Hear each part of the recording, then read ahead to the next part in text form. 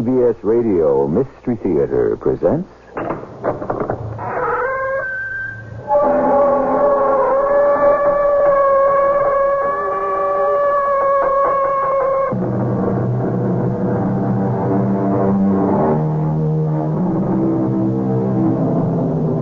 in. Welcome. I'm E.G. Marshall. When a man marries, his sins decrease, goes an ancient proverb. Decrease they may, but alas, everything is relative. The advantages of marriage are manifold. The union of two people by their mutual commitment to one another is a beautiful thing. It can engender in us a new sense of responsibility. But there are crimes within marriage as well, some of which appear in the statute books, and some of which don't. Jack, dear, I'm so glad you're home. Susan, what are you doing here, in this house? This is such an attractive house. I think you owe it to me, don't you? What's that sheet of paper you've got in your hand? It's a list I've been making, a list of things I'm going to want from you. It looks long. It is. It includes just about everything I can think of, except a divorce.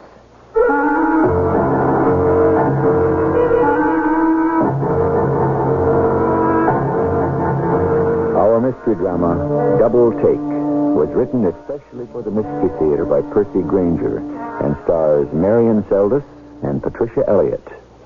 It is sponsored in part by True Value Hardware Stores and Buick Motor Division. I'll be back shortly with Act One.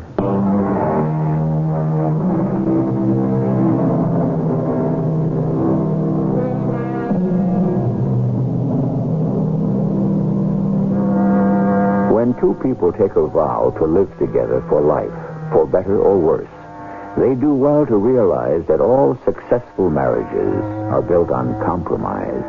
Now, compromise is not necessarily a bad thing. In fact, considering how rarely we are 100% in the right on any given issue, compromise is really a virtue. But there are certain necessities. We might call them necessities of the soul, which we ought never to compromise. For to surrender them can only mean trouble. We're in an affluent suburb of Philadelphia.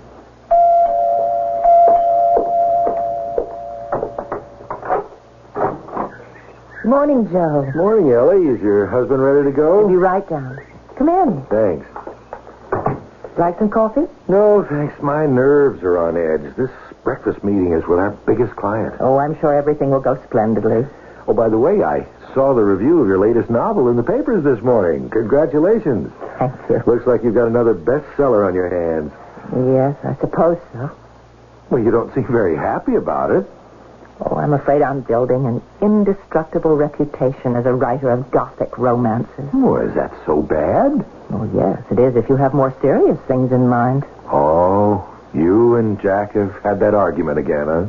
Every time I publish a book, I feel I've dug another foot down in my own grave. Old Jack loves the idea of being married to a writer as long as she doesn't write anything too artsy.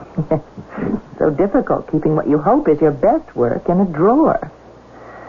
But our relationship is far more important to me than my writing, and if it requires sacrifice, well, the bigger the sacrifice, the bigger the love. Yeah. Joe, that you?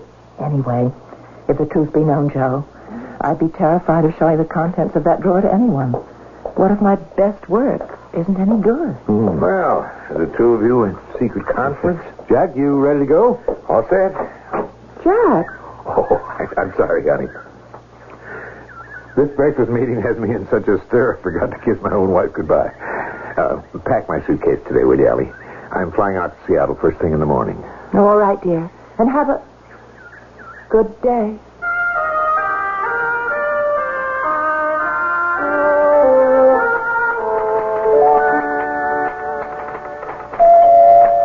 Oh, drat. Yes? Are you Eleanor Reynolds? Yes, I am. My name is Susan Powell. Well, yes? I'd like to speak to you. What about? Could I at least come in? I'm rather busy at the moment. I've come a long way to see you, Miss Mountjoy. What? Well, that is the name you write under, isn't it? Charlotte Mountjoy. How did you find that out? My publishers are under strict orders not to divulge my real name to anyone. I found someone at your publishers who was willing to give it to me for a small price. Are you a reporter? No, I'm not a reporter, Mrs. Reynolds, and I'm getting tired of this charade. Now, may we speak? Well, come in. You seem to be under the impression that I should know you, Mrs. Powell. Susan Powell. Now, you've said you've come a long way. Yes, from Seattle. Oh. You've been there, of course. No, I haven't. Why'd you ask that? Because you write about it so convincingly in your latest novel, Double Take. Oh, my husband spends a good deal of time out there on business. He's told me a lot about the city. The rest I got from reading. We have even more in common than I thought. What do you mean? We're both married to businessmen. You still haven't told me. And I am also a writer. Oh, I see. Not as experienced as you, perhaps, and not yet as good. That comes with time. Yes, it does, doesn't it? Well, have you published anything? Yes. Well, what is it you want? You've come a great distance. You've bribed someone for my name and address. You tell me you're a young writer. What have you got in your handbag? Is this a manuscript you want me to read, or is it contacts you're after, or advice, or an endorsement? Actually, Mrs. Reynolds, it's none of those. I came to compliment you on your new novel. Oh? Oh, yes.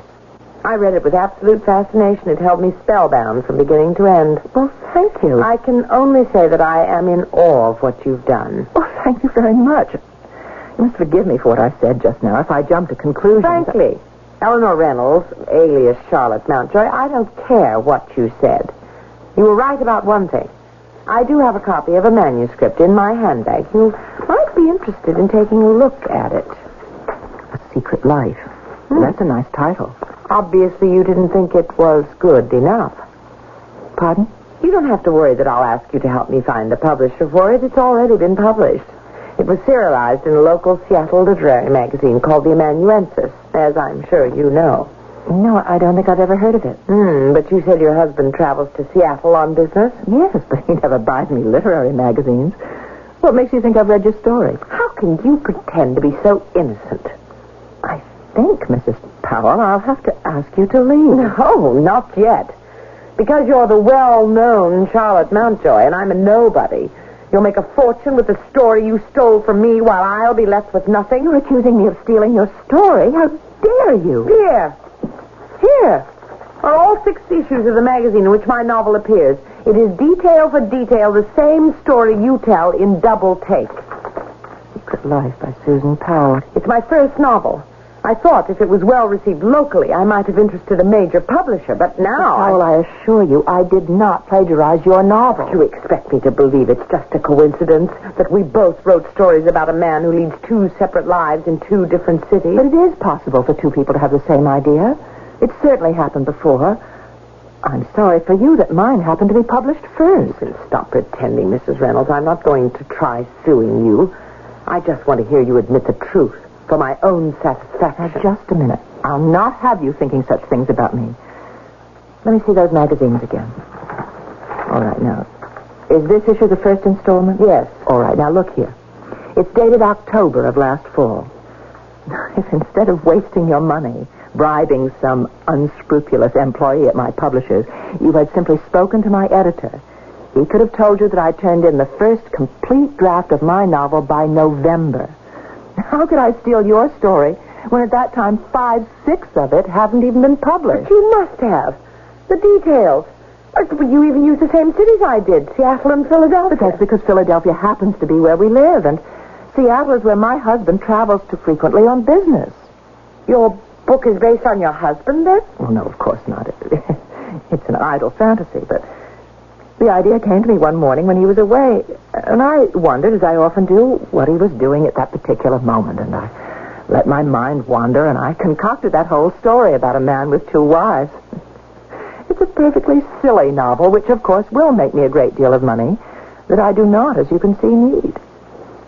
I am sorry for you, though. I mean, a writer's life is hard enough without having to cope with breaks like this. Honey, that's how I got the idea, too. My husband also travels. Here, to Philadelphia, as a matter of fact. He's away from home nearly half the year. I sometimes wonder why more housewives don't turn to writing. But anyway, I hope you're satisfied that I did not plagiarize your novel. It's just not fair. I worked so hard, and now I have nothing to show for it. That's not true. You always learn something from everything you write. Now, are you sure you wouldn't like some coffee? Maybe a drink? No. Thank you. I should go. Do you know anyone here in Philadelphia? No. Well, except my husband, but he's here on business. Oh, you came with him? Oh, no. No, he's been here nearly a month now. He's coming home tomorrow. Ah, so you'll fly back together. Oh, no. I'll go back tonight by myself. Why? Well, I don't know how to get in touch with him here. I don't know where he stays when he's here. Well, that's very odd. Yeah, he doesn't tell me much about his business life. Well, you should ask. Oh, too boring. No, you'd be surprised. Who knows? You might get a novel out of it. Well, perhaps our husbands will be on the same plane. Jack is flying to Seattle tomorrow, too. Your husband's name is Jack? Huh, so's mine. Really? Well, Jack, my Jack is flying on Alhambra Airlines, Flight 101. That's Jack's flight, too. I mean, he always complains about how boring these cross-country flights are. Perhaps with your permission, I could tell him to keep an eye out for your husband. By all means, Jack would love the company. What does he look like? He's 6'2", rugged features, quite handsome, actually. Blonde hair turning gray, 48 years old. What's the matter? Well, of the man you're describing, they could almost be twins. Really? Well, here on the mantel is a photograph. It was taken a couple of years ago, but it... Mrs. Hall, what is it? The man in that picture, he's your husband? Yes. Well, perhaps you'd be interested to see a picture of my husband, Mrs. Reynolds. I believe I have one here in my purse. Well, yes, here. Jack. Your husband. But it's not possible. I think I will take that drink after all. This isn't possible. It's a very interesting turn, isn't it? As one of the characters in our novels might say. I came here expecting to find a plagiarist, and instead, we've uncovered a bigamist. I can't believe it. It must be a question of mistaken identities. I think that the only question, Mrs. Reynolds, is, now that we know the truth, what are we going to do about it?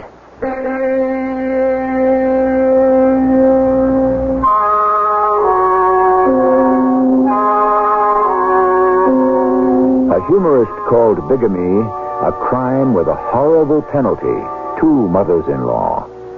But I somehow don't feel that Jack Reynolds, and Jack Powell, too, since it now turns out they are one and the same person, will have nearly so much to fear from his mothers-in-law as he will from the wives themselves. Just what do the 2 injured ladies intend to do? We'll find out when I return with Act 2.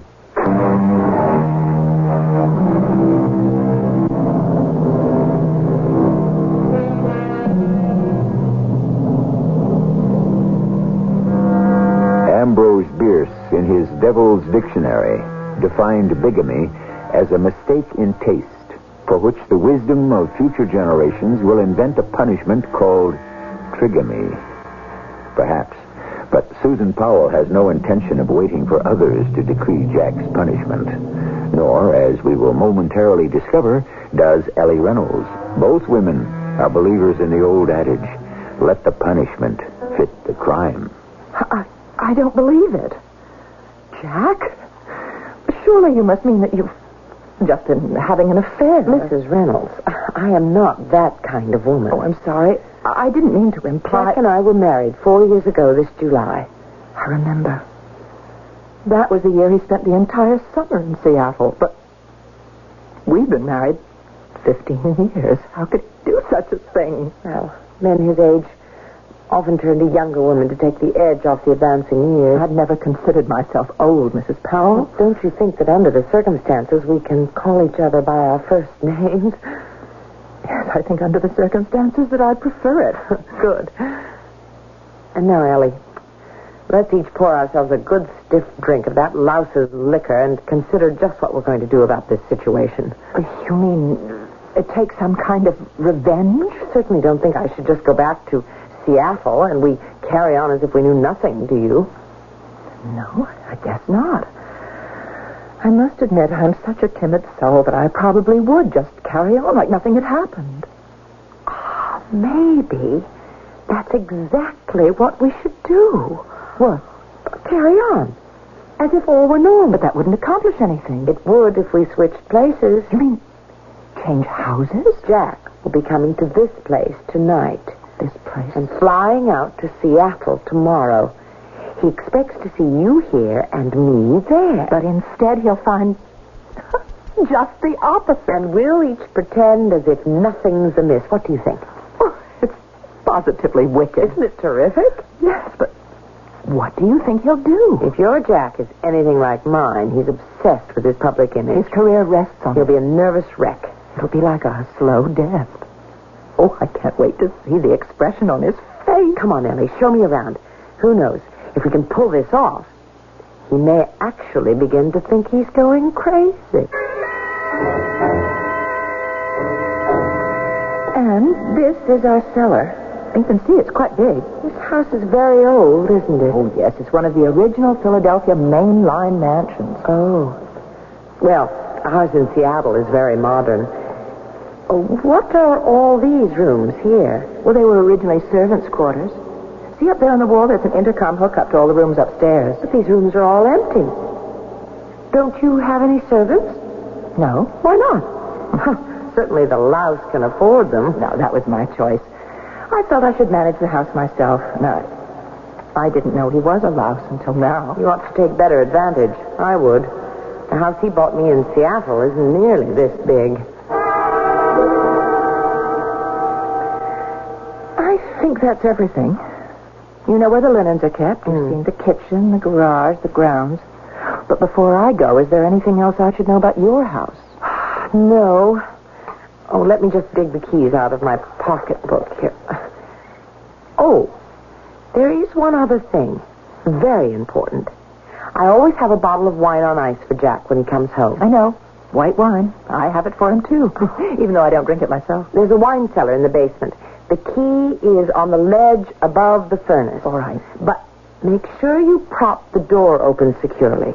Why? Well, ever since we had the last earthquake tremor, the door hasn't hung properly. It will swing shut on you if it isn't wedged, and the handle inside is broken. Jack keeps saying he'll fix it, but he never has. I actually locked myself in there once for 3 hours. I'll be careful. Here are the keys to the house, and, this is the key to the car I rented to drive in from the airport. And your return ticket? Right here. I think the next flight to Seattle is in an hour. I'll have to hurry. I'll just pack a few things. Oh, can I send you anything? I'll call you tomorrow and tell you what clothes to send. I just had another thought. What? I think that under the circumstances, we ought to split the revenues from my new book. Well, Jack usually gets home around 6. Oh, it's barely 3 now. I don't know how I'm going to stand it until then. If this little plan is going to succeed, we'll both have to play our parts perfectly.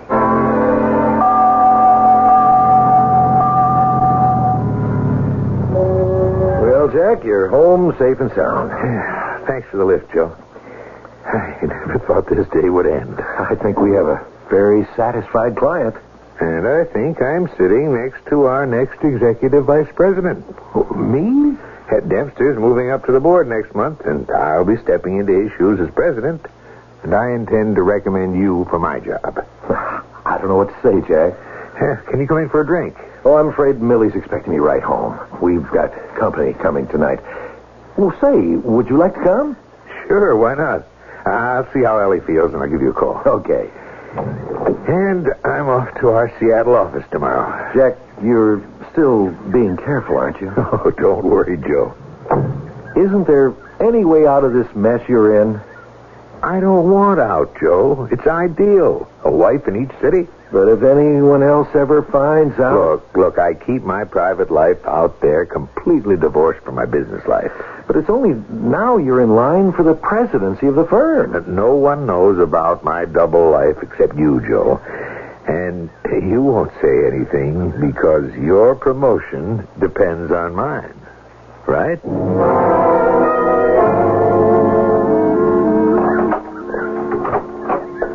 Ellie? I'm home, honey. Honey? Why, you haven't called me honey in months. Hello, dear. Susan. How was your breakfast meeting this morning? Were your clients all happy? How did you get here? Don't you remember? Joe picked you up this morning so I could use your car today, since mine's still at the garage. How do you know about... It's not your car that needed repairs. It was... Sit down, dear. I'm sure it's been a long day, hasn't it? You look like you don't even know where you are. Susan... Now, just put your feet up while I pour us some wine. But you don't drink wine. Of course I do. I mean, Ellie doesn't... Ellie? Who's Ellie? Your new secretary? No. Oh, should I be jealous? Well, Here's no. your wine. Have a sip. You'll feel better. Susan, what are you doing here? Here? Well, where else should I be? What's going on? What time is it, dear? It's 6:20. Oh, I have to check dinner. Just a minute. Oh, your bags are all packed for your trip to Philadelphia. We're in Philadelphia. I meant Seattle. Jack, I have to go to the kitchen. You're not going anywhere until you tell me what this is all about. Do you want dinner burned or not? Where's Ellie? Ellie? Ellie who, Jack? Who? Ellie who? You know darn well who I'm talking about. My wife. I'm your wife. How did you find out? Find out what? Oh, stop playing games. About my life with Ellie. Just what is your life with Ellie, dear? Joe's the only other person who knew...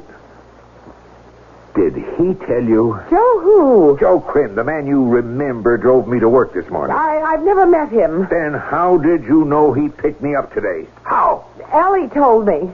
Ellie? Yes. Where is she? Jack. Is she all right? Stop it. You're hurting my arm. If you've done anything to her, so help me, I'll kill you. She's in Seattle. What? Ellie went to Seattle to our house. What for? What are you two up to? We were going to switch houses. Why? Why do you think, you sad two-timing rat?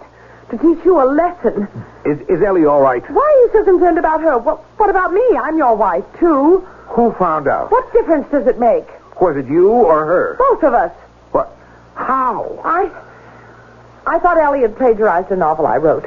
The one that was serialized in the magazine, which you never even bothered to read. I came here to accuse her face to face, but instead we discovered that the reason we'd both written the same story is that we were both married to the same man. What did Ellie say? Well, what do you think she said? How did she react? You want to know how she reacted? I'm here. That's how she reacted. And she's in Seattle now? She's on her way. What time did she leave? A couple of hours ago. What are you doing? I'm putting on my coat. Call the airport, will you, and see what time the next flight leaves for Seattle? I will not call the airport for you. Where are you going? To catch the next flight to Seattle and try to get to Ellie before she does anything desperate. What about me? Jack, what about me?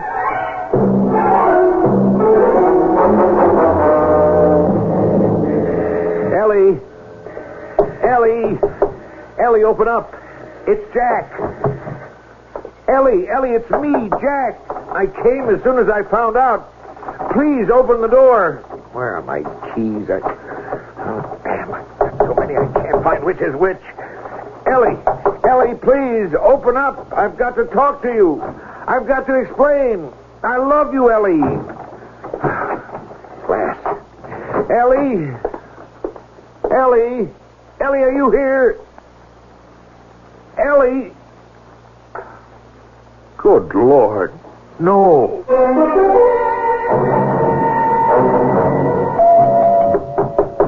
Joe, open up. Just a second. Hold your horses. Jack, what are you doing here? It's 6 o'clock in the morning. I've got to talk to you. Well, come on in. What's the matter? I'm in big trouble, Joe. Ellie and Susan found out about each other. Oh, they did. How? Never mind how now. I've just been out to Seattle. And back? All in one night? Susan is here in Philadelphia. She gave me this cockeyed story about how she and Ellie were going to switch houses on me and then play innocent and watch me squirm. Sounds kind of far-fetched. It's worse than that. Susan is here, but Ellie is not in Seattle. What? I flew out there. She wasn't in the house. You sure? Positive. What does Susan say? I came straight here from the airport. Why? Joe, I'm afraid to go home. I'm afraid Susan has murdered Ellie and plans to do the same thing to me.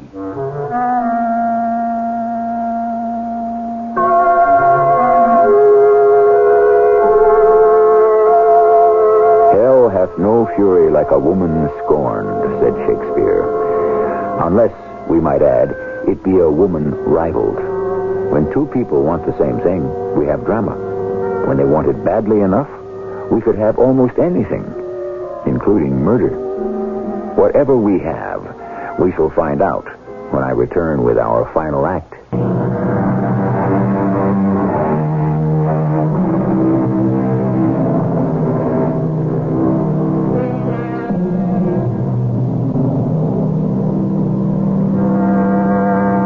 It looked for a while as if we knew what was going on. Two women discover they're both married to the same man, which by definition makes him a cad. They decide to take an unusual revenge, which by definition makes them devious. But still, so far so good. Then the plan goes awry. Susan loses her composure and confesses the plot to Jack. Now, we're still on top of our story. Suddenly, one of the participants drops from sight. And now, just as suddenly, we know no more than anyone else. You think Ellie's been murdered, Jack? Yes. But that's preposterous. Joe, you don't know Susan. She's insanely jealous. How could she possibly expect to get away with it? I don't know. But she was here in Philadelphia, in my house. She was here when you dropped me off last night. Well, how did she find out about Ellie? Joe, you'll never believe it. You know, they're both writers.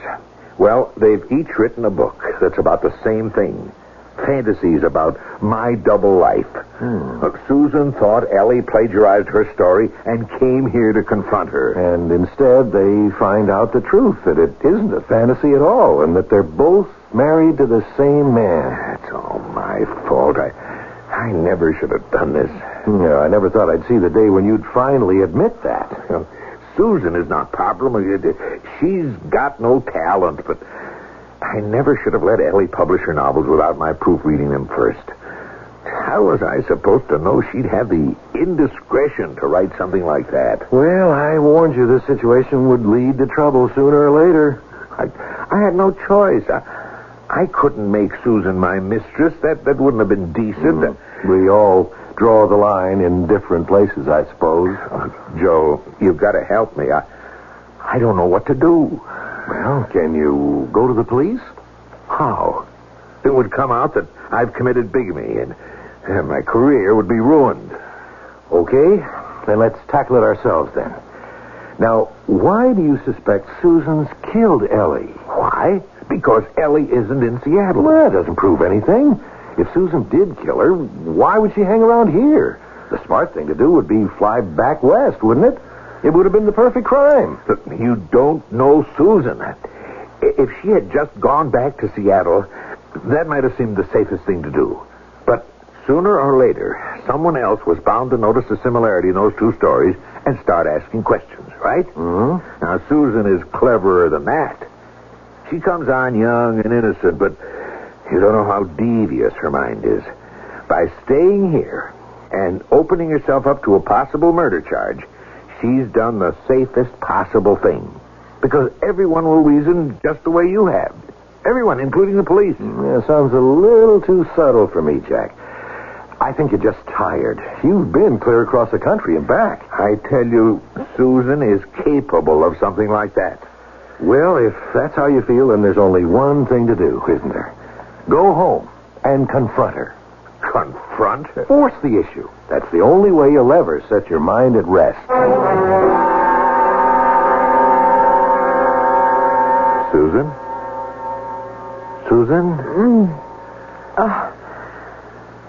Jack.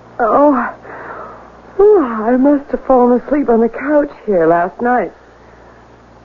What are you doing back? Are you surprised? Yes. Well, you stormed out of here yesterday. I tried to call you in Seattle. There was no answer. I was worried. Why were you worried? I was afraid something might have happened. Like what? Jack, are you all right? You look terrible. Were you worried, Susan? Or were you frightened? Frightened? Of what? Did you really call Seattle? Every 15 minutes. Until I fell asleep. Didn't you speak to Ellie? No. No one answered. But she went to Seattle, didn't she? Isn't that what you told me? Yes. Where is she, Susan? Where? What's happened to her? What have you done to her? I didn't do anything to her. Why are you still here? This is a strange house, a strange city. Well, where else was I going to go? You must have known I'd be coming back. But how could I know that? Because Ellie isn't in Seattle. Now, where is she, Susan? Wait a minute. Where is she? What do you think? I think you killed her. No. You knew if I had to make a choice, it would be her, didn't you? So you did the one thing you could do so I wouldn't have that choice to make. Stop it. Stop it. This is insane. I swear to you, I'm innocent. And you expect I'm going to believe you now after that act you put on for me yesterday? How did you know she didn't go to Seattle? Did you check with the airline? No. I gave her the keys to the car I rented. Did you think to check and see if it had been returned? Oh, I didn't know you... No, of course not. Why don't you call them instead of accusing me of murder?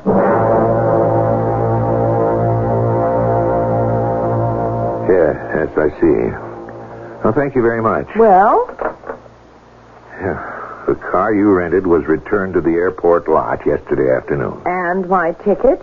It was used on the 4 o'clock flight. There. All right, I'm sorry. So I jumped to conclusions. Jumped to... I'm your wife, Jack. How could you suspect me of being capable of killing someone?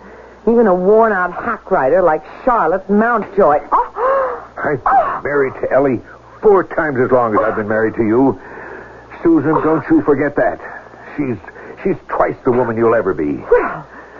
Well, then, I won't waste any more of your time. Where do you think you're going? It's only 7 a.m. The police station is open 24 hours a day, isn't The it? police... look, Susan, wait, Susan. I'm sorry. I didn't mean what I just said. I'm tired. I worry about Ellie from force of habit. You can understand that, can't you? Look, when all this is straightened out, I'll make some settlement on her, and then you and I can be together. And do you think that she'll go for that? Of course she will. All she's ever really wanted to do anyway was write literature. She's always been happy to see me leave for Seattle because it meant she could be alone. That's why I never considered it a crime that I married you. You poor boy. Are you trying to tell me that one of your wives doesn't understand you? Okay. I deserve everything I have coming to me. But the question is, where is Ellie? Why is that the question? If she did fly out to Seattle, what could have happened to her? What was she supposed to do? About what? Oh, that scheme you claim the two of you concocted. I told you. Go to my house and make herself at home. I told her where everything was. She was even going to have your wine waiting. Wine? You told her about the wine cellar. Did you tell her about the trouble we had with the door? Maybe that's what's happened. You remember the time you got locked in there? If I'd been out of town at that time, you could have died. I'd better give the neighbors a call. Well, she couldn't possibly be in there. Why not? I didn't tell her about it. I knew the door was tricky, so that I thought it was best just not to mention the wine cellar at all. Oh, she'd have found out on her own. Ellie's very thorough. But she couldn't have gotten in without the key. And you didn't tell her where that was? Of course not. I just gave her the name of our liquor store. I thought that was the safest thing to do. What can have happened to her? If you're really serious about us, why don't we Forget about her. Oh, I can't. I understand, of course. If you ask me, I wouldn't be surprised if she's disappeared on purpose. Why? Oh, women can be a lot more devious than you think.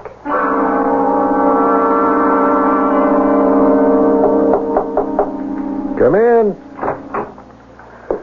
Joe? Jack, what are you doing at the office?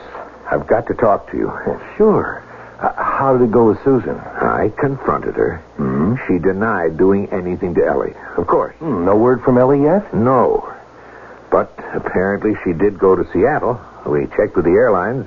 Susan's return ticket was used. Did you consider the possibility that she just decided to wash her hands of the whole affair? At least you know Susan didn't hurt her. No, I don't know that. Not for sure. Well, why not? I don't know. Look, I believed Susan at first. Mm-hmm. But then something came into her tone of voice that just gave me chills. If Ellie did fly to Seattle, there's no way Susan could have killed her. Is there?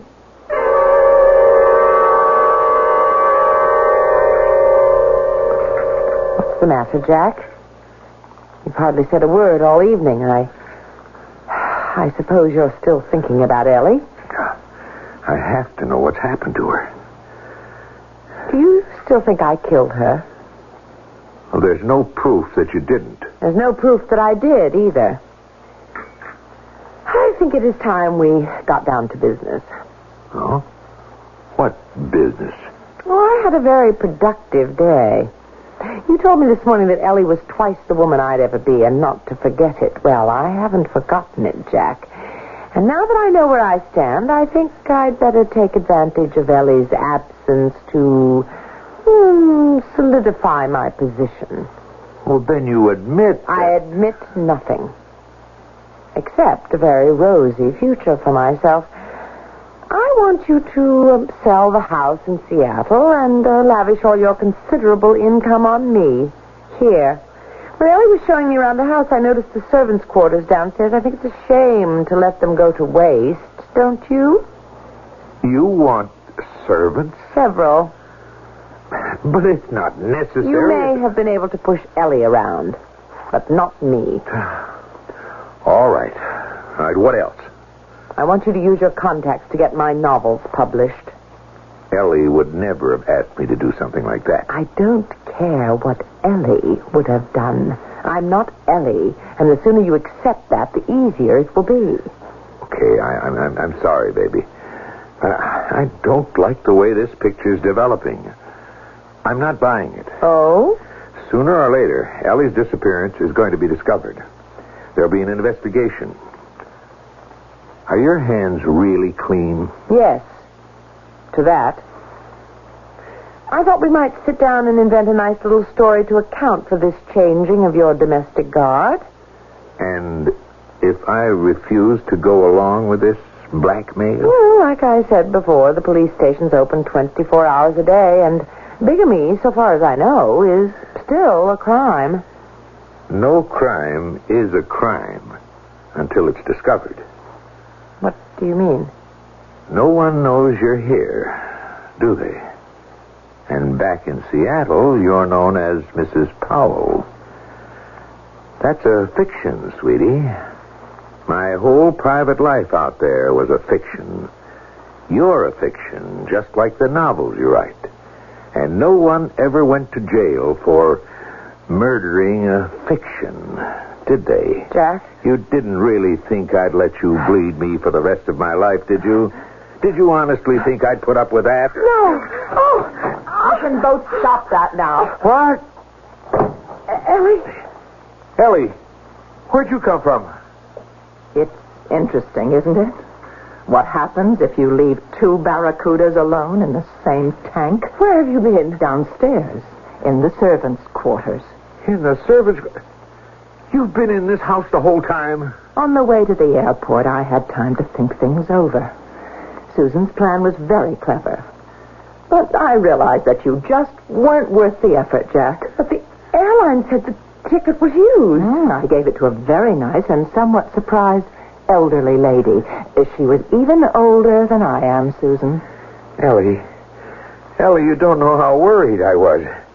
These last 2 days have been a nightmare. Oh, yes, I heard how you worried about me from force of habit. Our plan didn't work out at all like we expected it to. Did it, Ellie? You must be very disappointed, Susan. You were hoping I was locked in that wine cellar, weren't you? How did you know about that? The intercom. The intercom? Oh, yes. As I said, I've been in the servants' quarters.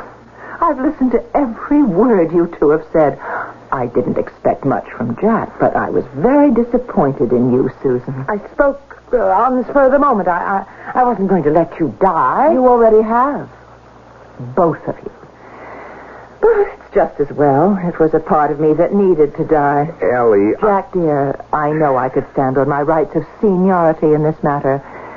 But you and Susan really deserve each other. Look, Ellie... I'm going to apply for a divorce on the grounds of bigamy, which should produce the requisite publicity to give you everything that's coming to you, Jack. And as for you, Susan, I've been reading your serialized novel downstairs, and my advice to you is stick to blackmail.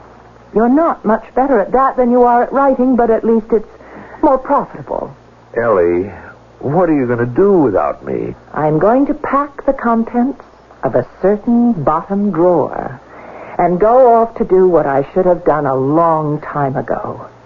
Write what I really want to write under my own name.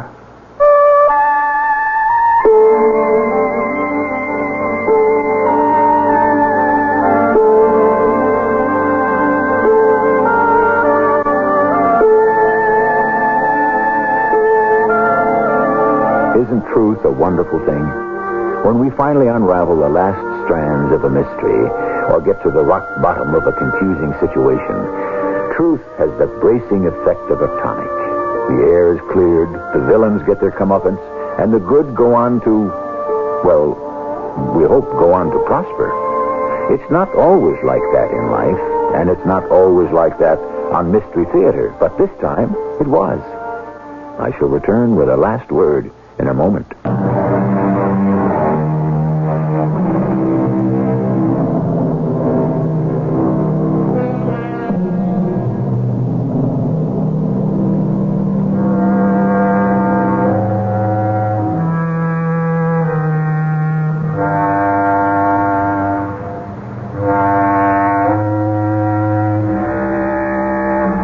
Ellie Reynolds was living the kind of life far too many of us live. A life that was untrue to itself. Through fear and habit, she was not putting her best talents forward. It took a devastating revelation to remedy the situation. We can best applaud her action by not forgetting the lesson it contains. Our cast included Marion Seldes, Patricia Elliott, Charles Irving, and Robert Maxwell. The entire production was under the direction of Hyman Brown. And now, a preview of our next tale. Ah, Herr Dr. Carstairs, it's so good of you to come. Please be seated. Thank you, sir. Now, these three people, I trust you know them. Oh, yes. We have Fräulein Erika Bauer, we have Werner Kellner, and last but not least, Karl-Heinz Leopold. Yes. So, I have here your deposition, your story, this paper. And also, I have on my desk this paper. It is a deposition sworn to by this lady and these two gentlemen. Yes? Yes. There seems to be an Unstimmigkeit here, a discrepancy. A what? Well, it would seem, Herr Doctor, that they tell me a different story. A different story? How can that be possible? Well, they respectfully beg to differ with a distinguished visitor to our country. But they insist that you are not telling the complete truth. This is E.G. Marshall inviting you to return to our Mystery Theater for another adventure in the macabre. Until next time, pleasant dreams.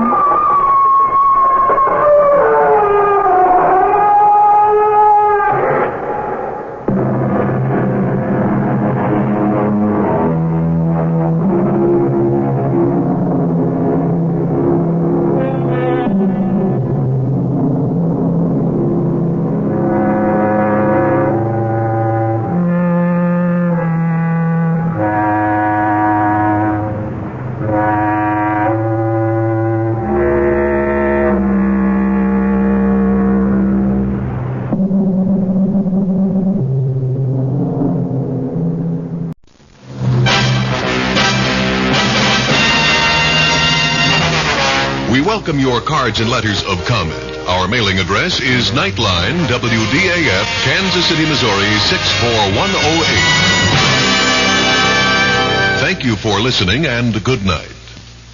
WDAF, Kansas City. Dan Henry, WDAF Local News at 11 o'clock. The outlook for Kansas City, clearing and warmer. The Board of Education in Kansas City plans to seek contempt charges against striking teachers for their failure to honor an injunction against the strike. Board members met today and directed attorneys to file for the contempt citations this coming Monday. The work stoppage now is 19 days old. Talks are centering on higher wage demands by the teachers. Kansas City police say they've released a 17-year-old arrested with 3 other youths today in the killing of cab driver Lawrence Hoover yesterday. The teenager was released after questioning tonight. Still held are 3 youths, ages 14 and 15. Police say Hoover was killed during a robbery attempt yesterday on the east side of Kansas City. An elderly Kansas City woman was killed today in a 2-vehicle wreck in the north part of Kansas City. The Highway Patrol identifies the victim as 72-year-old Ruth Henry. Troopers say the woman's car swerved into the passing lane of Interstate 35 to avoid a car stopped in her lane. Her vehicle was hit by a tractor-trailer rig and was pushed 135 feet into the median. Former prisoner of war Joseph Charles Plum has second thoughts about running for political office in Kansas this year, saying today from his home in suburban Kansas City that the contribution he could make to politics wouldn't be worth the personal sacrifice this year. The city of Independence, Missouri, will appeal a court ruling that knocked out a city ordinance prohibiting sale of liquor by the drink on Sunday. That ordinance ruled invalid Monday by the Missouri Court of Appeals at Kansas City. News of the hour on the hour from American Information Radio. This is Richard Wall from Los Angeles, and at this hour, former White House aide Dwight Chapin says he'll continue to fight to prove his innocence following his perjury conviction today. Correspondent Vic Ratner reports from Washington. The jury deliberated long and hard, more than 11 hours. Chapin and his family passing the time playing backgammon in a nearby witness room. Finally, the verdict. Guilty on 2 of 3 charges of lying to the grand jury. Chapin took the verdict impassively. The judge set May 15th for his sentence, which could run up to 10 years in jail. After the jury left, Chapin walked over and kissed his wife. She and his mother broke down crying. Vic Ratner, ABC News at the federal courthouse in Washington. The president's brother's testimony. That story coming up. What happens when your personal battle suddenly changes from this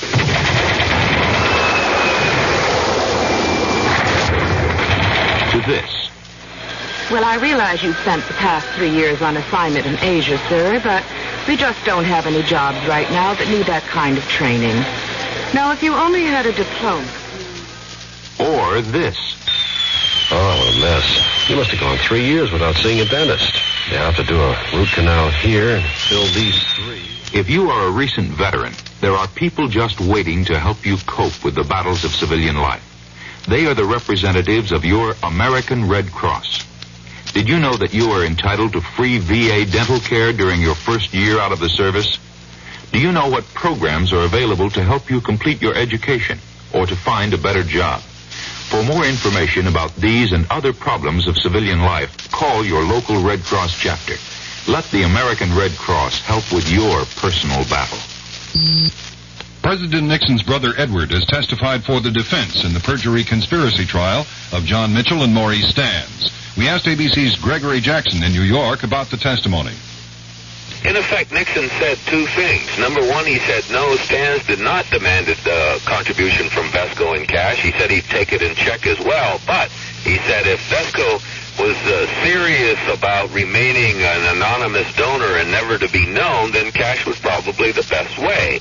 So, Edward Nixon said, he passed the word on to Vesco, give in cash if you can. Correspondent Jackson said before Edward Nixon took the stand, one of the 16 counts against Mitchell and Stans was dismissed by federal Judge Lee Gagliardi. About 50 federal centers will open this weekend in southern and midwestern states hit by tornadoes late Wednesday and early Thursday. The centers will give people help with loans, tax and legal advice, food stamps, and other questions. A federal official says the number of dead from the tornadoes could be far higher than the 299 now reported if it hadn't been for the tornado warning system. FBI agents have used a search warrant to get information sent to the San Francisco underground newspaper The Phoenix by Patricia Hearst's kidnappers. The documents from the Symbionese Liberation Army were at the offices of the Phoenix's attorney. And the newspaper's editor, John Bryan, tells us, everything that the SLA has sent to the Examiner, sent to me, sent to KPFA, has been made public as the SLA requested it to be. There isn't one word there that the FBI can't have access to by running down to the corner and paying 15 cents for a newspaper. Bryan says he can't understand the reason for the raid, but the FBI says the material from the SLA is criminal evidence. President Nixon is one of some 40 heads of government now in Paris for tomorrow's memorial services for French President Georges Pompidou. Elections to choose a successor to Pompidou are scheduled for May 5th, with a runoff May 19th if nobody wins a majority. Candidates for the French presidency have till April 16th to file. South Vietnam's military command says 2 grenade explosions killed 11 people and wounded more than 100 Friday night. The command blames the Viet Cong for the incidents at 2 towns within 30 miles of Saigon. Prices of Toyota cars and trucks will be going up an average of $150 in the U.S. This is Information Radio News. From the Kurt Murs Sports Desk, an estimated 35,000 fans saw a close game as the home opener and the season began in Kansas City. The Kansas City Royals playing the Minnesota Twins at Royal Stadium. Hank Aaron will play in Cincinnati tomorrow. That could be the day the long-standing Babe Ruth home run record could be broken. Raytown South has lost its head football coach. Vance Morris has resigned that position to be an assistant football coach at Austin College in Sherman, Texas. And world indoor mile record holder Tony Waldrop of North Carolina has accepted an invitation to run in the annual Kansas Relay the 17th through the 20th of this month in Lawrence. The new Kansas City forecast calls for clear skies and a low in the upper 30s tonight, mostly sunny tomorrow with a high in the upper 60s. Dan Henry, WDAF News. The CBS Radio Mystery Theater presents...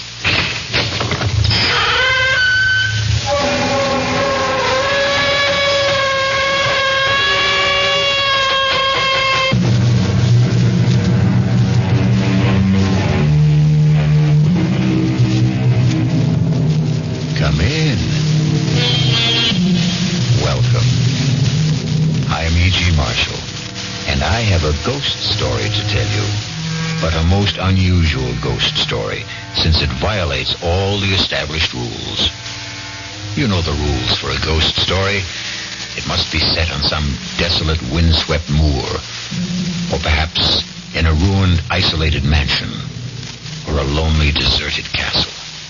However, this spine-tingling tale actually takes place in a modern, luxury, high-rise apartment building, and in broad daylight. I don't want to die, George. Please. I don't want to die. Margaret, darling, listen to me. No. Margaret, it would be better.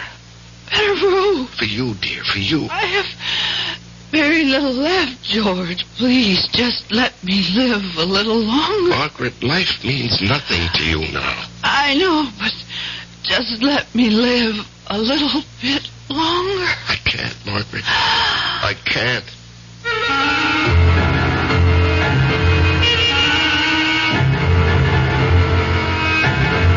Our mystery drama, The Man Who Heard Voices, was written especially for the Mystery Theater by Sam Dan and stars Larry Haynes. It is sponsored in part by the Kellogg Company, makers of Kellogg's Special K cereal, and by Anheuser-Busch Incorporated, brewers of Budweiser. I'll be back shortly with Act One. And now another tale of the ball and chain. At Kellogg's Special K presents The good, the bad, and the heavy. Why is that cowboy wearing a ball and chain? Because carrying around extra pounds can be just like carrying around a ball and chain. How symbolic. What will it be, senor? Give me the Special K breakfast. Here you go. Bon Special K, it's milk on juice and coffee.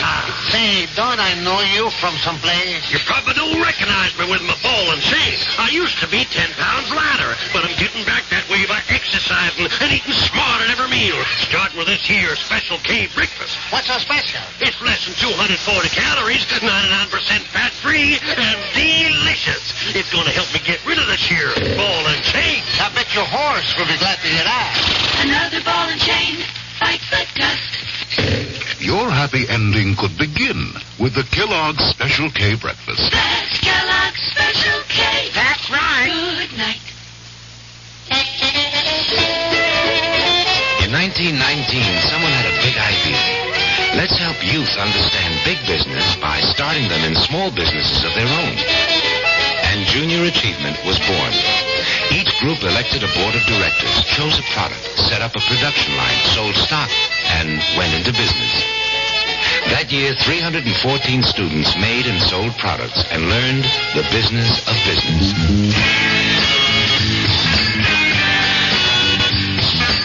Today, Junior Achievement has grown to nearly 200,000 members. Junior Achievers are designing and marketing their own products and services, from cutting boards to printing. They're organizing sales efforts, writing marketing plans, calculating profit and loss. Running these small businesses helps Junior Achievers understand how big business works. Support Junior Achievement, where youth learns the business of business. Call your local Junior Achievement office.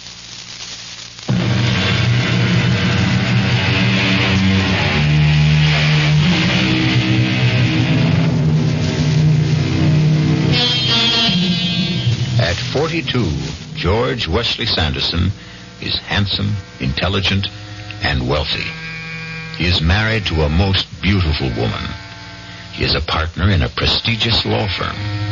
He has a host of friends because he is gracious, considerate, sensitive, and obliging.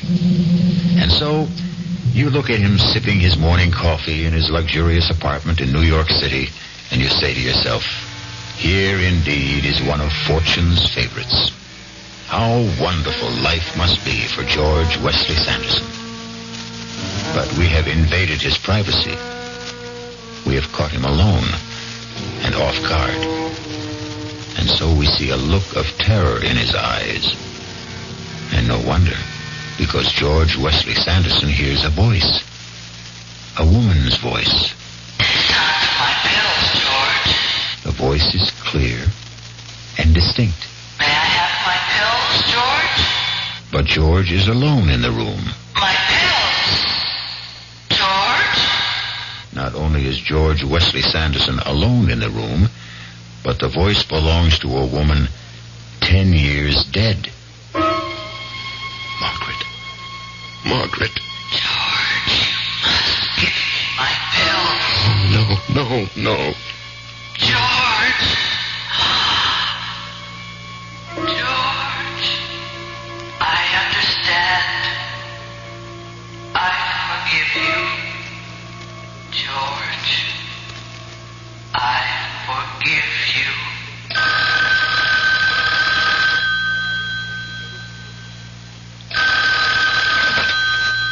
Hello?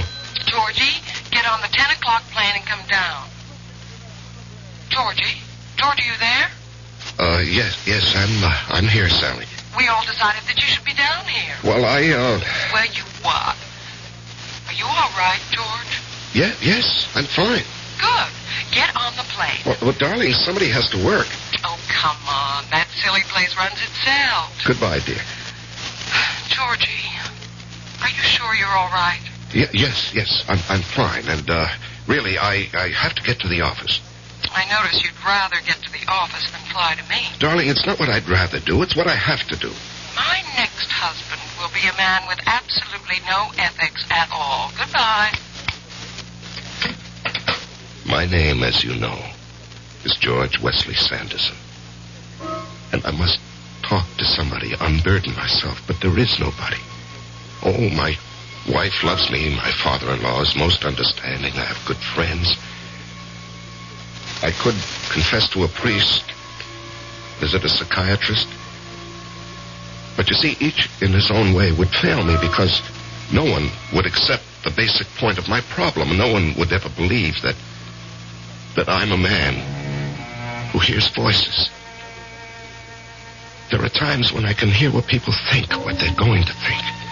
And there are times when I can hear people who are miles away or even dead. It started, 15 years ago. I was married to my first wife then. Her name was Margaret. She was 23 years old, vivacious, active, loved sports.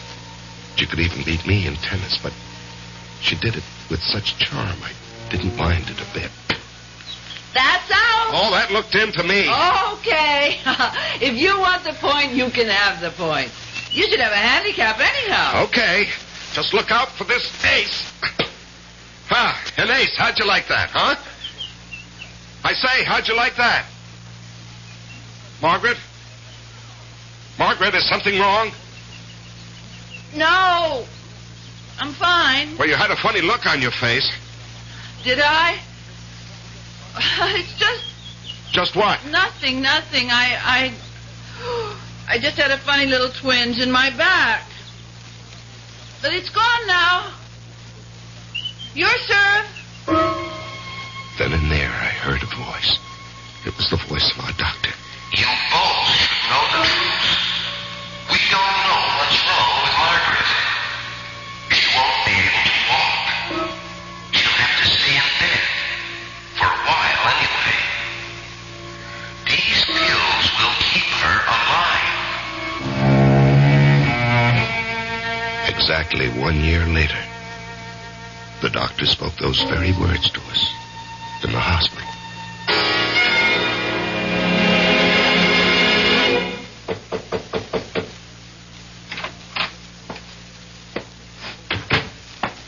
You sent for me, Mr. Cartwright?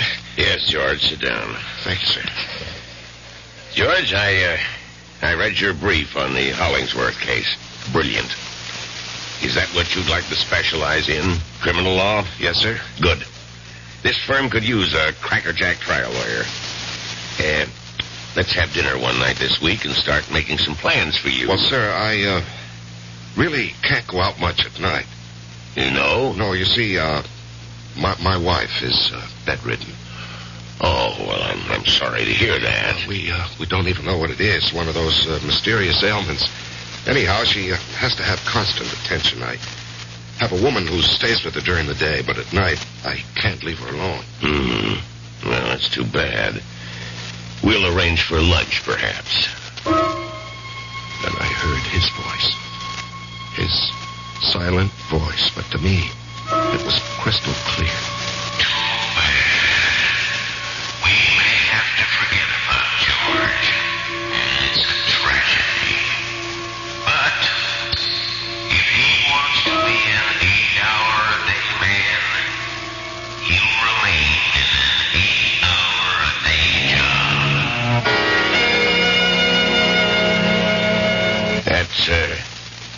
That's all for now, George.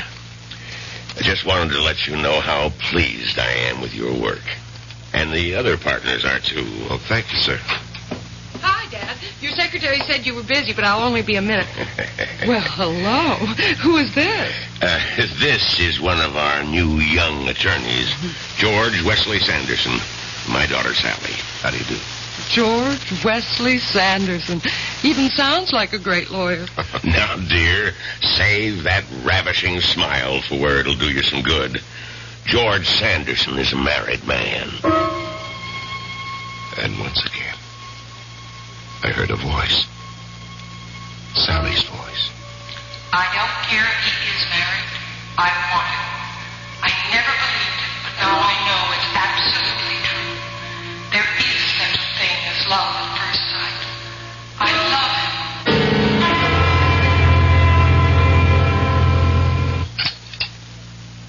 Thank you, dear. But I don't want any more. It's time for my pill. Oh, yes, so it is. I'll get it for you. Those pills, they're like a lifeline. Well, let's be thankful they work.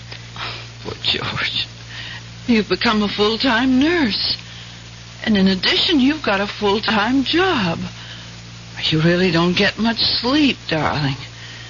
You have to set an alarm every 2 hours to give me my pill. Darling, we stood up together and we took a vow for richer, for poorer, for better, for worse, in sickness and health. Till death do us part. Let's change the subject, huh? Okay.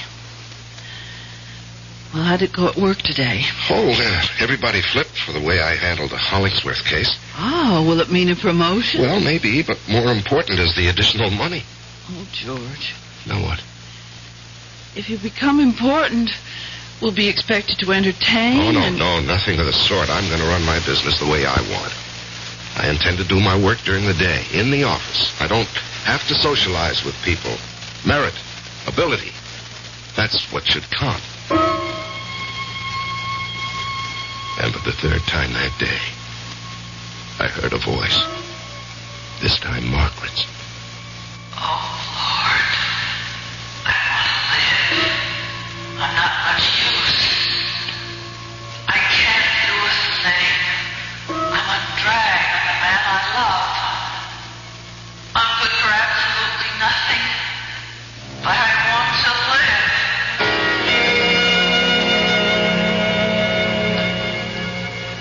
And we have a clear precedent here. When Theodore Roosevelt was police commissioner of the city of New York, the question of injury incurred while making a citizen's arrest... Do you always talk to yourself? Oh, I happen to be dictating into this recorder. How did you get in here? Being the boss's daughter ought to give a girl certain privileges. I came by hoping you might have pity on me. Pity? I'm famished. You might take me to lunch. Well, Well, what?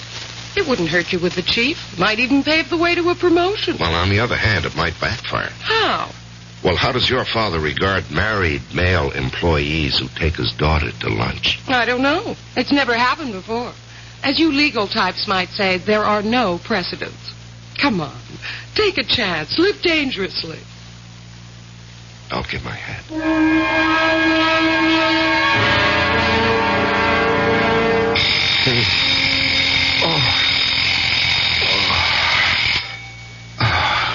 Darling, I'm sorry. I need my pill. No, it's okay. It's okay, darling. Here you are, dear. Thank you. There. Now, just let me set the alarm again. You must be exhausted. No, not really. Are you feeling any better? Yes, little. I was so tired when you came home, though, we couldn't even talk. And I looked forward to our talk so much. Anything interesting happened today? No, just a lot of routine. What did you have for lunch? Lunch. Let's see, I just had a sandwich at the desk. Oh, George, you should go out. No, dear. No, I shouldn't.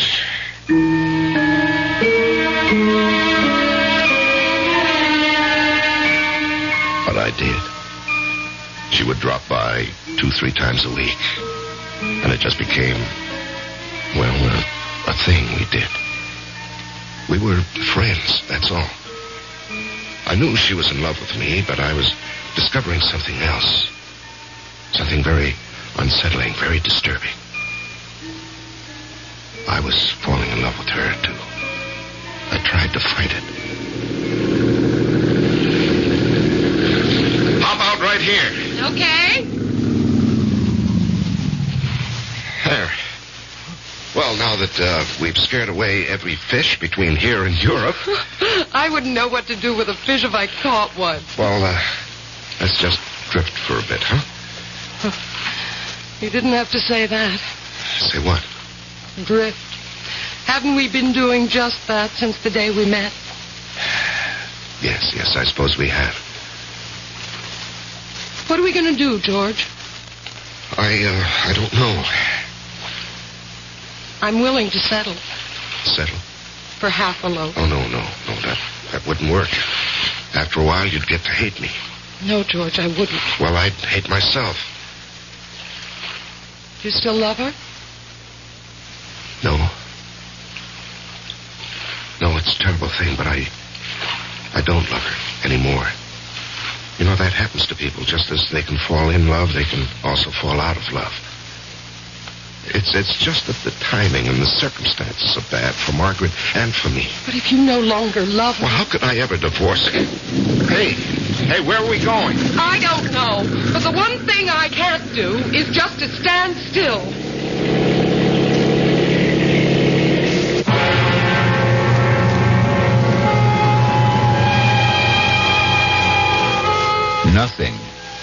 no one in this world ever really stands still. Wheels are always turning. Gears are shifting. Minds are changing. Perhaps slowly, imperceptibly, subtly. Even a marriage vow contains the seeds of its own dissolution, for it says, "Until death do us part." We'll be back shortly with Act 2. Young I may be, but still I'm a man. Turned 18 and I'll do what I can. Find me a place where I can be me. Get ready for life, be free and free. Oh, where do I go from here? Oh, where do I go from here? I'm finished with school, but what lies ahead? Don't wanna get trapped, wanna feel free instead. All over the world, there's so much to do. The call of the sea, don't you hear it? Oh, where do I go from here? Oh, where do I go from here? What about the new Navy? You'll get your chance at success, learn an exciting job, and see the world. Call toll-free 800-841-8000 or see your Navy recruiter. Be someone special in the new Navy. I know where I'm going from here.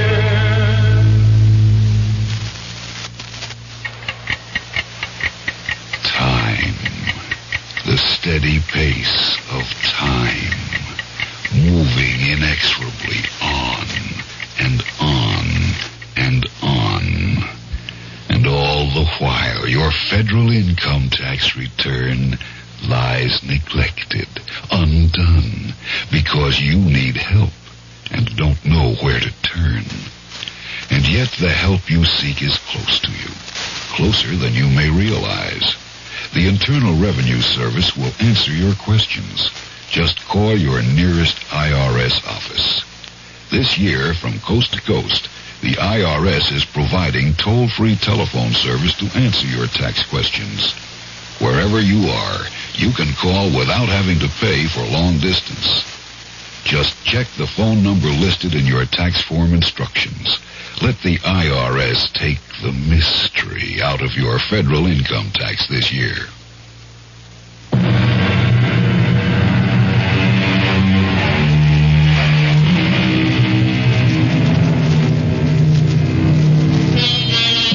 George Wesley Sanderson is in a motorboat just off Long Island on a beautiful day with a beautiful woman who loves him. And to make it perfect, he also loves her. However, there's a complication. George Wesley Sanderson is married, and he takes his vow seriously. We'll do something, Sally. You'll have to do something, George. People don't stand still. Yes, I know. You can't freeze a relationship. It grows better every day or it becomes worse. You fall in love because another person has something you need, and sometimes it's the terrible truth. When that person loses what attracted you in the first place, love also goes with it. I know. So many people can't face up to it. They're unable to end a thing that really no longer exists. I love you, Sally. I love you, George, but I'm human. If I can't have you, sooner or later I'll face it, and then I'll make other arrangements for my life. Sally, wait for me. Oh, I'll wait, George. But I can't promise to wait forever. Just then I heard another voice. It was a voice I'd never heard before, but there was no mistaking who it could be and what the meaning was. Do you, George, take Sally for your lawful wedded wife, to have and to hold? Oh, Sally, darling, don't ask me how or when or why. George, look out. You'll upset the boat. Who cares, Sally? It's going to happen. What's going to happen? You and me, we're going to happen. We're going to be married. But... No buts. Just believe me. I believe you, George. I believe you.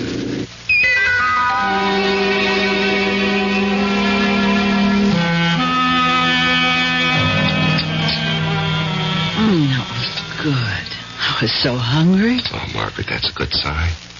Oh, I don't know. Sometimes I just wish... What? What do you wish? Oh, nothing.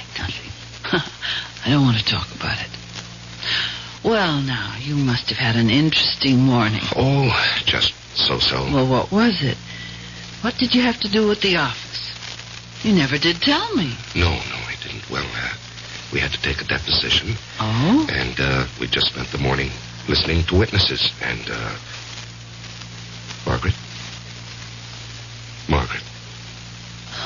What? Oh, dear, what is it, George? Don't close your eyes yet. It's time for your pill. Here, take it down with some juice. Oh. You know, that's all we'd have to do, just forget one pill. Oh, George, darling, maybe we'd both be better off.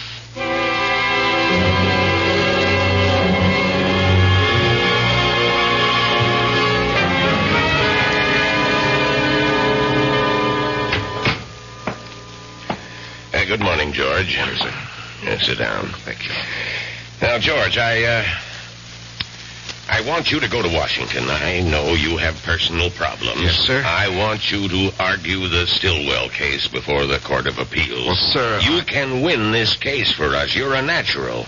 Lawyers like you come along once in a generation. Yes, but Mr. Cartwright... The trial date is in 6 weeks. Now, I'm sure you can find a way to resolve your problem. You can buy nursing care while you're gone. Sir, it's more than that. I'm sure it is. Now, I don't want to intrude in your personal affairs. Although I understand I'm indirectly affected. My daughter, evidently, is quite taken with you. Well, that's between the two of you. I assure you. Of what? The two of you are in love. It's a very difficult situation. But it's your situation. For my part, I need you for the Stillwell trial in Washington. Now, don't give me your answer right now. And then I heard a voice. And this voice I knew very well because it was my own voice. And I could hear myself say, If it please the court, the prosecution claims that the defendant, Edmund Stillwell, has committed the crime of high treason against the government of the United States.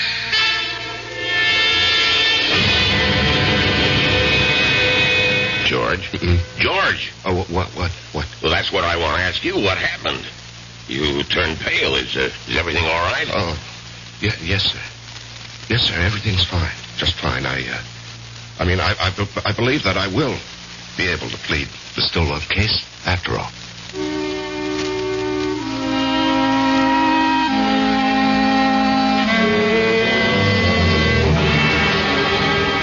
Has she been taking these pills regularly? Oh, religiously, Doctor. The woman we have here in the daytime is absolutely trustworthy, and of course I'm here all night. And he's a tyrant about it, Doctor. Well, he should be. Doctor, what about Margaret? Well, for the first time since this thing struck, I have good news. Good news? I say good. These words, good and bad, are relative. Yes, but what do you mean by good? Well, for the first time, I can detect no further signs of deterioration. I see. Unless some other complication occurs. Margaret can live on indefinitely, provided she takes her pills on a regular basis. Oh, we'll see to that, Doctor. We'll see to that. Well, keep in touch if anything unusual happens, and I'll be here again next week. Yes, I'll see you to the door, Doctor. Goodbye, Margaret. Goodbye, Doctor. Oh, a lovely day, isn't it, George? Yes. Oh, about those pills, George. Make sure you never run out. And she must have one every 2 hours. That's what his speaking voice was saying to me. The little amenities, the weather, don't forget her pills, and so on. But there was another voice. His inner voice. And I could hear it so clearly, so plainly. Poor kids. I'm glad I don't have to decide. She's in such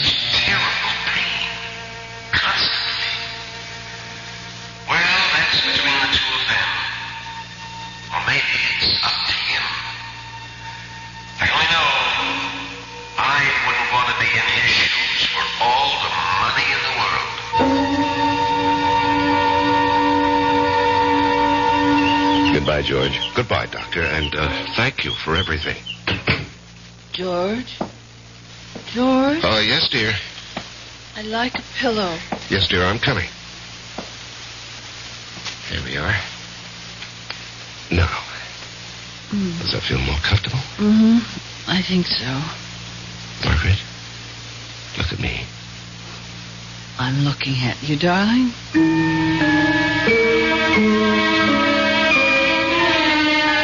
I wanted to hear her voice.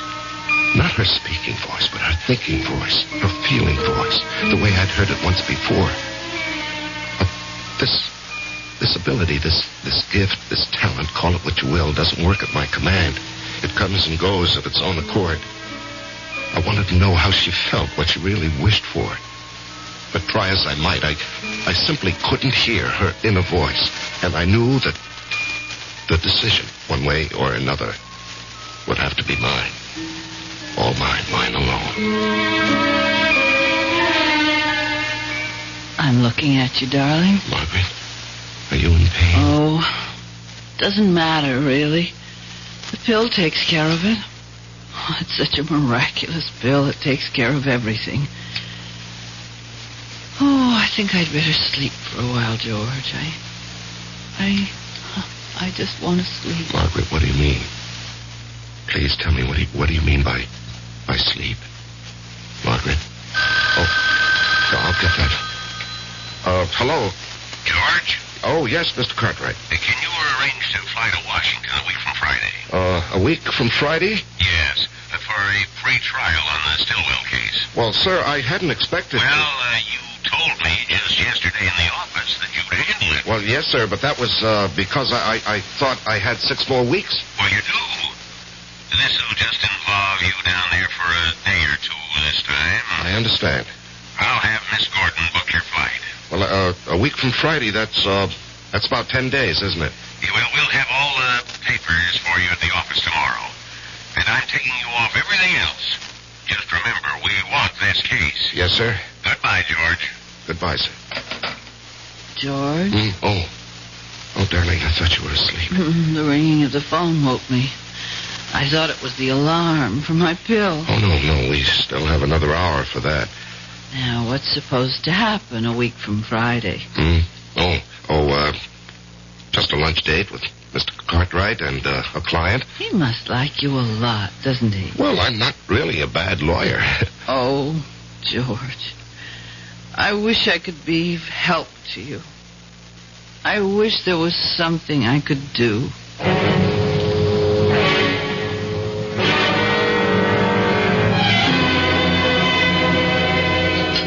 Here I am, George. Oh, hi. I'm sorry I'm late. Dad tells me how busy you are. I ordered you your extra dry gimlet. Thanks, I could use it. Dad also tells me you're going to Washington. Yes. That is, I think so. You think so? I understand the plans are all set. Well, the fact is, I know I'll be going, but, But what? Oh, nothing. Once the trial begins, there's no telling how long it may run. These government things can go on for months. Yes, I know. How about... How about Margaret? Yes, Margaret. Let's not talk about Margaret. But, George... Please. I said I'd be satisfied with half a loaf. Right now, I don't want to talk about it. But, George, I'm entitled... There are things I must decide. I want to help No. you. But when people are in love, there should be no barriers. Nothing held back. Sally, you have a lot to learn about love. George, I won't be spoken Please, to. Sally, don't press me. Don't push me, huh? I don't care who you are, how deeply you love. There are certain things I must decide on my own.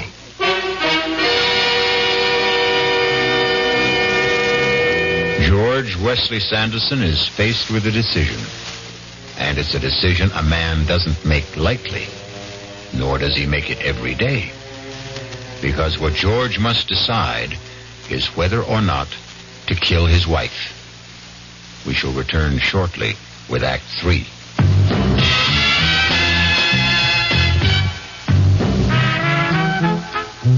Some beer drinkers have funny ideas about beer. They think beer improves with age, like wine. Well, find a brewmaster, though. You'll find a beer drinker who knows better. The Budweiser brewmaster says it all depends on how beer is aged. Just letting beer sit in lagering tanks makes it older, not necessarily better. That even goes for keeping a case around the house for a couple of months. But there is one kind of aging that's good for beer. The Budweiser kind. Beechwood aging.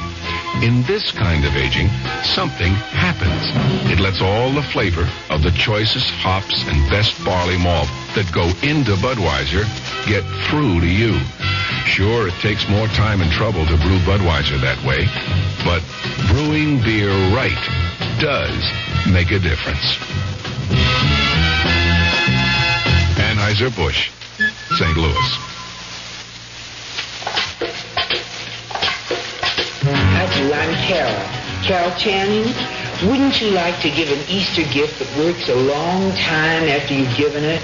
Well, that's what happens when you give to Easter Seals. Your gift does wonderful things, helping disabled youngsters overcome crippling conditions. They learn to walk and use helpless hands, and some of them learn to speak for the first time in their lives. With the help of the Easter Seal Society, they're becoming active little people, part of life around them. Your gift to Easter Seals is so big to crippled children, helping them do a lot of things other youngsters do. They walk, talk, run, and play, and go to school. They grow up and work and support families. It takes a long time for them to develop their capabilities, but they do it with your help. I hope you'll give to Easter Seals and know that your gift does work a long time after you've given it.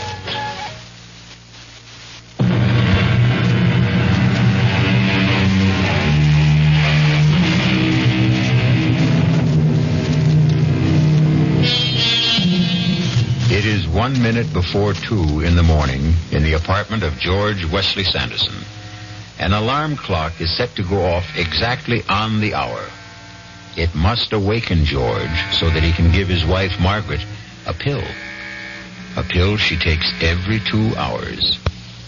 Without her regular pill, Margaret will die. George? George, wake up. George? Wait a minute. Wait a minute. Oh, I was afraid for a minute that the clock wouldn't wake you. Yes, I'm sorry. I was sleeping pretty soundly.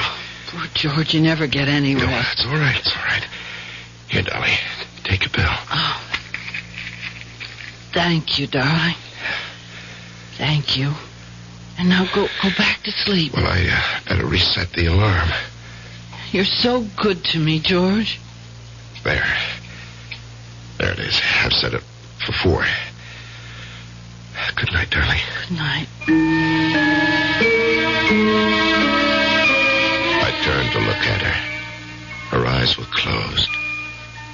She was only 28, but her face was lined.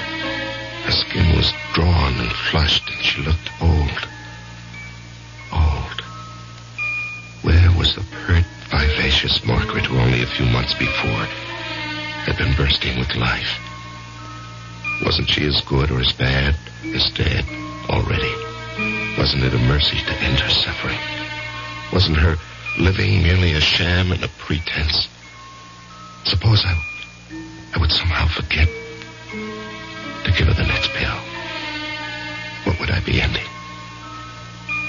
And then once again I heard the voices. But these were voices from the past. The recent past. This firm could use a crackerjack criminal lawyer. I love you, George. I love you. We have plans for you. I'll wait for you, darling. But I can't promise to wait forever. We're all pleased with your work. Why hold on to a relationship that no longer exists? I can't do a thing. I'm absolutely useless. But I want to live.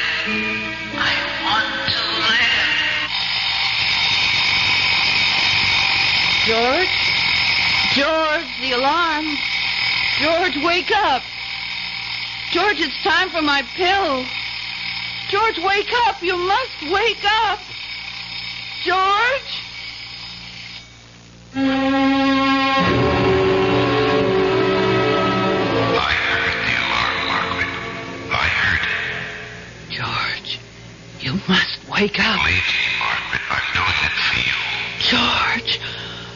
George, I must have my pills. George, wake up. Believe me, Margaret. Please believe me, it isn't Sally or the job. I admit they both get me, but I don't want to see you suffer anymore. Aren't you going to give me my pills? George, let me live. Just a little longer, please. I'm so tired, Margaret. So tired. George, please. So mixed up. George, don't pretend to be asleep. I'm doing it for you, Margaret. Maybe for me, too, but mostly for you. Oh, George. Darling. I forgive you. I forgive you.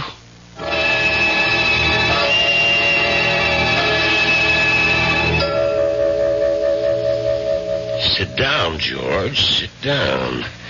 Now, you didn't have to come into the office today. Yes, I know, sir, but she's been dead a week, and, well, things go on. I'm due to leave for Washington tomorrow.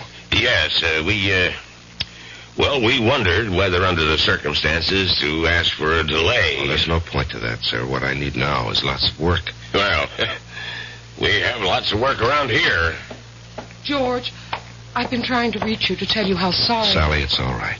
Now, there is a possibility that you people have something to discuss. Excuse me for a moment. Well, Sally, here we are. Yes. How did it happen, George? Oh, it's something that could have happened at any time.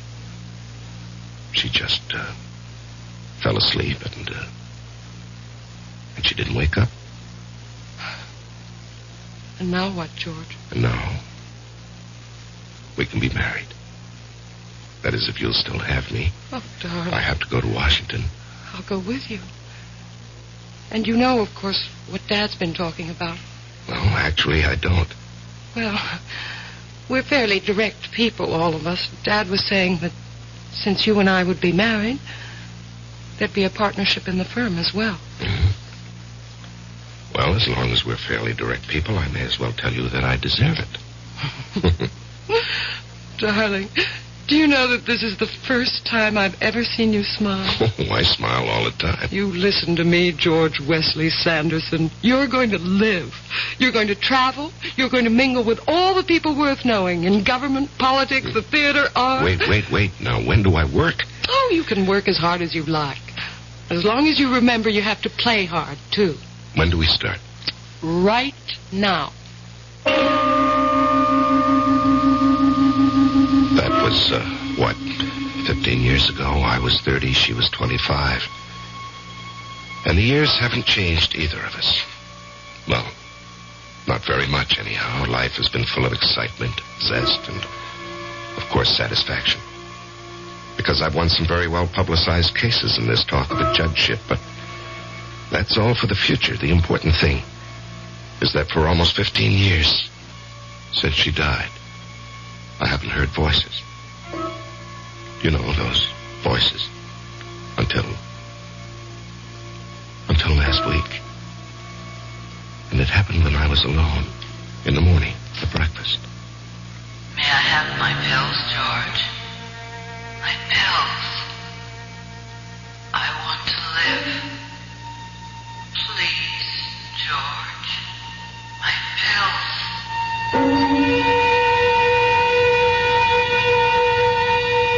And I've kept hearing them. I don't know what to make of it, because after all, she did say she's forgiven me. Why should I hear her now? Why? I don't understand it. Why now?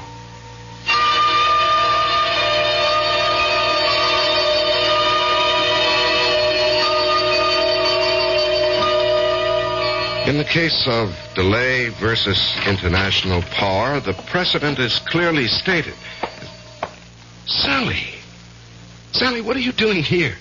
I'm here to tell you about a precedent which is going to be established right now. Well, I thought you were in London. I was, and then I decided to come back here for some litigation. Litigation? With whom? With you. Oh? What kind of litigation? I want to review the basis for our marriage. It is rooted in the factors of common interests. We're both alive. We like to do things, go places. Do you agree? Sure. So why aren't we going and doing? Well, we... Well, we what? Do you realize that for the past year you've been working day and night? Well, darling, it so happens we have some crucial cases. Do you want our relationship to change permanently? Do you want us to drift apart? Do you know you're a nut? Darling, a long time ago we talked about this. Nothing, no one ever stands still. People change, and if they do, so does the basis of their relationship. All right. We'll go skiing. Turn your work over to the bright young eager beavers and let's you and I start having fun again.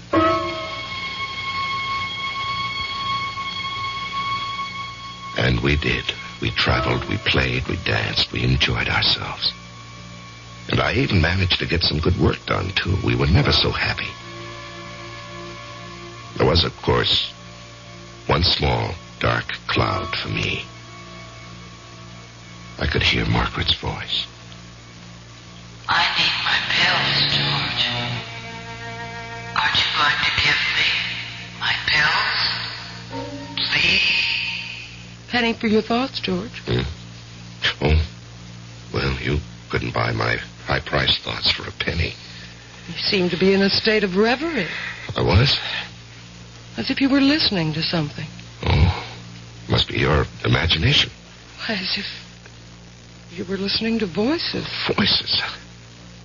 Are you sure you're all right? Positively spooky. Spooky? Here in our apartment in the bright sunlight? Oh, no, you've got to look for your spooks in the dead of night. Well, I know what we both need. All right, tell me. A good hard hour of tennis. Well, now, darling, I have to be at the office. You don't have to be anywhere except with me. Okay. You're on. For 1 hour.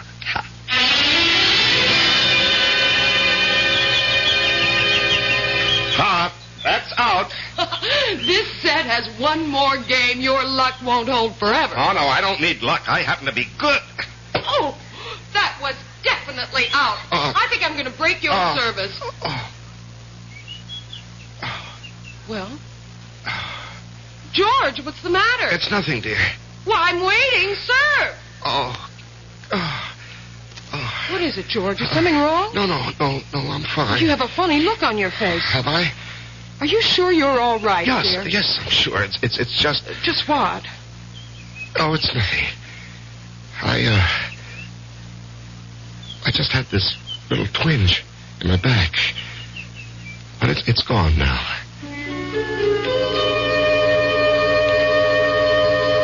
But it wasn't gone.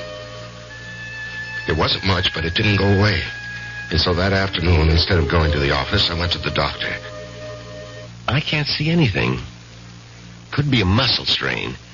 Try a little heat at home. If it persists, we'll give you some physiotherapy. Doctor, it's nothing serious, would you say? Well, right now it doesn't look serious. I looked very hard at the doctor. I tried to listen for another voice. His inner voice. Perhaps a voice he didn't even know he had. The voice I'd heard 15 years before with Margaret, when he predicted. But no, there was nothing. I sighed with relief.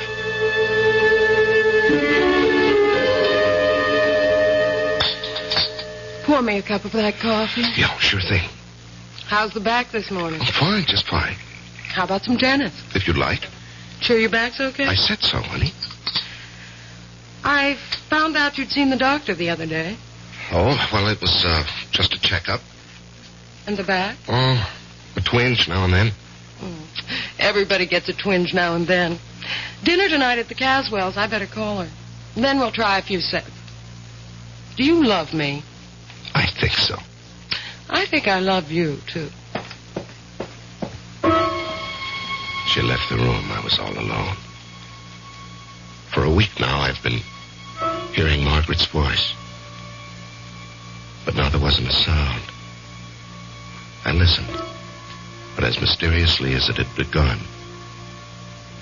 perhaps it was coming to an end. Maybe I was losing this ear I had for voices. And then I heard it. A voice. It was very indistinct at first, but I recognized it. It was my own voice. But I couldn't believe what it was saying. I didn't want to believe what it was saying. Sally. Oh, please, Sally. Sally, give me my pills. Please. Sally, I must have my pills. Sally, aren't you going to give me my pills? Sally, don't kill me. I don't want to die. Sally, my pills. George, what's wrong? Sally, it's my back.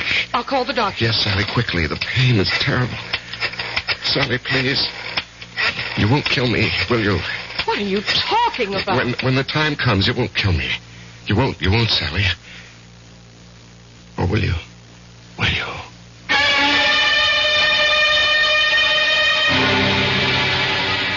Who knows? George and Margaret, that's one story. George and Sally, that's another. Yes, we often think, many of us, how wonderful if we could only hear voices from the future. Voices that could predict our fate. But maybe it's not such a good idea after all. Maybe it's better never to know. I'll be back in a moment. Who knows how to help you solve your shopping problems? Your Better Business Bureau knows. Sheriff, they're gone. Lock, stock, and barrel. Those low-down polecats told me this new roof was guaranteed. She's leaking like a sieve. I'll help you with some good advice from the Better Business Bureau. Beware of the salesman who offers such a guarantee. Roof waterproofing requires skill and judgment. It may take several treatments to completely waterproof your roof. Remember, no known process is 100% guaranteed. Thanks, Bob. Riding out. Looking for them ornery polecats, Sheriff? No, looking for some buckets before we drown in here. Just another consumer tip from your Better Business Bureau.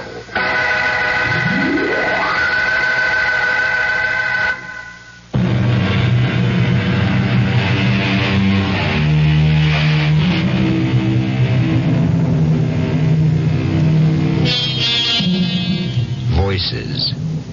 What are the voices we think we hear in the night? Are they merely dreams, fantasies, or our own wishes? Or are they real? And why shouldn't they be real? After all, reality is what we think it is. Our cast included Larry Haynes, Augusta Dabney, Leon Janney, and Suzanne Grossman. The entire production was under the direction of Hyman Brown. And now, a preview of our next tale. I like being Al Grissom.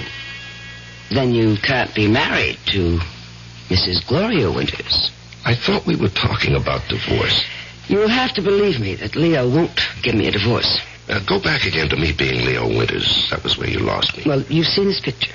Don't you see how easy it would be to take his place? Yeah, fine, but what happens to him?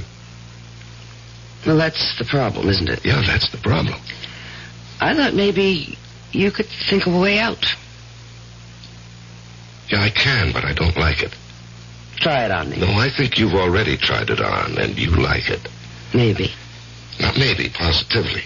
That's what you wanted to lay on me when you said you wanted to talk. You're not only sexy, but you're smart. Yeah, you bet. Smart enough to stay away from murder. Well, who said anything about murder? I did, my lovely, I did. I said murder. Radio Mystery Theater was sponsored in part by Anheuser-Busch Incorporated, brewers of Budweiser, and by the Kellogg Company, makers of Kellogg's Special K cereal. This is E.G. Marshall inviting you to return to our Mystery Theater for another adventure in the macabre. Until next time, pleasant dreams. The CBS Radio Mystery Theater presents...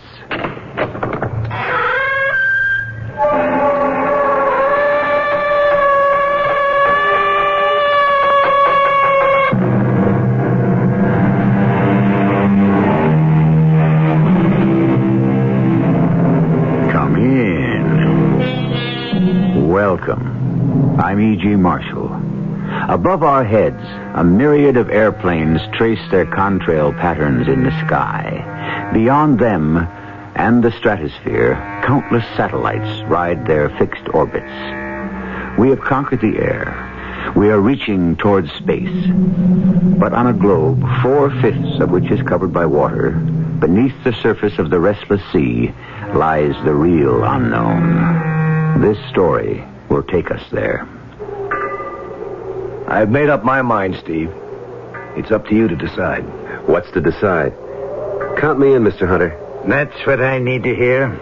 Oh, one more thing. The name is J.C. Partners. Can't be strangers. We live through this one, we won't be.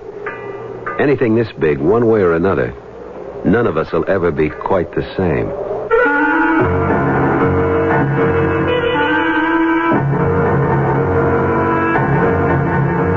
Our mystery drama, Raptures of the Deep, was written especially for the Mystery Theater by Ian Martin and stars Michael Tolan. I'll be back shortly with Act One. Grease stain, oil stain, mud stain, and chocolate. When you want a tough stain out, shout it out. Now you can prove Shout's a mom's best friend. Before washing, just spray it on a tough stain. Wait a few seconds.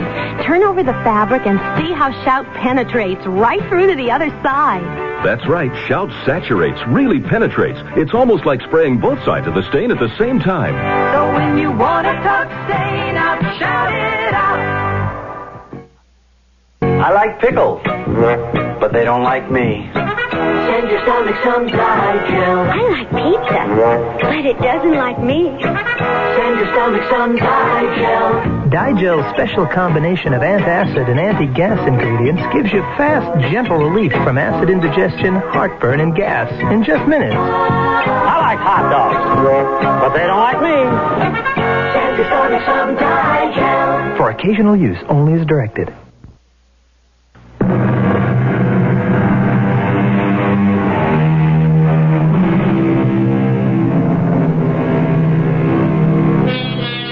There is a vast difference between the mysteries of the sea and those of the infinite space beyond the envelope of air that surrounds us. In space, man must cover vast distances by machine to delve into the unknown. Under the sea, machines can travel and observe, but there is so much terrain, so much life, and movement is so limited that eventually only man himself, unencumbered, is the ultimate explorer.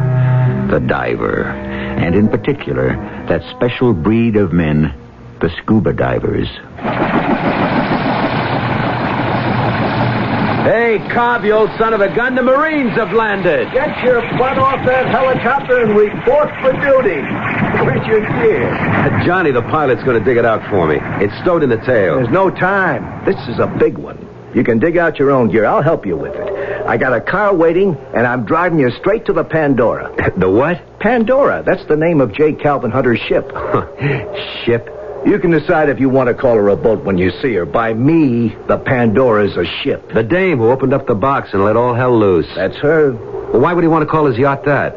Better ask him. I don't know. It smells like trouble.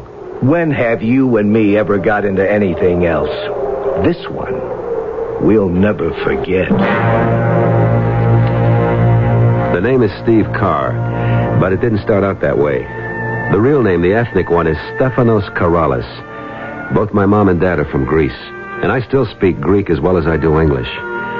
Me and Cobb Straker were in the Navy together, frogmen, and after we got out, we went into the salvage business. What I mean is, we handled a lot of jobs, but only on the number one jobs did we work together. Matter of fact, we hadn't seen each other in 6 months. I'd been working on some offshore oil rigs around Galveston, while Cobb had been keeping a finger on the pulse of what we really care about. Buried treasure. He stayed with the firm's base in Freeport, Bahamas. We had a lot to catch up on in the car. So Galveston worked out? Yeah, finally.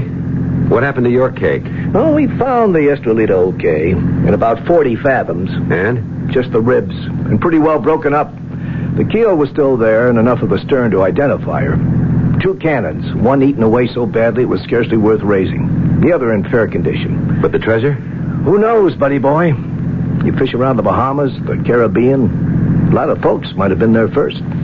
Or storms, drifting tides, or maybe she didn't have gold aboard in the first place. Well, the hazards of our business. So tell me about this prize pigeon. J. Calvin Hunter? No. Why not? Because I want you to set up and listen to him yourself. This could be big, Steve. Really big. Or just so much hogwash. I want to let you judge that for yourself. We hadn't far to go to the wharf where the Pandora was moored. Cobb was right. This was a ship in every sense of the word. She was almost 200 feet overall, beamy, and for sure well over 2,000 tons. One glance at her silhouette told me she had every kind of device to handle deep diving, and the equipment to go with it. I felt a tingling anticipation. I could sniff an explosive future. We parked the wagon and unloaded my gear. Mr. Hunter was waiting for us on the fantail.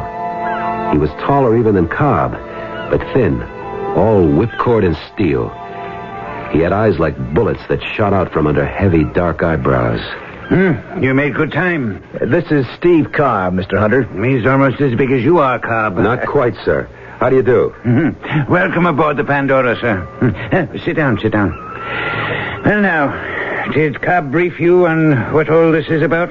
No, sir. He wanted to let you tell me yourself. So you could make up your mind whether or not I was a nut or not, I didn't say that, sir. No, I did. And I'll lay you 100 to 1. Cobb did also. It's a beautiful ship, Mr. Hunter. Well, it ought to be. Cost enough. But it's going to pay for itself one of these days. Why do you call it the Pandora? Because once I decided to have her rebuilt, I really opened up a can of worms. Cost me 10 times the original estimate before it was finished. A regular Pandora's box of troubles let loose. I was beginning to think she was jinxed.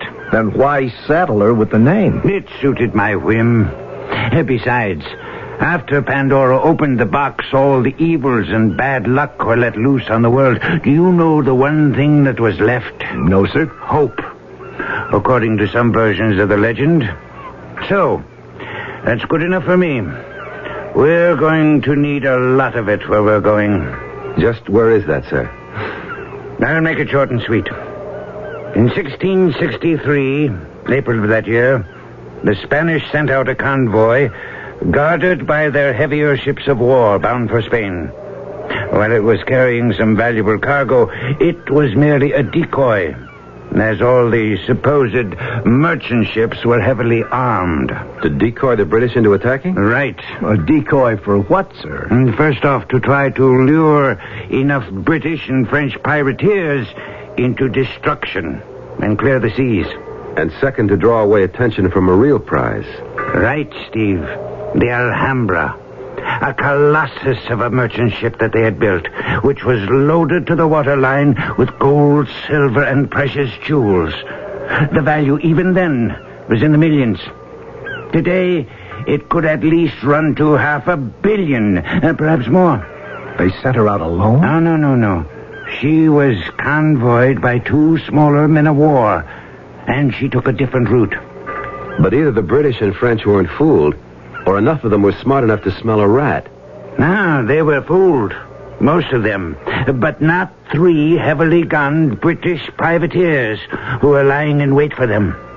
The weather was lucky for the British. They came out of a fog bank and sank the first man of war without taking a broadside in return. Then they turned their attention to the second, and with a bit more trouble, sank her. But when they turned to take their prize, they had a blow. She'd slipped away in the fog? No. She was too big and lumbering to elude them. So instead, the captain, following his sealed orders, commanded everyone into the boats and lit a fuse to gunpowder charges that had been set for just such an eventuality. He blew his ship out of the water? Not quite. He blew the keel and half the bottom out of her, and she foundered and sank like a stone. Huh. Right off the coast here somewhere. That's my secret. I have a lot of them, because I have to be careful, gentlemen. My captain, for example, has his coordinates. He knows where to sail, but not why. You boys know why, but not where. And nobody but us three knows what I'm after. How do you know all this, Mr. Hunter? Money. Beg pardon? It buys a lot of information. A little here, a little there. Till finally, I could put it all together. But how can you be sure the information is legit? The captain of one of the British ships was one of my more colorful ancestors. He kept a very full and detailed log, which has been preserved as a family curiosity for the 10 generations since it was written. You know where the ship went down? Exactly. 300 years ago. And at what depth? That I don't know. With luck, it could be one side or the other of the trough. Which trough? That would be the start of telling, wouldn't it? Until I know you're committed. Well, what do you say, buddy? Heard enough? No. How do we split? That's simple. Since I'm paying you your regular salvage rates, I carry all the financial risks. But I'm not greedy. 60% for me. You split the other 40 as you will. If there's anything to split. That's very generous, Mr. Hunter. Well, it's worth it for the very best. The tide is turning. We should sail with it, if we can. Have you heard enough to decide? Well, I've made up my mind. Up to you, Steve. What's to decide? Count me in, Mr. Hunter. That's all I need to hear. Oh, one more thing. The name is J.C. Partners can't be strangers.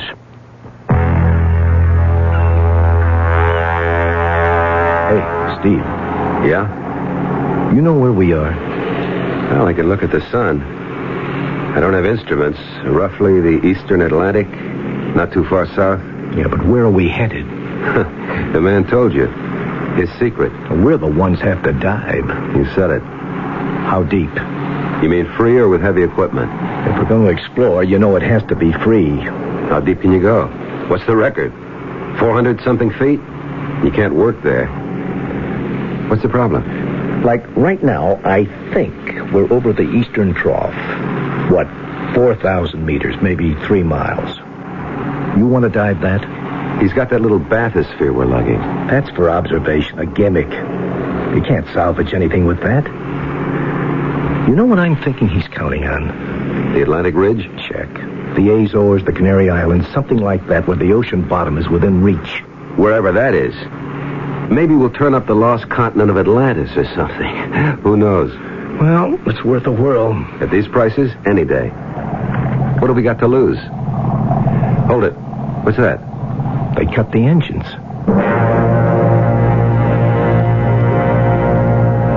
We had dropped anchor in 25 fathoms. That's a long way down. 6 feet to a fathom, 150 feet. Everyone was out on deck when we got there. It was just at sunrise, maybe 4:20 in the morning. J.C. signaled us. He wanted us down in his quarters. There was coffee there, and a large chart on a table marked out in a grid. He pointed to a dot in the middle. This is our position right here. You and Cobb will take sectors and scout them. We'll use marker buoys to indicate what has been searched. Blue.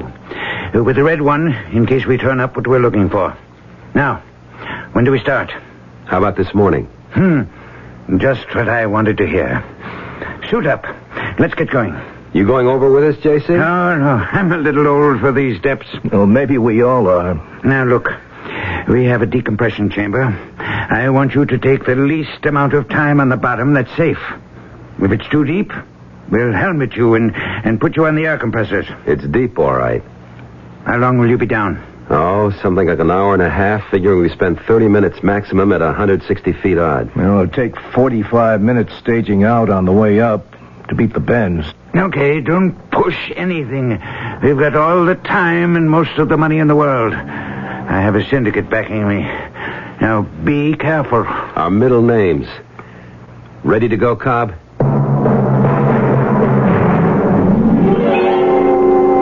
I went off a ladder from the scuppers and hit the water. I went down fast because I was heavily weighted. And going this deep, you don't want to waste time. I used the knotted guideline to help pull me down. The line was 175 feet long. It didn't reach all the way to the bottom. I stopped to consider what to do now. And then I saw her for the first time. The damnedest sight I ever saw. The sight that was to change my whole life.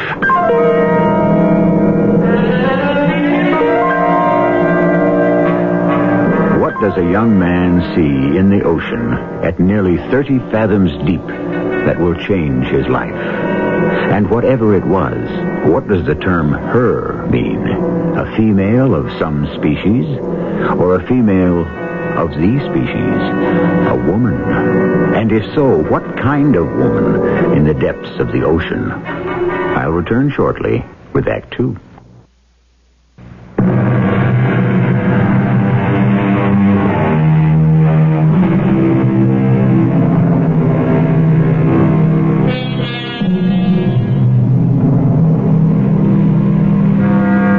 Steve Carr has encountered whatever strange phenomenon has swum into his view far beneath the surface. His partner, Cobb Straker, has surfaced unexpectedly and now is being helped back aboard the ship. His relatively sudden reappearance has been a surprise to everyone aboard, and J.C. Hunter is the first to lend him a helping hand, reaching to take his fins as he shucks them in order to climb the ladder back aboard. You all right? Sure. I came up because there's no point to the dive. What do you mean? Adams, take Mr. Straker's equipment. Help him out of the tanks. I don't know what your anchor hook snagged, but it must be some kind of a hill or mountain. What do you mean? Well, we've got 175 feet out of weighted guidelines, but mine at least still don't reach bottom. Once I got to the end of the line, I chickened out. I wasn't going any deeper on my own. And what about Steve? He's still down there. Well, maybe he's lucky. He hit a slope or something. I'll catch my second wind till he comes up. Maybe we can replot this whole dive better. How long will he be? Well, any minute now, unless he narked out. He what? Nitrogen narcosis. Raptures of the deep. A sort of deep-sea drunk. Complete euphoria, and you lose all track of time. Hey, he went down before me. Where the devil is he? Maybe you'd better go down after him. Well, if he doesn't break water in the next couple of minutes, I sure as shooting will. Oh, there he is. Well, where you been, jerkola? What do you want to do? Give us all the hives? You all right? Just cutting it. You want to gas me aboard, Cobb?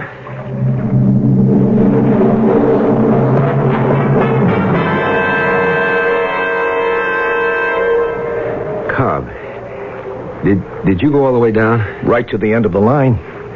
See anything? No. I just knew that any further and I was out of my depth. You didn't see her? Who? The girl. In the sort of flowing robes. She looked like an anemone, sort of.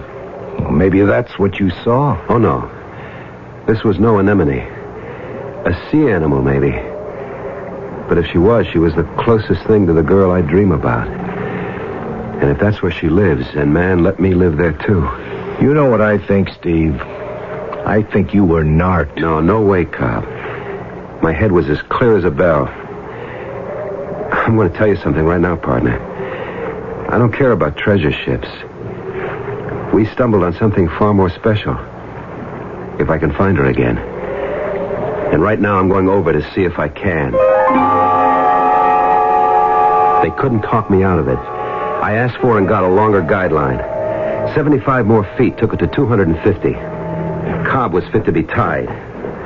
I still think you're crazy, Steve. I'm going down with you. Oh, no, I want you up top on the line for signal so I know I'm safe. What's the big deal? 250 feet? Trying to set a record? Nowhere near it, and you know it. Who was the guy dive something near 400 breathing air? Some Italian, and they fished him up unconscious. I'm going nowhere near that. Now, wish me luck, buddy, because here I go. Now, wait a minute.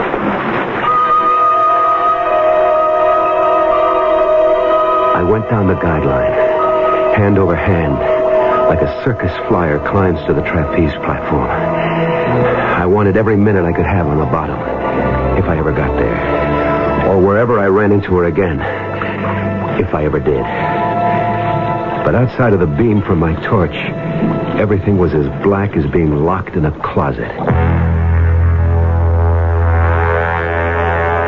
Where is he, Cobb? Last signal he gave me was at 225.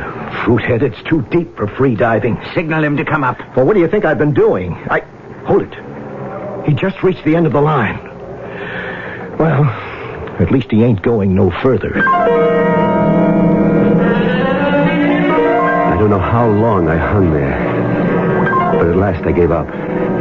It was too dark to think of leaving the line, not without some ground underneath to read. I signaled I was on my way up, but before I could even start, they swam into the range of my light. I never saw anything like that.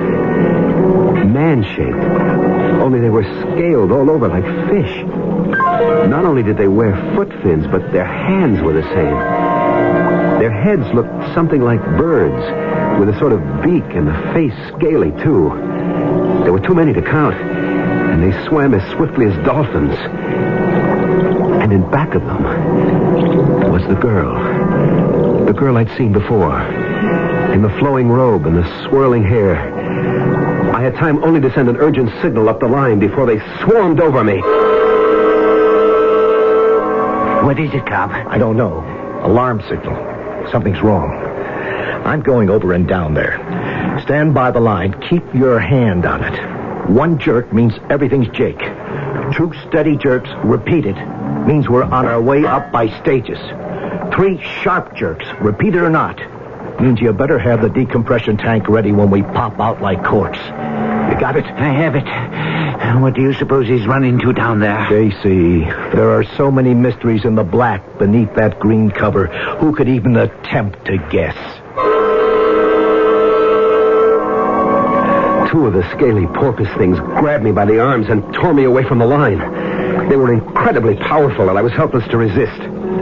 They started on a plunge deeper into the ocean on the command of one of them who seemed to be in charge. It was then my guardian angel acted, stopping them imperiously. Suddenly, in my confused state, I realized they were speaking to each other, quite freely. I could hear the sound of their voices and the words. But even more unbelievable, I could half understand them. They were speaking a strange, old-fashioned kind of Greek. No, Stanislaus, you cannot take him deeper. He has invaded our territory. He must be brought to mine, Nucleus. These are my orders. Not as he is. He cannot stand the pressures. We must have an air tank. It will meet us on the way. I hope it's not too late. I don't think he has much air left. He'll manage. He'll have to. Couldn't we wait for the tank? I tell you, he may die. Let him. He is the enemy. If we can take them alive, very well. If dead, what's the difference? At least let me escort him. I order you, let him go. He is my prisoner. I was in a daze, my mind suspended in shock as my body tried to take these huge depths. How was it possible these strange entities could speak to each other freely? Then I thought of fish, and more than that, dolphins and whales who communicate without problem. I wanted to pull the mouthpiece out and try to speak myself, but I knew I was not adapted for that. But most of all, I was amazed that by the accident of birth, I had the ability to understand these creatures and the arcane Greek that they spoke. The only terror was that I could tell the air in my tanks was running out. What happened, Cobb? Search me. He's gone. There's no sign of him. Gone where? I don't know. Narked, I guess. Raptures of the deep. We've got to fight it all the time we go deep enough. Oh, you think we've lost him? No, not in my book. I wouldn't have come up except I ran out of air. Get me in the tank. Decompress me. I came up too fast, but I'm going down again first chance I get. I don't want to lose you too, Cobb. We haven't lost anyone. My buddy Steve is down there. All he needs is help. We were going deeper and deeper, and I could feel the terrible pressure of the water. I wanted to scream out my protest to the lovely woman who swam, if that's what we were doing beside me. But to relinquish my mouthpiece would have meant instant drowning, which suddenly I faced. With the slightest of gurgles, my tanks were exhausted, and I spat out the mouthpiece and tried to say help. It was as if my word had been articulated, for in a moment her mouth was on mine, and she was breathing pure oxygen into my lungs. And in that moment, I saw some of the fish people swimming up towards me with a cylindrical tank just before I blacked out.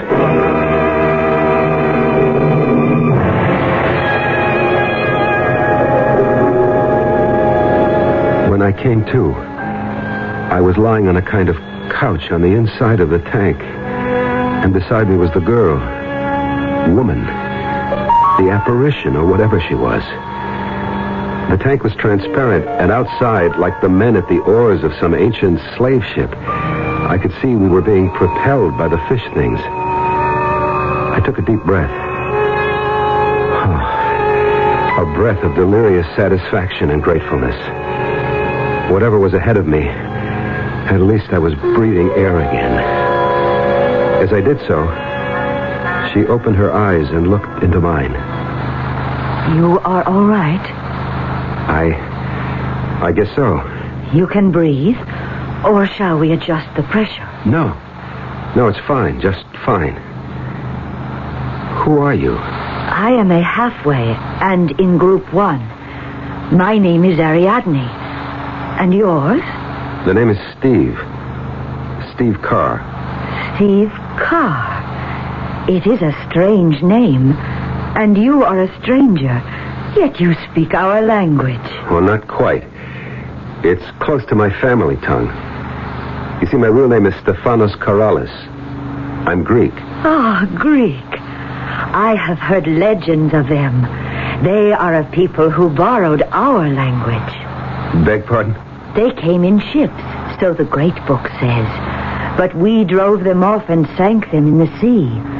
But some, it is recorded, escaped. And they stole our language and our culture. What culture? The one you are being brought home to. Oh, how I hope you can survive. Don't worry, I'll make the attempt. But what am I going to survive to enjoy? You do not like me? Lady, that's beside the point at the moment. Where the devil are you taking me? To my home. And the home of my fathers. To my country. To Atlantis.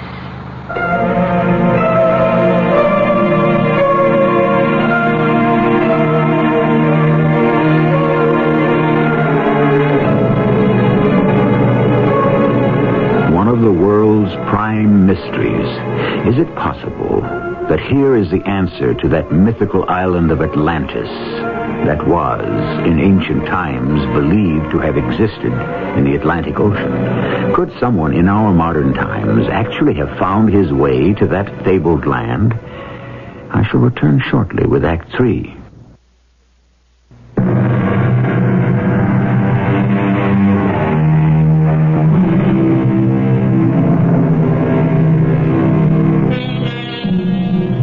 The lost island of Atlantis was first mentioned by Plato, the Greek philosopher. Later, in the 1st century before Christ, Solon, the father of law, reported that he was told of it by an Egyptian priest who said that it had been overwhelmed by an earthquake or a shifting in the world's crust, that it had sunk in the sea 9,000 years before his time. This is only one of many legends of the lost Atlantis, including the one you are listening to in my present report. I remember being propelled by the strange creatures through a thick, waving forest of kelp. The great undulating trunks perhaps some 2 to 3 feet across, and reaching up from the ocean bed into infinity. From then on, everything was blank, until Ariadne woke me up. You can come out of the cylinder with me now, Stephanos. Where are we? On the floor of the ocean. Oh, no. No, Ariadne, I have no air. I can't breathe. You will have air. How? Did you fill my tanks? No need of that. You will be able to breathe now. No, you don't understand. I can't breathe underwater like you people. Oh, but halfways like me can only breathe for a limited time. Only the androcytes are adapted fully to breathe underwater. The androcytes? The men fish? You see, they are no longer here. Where is here? In the home place. The island under the sea.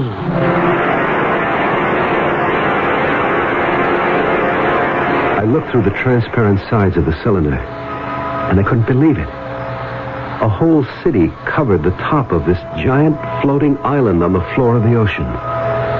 People were walking freely, chatting. The women dressed in flowing garments. The men in kilted skirts, their feet in sandals. I was back in the midst of a civilization older than Christianity and the Romans. Heaven only knows how many thousands of feet below the surface of the Atlantic. Ariadne now took me by the hand, and together we slipped out of the door that served as entrance or egress from the cylinder. Don't look so terrified, Stephanos. There's plenty of oxygen. Try. Hey. Well, all right. That's beautiful, but where does it come from? I will let Minocles give what answers he deems proper to your questions. Who is Minocles? He is the ruler, the autocrat, the only one of which there is but one. Come, we must make haste. It is not good to keep him waiting.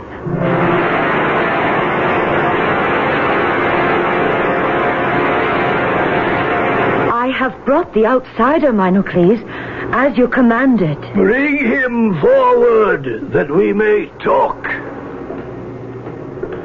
Welcome to Atlantis. What is his name? Stephanos. He is Greek? I know of Greece. You came in your ships and we sank them. When was this, sir? Time for us is different than it is for you. In your terms, let us say in centuries. Perhaps 12,000 of them ago. 12,000? More or less. Before the sea closed the waters of its doors above our heads and we became the lost Atlantis. What happened, sir? You may call me Minocles. I do not know this other word. Was it an earthquake? At the end, yes. A convulsion of the earth that plunged us forever beneath the water. But how could you have lived? We had our warnings. Oh, yes, we were warned. How? In the second passage of the seasons after I was named as autocrat, 2 significant discoveries were made which were to preserve us even in the face of disaster. One was that our island had begun to sink slowly, and that our civilization was doomed unless we could prepare to adapt. Come with me. Once I could look from these heights across Atlantis to the sun setting on a sea that stretched beyond the wall about our island. The wall? You see?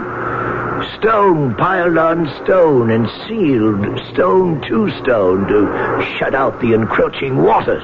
Like Holland and the dikes. What'd you say? Just another people who had to shut out the sea. Like us?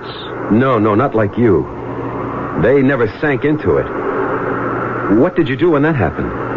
First the wall, and then the dome.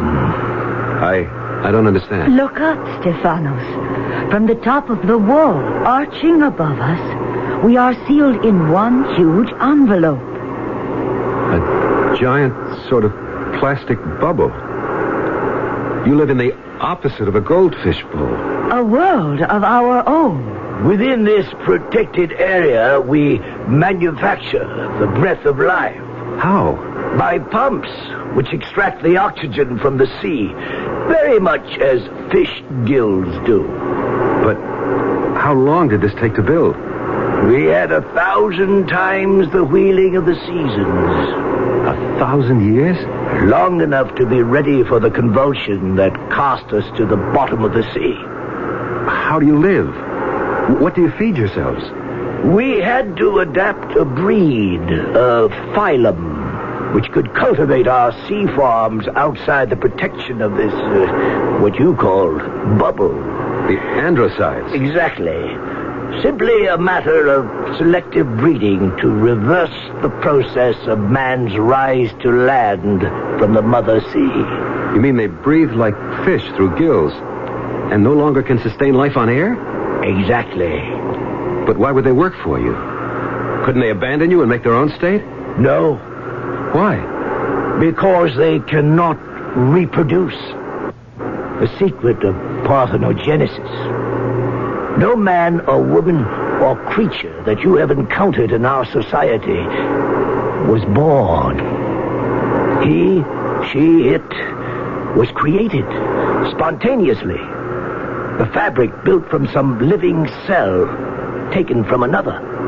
Cloning? What is that word? It means taking a cell from any given body, man or woman, then introducing it into the ova of a woman from whom part of the nucleus has been removed, and producing, after full term, a mirror image of the person from whom the cell was taken. Substantially correct. But that's a recent discovery. In your world, perhaps. It was a technique we perfected nearly 600 generations ago. You must learn to live with it. What does that mean? You are a fresh impetus for us. You bring new ideas and knowledge of wider horizons. Since you are to be with us, we must have you duplicated as soon as possible. My protests were waved away by the imperious Minocles, and in spite of Ariadne's attempts to calm me down, I was finally dragged away by a swarm of guards. The prison room in which I was confined was classic, and its dampness worried me because it brought back too vividly the immense pressure of the sea all about this relatively tiny bubble of air in the midst of the vast oceans of the sea. I don't know how she managed it, but Ariadne came to me. Ariadne. Shh. Not so loud. How did you get here? I have privileges. I am a halfway, but there is royal blood in my veins. What are we going to do? Do? I can't fit in here. How can I? You can. After the operation tomorrow, you will go to adaptation training and become a halfway like me. And you will be reproduced. What operation? To sterilize you. To what? I won't let them. But why not? If you are to be among us, we cannot have someone who can reproduce at will. It would tear apart the whole fabric of our lives. I don't want to do that. I can't be part of what you are, Ariadne. What else can you do? I can go back. Back where I came from. The autocrat would never allow you to do that. Then you must help me escape. How? It is impossible. You are not adapted. How could you breathe long enough out there? Fill my tanks with enough air. But you could not stand the pressures. Then we'll have to steal a cylinder like the one you brought me here in. Impossible. Even if I did, the androcytes would capture us, and we have no way to move it. You say you are adapted. You could move us up high enough so that I could come out safely. There is only one chance. I must help you escape.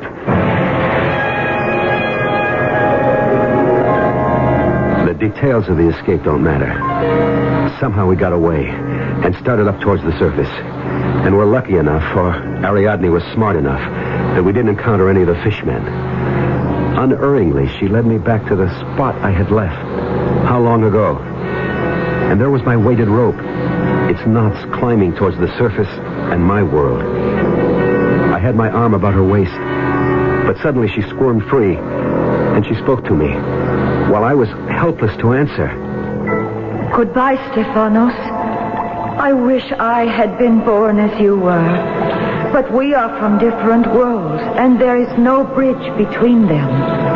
Only let me say one thing. I have something to take away with me which makes me different. Makes me an individual in a world where such a thing does not exist. I am glad I knew that, even if only briefly. Goodbye, Stephanos. She darted away from me so fast I couldn't follow, her loose robes billowing like a flower. I couldn't have followed her anyway, because suddenly the androcytes were all about, seizing her and dragging her down. Some of them came for me, and I had no choice but to drop my heavily weighted belt and shoot to the surface in a haze of bubbles, exploded out of the ocean as if I'd been a champagne cork. Cobb, there he is. It's Steve. He came up without being decompressed. Get that chamber ready.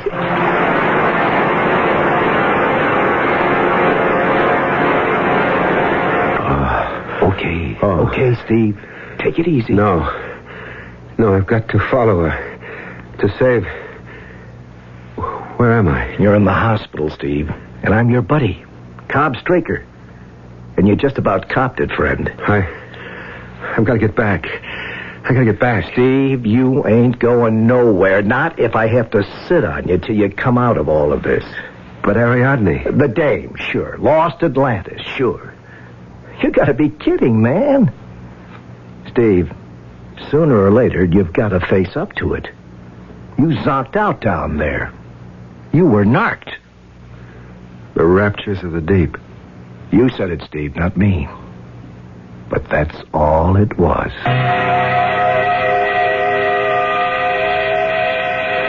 It's what I've had to settle for. Leave it at that or end in a funny farm. But the memory of it, and of a girl named Ariadne, her hair and her loose garments stirred by the water as if they were the petals of a sea flower, will haunt me all my life. We never did find J. Calvin Hunter's treasure, but I found my own. I only wish I could have kept it.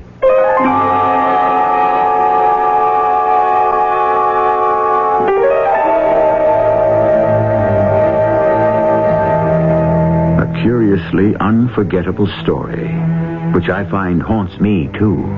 Not only the girl, but that strange and beautiful city-state that Steve also imagined, or visited briefly.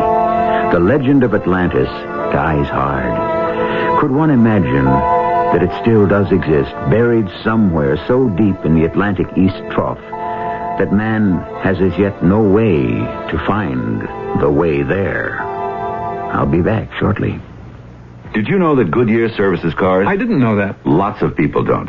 Say Goodyear, they'll say tires almost every time. Good for them. Yeah, well, how do we tell them Goodyear services cars? Why don't we tell them about the limited warranty? The what? Tell everyone that if you get your car serviced at Goodyear, the service and parts are backed by Goodyear with a warranty good for 90 days or 3,000 miles. Oh, which? Whichever comes first. Oh. And if the work isn't done right, and you're more than 50 miles from where you got it serviced, you can take your car to any of over 1,500 Goodyear service stores, and they'll redo it at no charge. Say, that's a great deal. Yep. Look, I thought you said you didn't know Goodyear services cars. I didn't. I must have read it somewhere. Well, where would you read that? Probably in my warranty.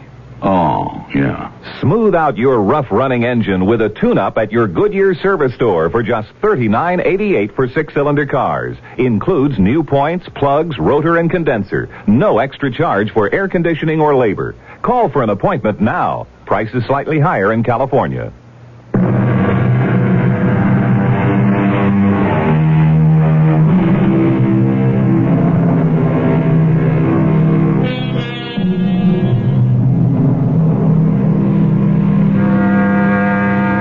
Recently, I read that Steve and Cobb had traced the drifting of a long-sunk Spanish galleon, and that all along the path had come up with gold and artifacts worth a king's ransom. I'm glad Steve struck it rich. I hope he enjoys his hard-bought wealth. I wonder if he would exchange it for that other treasure he found, or thought he found. Our cast included Michael Tolan, Catherine Byers, Ray Owens, and Sam Gray. The entire production was under the direction of Hyman Brown. And now, a preview of our next tale. Who's Marla? You wouldn't understand. You could explain it. You wouldn't believe it. Look, your name is Howard Spurlow. I know my name. You are about to be tried for murder. I know that, too. I'm the attorney appointed to defend you. We've been through all this. Why don't you let me alone? You have to have a defense. Why? Why did you kill him? It doesn't matter. It does matter. Premeditated murder, first degree, puts you in jail for life. I don't care. You don't care now. Wait. This state of shock you're in will wear off. You'll care. I wish you'd let me alone. On the other hand, second degree or manslaughter or lesser charges, you could get a maximum of 10 years. Maybe as low as 3 or 4. Tell me, why did you kill him? Why don't you let me alone? This is E.G. Marshall inviting you to return to our Mystery Theater for another adventure in the macabre. Until next time, pleasant dreams.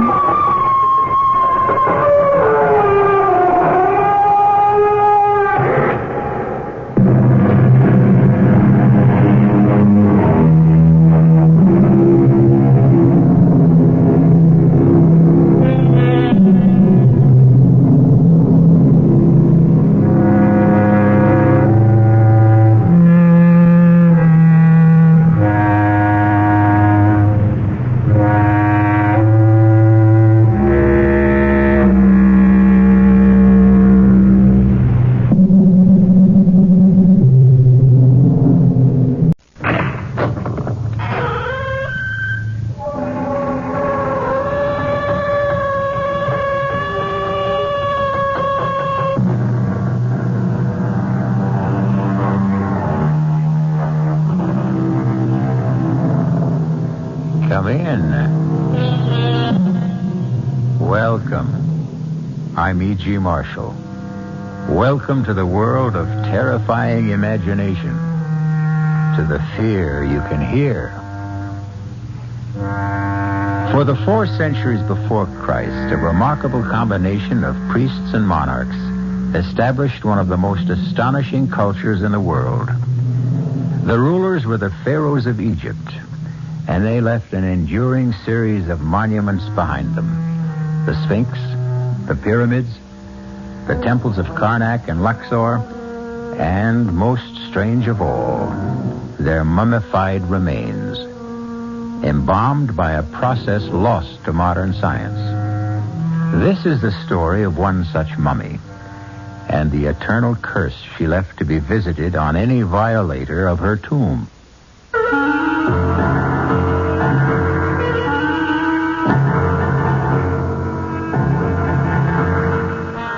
Our mystery drama, The Pharaoh's Curse, was written especially for the Mystery Theater by Ian Martin and stars Kim Hunter.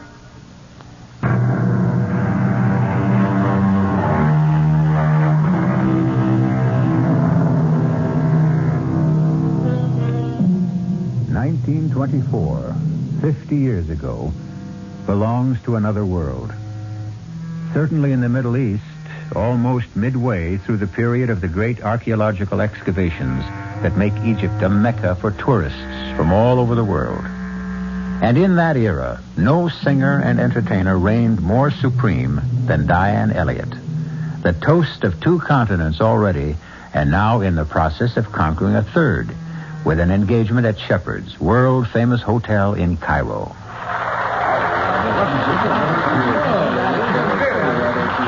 You will sing again, Miss Elliott? No, really. 5 encores is enough. Never enough with you. Asking for anyone is already too much. Of course, you must be tired. No, but I don't want the audience to be. If you'll excuse me. Would you excuse me first? Hmm? There is an old friend of mine here tonight who would very much like to meet you. Could I presume to ask if you would join him as he asked for a drink at his table? Who is this friend of yours? Sir Geoffrey Lunscombe. The famous archaeologist? He's still alive? I mean, well, he must He's quite old, but most active. Would you ask him to give me 10 minutes and then come back to my dressing room?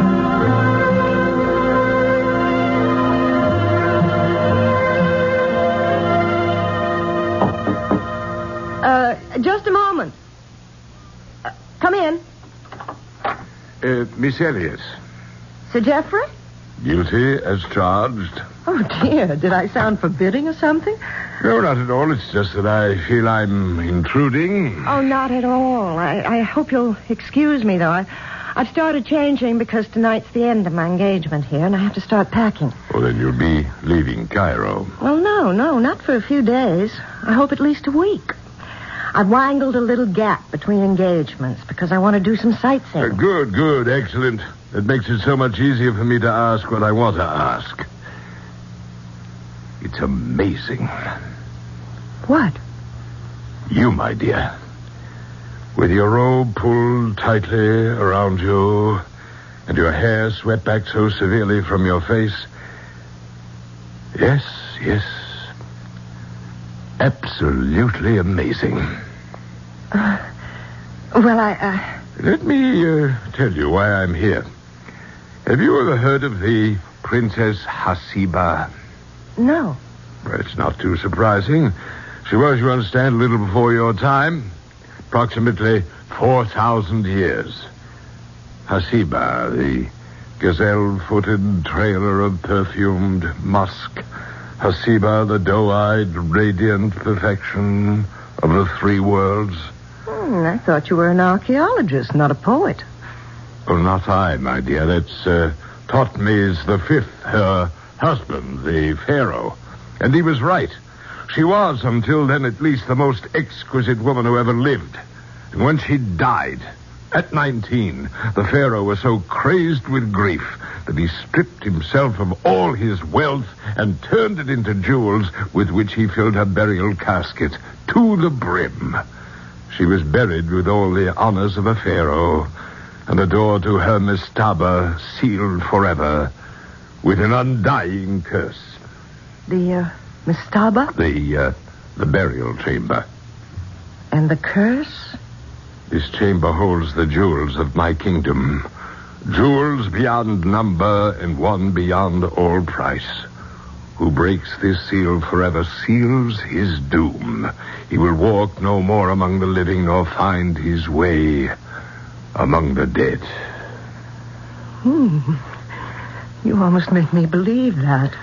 And I almost believe it myself. Perhaps it's why I've taken the liberty of coming to you. I don't understand. Oh, why should you? Let me explain. 15 years ago, I discovered the small pyramid that covers the burial chamber. 3 times, on different expeditions, we have excavated with no success. This time, we have managed to isolate the mastaba itself, in spite of every kind of miserable luck. Cave-ins, men injured, crews deserting. But at last, within the next few days, I'm convinced the entrance will be found. Oh, how exciting, how wonderful for you. And Hasiba, I hope she isn't a disappointment. Was she really so beautiful, do you think? Incredibly. Her face shamed the shining sun, and the day was lit up by the light of her countenance. You know, you sound as though you'd actually seen her. I have. You have? Oh, yes, my dear. For every description fits you. Well, Sir Geoffrey, I'll have to admit that's about the prettiest compliment I've ever been paid. And the truth. Now, look. What is it? An ivory miniature of Hasiba, hand-carved. How beautiful. Exquisite. Isn't it? Perhaps now you can see, Miss Elliot, why I can easily believe in reincarnation. It's why I asked to meet you. I've devoted the best part of my life to unearthing this tomb. and I've come to be afraid of a curse and to believe profoundly in the power of good omens and luck. I need that luck, and I think I found it. I know you are my luck. Well, how can I help you? Come as my guest to the diggings for a few days. Open the chamber for me. I think your touch will ensure success. Out of so many, that's the greatest compliment of all. How can I refuse?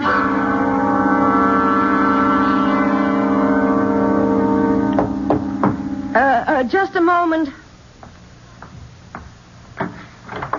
Oh, driver, good. Come in. Now, all I'm taking are these 2 bags, and you are not the driver I engaged this morning. No, Miss Elliot. Then why? Allow me my credentials. Inspector Hasid of the Cairo Police. Police? If you doubt me, call Ahmed. He will vouch for me. Now, may I ask a few questions? Well, of course. You had never met Sir Geoffrey Lonscombe before the night before last. Oh, that's correct. But you are planning to visit the diggings. Yes. Why? Well, because he invited me to. Just as a guest? Of course. For a few days, correct? Well, now, let's not make anything out of that, Inspector. He is about to open the tomb of some ancient Egyptian queen, and I am intrigued. I've never had the opportunity to meet a 4,000-year-old princess who's supposed to look like me. Now, what's wrong with that, and why should it interest the police? This thing is difficult. First of all, let me warn you that there may be possible danger in your visit to the diggings. What danger? I do not know exactly. But if you are to go, will you let me go with you as your driver, incognito? Why? Partially to protect you. And partially what else? That is what I want to find out. Do you have any knowledge of firearms, Miss Elliot? Well, as a matter of fact, I do. I used to do a lot of hunting with my father. And small arms? Yeah, we had a pistol range. I'm a pretty good shot. Oh, could you handle this if you had to? For protection only, I mean. Webley, isn't it? 6-clip? It would fit a woman's handbag. Okay. Okay, but I'm not interested in running around playing with guns. Last night, at the diggings, there was a fatal accident. Not Sir Geoffrey. No. One of the new digging crew. Now, for everyone's safety, I need an opportunity to investigate that accident quietly, without publicity. You could offer me that chance. And put my own neck on the line? No. There's little risk for you. But, of course, I cannot tell you there is absolutely none. Well, what is it you think's going on out there? I am not sure. 4,000 years ago, if we are to believe the papyri, the written records, Thutmose buried with his wife uncounted millions of dollars in jewels. But neither she nor the jewels have been exhumed yet. We are told. And yet, a man is dead. Where was this man found? Near one of the many statues that ring the pyramid, far from the tomb itself. Well, so what has that to do with... murdered? Not by any human agency, apparently. The man was crushed, as if broken in the arms of something beyond the natural power of things. However, the police are less interested in the man himself than what was clutched in his hand. What? I have been selected to investigate this matter quietly and anonymously. Will you let me go with you? You're kind of daring me, aren't you? Pardon? You don't want me to refuse. I don't think you are in any real danger, Miss Elliot. And I need a cover. Okay. Let's go adventure.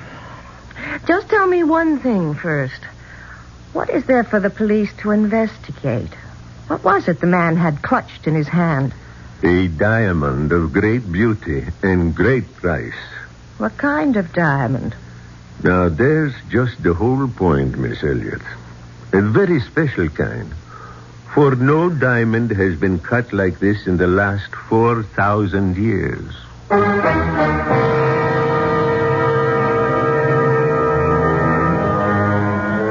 A tomb sealed fast for 4,000 years, where a princess lies in a coffin filled to the brim with precious stones of incalculable value. Could this diamond be from a tomb as yet uncovered, or was it some random discovery? And if it were, what inhuman agency, with a power beyond all human scope, mangled and destroyed the unfortunate man who found the strangely cut diamond? I'll return in a few moments with Act 2.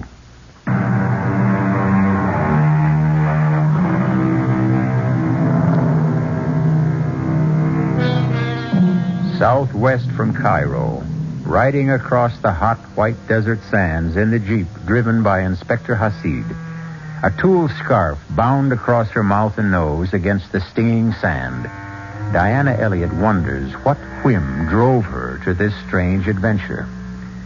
And then, to herself, honestly, she admits what it is. She is tired of the never-relaxing discipline of her life, the touring, the center of applause, the sense of being trapped.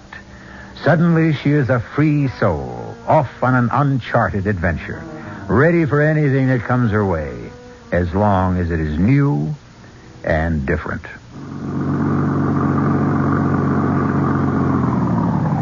Miss Elliott. Oh, you know me? Yes, and you more than live up to what I've heard. Can I give you a hand down? Oh, thank you. That's more than a hand. Both. Brother, the old boy was right. About what? You. And our 4,000-year-old lady. Perhaps. But I'm not 4,000 years old yet. And I can stand by myself, Mr. Irving, John Irving. I'm Sir Jeff's assistant. He asked me to look out for you. Great. Could we start by having you let go of my waist so I can breathe? I'm sorry. Where's Sir Geoffrey? He had to go into Cairo with the English mail and in connection with an accident we had here. Oh, yes, I know about that. You do? Yes, I read about it in the Cairo newspaper. Oh. Well, let's get your bags and get you settled. Do not worry, Sahib. I will take care of them. Oh, fine, driver. Miss Elliott's go into the big tent with the canopy. You can bunk down with the crew over there. Any one of the 3 tents near the diggings. Very good, Sahib. You want to go freshen up, Miss Elliott? Oh, no. Everything is too new and strange and exciting. I want to explore. Okay. You want to walk over and have a closer look at the pyramid?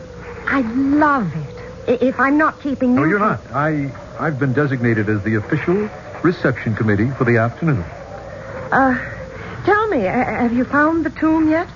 Not quite, but we're close. We started to uncover what appears to be the entrance to the outer chamber this morning. The diggers are working on clearing that now.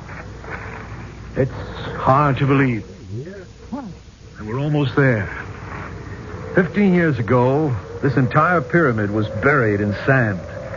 Sir Jeff uncovered it on the 2 former expeditions. What a tremendous job.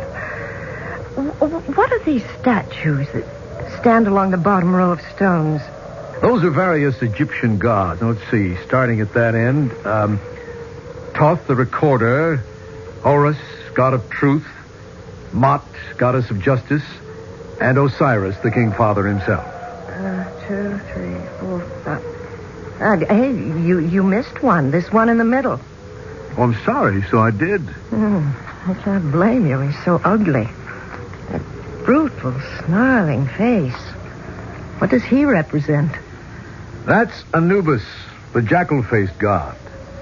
Officially supposed, coincidentally enough, to be the greeter of the dead. I don't think I'd care to be greeted by that, dead or alive. What do you mean, coincidentally? Well, this is where an accident happened. You mean where the man was killed? You heard about that? Who told you, Sir Jeff? No, it was, my driver. Oh. Bad news travels fast in this country. In any country. Ooh, what a cruel, bestial face he has. What does greeter of the dead mean? He weighed the hearts of the dead before welcoming them to the great halls of Osiris, the judge and the sentencer. Oh, he's not quite as bad as he looks. Do tell. I think I'll have that hand down now. Oh, here you are.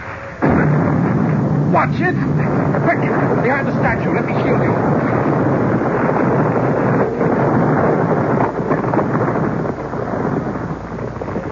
You all right, Diane?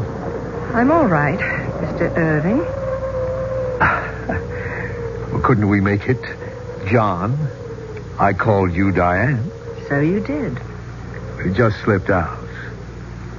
Did it scare you? If you mean the explosion, of course it did. Dynamite. What was the dynamite for, John? That's just what Sir Jeff's going to want to know. He's going to be hopping mad when he gets back. Damn that Sargon. Who is Sargon? Our esteemed Egyptian colleague and so-called archaeologist who's been gumming up this expedition ever since it started. Gumming it up? Yeah, he resents all outsiders who come here on what he considers his territory. Well, you can't blame him, I suppose. It's his country. But just the same, the guy's pretty hard to take. For some reason, he wants that tomb to remain sealed. With that dynamite he set off, maybe he's just gotten his wish. Now, come on. I'll see you back to your tent so I can go find out just what damage has been done.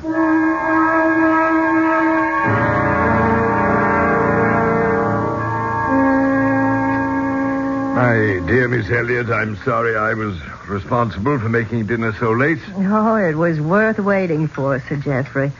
This Arabian coffee is delicious. What was all the trouble with Sargon this afternoon? Well, this morning he wanted to dynamite the entrance open. I said we should wait till you got back. I knew you wouldn't go for it. My God, if we had a cave-in, the whole tomb would have been reburied. To say nothing of the possible damage to inscriptions inside. So? Well, he got so red-necked about it, I told him he could set the charges in case. Oh, that was foolish. I know, sir. But I never thought he'd be pig-headed enough to set them off on his own hook. That is it, Oh, Sargon, my dear fellow. Come in. Join us in coffee. I do not break bread among my enemies. Or with the infidel. Now, wait a minute. No, Sargon. I know you're upset, but there's no need to be rude. I don't believe you've met our guest, Miss Diane Elliot. Ali Atman Ben Sargon, one of our most noted Egyptologists. How do you do? Your servant, Anissa. Now, about this thing this afternoon. Mr. Irving said the orders came from you. Why, you... John. If he denies that, he lies. You think I'm going to sit still for that... Sit down, sir. I will not have this bickering in front of a guest. It can be settled later. In the meantime, fortunately, there's been no damage of consequence, and the way into the tomb has been opened. No harm has been done. A great deal of harm has been done. The crew has deserted. What? That is what I came to tell you. They have taken all our transport and left. I tried to stop them, I bet you did. Now, look, Sir Jeff... Just a moment, John. Oh, why, Sargon? Perhaps they are wiser than we. A small hole was blown through to the inside, and out of it, they say, comes swirling a fearsome Efreet that grew 10 times taller than a man, and belched a cold, freezing breath from his mouth that carried death in the air. They ran in terror from the ancient curse. They knew the stench of evil in the air. Well, that's preposterous. As an archaeologist, you know the fetid odor of death is always present when a tomb is opened. Bunch of simple-minded nitwits. Perhaps. Except that as a simple-minded Egyptian, I agree with them. Oh, you intend to leave On the contrary, I intend to stay I was referring to the stench of evil, and not from the graves of my ancestors, which I shall remain to protect. Why, that son of a... You're going to let him get away with that? John, I'm sure it was a misunderstanding. Bear with me, please. Tomorrow may be the end of a long, long dream. Now let me go and pacify poor Sargon. You intend to open the tomb tomorrow? Well, the main breach has been made. I'm hopeful it can be managed. Well, then we must have the press here. I'll go into Cairo tonight. The men have taken the trucks. Well, there's still Diane's Jeep.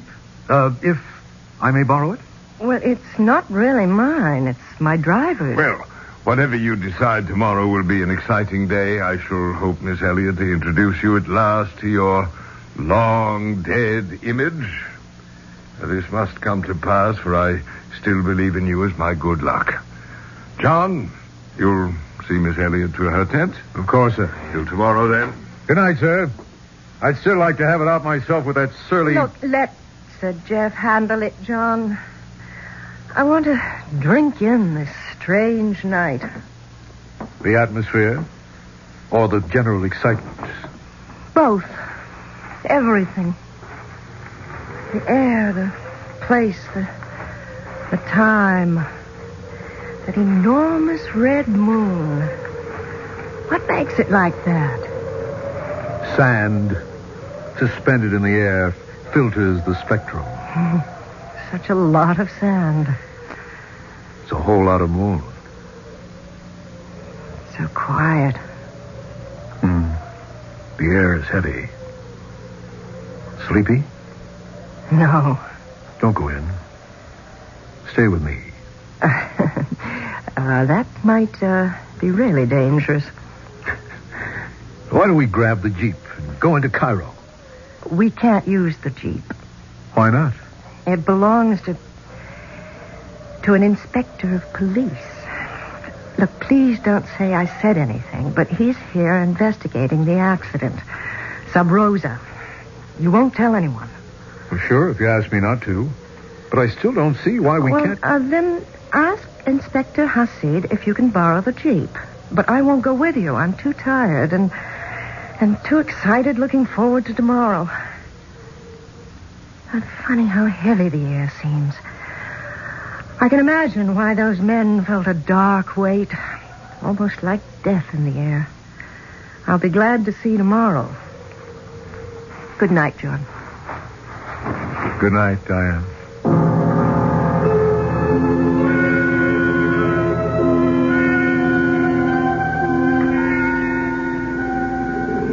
Diane? Diane? What is it? Are you dressed? Can I come into your tent? Yes. I was just starting to go to bed. What is it? Look, I don't want to alarm you, but the men were right. There is death in the air tonight. Well, what now? Oh, it's nothing to do with the legend. Totally atmospheric. A simoom is on its way. We must race it back to Cairo. But the tomb... The tomb can wait, as it has waited for centuries. Oh, but there won't be room in the Jeep for all of us. Only you and I are going. And the others? Sir Jeff and Sargon won't leave the tomb. Inspector Hasid won't leave Sargon and remains to protect Sir Jeff. What does that mean? Sargon is not to be trusted. Sir Jeff and the inspector know that. But if we have to run for safety, what about them? Well, they'll be safe in the excavation. It's like a tornado cellar.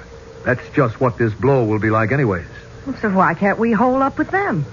We could, if you think you can spare the time. What's that mean? A simoom. It could blow itself out in 6 or 7 hours or 6 or 7 days. Now, can you spare the time?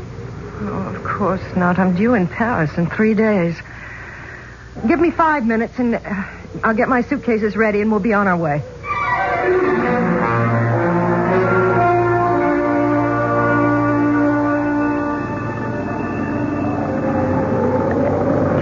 It's getting worse, isn't it? How far to Cairo?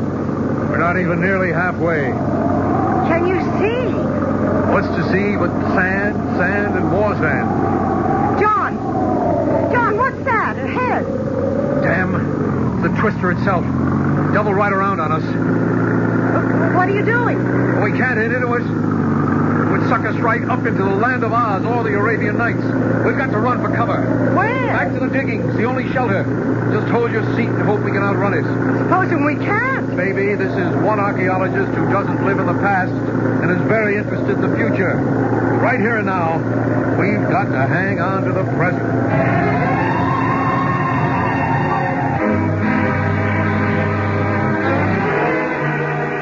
Whatever the effectiveness of the ancient curse, it seems the fates conspire to bring Diane Elliott and John Irving back within its range.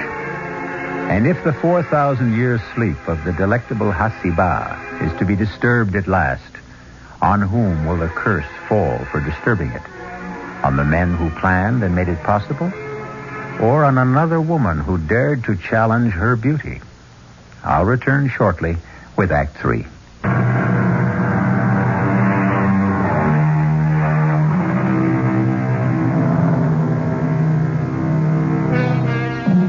In the outer chamber, shielded from the wild gust and the roar of the simoon raging outside, Sir Geoffrey and Sargon have isolated and almost cleared the door to the mastaba itself. They are engaged now in cleaning up the debris the explosion earlier in the day had caused. That does it. The door is free. 15 years. And the moment is here at last. I am about to enter the tomb of Hasiba. My countrymen have waited 4,000. Come, Sargon. Let's for God's sake not at this minute. What is it? There's someone coming. The dead are arisen. But it'll be silly. It's from the outside. Why, it's Miss Elliott. The bad penny and companion. Turning up again. Well, what happened? Couldn't make it, sir. We just beat that old twister back here to safety. Turned around on us. Just the two of you? Yes. What happened to your driver? We understood he stayed with you. We have not seen him. We thought he stayed with you. Oh, he probably took off with the rest of the crew. Are you all right, Miss Elliott? Oh, yes. Well, then let's forget the elements, the momentary inconveniences and everything but the incredible, the marvelous, the unbelievable moment that lies ahead of us. We're about to enter the tomb of Hasiba. But the storm... The storm will blow itself out. We are lighting candles to illuminate centuries of the past. Come, John, Sargon, help me push open the door. I do not care to see the tomb opened. I am not surprised. Inspector Hasid. Yes, Miss Elliott. Inspector? Yes, Ali Athman Ben Sargan. Inspector Hasid, with a very sore head where someone knocked me out. To deny me the sight of the tomb and its contents. By all means, let us open the door. I am not asking but commanding with this gun. Let's go, Sargon.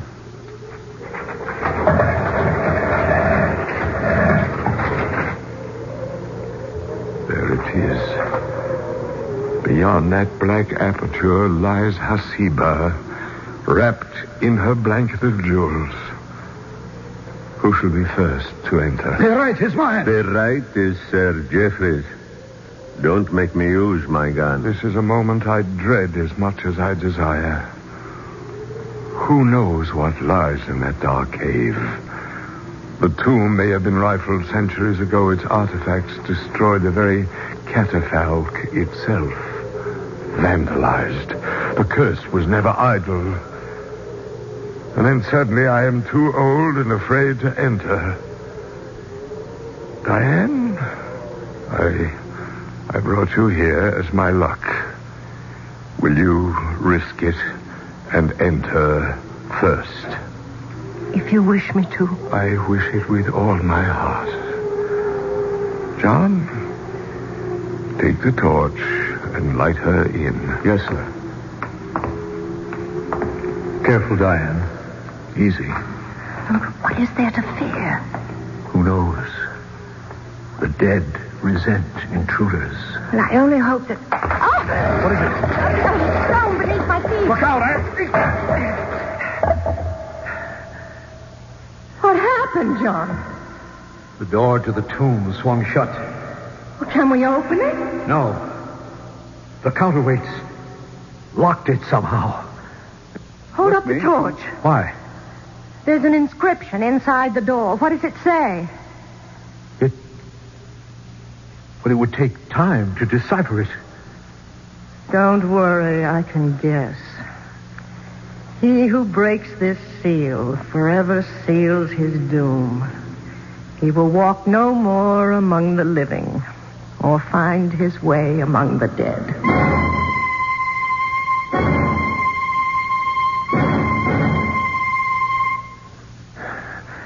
It's just what I was afraid of. Hopeless. The door can't be budged. What happened? The stone you stepped on, designed to trip the counterbalancing rocks and lock them. To get the door open now, they'll have to blast. So that was Tophne's ancient curse. It's pretty effective. Look, hold up the torch, John. Is that better? Yes. It's not a very large chamber. No. In the center there, is that? Yeah. That's the catafalque. Hasiba. Can we look? Why not? Poor little princess. Poor little rich girl. So young. Can we open the sarcophagus? I don't know. Somewhere there should be... Well, let's see. Ah, here. It's too heavy. As far as I dare slide it. Such a big coffin for such a little girl. But she is lovely. The face is only a death mask. Where are the jewels, John?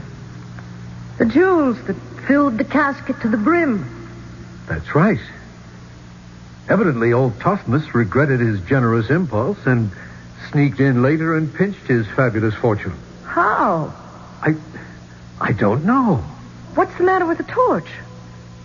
I'm afraid it's going out. Well, can't we light it again? No. Lack of oxygen. We've got to get out of here. Haven't you any idea how? The catafalque itself. Let's have a look. But how? Where? It's just a simple box. Except here, at the foot of it. Carved in bas-relief. Oh, wait. Let me hold the torch close. Yeah, that's better. What is it? That face. The god you showed me outside the pyramid. With the jackal face. What's his name? Anubis. Greeter of the dead. But he has another name. The opener of the ways. Diane, maybe this is it. Press it. Try it. Yes. The opener of the ways. Oh. Smell that, Diane. Fresh air. Look at the torch light up. And there are steps beneath. We're free. I wonder, John. I wonder.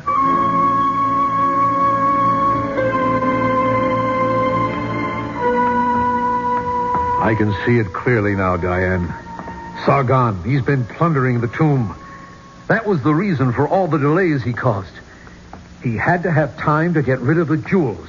And now, unless we escape somehow, he's safe. Inspector Hasid won't let him go. We might as well have all the cards on the table. When I stumbled into you entering the chamber, it was because Sargon pushed the inspector against me and grabbed the gun. You can be sure Sir Geoffrey and Hasid are both dead by now. And Sargon is on his way to freedom with the jewels. Well, then it's up to us to stop him. How?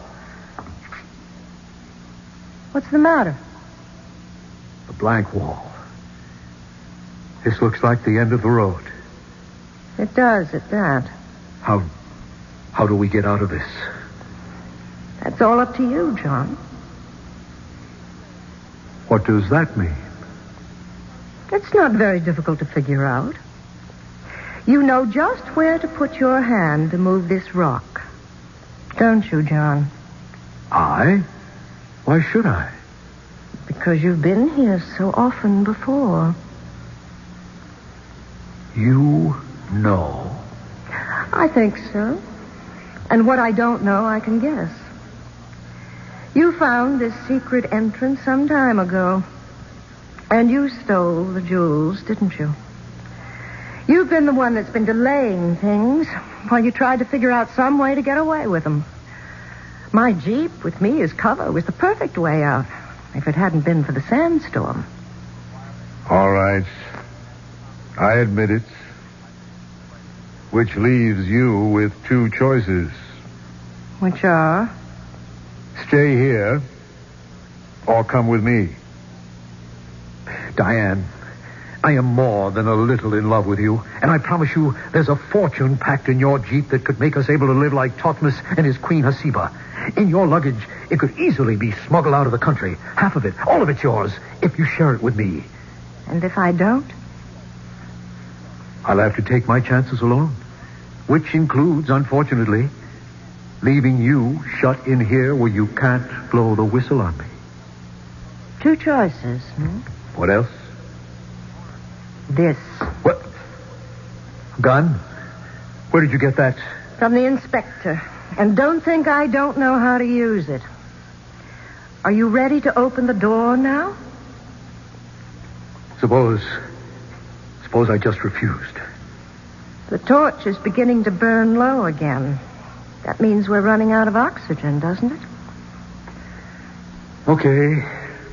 You win. Here, catch it.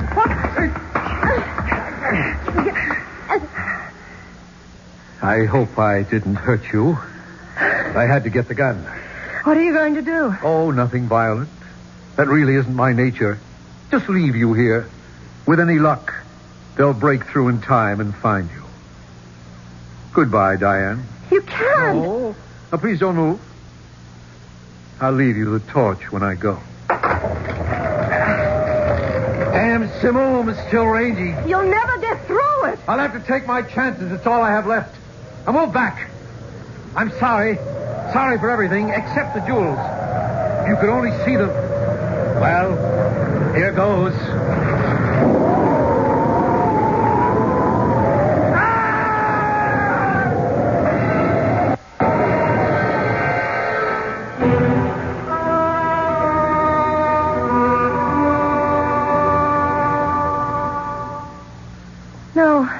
No, I'm all right. You must rest, my dear. There's time later. No, I want to finish telling you. He was leaving, and he had started the door or the statue base that closed the secret entrance, and then suddenly the wind was too strong, and he fell back and got caught in all those tons of stone, just like the other man. I would spare little pity on him, Miss Elliot.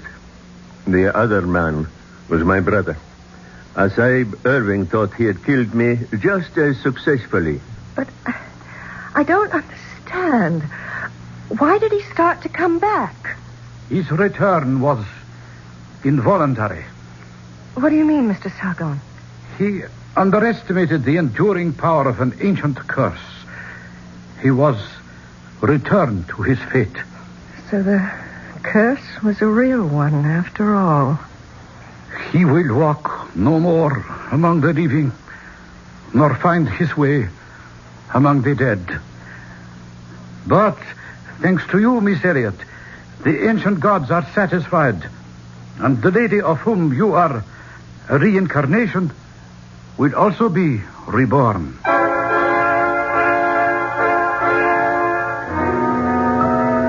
Hasiba, the gazelle-footed, trailer of perfumed musk. Hasiba, the doe-eyed, radiant perfection of the three worlds. Why shouldn't she be reborn? I'm in favor of it. What man wouldn't be? I'll be back shortly. And we'll return.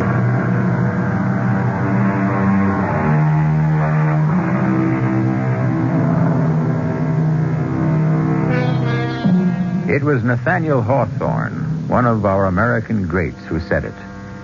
A grave, wherever found, preaches a short and pithy sermon to the soul. Let my comment on this tale be as brief. Let the dead past bury its past, nor pause too much to think on today. The future is what leads us on. If we march to any banners, let it be to those. Our cast included Kim Hunter, George Petrie, Arnold Moss, Dan Ocko, and Ian Martin. The entire production was under the direction of Hyman Brown.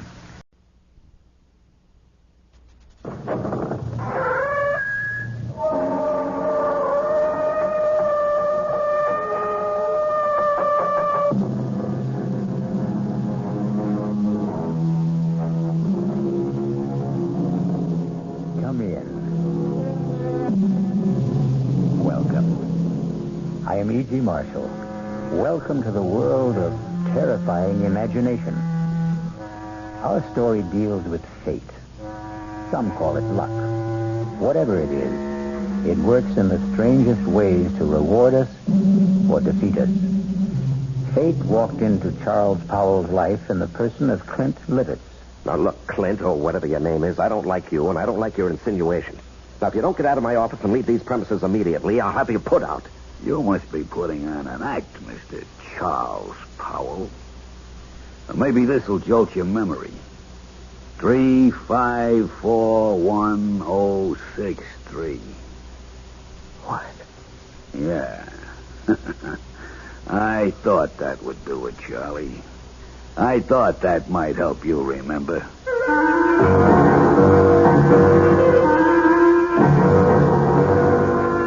Our mystery drama, No Hiding Place, was written especially for the Mystery Theater by Sidney Sloan and stars Larry Haynes.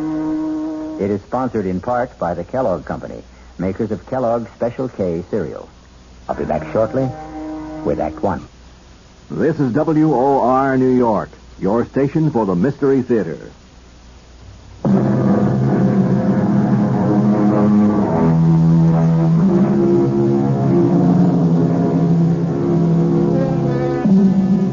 Everything looked right to Charles Powell that crisp September morning when he walked into his executive office at the J.P. McCready Company. And why shouldn't it? Charlie Powell was a big shot there. At 37, executive vice president of one of the largest manufacturers of heavy construction equipment in the country. And he had done it all in less than 12 years. It was a real-life Horatio Alger story, even to his being engaged to J.P. McCready's daughter, Allison. How could anything go wrong? But it did, the moment he walked into his private office. Yes, Elsie. There's someone to see you. Appointment? No, sir, but he says that you'll see him. Mr. Powell, Mm-hmm. maybe I'd better come in and explain. Yes, all right, come in. Sorry if I sound strange, but really, Mr. Powell, that man is kind of frightening. Frightening?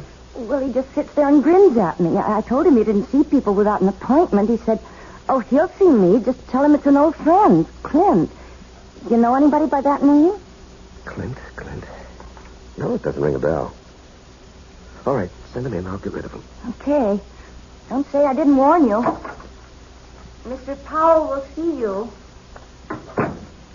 Nice of you to see me, Mr. Powell. Well, I try to see everybody, Mr. Just Clint. I don't think you ever knew me by anything but Clint. You must remember, Mr. Powell. Well, I'm sorry, but I don't... Come on, give it a try. Give it a good try. Now, look here, I'm busy, and I have neither the time nor the patience. You must be putting on an act, Mr. Charles Powell.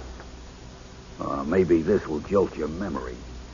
3541063. What? Yeah. I thought that would do it, Charlie. I thought that might help you remember.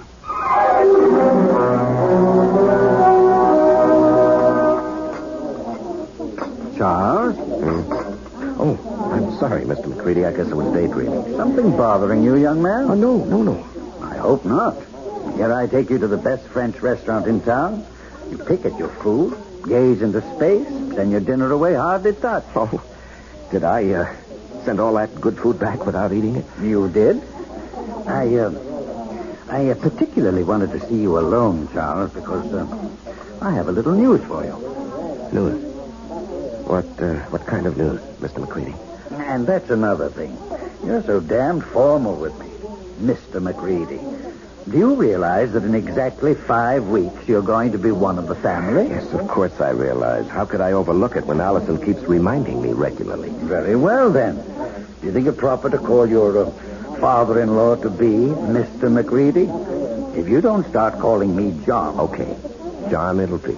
I'm going to leak a little information to you. Yes?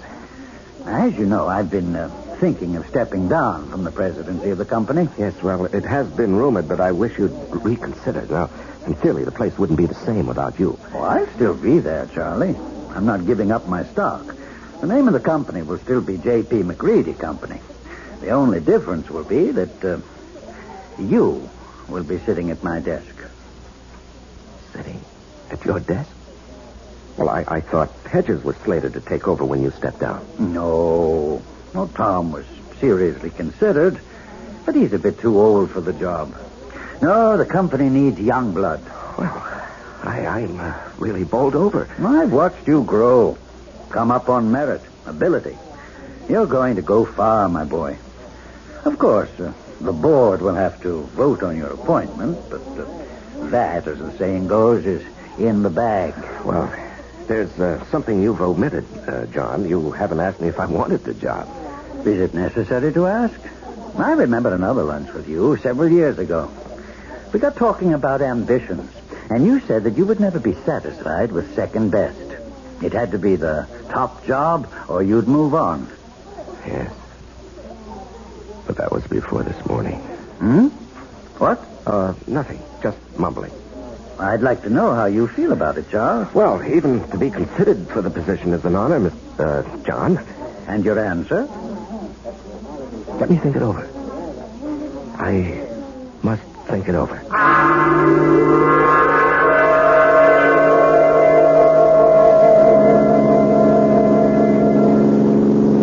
Trying to collect your life insurance, Charles? What? The way you're driving. Are you out to get me, yourself, or both of us? Oh, I'm sorry, dear. I guess I didn't realize how fast I was going. This car has more power than it needs. More than I need. I'm sorry. At least it gave us a topic for conversation. What did? You're driving. Darling, I'm the girl you asked to marry you. Something is troubling you, something big. Allison, did your father tell you what he's planning? Dad never told me anything. I have an idea he thinks of me as a bird brain. He wants me to take over the presidency of the company. That's marvelous. Couldn't have made a better choice. Well, you're prejudiced. But it's a nice kind of prejudice. I don't think I'll accept. What? But, darling, it's right for you. You've worked toward that goal. You're the right man for the job. Am I? What is this? Lack of confidence, buck fever? You're being ridiculous, darling. No, I'm being practical and sensible. My being president of the McCready Company would bring nothing but trouble. What are you saying? I'm even considering resigning my present job. Why? Allison. Tell me. Whatever it is, I'll never stop loving you. I'll tell you. When I get up enough courage. Please, darling, be patient with me. Just be patient. I love you, too.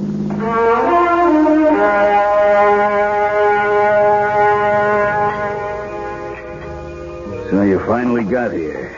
Thought you were going to forget our appointment. Now, you didn't really think that, Clint. Oh, I knew you'd come. You wouldn't dare not to come. Sit. You got it with you? Yes, I've got it. And small bills. 5s, 10s, as specified. Let's have it. Here. And a pretty manila envelope, too. Nice and neat. Thanks. Now, look, I don't know how much longer I can do this. You'll do it as long as I say. And if I run out of money?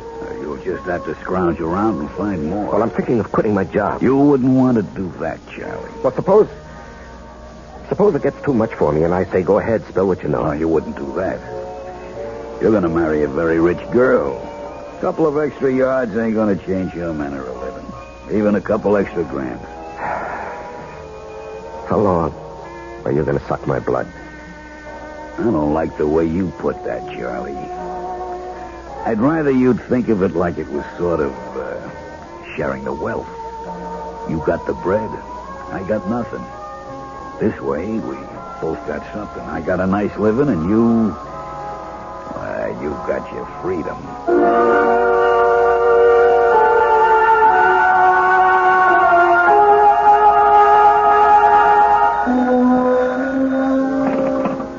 Hello? Charles? Oh, yes, Mr. yes, John. Sorry to bother you at this hour. You wanted to sleep, were you? At 10:15, no. The reason I'm calling... Yes. Is something bothering you, my boy? Well, I've had some things on my mind lately. I'm sorry it was so noticeable. Well, it occurred to me that a young man gets a bit absent-minded as the day of his wedding approaches. Perhaps a bit frightened. No, it isn't that, J.P. Oh, excuse me, John. Someone's at my door. Hold on. Just a moment. Forgive me for coming here. I've got your father on the phone. Come in, darling. Hello, John. It was just the porter with a package. What were you saying? Oh, nothing really. I'm just concerned. Whatever's troubling you can be taken care of. I'm backing you all the way. Well, I appreciate your feelings, J.P., but there really is no cause for concern. I'll snap out of this in a day or so. Good. It's reassuring to hear you say that. Now, forgive me for disturbing you. No, I wasn't disturbed. Thanks for calling. Good night. Good night, J.P. Even Dad notices that something is wrong. Yeah. I haven't seen you in 3 days. You trying to tell me something? All I want to tell you is that I love you very much. From a distance. Hmm?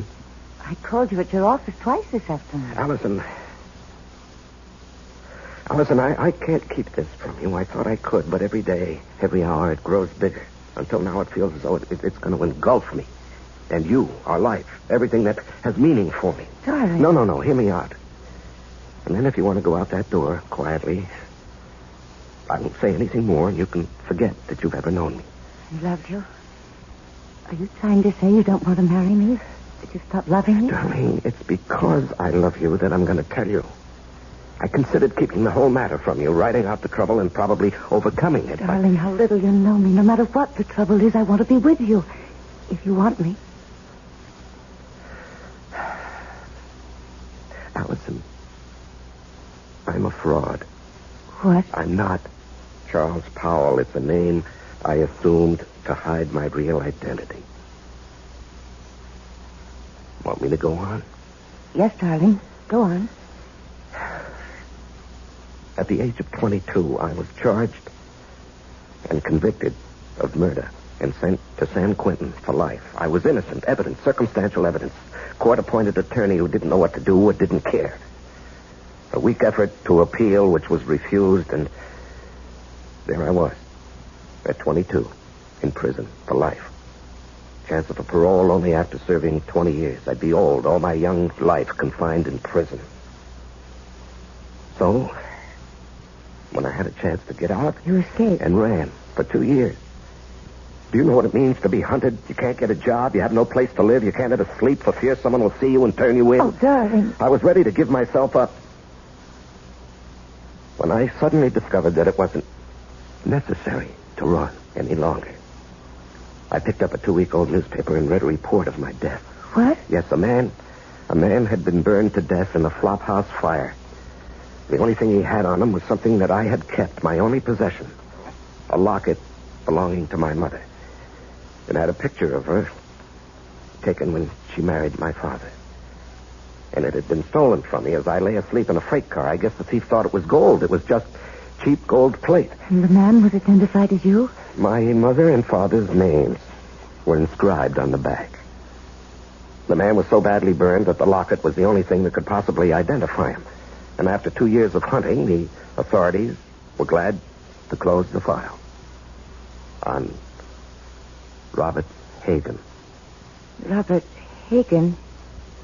Sounds so strange. The name doesn't fit you. Oh, it sounds strange to me, too, now. Darling, I'm innocent.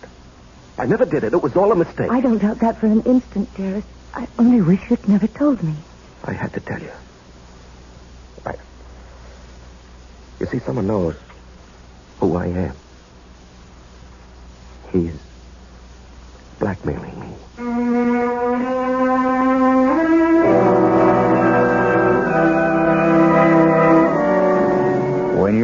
When blackmailed, you don't have many alternatives. Charles Powell's whole life, his future, the happiness of the woman he loves, all hang by a very thin, flimsy thread. I'll be back shortly with Act Two. I'm High Brown, producer of Radio Mystery Theater. And as you may imagine, I'm excited about this new adventure in modern radio, this new statement of radio's marvelous power to stir the imagination.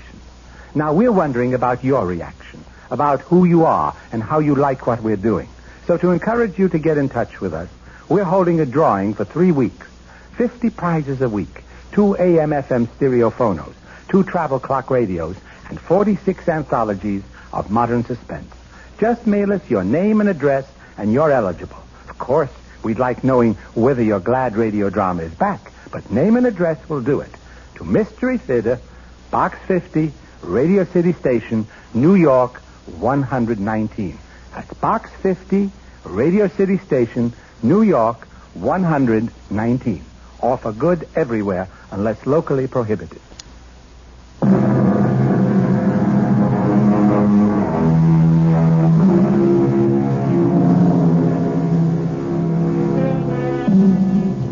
When Charles Powell chose to give in to his blackmailer, he didn't envision the trouble that was building up for him.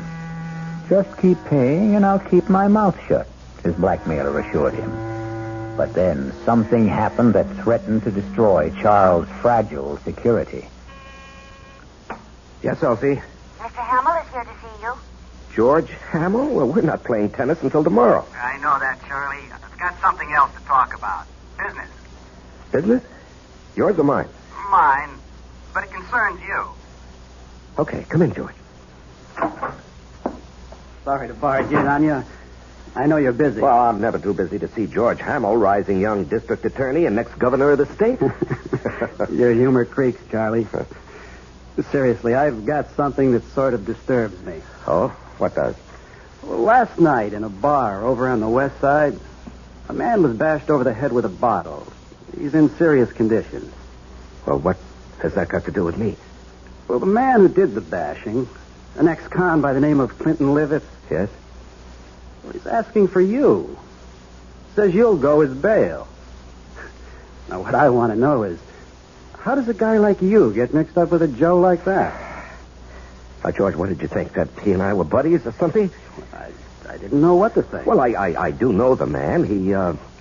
He applied for a job with the company a week or so ago. The foreman who interviewed him discovered he was an ex-con, and he refused to hire him. It was brought to my attention when one of the societies that helps ex-cons called me. So you got him a job in the plant? No, I couldn't. I mean, I wouldn't go over the head of the foreman, but I did see him, and I handed him a couple of dollars. A couple of dollars? You know how much money he had on him when we brought him in? $276. Oh, well, maybe he got lucky at the races with the money I gave him.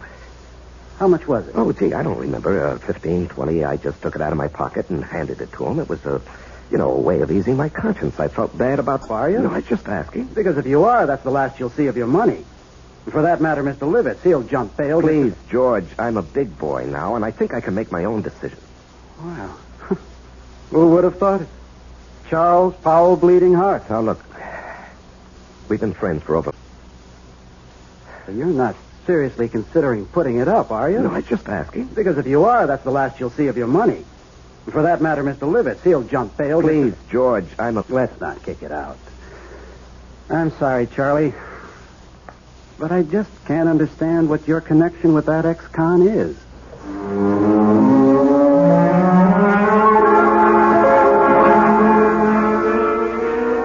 And Mr. Powell, kick that all out because of some stupid disagreement. No.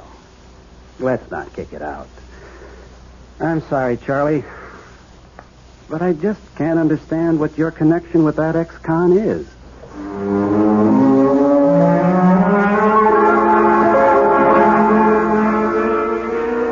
And Mr. Powell, I hope you'll understand. I accept Clinton Livett's case with strong reservations. Yes, I understand, Mr. As an Hargrave. attorney, how shall I put it? You don't like your client. Exactly.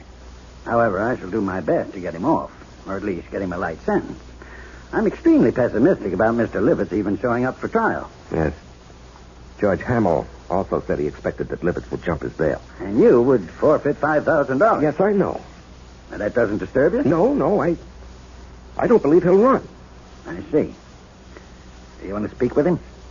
He's been released. He's waiting in the other office. Not particularly. He says he wants to see you. Oh. Well, in that case, yes, I'll see him. Send Mr. Livitz in. I'll leave you alone. If you need me, I'll be in the other office. Now, come in, Mr. Livitz. Mr. Powell will speak to you. Nice. I'll be back when you call. Just flip the switch on the intercom. Yes, I will. Well, you sure know how to complicate things, Clint. Story of my life. Do you realize you could go up from 1 to 5 years for what you've done? No, it couldn't happen. What do you mean it couldn't happen? Because you wouldn't let it happen, Charlie. Look, even with the best lawyer defending you, he can't guarantee he'll win the case. You won't let me go to prison, Charlie. I'm doing my best for you, but... No buts. I'm not going back to the pen. Okay, you're not going back. Now, suppose, during the trial, if things look bad, we get you out of town and let you run for it. Forfeit your bail. Oh, you'd like that, wouldn't you? I'd be out of your hair, and all it would cost you would be the 5 G's for the bail. No. I'd give you a substantial sum. Oh, Mr. Powell. No sale. I'm too old to run. Well, suppose I got you out of the country. With a good hunk of bread stashed away for me? Swiss bank account. I don't know. Why don't we play it by ear?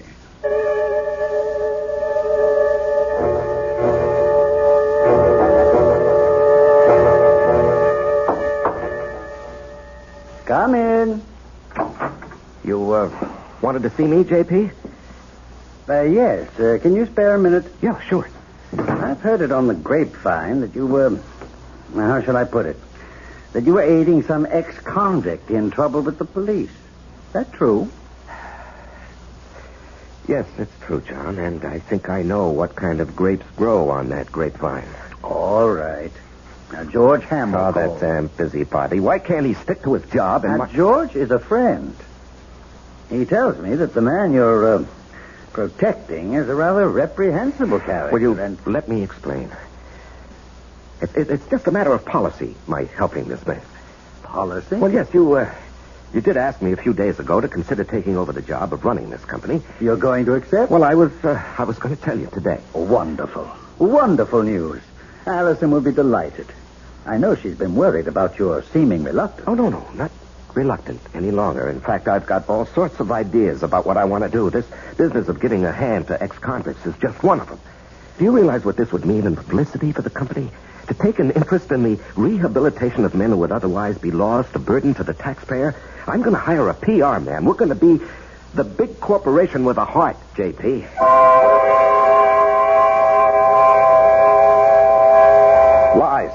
Lies, and more lies.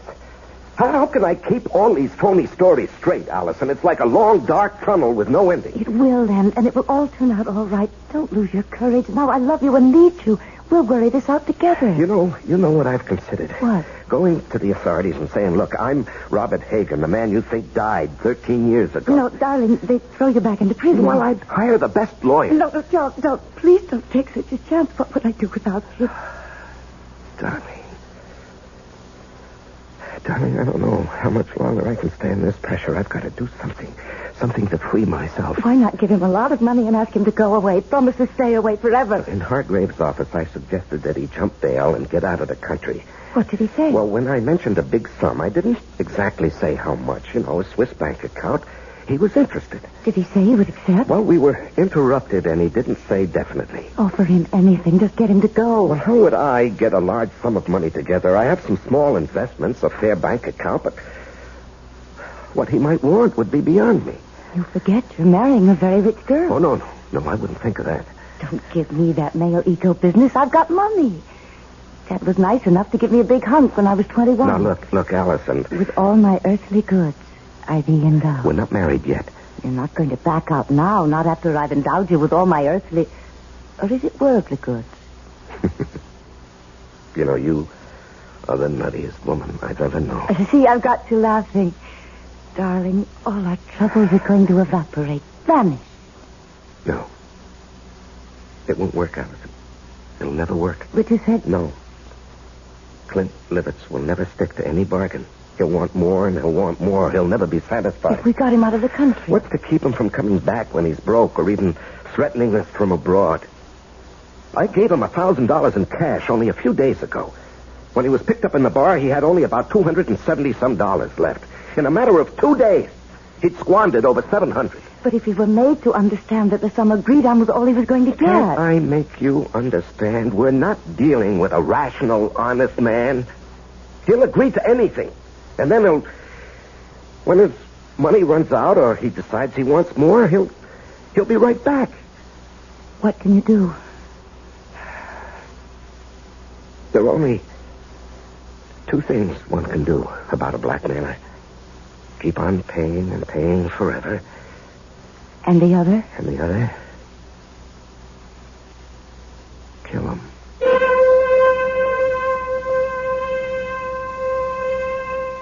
Just 2 ways to deal with a blackmailer. Charles now must face his conscience. The thought that has been in the hidden recesses of his mind has been spoken aloud. We will be back shortly with Act 3. This is WOR New York, your station for the Mystery Theater.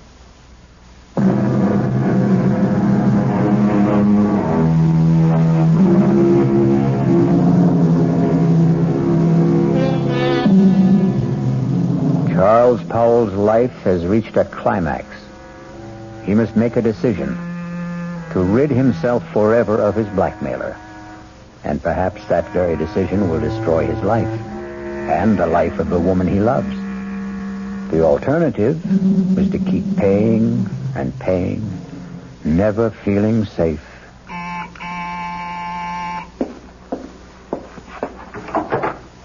Oh, Allison, I was, You were expecting him, weren't you? Yes. I gathered as much when I called you at the office this afternoon. Aren't you going to ask me in? Yeah, come in. You were so evasive. Well, he, wanted to see me this evening. He, wants more money. And you're going to give it to him? Well, I haven't many choices, have I? You mentioned one. No, Allison, I'm sorry I let that slip out. I didn't mean it. I couldn't go through with that if I wanted to. I could. What? Honey, you don't know what you're saying. I know very well what I'm saying. How long do you think you can keep this business hidden? Well, I don't know. Maybe forever. Look, he's not a young man. All those years in prison, the kind of life he's led. How many years do you think he has left? He could die tomorrow. He could do something tomorrow that would expose the whole game, and then where would we be? No, Charles, I love you. I want us to marry and live a good, peaceful life. How can we with all that hanging over us? Oh, Allison, darling, you don't really know what you're suggesting. Look, maybe if we could get him to leave the country. You said there were only 2 ways to deal with a blackmailer. To keep paying? No, to murder him is unthinkable. George Hamill asked me to stop by at his office this afternoon. Why? He's not stupid. The story you gave my father about helping ex-convicts as a public relations stunt didn't wash with him. He wanted to know what I know. Well, he was just fishing. The best way would be to make it look like an accident. Allison, Hear me out. A car accident. How? If I cracked up with Clint in the car, I might be the one who gets it. And what guarantee do we have that he would die? No, you can't be in the same car. If he were in another car and you were following him, and if you raced ahead of him and cut him off and forced him to crash off the road. Oh, if. It's too iffy. It's so impossible. It's so dreamlike. It was a dream. Last night I dreamt you were in a car with me. We saw Clint up ahead of us. I said, there's Clint ahead of us. Cut him off and make him crash. Faster. We'd nearly caught him. Now we're alongside him. Force him over. Cut in front of him. Then I woke up. I was calling out. I was afraid someone had hurt me. Oh, my darling. It was all so real. Oh, that's Clint now. Honey, you go out the back door. I'll phone you later. I'm going to stay and meet him. No. I'm staying. I've got something to say to him. He won't like your being here. Well, it sure took long enough. What's the idea, Powell? This is my fiancée, Allison McCready. What's she doing here? Will you come in and stop being childish? I ain't saying a thing. You got nothing on me. And remember, Mr. Powell, you got a lot more to lose than I have. You're not going to lose anything, Mr. Livitz. You're going to gain by my being here. Yeah? Mr. Powell has told me his story, and I agree that it must not get out. Go on. I've a lot more money than... Let me put it this way. Charles and I are going to be married. We want you to leave the country. I bet you do. Look, Clint, you'll do better by accepting our proposition. We intend to hand you $50,000. And an airplane ticket. One way. And never come back. And never come back. Well, I always wanted to travel, but... What? 50 G's. Just chicken feed. Well, that's all there is. Not enough. I'm thinking around $250,000. Out of the question. I'm not going to bargain with you. I can raise $100,000. No, Allison. It's worth it, Charles, if we can depend on Clint to wipe the whole matter out of his memory and just go away. Oh, you can depend on me. I'll keep my bargain. Then it's a deal? A deal. Good. It'll take about 10 days to raise the money. I ain't in a hurry. You are. And, speaking of money, that was the reason I, came tonight, Charlie. Yeah, here. That's $500. What?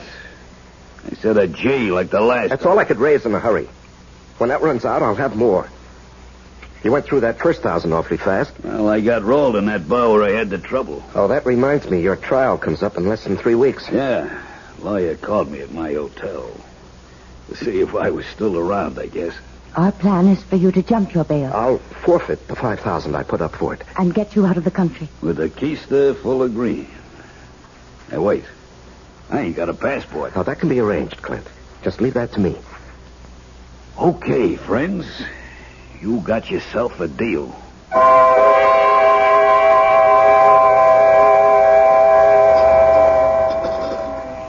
Say, Charlie. You're going to put this meal on your expense account, I hope. Too rich for your blood, George? Too rich for my pocketbook. That's JP's favorite French restaurant. Oh, yeah. Nice to have wealthy, high-paid executives for friends. I'm a simple man. I like simple things. And I like simple answers. Meaning? How long are you going to cling to that cockamamie story about your helping ex-cons rehabilitate themselves? Oh, it's the McCoy, George. That guy got something on you, Charles? Pardon, monsieur, the telephone for you. Oh, yes, thank you. Where is it? It is here, monsieur. I will plug it in for you. Thank you. Just like the movies. Yeah. Hello? Charles? Oh, yes, Allison. I know George Hamill's with you, else he told me you were lunching with him. Listen to what I'm going to say, but don't let on to George. Yes, dear. Allison says hello, and to remind you that in 2.5 weeks, she wants to see you at the church promptly at 11. I'll try to remember. Okay. He's all set, darling. Now, what's so important? It's got to be tonight. I'll have the house all to myself. Why is the color scheme so important? The housekeeper and her husband are going into town to see their 15-year-old son in the high school play. Well, I don't see that that's such a problem. Choose whatever color will make the bridesmaids happy.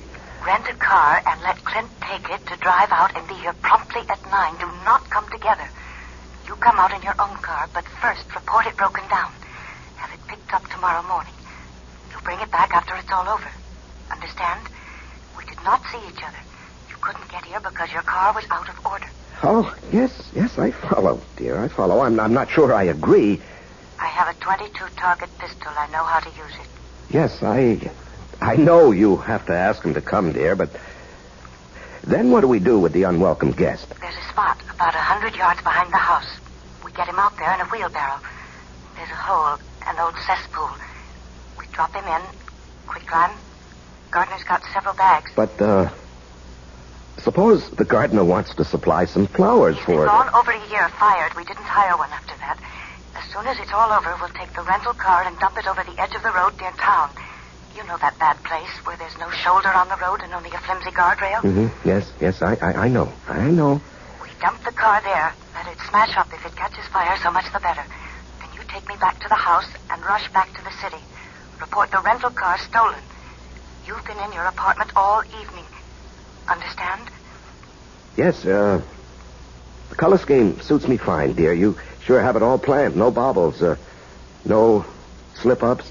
All planned. Yes, I'll be in my office till late tonight, 9 at least, if you want to reach me. Good. That was for George's ears, wasn't it? Yes, that's correct, Allison. Now, look, I have a report to get out. If you've completed your instructions, I'll get back to my lunch with George. Goodbye, dear. Wow. And that's only the beginning, Charlie. Wait till she gets you signed on the dotted line.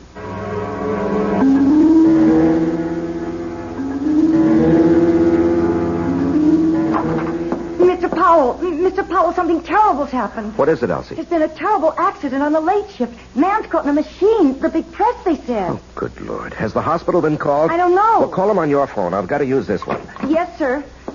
I'll call. And then call down to the plant and tell them I'm coming down. If it's what I think it is, the machine will have to be partially dismantled. Yes, sir. Hello? Allison, listen, there's a change of plans. Charles, where are you? I'm still at the office. Something's happened. It's 8:30. He'll be here at 9. Yes, I know. He has the rental car. I got it for him. When will you be here? Well, there's been a bad accident on the night shift. A man's caught in the big metal press. I've got to help get him out. But us? What about us? Well, when he comes, stall him. Just tell him what happened, why I'm delayed. I haven't got the money, Charles. Tell him I'm bringing the money, the airplane ticket, and the passport. Just stall him. I'll do my best, but hurry. He scares me.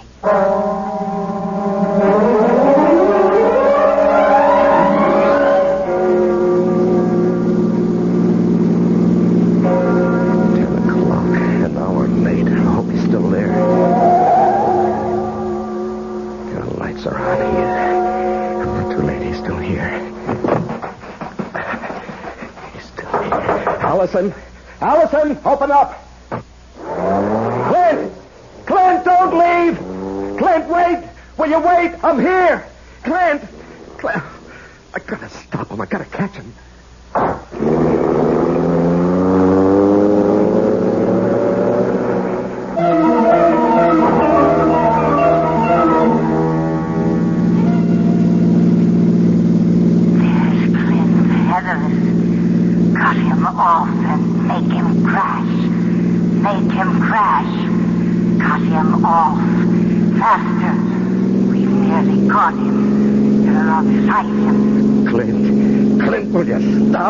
I'll run you off the road.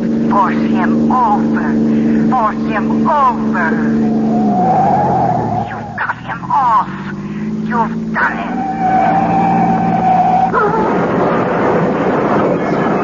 Crushed and burning. Let him burn.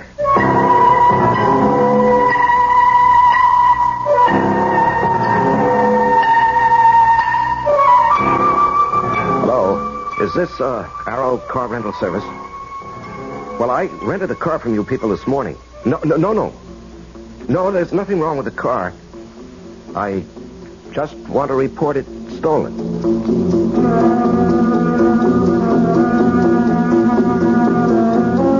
The City Foreign Car Service? Look, I asked for my car to be picked up in my driveway. It's still here, and I called, or rather, my secretary called at 10 this morning.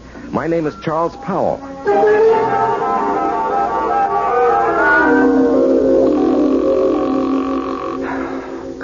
Come on. Will you answer the phone? Oh. Yeah, just a moment. Oh, George. George, it's kind of late for a visit. Come in. Thanks. I was just trying to phone Allison. Boy, what a night this has been. There was an accident at the plant. Peterson. I hope they don't have to amputate. I heard. Yes, and then when I got outside, I had a date with Allison. The car that I had rented this morning was missing. It was stolen. What happened to that great, big, powerful foreign job of yours? Oh, it wouldn't start this morning. Had Elsie call the service people, but they hadn't picked it up yet. I just called them. They have a night answering service. You've had a busy evening. Yeah, very. Well, I think I can clear up one of your puzzles, Charlie. Your rental car was found with a thief in it. You, caught him? Dead. Burned to a cinder. Oh. Must have been going at a terrific speed. Tire marks on the road as he went off. Cracked up and burned. Yeah. Some kid? No. This may surprise you. It's your protege, Clint Livitz. We found enough of him to identify him. And a slightly burnt, but still usable bankroll of sizable proportions. Well, that closes his case, doesn't it? And opens up several others. Incidentally, where were you all evening? Home. After I got back from the plant. You didn't go out? Well, I told you my rental car got stolen. I came home by cab to change my clothes. The big car is out of commission. I won't play games with you, Charlie. I checked it in the driveway just before I came up. The engine is still quite warm. You want to explain that? No, I don't want to explain. Charlie, I'm arresting you for murder. I must warn you that George, what are you talking about? Are you accusing me of Clint Livitz's death? No, that was obviously an accident. I'm holding you for the murder of Allison McCready, the girl you were going to marry.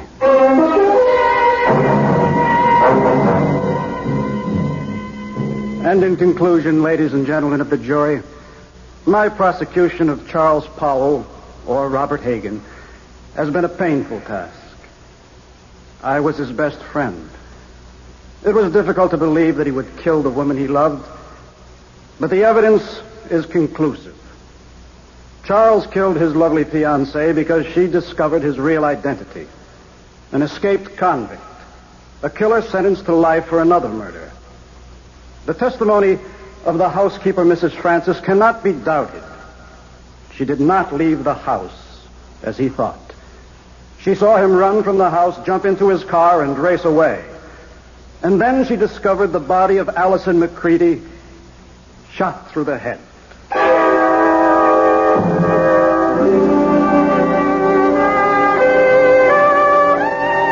Your Honor, may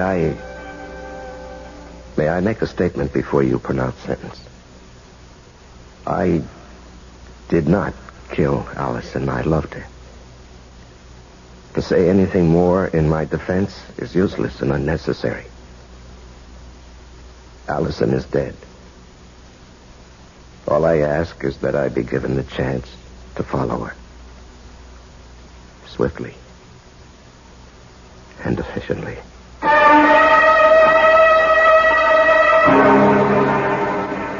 And so a man is twice accused of murder and twice sentenced for the crime.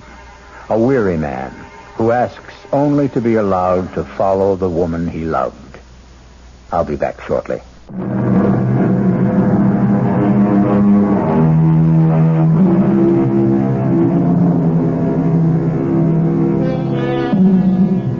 And there we have it. Charles Powell's joust with fate. What difference did it make that he knew that Clint had murdered Allison?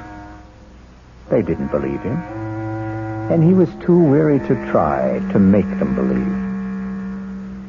Our cast included Larry Haynes, Ann Meacham, Jackson Beck, Sidney Walker, and Tom Keena.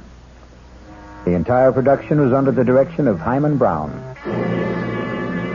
Now, a preview of our next tale. I don't understand it. Tub's bone dry, ma'am. Hasn't been used. Now, not tonight, anyway. His clothes. Howard's clothes. He'd empty his suitcases and put his clothes in the closet. Here's his suitcases, too. Just ladies' clothes. Yours, ma'am? Yes. Hey, look, this dream you had. It was no dream. Okay. So maybe you imagined... I didn't imagine anything. Do you imagine a husband? Do you imagine a month-long honeymoon? Do you imagine a man in a chair with a knife in his chest? Radio Mystery Theater was sponsored in part by Anheuser-Busch Incorporated, brewers of Budweiser. This is E.G. Marshall inviting you to return to our Mystery Theater for another adventure in the macabre. Until next time, pleasant dreams.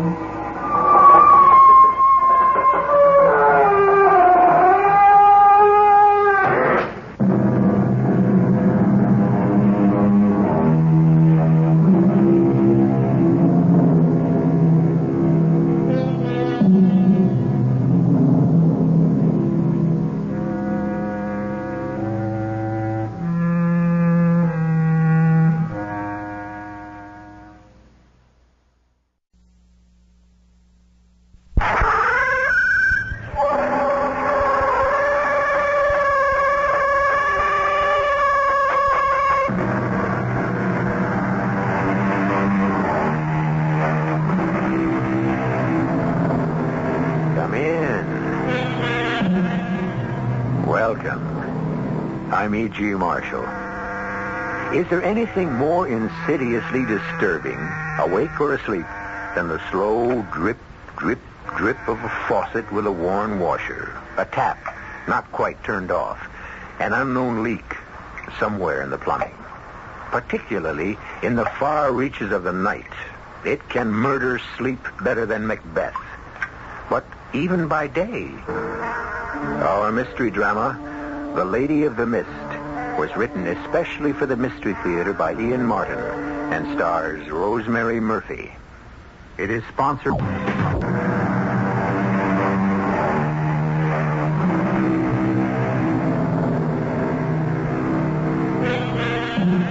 Drayton Manor is not nearly as old as the House of Drayton itself. By that I mean that the structure is probably not much over 200 years old. But the Drayton family is listed in Burke's Peerage as far back as the War of the Roses. And the present house is certainly built on the foundations of the ancient castle which guarded the head of the lake and the river that feeds into it. But this is 1975, and once again, a remodeling is in order. I located the trouble right here, Lady Drayton. Miss Drayton, Mr. Giles. The title, such as it is, evolves only on the men in direct line. My brother Charles, for example. Or if I had a son. You, a son? We shall hope it isn't likely since I'm not married. So, that great booming drip of water I hear in my bedroom is just caused by this leaky old faucet. All it is, Mom, that it bounces off the drain and makes it all echoey-like and strange from below. Can't we do something to stop it? My brother and his new bride have to sleep right under this. I tried a new washer, Mum, but the old stem is so warm. Can you stop the noise is the important thing. Oh, yes. All it takes is to be careful. Like when you turn off this here cold tap, you just gives it an extra little nudge, like, and she's tight as a drum. Well, thank heavens. That drip, drip, drip was like the Chinese water torture. Enough to drive a person stark, staring mad. Oh, nothing new in these parts, though, or in this family. Hey, your ladyship. Miss Giles. Miss. Sir Charles is the lord of the manor, but in this day and age, who pays attention to such things anymore? Oh, around here we cling to the old ways and the old superstitions. Sort of rubs off on you without your knowing it, you might say. Just looking out that window there at the waterfall, twilight coming on as it is. If I didn't know better, I could swear I could see the Lady of the Mist peering through there like it was a veil or a curtain. Now, come along, Giles. I don't know what's come over you. Oh, just remembering and hoping she's resting easy now. Who? Her. What puts the water madness on you like she did to poor Sir Charles' first wife? Oh, Giles, nobody knows if the woman really ever existed. It's all just folk legend. Oh, she existed all right. You'll never convince me or any of the plain folk hereabouts she didn't. Lonely she is, calling people across the veil to the other side to keep her company. And the animals. The what? Well, they've took the water madness again ever since the news of the wedding. Peter Dombey found 2 of his sheep wandered, and they came up drowned in the lake. And I lost me old cow. I'll take odds that's where she's off to. Oh, she'll turn up one of these days. If your Lady of the Mist is lonely for company, why pick on animals? I'm sure she'd rather have someone to talk to. But even if she doesn't, why does she return them? Dead, she does.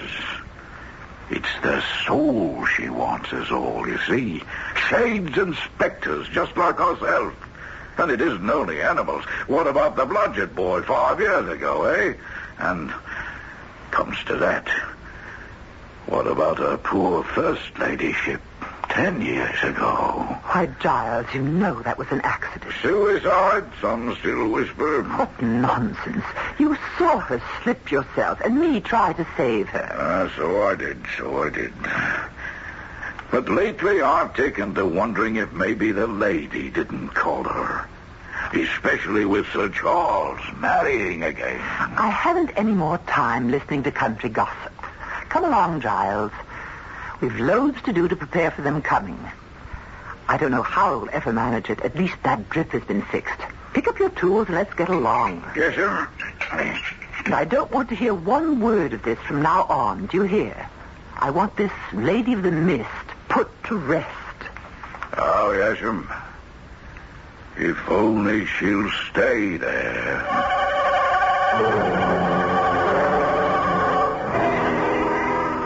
I should have been more vexed with Giles if I hadn't been so put out with Charles.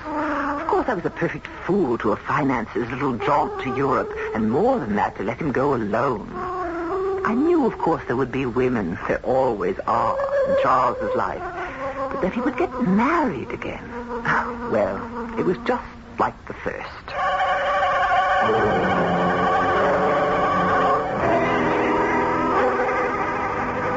I hope you'll take to Meg, Vanessa, darling. Oh, I know I will. I mean, how couldn't I, since she's your sister? Well, she's quite a bit older than I, and Margaret, Meg, is sort of county, if that means anything. You mean Grosse Pointe, Michigan, Philadelphia Main Line, that sort of thing? Do I? Yes, well, I can live with that. It's how I was brought up. Oh, I can't imagine it. You, Tweedy, stuffy, and old-fashioned. Oh, no, not me. I'm kind of a heller, matter of fact. You? Oh, I warned you before we got married that I'm not quite the real me. I mean, I'm just still so shook up after Mom and Dad totaled themselves in that car wreck. Oh, darling. Until I met you, I thought I'd never be myself again. But thanks to you, I'm on the way. I feel a little guilty about it. But, Charles, I've never been so happy in my whole life. Well, just give me the chance, and I'll make you that always. I was just thinking. What? The manor is pretty far out and sort of isolated. Oh, but while I'm getting my head put together again, it's just what I need. To be alone with you. Well, we shan't be exactly alone. I mean, there's always Meg. Oh, darling, I don't mind at all about sharing the house with her. You're the one I'm going to be selfish enough not to want to share with anyone. Oh, come on, Charles. I'm dying to get there.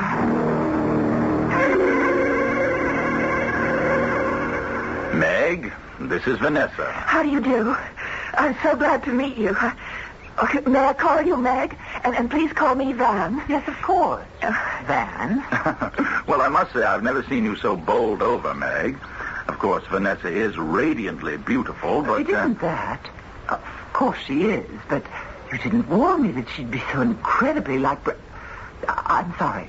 Perhaps I put my foot in it. No, that's all right, Meg. I know Charles was married before. He told me all about it. He did? Of course I did. Thing to do, after all. Van and I have no secrets. Brenda never was strong, and the pneumonia was just too much for her. Do I really look so much like her, Meg? My dear, time dims memories. There is a resemblance, but just for a moment. And one can see that there's nothing weak about you. Pity I was silly enough to bring the whole subject up.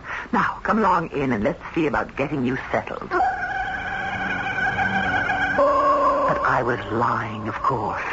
The resemblance to me was startling. So startling that for a moment it had taken my breath away. And I had found my heart pounding in my head as if saying, she's come back. Not again. Oh, no, not again. It couldn't be again. But the pleasant, familiar process of dinner and after-dinner coffee buried such thoughts below the veneer of normal hospitality. It wasn't till Charles went out to put the car away and close up the garage that they started to sneak back insidiously. More coffee, Meg? Oh, I didn't mean to sound as if I were taking over. I just... Oh, my dear, it's your house now. Oh, our house, I hope. You can't know what it is to have a family again, feel cared for, and not alone. You took your mother and father's death very hard, I suspect. I flipped. It was so sudden. Well, I mean, everyone knows that in the normal course of events, you're going to lose your father and your mother, but you think, or I guess in hindsight, I thought there'd be some advanced warning. It wouldn't just happen like one minute they were there and the next minute they were gone forever. We have to take these things in our stride. Yes, but do you know what happened on my 18th birthday? No, I didn't. They were hurrying to get back in time to spend it with me. My birthday surprise. And instead, the surprise I got was 6 months in a psychiatric clinic and another year on the couch. Good heavens. Oh, don't look so shocked. It's all behind me now. I'm an old lady of 20 now with her head just about screwed back on straight. And Charles. Well, Charles is the one who'll complete my cure. Now that I've got him, I don't need anything else. I just hope I can be woman enough to make him feel the same about me. Well, you girls get acquainted while the old man's back was turned. I hope so. I'm sure I learned a great deal. Now, I think I should leave you two alone. Oh, you don't have to move, Meg. I was going to suggest to Van that we go on up to our room. It's been a long day. All right, Van? Oh, yes, dear. Let's go up to our room. Our room. 2 words like a scalpel which opened up the wound and let me look at it openly for the first time since the news of the marriage. Our room. Why, that was my room, which I had to vacate to accommodate this intruder. Worse than that, an intruder returned almost as a ghost to haunt me. Brenda, as she was 10 years ago. I crossed to the window and looked out. The park was bathed in bright moonlight. At the end of it, the beams glistened and bounced off the silver lake, and the mist of the waterfall that fell from the cliff into it. I couldn't hear Charles and Van, of course, but later I was to know a part of their conversation which charted my course. Charles, come here to the window. Huh? What are you looking at, darling? How peaceful and lovely it all is. And that curtain of stars falling down to the lake. Every drop of water in the moonlight looks like a star. Yes, my dear. Now, come away. Let's get to bed. Just one moment. Let me soak it all in. Look, Charles. Isn't it strange? What? The waterfall. If you look at it long enough, you could swear that column of mist looks like the figure of a white lady looking out from her window into the night, like me. For heaven's sake, come away from the window, Brenda. Brenda? I'm sorry. I meant Vanessa. Oh, forgive me, my darling. That's Meg's fault, talking about her tonight. I won't ever make such a slip again, I promise you. Everything's going to be all right.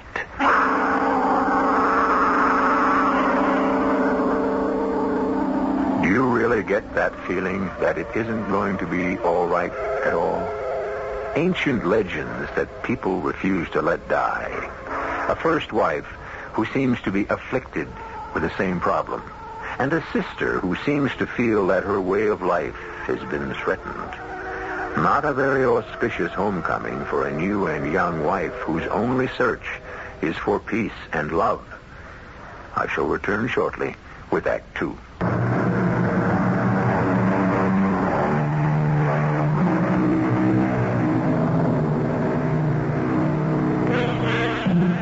Well, perhaps too much of my life is concerned with brooding night fancies, which vanish with the light of dawn. Certainly breakfast the following morning has been a pleasant and cheerful meal, with the bright sun streaming in the windows and drenching the green grass of the park and the dancing blue of the lake with sparkling warmth. Now as Van, Meg, and Charles rise from the table... I'm glad you slept well, Van. I certainly did, Meg, like a top. Well, what's on the program for you two today? Well, I thought maybe Van might like to have a look at some of the scenery around the manor. First of all, I want to start by walking down to the lake and looking at that mysterious lady I saw last night. What mysterious lady? Oh, it's just that old optical illusion that Oh, good morning, Giles. You, looking for me? Begging your pardon, sir, but Molly said you'd be finished breakfast and it'd be all right for me to come in. Of course it is, child. And you haven't met Sir Charles's new wife, have you? Van, dear, this is Mr. Giles Folkham, who lives down the road and who's not only an invaluable part of the family, so to speak, but also a fount of local knowledge. How do you do, Mr. Giles? Oh, Lord bless me, lady. Not Mr. Giles, it is, plain and simple. Oh, Giles is our jack of all trades and master of most of them. Giles, did you want something? Oh, well, yes, sir. I wanted to know if you'd be wanting the horses ready this morning. Well, what do you say, Van? We can ride, use the carriage, or potter about in the car? Well, we're going to go down to the lake first. I want to look for the lady. Oh, begging your pardon, Mum, but if I was you, I'd stay away from the lake, at least for a while. What does that mean, Giles? Why, you know what I was telling you, Miss Drayton, and you said that Oh, you mean all that nonsense about the water madness turning up again. Did you find your cow? Now, wait a minute. What's all this about water madness? Well, you know, sir. Please, everyone knows but me. Can't I be let in? Oh, it's just some silly local superstition. Why don't you get along and have a nice ride? Yes, why not? What shall it be, Van? Auto, carriage, or some good stout horse flesh? I've a nice docile little mare if you fancy the last, and I did see some riding clothes of yours, didn't I? Oh, yes, I'd love to ride, but no docile little mares, please. I'd like something with a little get up and go. Well, excuse me, Meg. I'll go up and change. You coming, Charles? Oh, I'm half dressed for riding already. You could bring down my jacket, if you will, or I'll be up in a moment. Just want to check out the tack with Giles. Right, dear. You go ahead, Giles. Right with you. As you say, sir.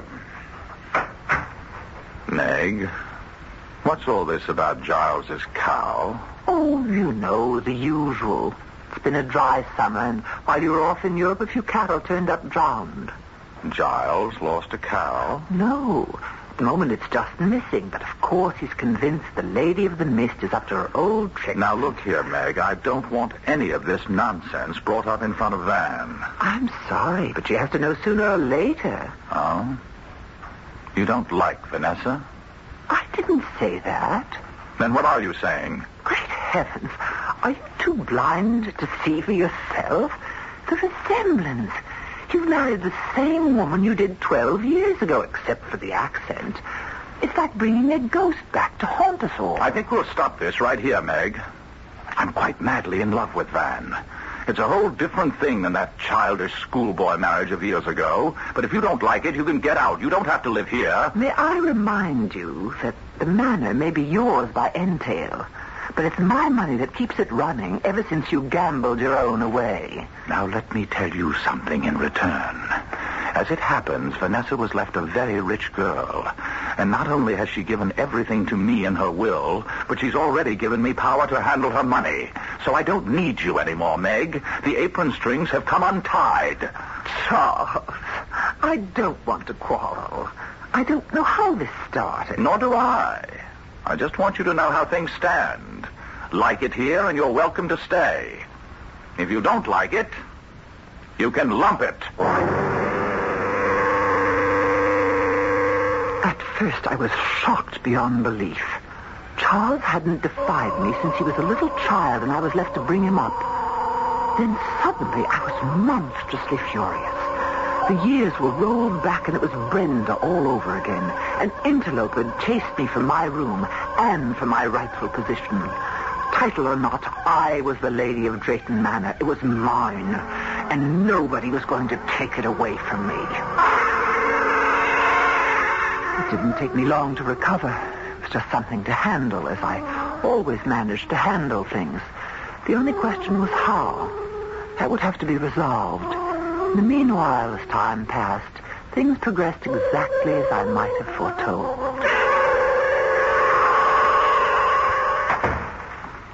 Charles! Oh, what is it, Van? You're not going off and leaving me like this? Well, good Lord, it's only for the day. I can't let old Gookie down. The pheasant are running, and we always shoot over our land together. Why can't I go with you? Oh, don't be silly, Van, my dear.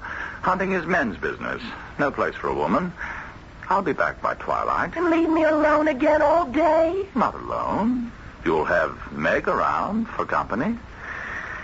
It isn't working that way, Charles. I'm afraid... I don't think Meg likes me. Oh, what nonsense. Meg's a bit stiff and formal, that's all. You'll break her down. Now, don't hold me up, darling. Can't keep Gookie waiting. Just like Brenda. The woman, I should say the girl, just didn't fit in with our sort at all. That's the last of the draperies, your ladyship. Where shall I have them took? What on earth's going on here? Just a moment, Meg.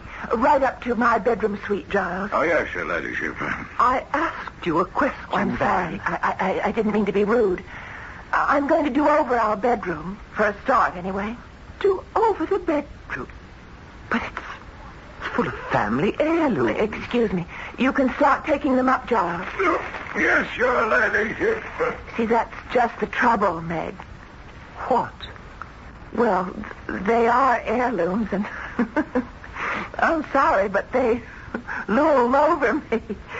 I'm trying to shake off all the cobwebs I've been fighting against. I don't want a past. I want the future for myself and for Charles. Oh, I know that heavy old furniture and those musty old drapes are tradition, but they depress me, and I want it to be light and airy. So please try to understand. Oh, I understand, my dear. Of course I understand. This was just the beginning. First the drapes, then the furniture, then me. Relics of the past to be thrown aside. Well, I had no intention of being cast aside, but I had to bide my time. So I concealed my feelings, and I waited. You know, Van, darling, I've been thinking, and I do owe you an apology. You do? Why? Oh, about the hunting thing and other stuff. I've been neglecting you, I suddenly realized, and I never meant to. Oh, darling, I do miss you, but I can't take up all your time. It's only that, well, while we're on a sort of honeymoon... Yes, I know. I tell you what, why don't we run up to London for a little trip? Oh, I'd love it. And while we're there, we'll go on a real shopping spree. Yes, anything you say. You know what I want to do? What? The whole house. Refurnish it. Let some light and fresh air in. Would you mind? Oh, not I, but... Yes, Meg. I'm afraid she won't be very happy about it. Oh, she'll come around, and if she doesn't, we'll pack her off on a jaunt to the continent or around the world or something. Matter of fact, if we have to, we'll just move her out altogether.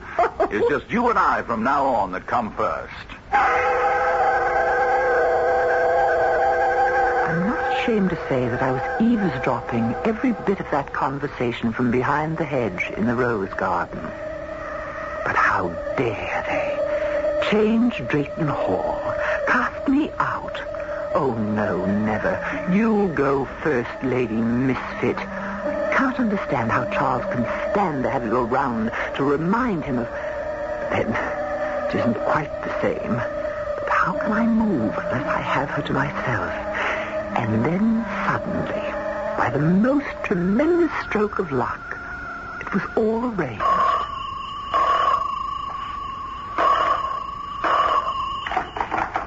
Hello? Yes, this is he. What? Good Lord. Oh, Mrs. Chatham, I am sorry. I'm devastated. What can I do? Oh, yes, of course.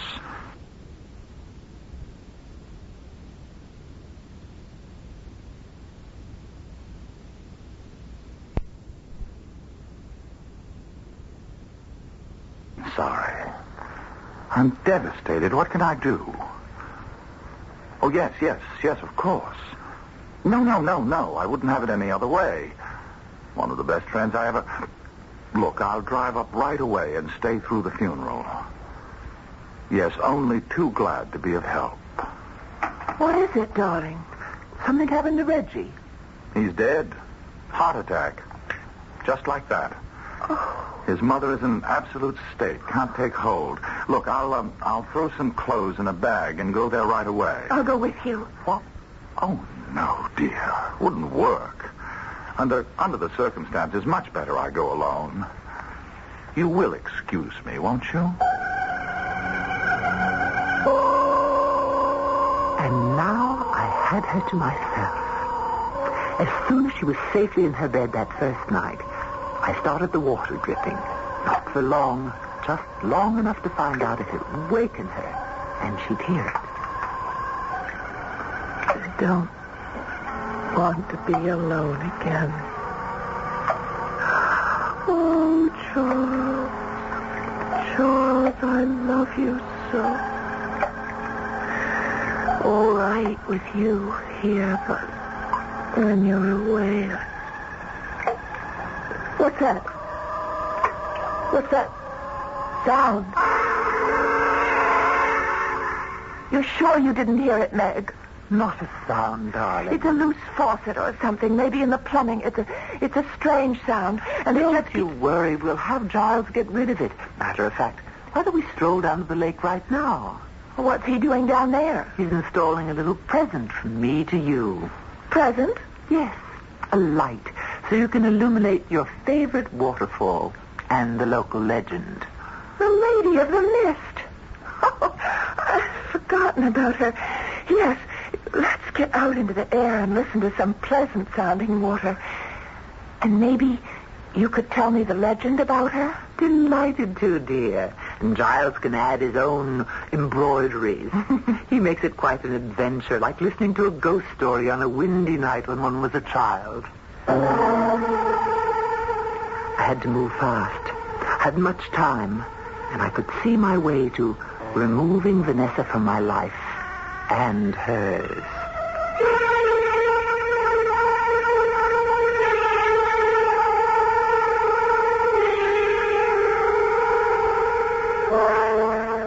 Charming English gentlewoman, Meg Drake, isn't she? And it's becoming quite clear in her genteel way, mad.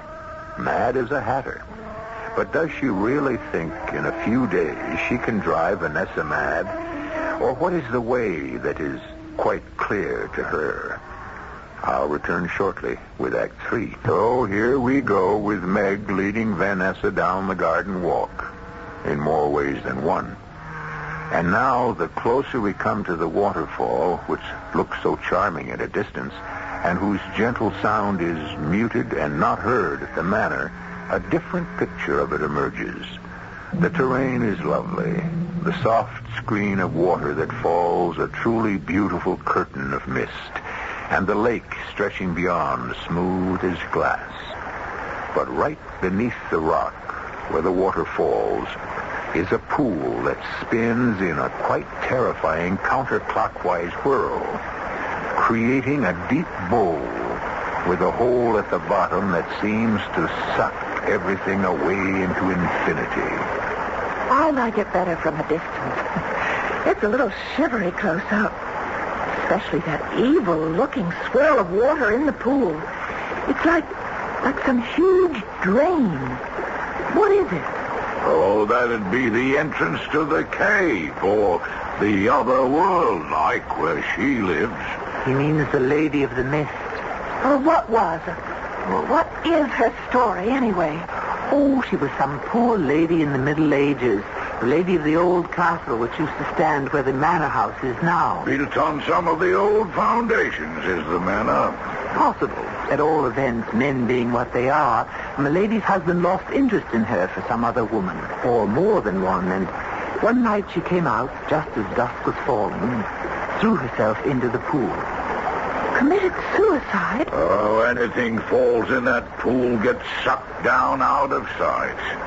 Shaft there seems to have no bottom. She doesn't want their bodies, you see, only their souls. But what for? To keep her company on the other side, wherever she lives between heaven and hell.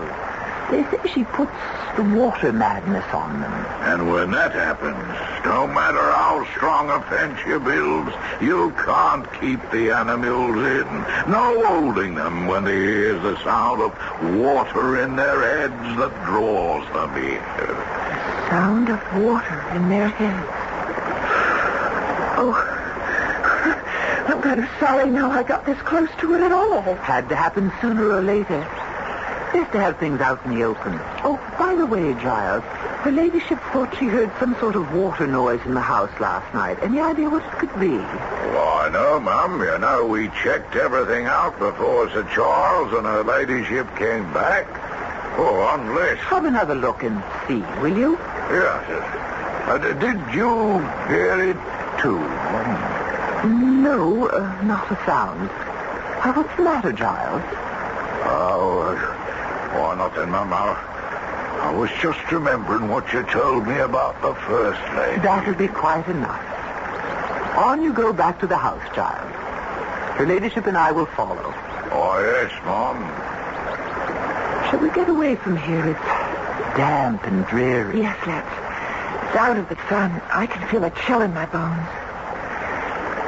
Meg, what was it that Giles started to say about the First Lady Drayton? The first? I mean, Brenda. You cut him off, didn't you? Did I? I don't know that I meant to. Why would I? You're hiding something from me, Meg. Oh, dear. I'm not a very good dissembler, but I'd rather you ask Charles about it. Charles isn't here. Anyway, he said she died of pneumonia, didn't she?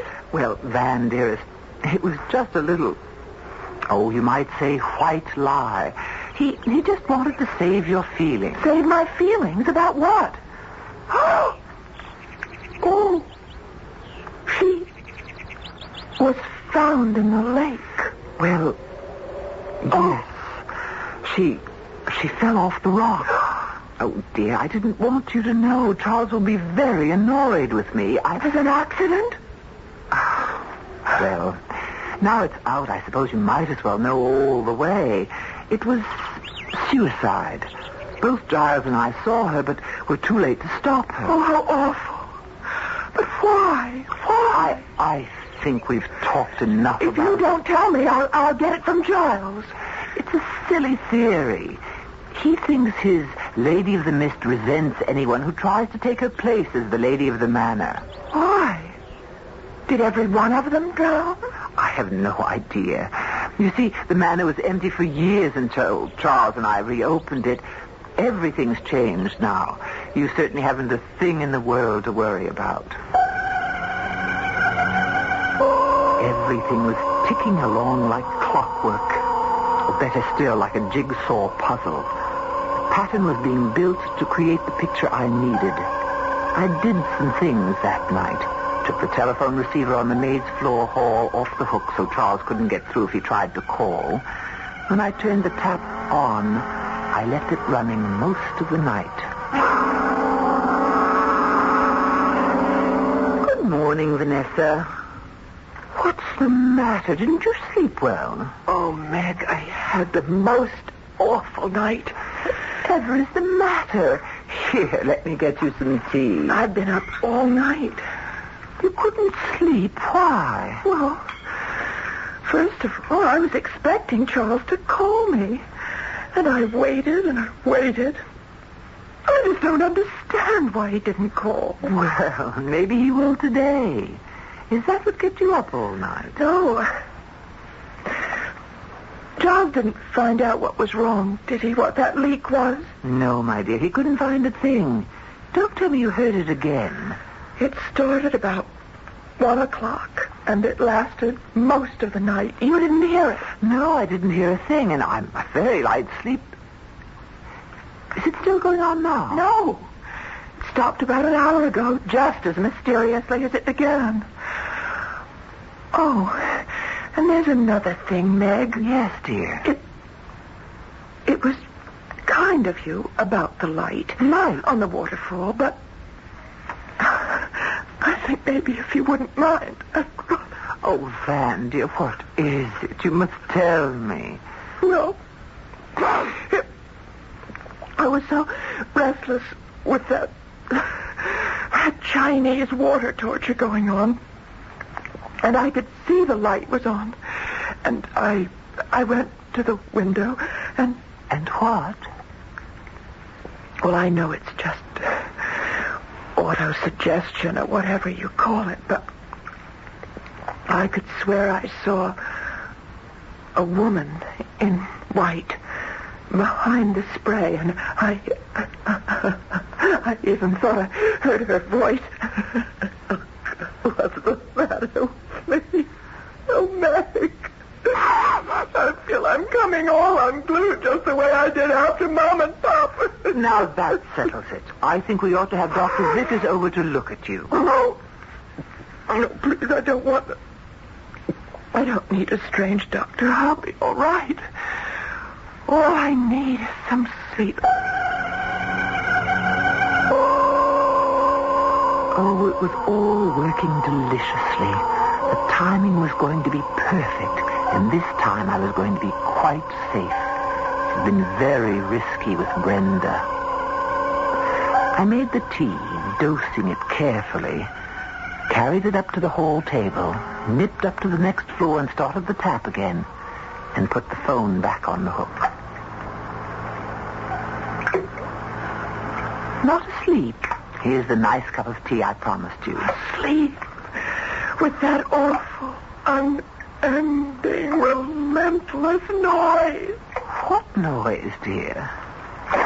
You mean you can't hear it? You don't mean the water sound? It's driving me mad. Can't we stop it? But, darling, there's nothing to stop. Whatever it is, it's all in your... Well, I shouldn't put it that way. You must have an inner ear infection or something.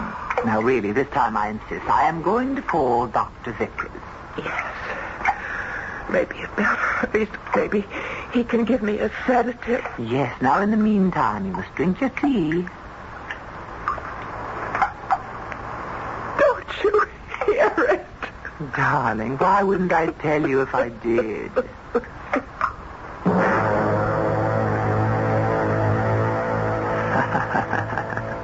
Why wouldn't I tell her, indeed? Oh, everything was going just splendidly. She drank her tea obediently, not realizing she was getting another nice jolt to keep her on the ragged edge. Then I called the doctor. On the way down to let him in, I turned off the tap, of course. Very sensitive, very highly strung young lady. She doesn't take any kind of medicine, does she? Oh, no, Dr. Vickers. Not now, anyway. What do you mean, not now, Miss Strayton? I told you about her parents, how protected she'd been, and that she'd been under psychiatric care for several years. Oh, yes, possibly. There is a slight dilation of the pupils, but then she's under such a strain that I... A very unstable girl. You think this girl might be suicidal? It's what terrifies me. Well, I've given her a sedative and she should rest now. I'll look in again after supper. She should be watched very closely, very closely. I don't think she should be left alone for a moment, just in case. I could promise him that, all right. Silly old dodderer. This time I knew I had him locked up as my witness if I needed him. Now all I had to do was wait for dusk and hope the last act would play itself as perfectly. Vanessa, what are you doing up? I wanted to call Charles, but something seems to be wrong with the phone. It's always acting up in the country. But maybe he's been trying to get in touch with me. Oh, can't we go to the village and phone?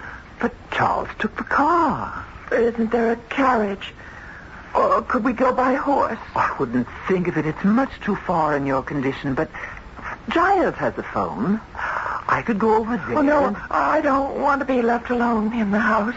Well, if you feel up to it, dear, it isn't far. You would come along and make the call yourself. Oh, yes. Oh, please. Please take me. I'm sorry I'm so slow, Meg. I just feel so dizzy and weak. It's so dark. Don't worry, my little one. You'll soon be at rest. What are you stopping for? Come along. All right, Meg. Isn't that the waterfall? Of course. We have to go over the path across to the top to get to Giles. I don't want to go. Wait, I don't want to go that way. It's the only way for you to go. The only way you have to go. Meg, you're hurting me. Don't worry. You soon won't ever hurt again. Just like Brenda, only this time easier. What are you doing? Sending you to join your Lady of the Mist. Won't it be sad when you turn up days later drunk? You must be mad. You're mad. No, you are the mad one. Going to be a suicide just like Dr. Vickers was afraid you might. No! Meg, in heaven's name, are you out of your mind? Charles, how? Let me go. No!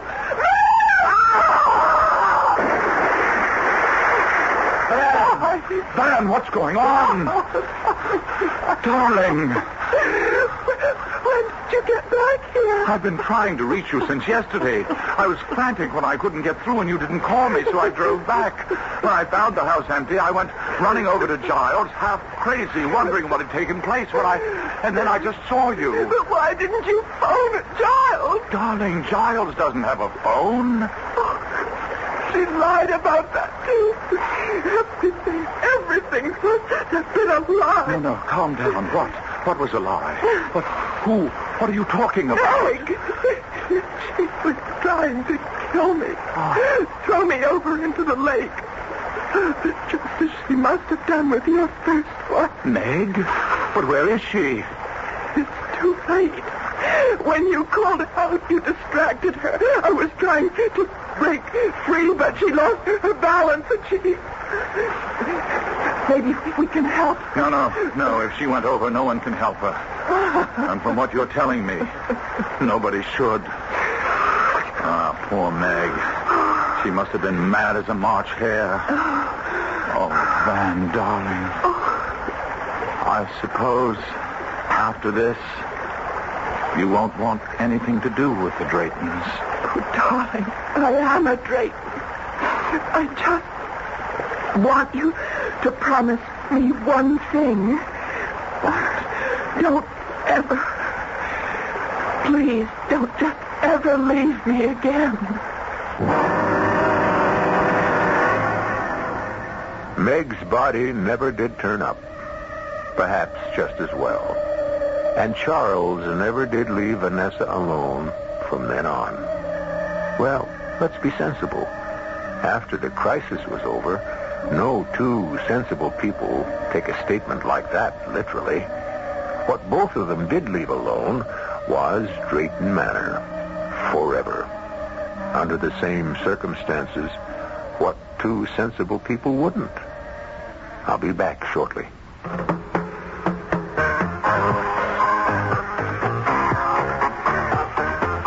Give your hand to a friend. Give your heart to your love. Give your cold to contact. The sooner the better. The most successful selling cold medicine in the world is a little capsule. It's Contact. It contains no ingredients for aches and fever, no cough medicine, yet gives you longer relief per dose than any pill, any liquid. Full-time 24-hour relief of your sneezing, drips, and congestion. Contact. Its tiny-time pills contain ingredients to work up to 12 hours. That's longer relief per dose from those symptoms than any pill, any liquid. So, give your cold to Contact. All day, all night. Full-time. Give your cold to Contact. Give your cold to Contact. Give your cold. Use only as directed. This year, don't just go to another hotel. Go to another world. The Americana world. Whether you're on business or pleasure, all 19 hotels are an uncommon pleasure. Plunge into a world of many pools and beaches. Then smash an ace at our tennis courts. Score a birdie on our golf courses. Or conduct your business just minutes away from your hotel. Americana is a world of convenience. And a gourmet world of Everything from the seafood in Mexico City to the sirloin in Washington, D.C. And reserve a ringside table at Americana's World of Excitement. With everything from flying Indians to flaming swords, you'll take home a world of memories. Acapulco surf, Hawaii sunset, Palm Springs fairways, San Juan's casinos, Korea's temples, New York's theaters. But you don't have to conquer the Americana world, just a piece of it. Dial toll-free 800-433-1776 for reservations or your travel agent.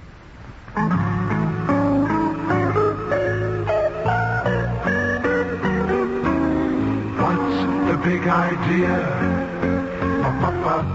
The big idea is the Astoria idea.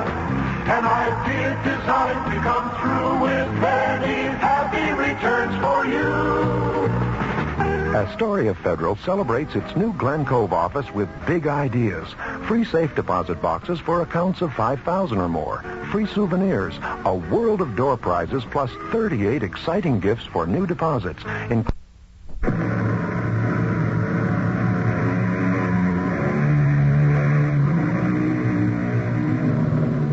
Thank you for tuning in this evening for Mystery Theater on WAKR. We hope that you've enjoyed this evening's presentation and that you will join us again Monday through Friday at 11:05 p.m. The best way to enjoy Mystery Theater is to turn off the lights, lock up the house, and listen as E.G. Marshall opens the squeaky door on a new story. The Mystery Theater players and the... In the night report for Thursday, May 8th, stay tuned for the CBS Radio Mystery Theater. The CBS Radio Mystery Theater presents...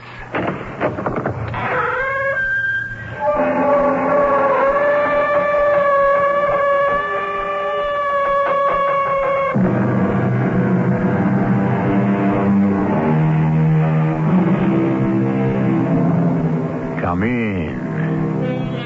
Welcome. I'm E.G. Marshall. Everything has become more, I suppose we could say, vulgar these days, especially warfare.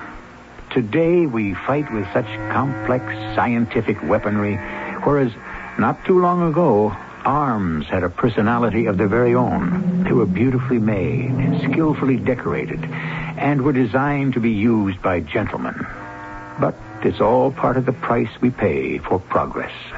Doc, I refuse to believe that Alexandra killed him. But she admits she did it, Sheriff. I don't care what she says, or what anybody else says.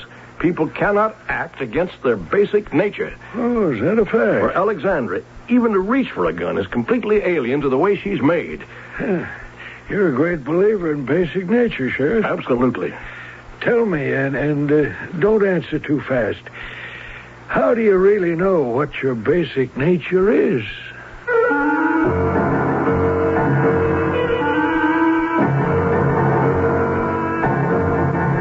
Our mystery drama, The 44, was written especially for the Mystery Theater by Sam Dan and stars John Beal. It is sponsored in part by True Value Hardware Stores. I'll be back shortly with Act One.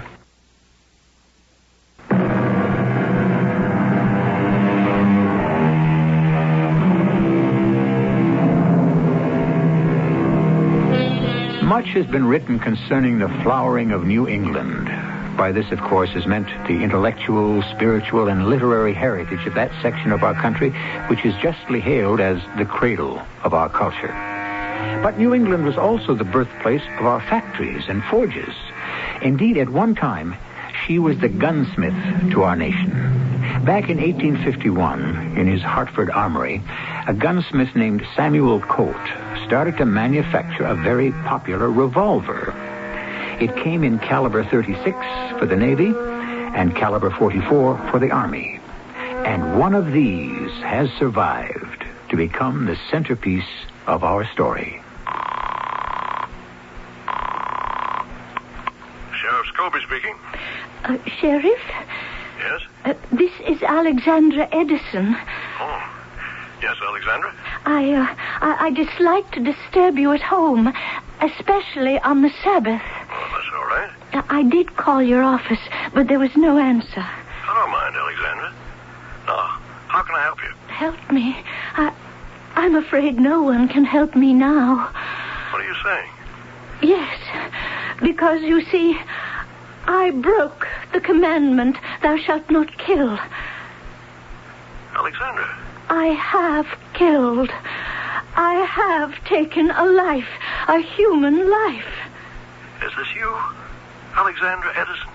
I have shot and killed Mr. Martin K. Beasley. Alexandra, don't do anything. Don't touch anything. I'll be right there.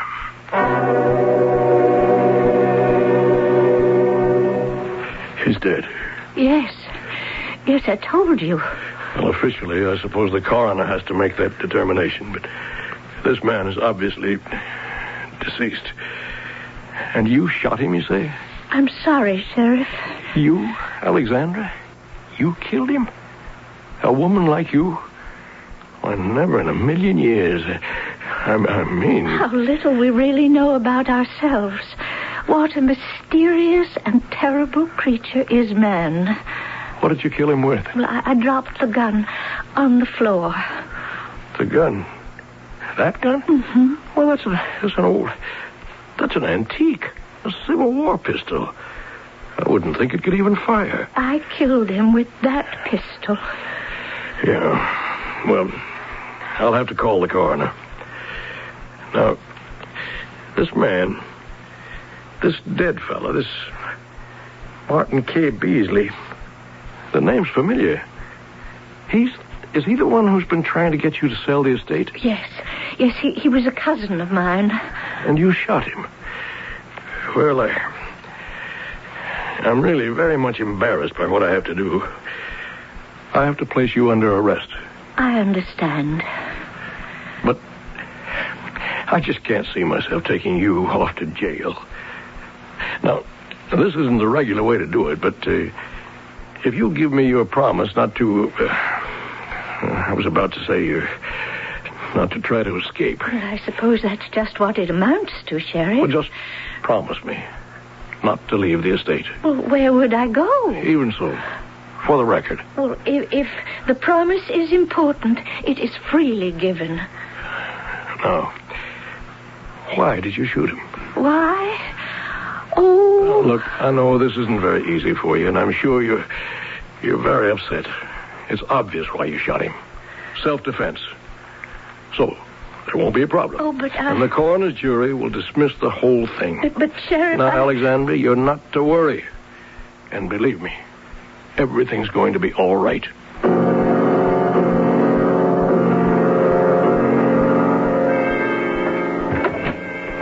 Sheriff Scobie? Yes, sir? My name is Hawkins, Everett Hawkins. Glad to meet you, Mr. Hawkins. Well, I don't think you will be when I tell you who I am and why I'm here. Proceed, Mr. Hawkins. To begin with, I'm a member of the law firm of Hawkins and Beasley. The late Martin K. Beasley was my partner. Yes, sir? I've come here to see that justice is done. Well, sir, nobody should object to justice. The thing is crystal clear. That mad woman shot him. I beg your pardon, sir? Come, Sheriff, it's a matter of record. That Miss Alexandra Edison is not sane. And where is this particular record kept? Oh, I see. I see what's going on here. A little conspiracy. All the hometown folks closing ranks around poor Alexandra Edison to protect her from the rapacious city slickers. Can you document that charge, Mr. Hawkins? The woman has confessed to murder. Why isn't she in custody? Why put her in jail? She's not going anywhere. Why subject her to needless embarrassment? That woman belongs in jail, and I demand that she be placed there at once. You demand? Believe me, no one wants to do Miss Edison any harm.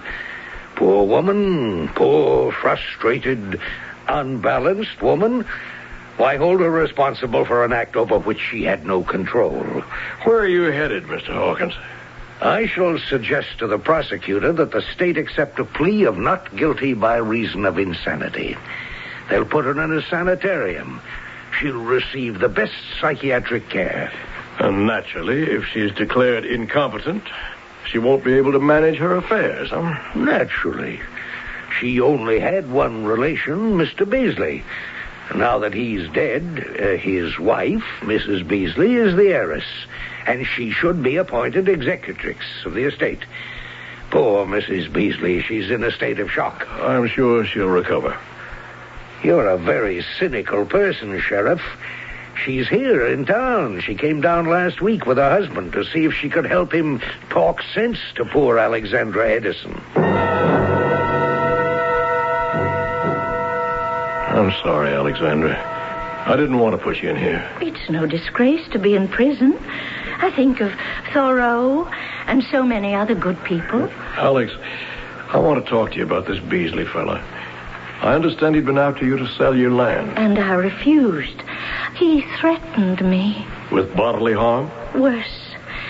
He said he would have me committed to an insane asylum. And that's why you shot him? Well, I didn't mean to shoot him. I ordered him out of my house.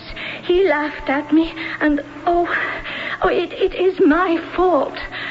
I lost my temper, something I never did before.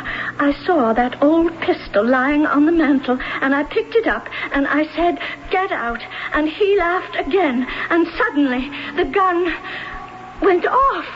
Just like that? One moment, I was standing there, pointing the pistol at him, and then it suddenly became alive.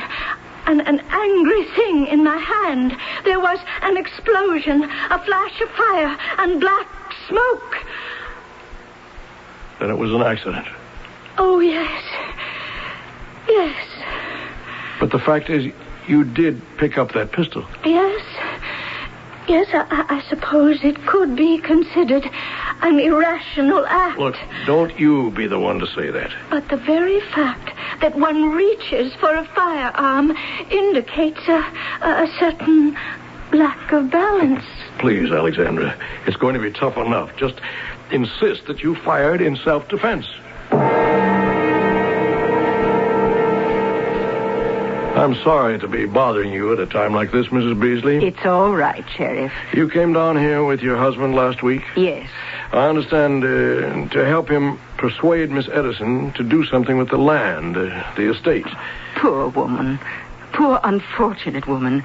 I bear her no malice whatever. I'm sure she isn't responsible. May I ask why your late husband wanted her to develop the place? You see, Martin was a member of a prestigious law firm, but we weren't rich. Of course, we would inherit the Edison estate one day, but we might have to wait all our lives. Oh, please, don't make Martin out a villain. No. And this land conservation, it was just a conceit on her part. Martin felt she could have let him have some of the property while he'd be young enough to enjoy it. What would be the harm? She claims he threatened to have her declared incompetent. Well, the fact of the matter, she is incompetent. Mrs. Beasley, I've known the woman all my life, and I wouldn't say... She's incompetent to manage her estate. You've met Miss Edison, haven't you? Yes, a week ago, when we came to town. I was with Martin, and we called on her. It was a very frustrating interview, and so when Martin went back again on Sunday, I told him he could go by himself. I wasn't having any more of Miss Edison. Oh, if I'd only known. Yes. Well, I'm sorry to have troubled you. Oh, are they going to hold the inquest? Yes, just as soon as the ballistics laboratory verifies the murder weapon. Oh, why does it have to be verified? Everyone knows how he was murdered and with what. Why do we have this red tape? I can appreciate how you feel, Mrs. Beasley, but that's what the law is all about. Red tape. It's what holds our society together.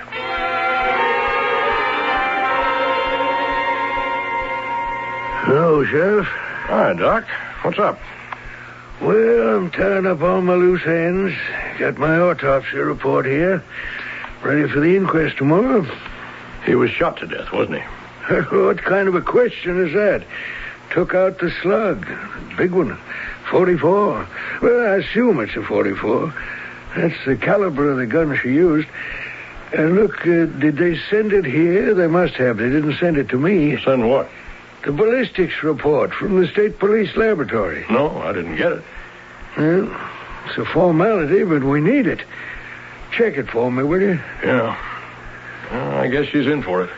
It looks that way. Unless we can prove it was self-defense or an accident. Well, that's going to be tough. Why? Well, you've got this out-of-town lawyer, this Hawkins, raising a rumpus. He's got old Lester, the state's attorney, running scared, I'll tell you. And I'll tell you another thing. He's out to get that insanity verdict. Well, that's going to be very hard to do in this town. You really think so? Poor Alexandra. She's kind of, well, offbeat. Well, that's not the same as being insane. Well, it depends on how you emphasize it. There are folks here who think that growth and development would be a good idea. Bring in business, raise land values. The only way to do that is to get rid of Alexandra. Yeah? Well, I guess those people would think there's something radically wrong with me, too. Why? Because I don't think she did it. Well, she admits she did it. Well, I don't care. People cannot act against their basic nature. For Alex even to reach for a gun is absolutely alien to the way she's made. So why does she insist she did it? I don't know. Well, if she didn't kill him, who did? I don't know that either.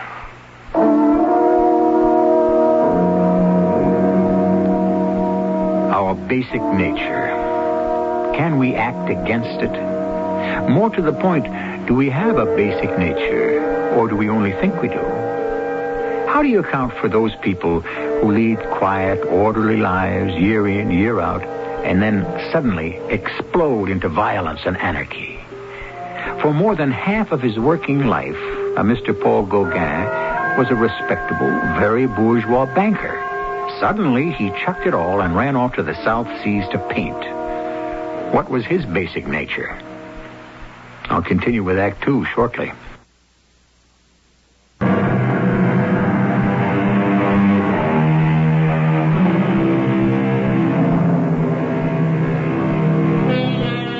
We seem to be involved with a story that deals with insanity, or let us say alleged insanity. It is an altogether fitting theme for our series, since insanity is basically one of the great mysteries of mankind. In the first place, what is it? In the second place, who says so? Like everything else, therefore, insanity is relative, and that's where all the problems lie. You say you're convinced Alexandra Edison did not kill this Beasley fella, Sheriff? Yes, Doc. Even though she confesses she did it? I don't care what she says. Test 1, 2. Test 1, 2, 3. I'm going to ask you a question. Do you say this because you're in love with Alex? What kind of a question is that? Legitimate question. Why do you suggest that I'm in love with her? Well, I notice you haven't denied it. You both grew up together in this town? Together? Listen, we may have shared the air and the water, but together... Hey, you still don't deny it. Oh, she was the golden-haired little princess who lived up on the hill in the mansion with the rich folks. Me, my old man was a town drunk. Well, let's just say he was a fellow with a problem. Thank you, Doc. Well, I was going to go away, get to college somehow, make something of myself, come back as a somebody, and then... But she got sick, and I just couldn't leave. So I stayed and did the best I could. Mm-hmm. Did you ever talk to her about it? No. Well, for all you know, then, she may have been secretly in love with you all these years, too. She never really got over that illness, either. It made her kind of withdrawn, you know? But nobody can say she's crazy. Nobody.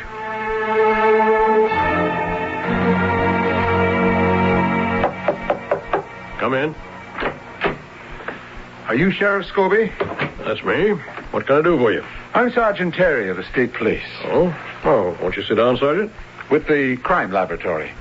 Work in ballistics. Oh, the coroner's waiting for the report. Did you bring it here personally? Sheriff, I don't have a report. That is, not yet. You don't have a... Oh, how's that possible? What are you doing here, then? You could be in a jam, Sheriff. What kind of jam? I don't know. I just wanted you to be aware of it unofficially. off the record. Sheriff, you sent me the wrong gun. What? Here, take a look at it. Well, sure. It's the gun that she used. This is not the gun she used. This is not the weapon that fired the fatal shot. But this is the gun that was on the floor next to the body. That may very well be, but I can tell you, and I am prepared to testify under oath, that this gun has not been fired in, well, could be 50, 60 years. More, maybe. I can't believe that. Now, look, Sheriff. Look closely. See how rusty it is? And furthermore, it's a single action, which means you have to pull back the hammer with your thumb. I know what a single-action revolver is. According to the markings, this piece was manufactured in Hartford, Connecticut in 1859. I can only tell you that this was the gun that was fired. This gun, in its present state, could not be fired. It's the gun she said she used. Well, then she isn't telling the truth. But there wasn't any other gun. Sheriff, for whatever reason, you didn't send us the murder weapon. And I'm going to have to say so publicly. I just thought you should be the first to know.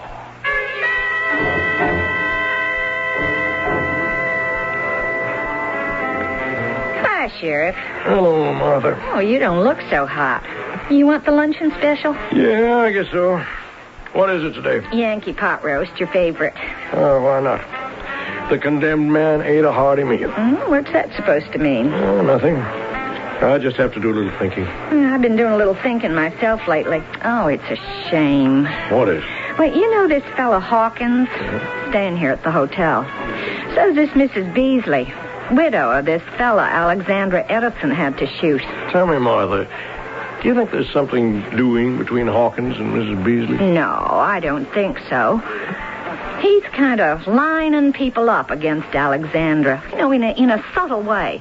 He's talking about the fantastic growth and all it'll accrue to the town if the estate was taken out of Alex's hands. Sounds like a pretty crude approach to me. Oh, it is.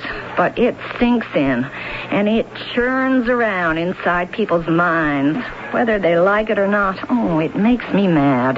Is Mrs. Beasley helping him out? She keeps to herself pretty much. Well, she's had a shock. I don't think it was too much of a shock. They didn't get along, this Mr. and Mrs. Beasley. I could hear them in the room. You mean they'd fight? Oh, nothing physical, if you know what I mean. But she kept saying, I could kill you. I could kill you? Well, it might have been her way of speaking. But everything was, I could kill you. I could kill you for being stupid. I could kill you for being a coward. I could kill you for not standing up for your rights. I could kill you. That's interesting. Uh-oh. Oh, here's somebody coming who's loaded for bear, looks like. Well, I'll order you your pot roast. Sheriff, I demand an explanation of the incredible situation which has just been brought to light by the state police. You sent them the wrong weapon. Now, why would I do that? Well, I've been listening to the town gossip. People say you're in love with her. Are you making an accusation of wrongdoing on my part? I'm making a statement, Sheriff. There seems to be a considerable amount of irregularity going on around here, and I'm going to get to the bottom of it. And I'm warning you, your hands had better be clean. Doc, I don't understand it. I don't know how we can sort this thing out. You sure that was the gun near the body? Now, don't you start, Doc. It was the gun, the only gun. Well, I've got to hold an inquest. Alexandra's going to say that she killed Beasley with that pistol. A pistol that was laying on the floor. Lab is going to say that the pistol couldn't be fired. What kind of verdict can we come up with? You have to have the weapon. I know. Could she be pulling a fast one on us? Could she have killed him with another gun and then dropped this one near the body? In that case, what did she do with the gun she used? Well, got rid of it. Hid it. Destroyed it somehow. Oh, well, that's not easy. And she didn't have much time. We know Beasley left the hotel at 2:30 Sunday afternoon to go see Alexandra. It takes at least 15 minutes to get there. So it's now 2:45. At 3 o'clock, Alexandra calls me to say she's killed him. I'm there by 10 after 3. So in 25 minutes, she has to kill Beasley and get rid of the gun, assuming your theory is correct. 25 minutes can be a long time. If the gun is hidden, we can find it. Well, suppose she destroyed it. You're not talking about a piece of paper that can be shredded or burned. It's a fair-sized piece of heavy steel. Well, there's got to be an explanation. I have to have something for the inquest.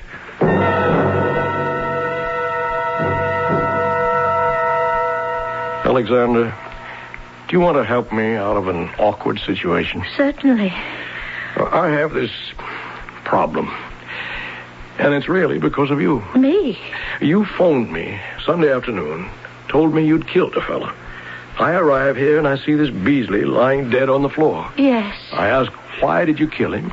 You answer, self-defense. Well, it's true. I ask, what did you kill him with? You answer, the gun, lying there next to the body. Yes.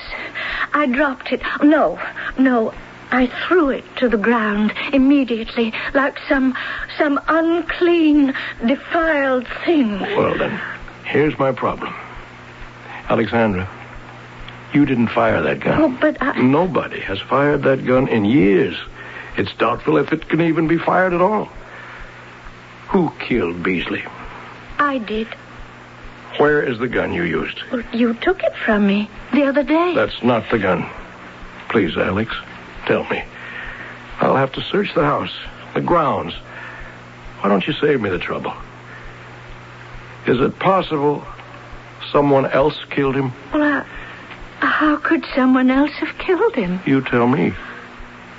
All right. This could be a fantastic explanation, but it's no more far-fetched than the gun. Suppose someone else had a motive, and that someone else followed him here. He or she could have watched the two of you through the French doors on the patio. He or she could have seen you become angry, reach for the antique revolver, pointed at Beasley, and at that moment could have fired at Beasley, who then fell down dead. In the excitement, you actually might have thought that you fired the shot. Who would believe that? Think. Please, think, Alex. It's an old gun. It's heavy. It fires a very explosive charge. You would have felt it. You would have felt a shock in your hand and a tingling in your arm. Do you remember that kind of reaction? Please, don't ask me any more questions. But I have to. Please, Harry. I'm sorry, but it's my job to... Harry. You haven't called me Harry since we were in high school. Oh. I used to feel so great that you even noticed me. Who was I? Well, you were a very nice young man. Well, I'm still nice. Alexandra, you can trust me. I know you didn't kill Beasley. But I did. No, not with that gun, that antiquated 44. Someone else did. And you know who it is. Trust me, Alex. You know you can trust me. You want to trust me. That's why you called me Harry. Please, don't ask me. I have to ask you. Well, all right. I'll tell you who killed Martin Beasley. It was my Aunt Emma. Your Aunt Emma? Yes, my great Aunt Emma. Emma Edison. Emma Edison? The one whose picture's up there on the wall? Yes. Emma Edison. Why, she's been dead. She died before we were even born. You don't mean her. Yes, I do. She killed Martin Beasley. But that's impossible. Oh, Harry, you promised me I could trust you, and now you refuse to believe me. I'm sorry, Alex. Just go ahead and tell me. How did your dead Aunt Emma kill Martin Beasley?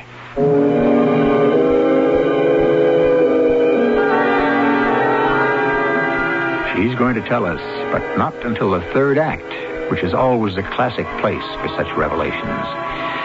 And now we have a new character to contend with, Great Aunt Emma. If, as her grandniece contends, she was able to commit a murder after she was dead, what must this formidable woman have been like while she was still alive? I shall return with the answer shortly.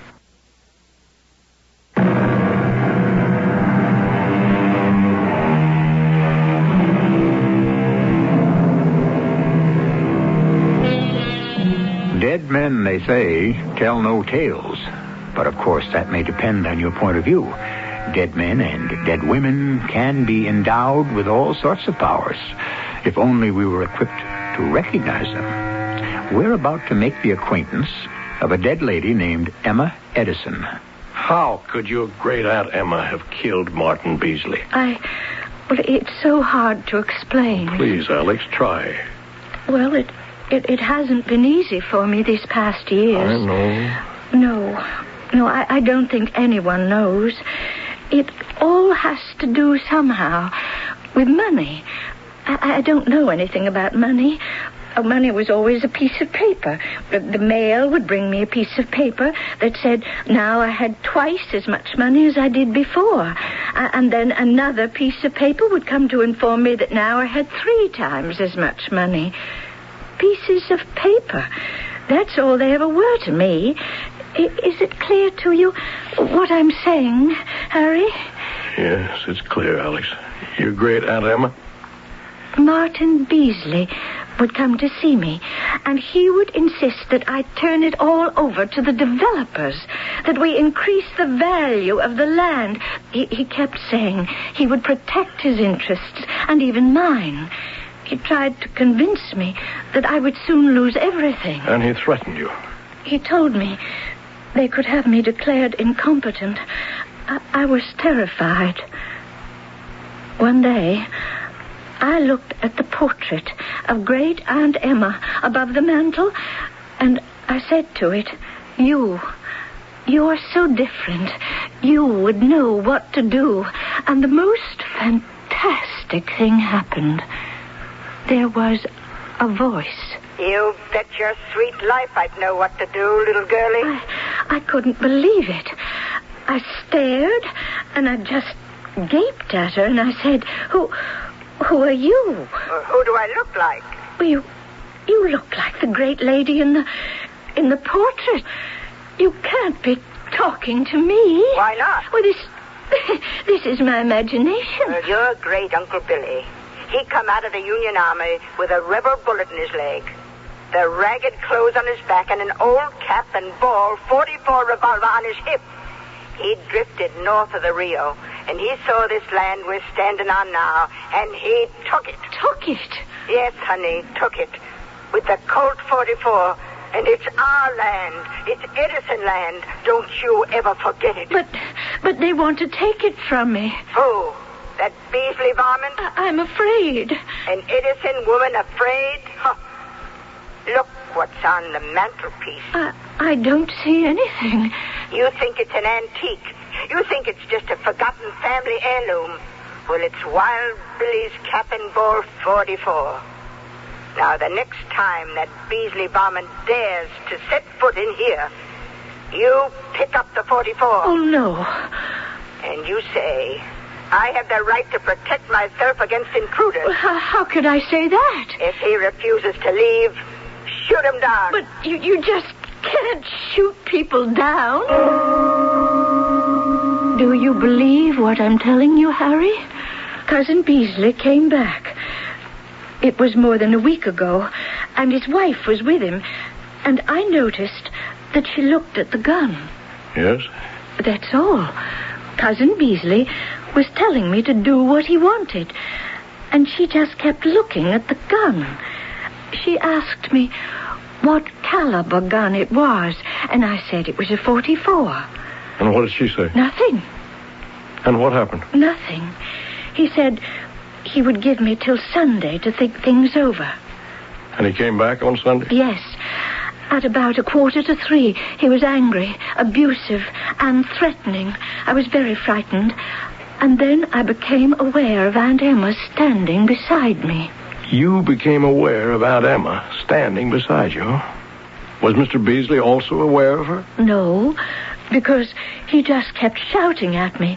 And Aunt Emma kept saying to me, Order him out. And I kept saying, I'm frightened. Pick up the 44. Go ahead. And I did. I said, get out. Shoot him.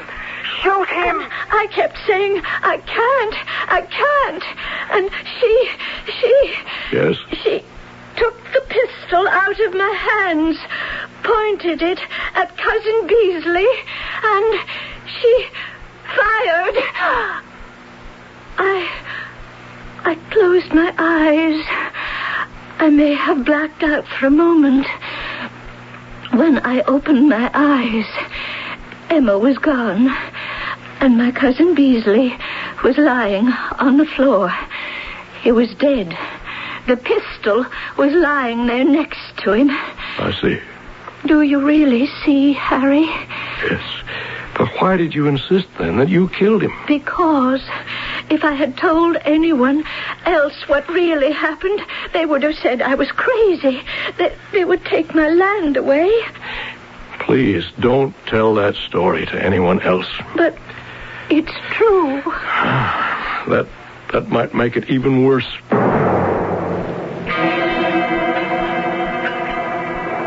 Hello, Martha. Oh, you look like a person with a problem. Oh, Sheriff, I can't get enough help to clean the rooms properly. I see Mrs. Beasley's in the dining room, along with Mr. Hawkins. They just sat down to eat. Which means they'll be here at least an hour. More likely 20 minutes. They're not folks who know how to relax over food. Even 20 minutes should be enough. For what? For me to search her room. Oh. Any objections? Oh, no. No, none at all. What are you looking for? A gun. A gun? Yeah. Are you saying she killed her own husband? Well, according to what you told me, she'd have liked to have killed him. Yeah, but twixt the wish and the deed, there's... There's a gun. Go through those drawers, and I'll look through the closets. There's not a sign of a gun of any kind. I guess it isn't here. Hey, what are you looking in the wastebasket for? Well, you never know. Oh, she certainly wouldn't have thrown a gun into the wastebasket, would she? No. But she did throw something else in here. What is it? You complain about how it's hard to get your maids to do a thorough job. Well, I certainly do. Mrs. Beasley? Mr. Hawkins? Mind if I join you? Oh, sit down, Sheriff. I think it's time we arrived at an understanding. I agree. What is holding things up here? What are you people trying to pull? When is that coroner going to hold his inquest? I believe he could hold it this afternoon. Well, why doesn't he? He's hoping something might turn up. Something like what? Something definite. Otherwise, he'll have to have a verdict to the effect that Mr. Beasley's death was caused by a person or persons unknown. But Mr. Beasley was killed by Miss Edison. Who says so? She says so. Well, she may have been nervous, overwrought. But everybody knows she killed him with that antique pistol. If you contend that she killed him with that .44, then we have the testimony of expert witness Sergeant Terry of the State Police that the gun in question could not have been fired. Oh, well, it doesn't matter. I don't care if she killed him or not. Her conduct is sufficient evidence that she is not competent. Which is really what you're after.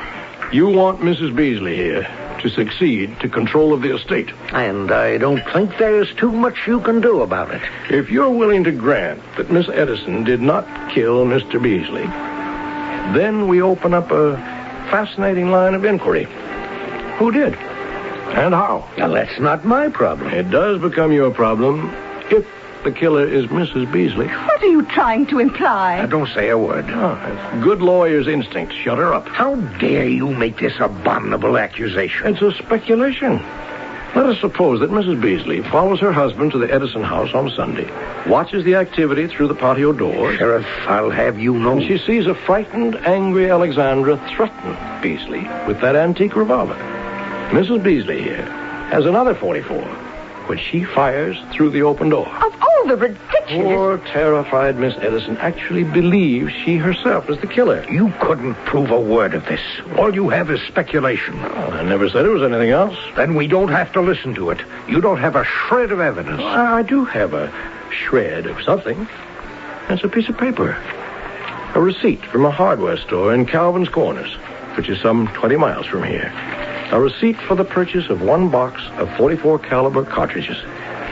Why did you buy a box of 44 caliber cartridges, Mrs. Beasley? Jeanette, don't say a word. Oh, what's the use?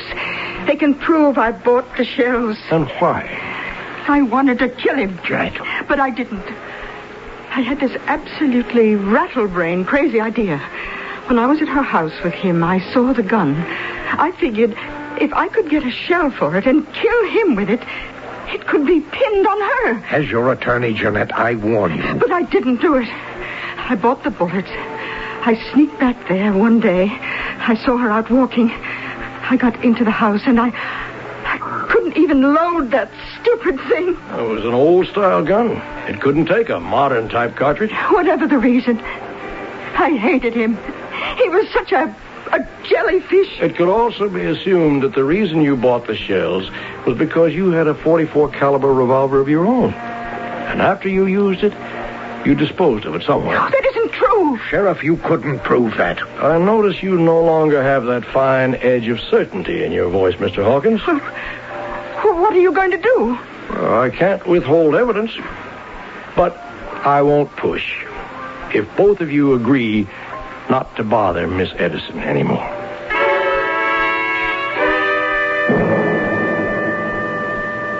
But all you're doing is making the thing more complicated than ever. I'm sorry, Doc.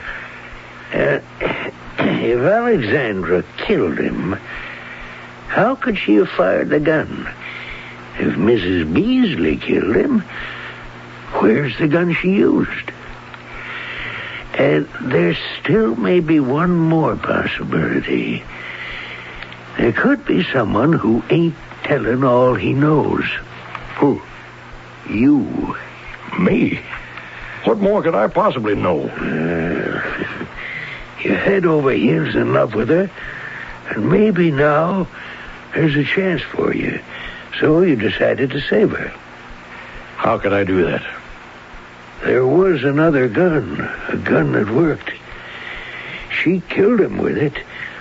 You were first on the scene, so you put that gun in your pocket, and you threw that old antique pistol on the floor. You can't believe that, Doc. Oh, I could. But I could never prove it. I got maybe half a ton of suspicions, but I don't have one single ounce of proof. Nor am I likely to find any. So, as coroner, what's going to happen, Doc? You're probably going to get married to Alexandra Edison. I mean, what's going to happen as far as the murder of Martin K. Beasley is concerned? I don't know. Maybe nothing will ever happen. After all, not every murder that's committed gets solved, does it?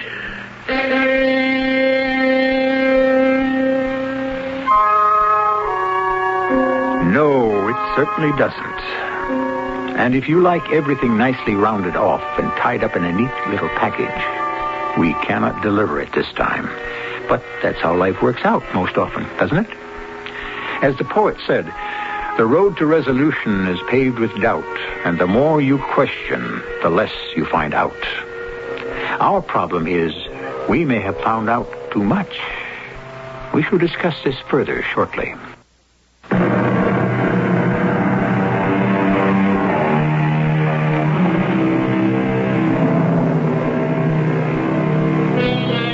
It has been said that nothing changes more constantly than the past. For the past that influences our lives may not consist of what actually happened, but of what we believe did happen.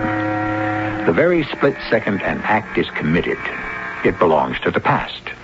And it begins to be molded and refined and, most likely, rewritten. Who killed Martin K. Beasley? It depends on your point of view. And your point of view is the infinite number of ideas, fears, desires, and whatnot that are constantly churning around in your psyche. And in mine? Our cast included John Beal, Court Benson, Carol Teitel, and Bryna Rayburn.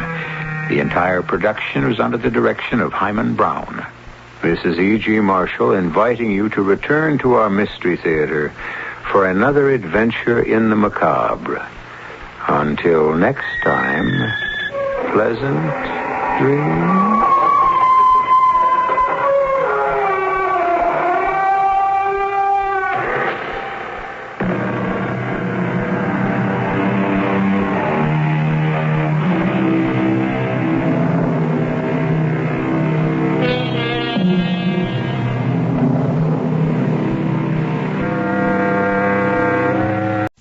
The theater presents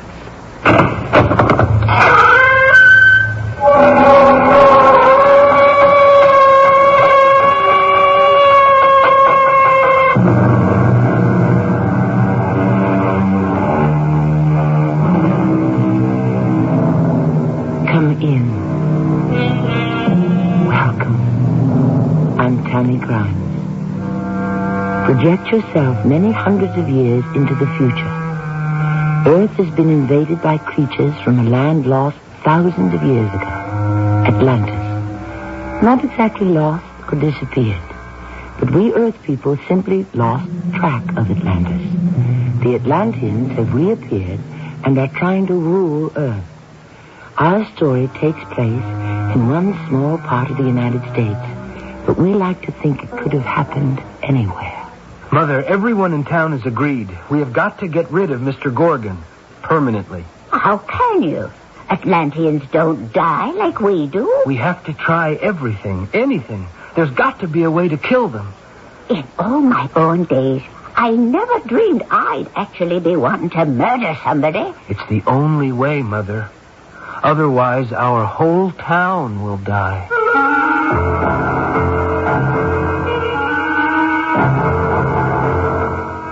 Our mystery drama, Invaders from Atlantis, was written especially for the Mystery Theater by G. Frederick Lewis and stars Arnold Moss and Don Scardino. I shall return shortly with...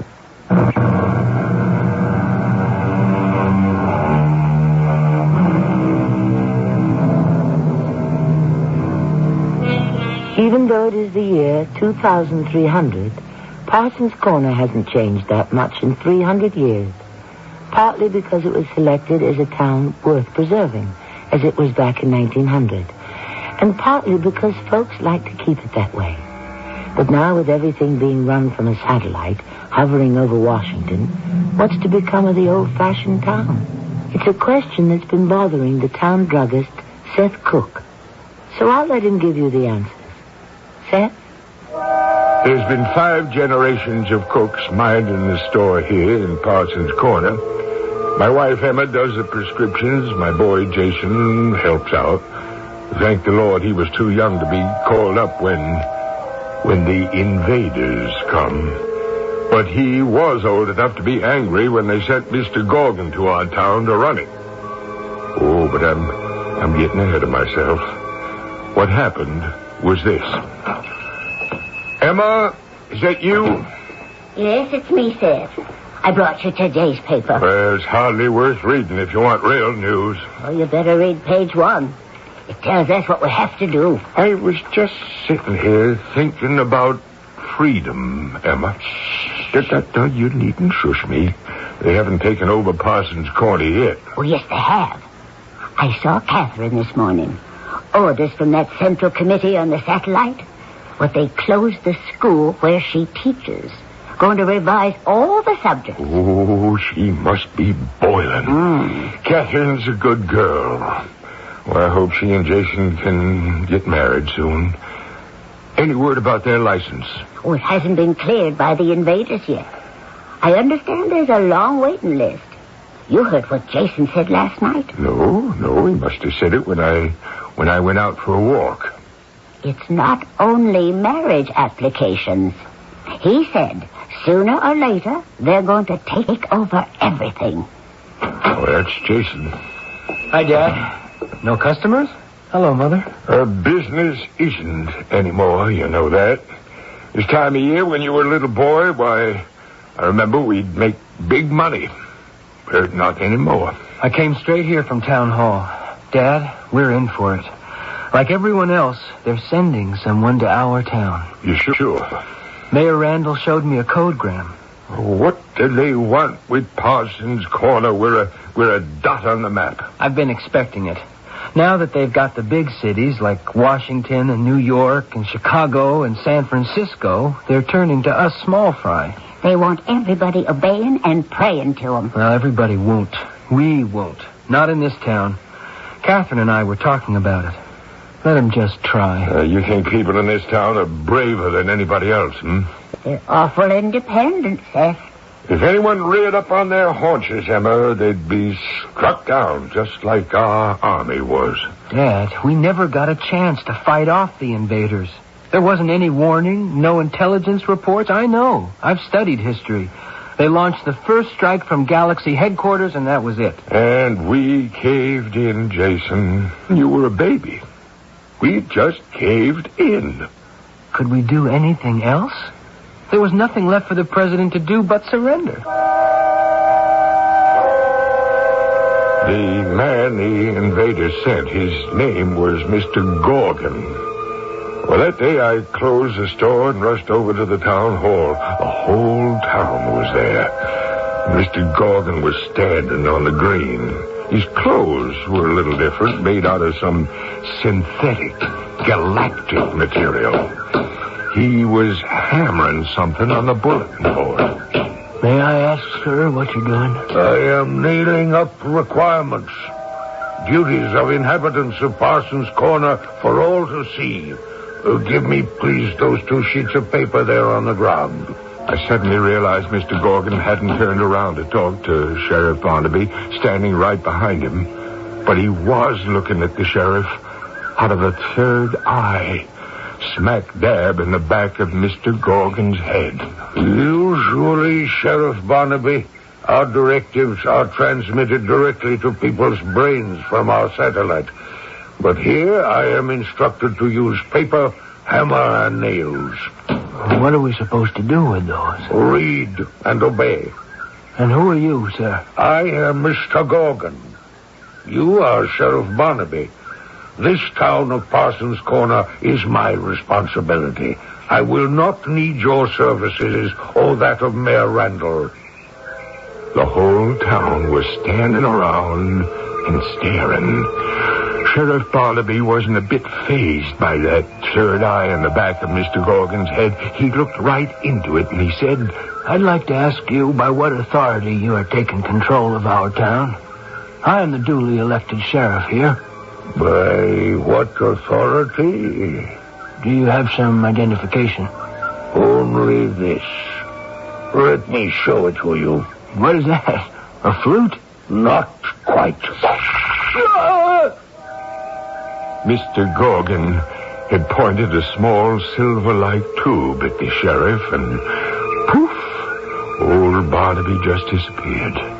Word spread fast, and no one questioned Mr. Gorgon's authority after that.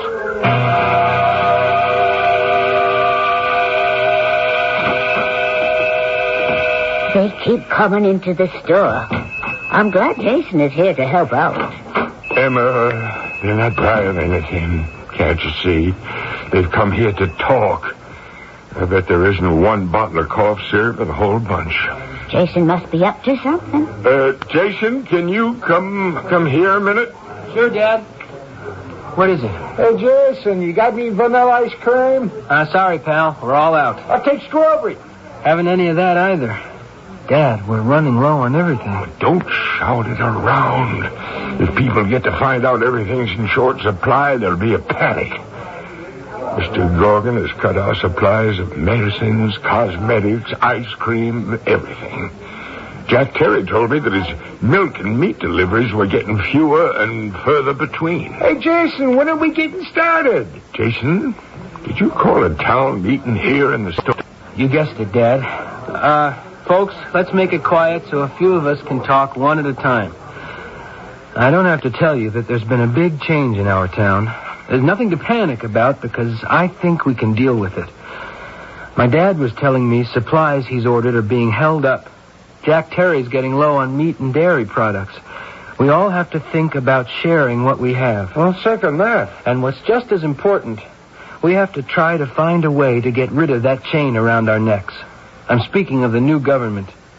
So I'd like to tell everyone to leave now before word gets to the wrong people. And for all of us to meet here next week at this time with good ideas and pitchforks. Okay? Well, here's your girlfriend, Jason. Hi, Catherine. Oh, I am so angry. Can I sit at the counter a minute? For as long as you like. What is it, Catherine? That Mr. Gorgon and all those regulations from the satellite. They make me furious. What is it now? They still haven't opened the school, and I can't find out if they ever will.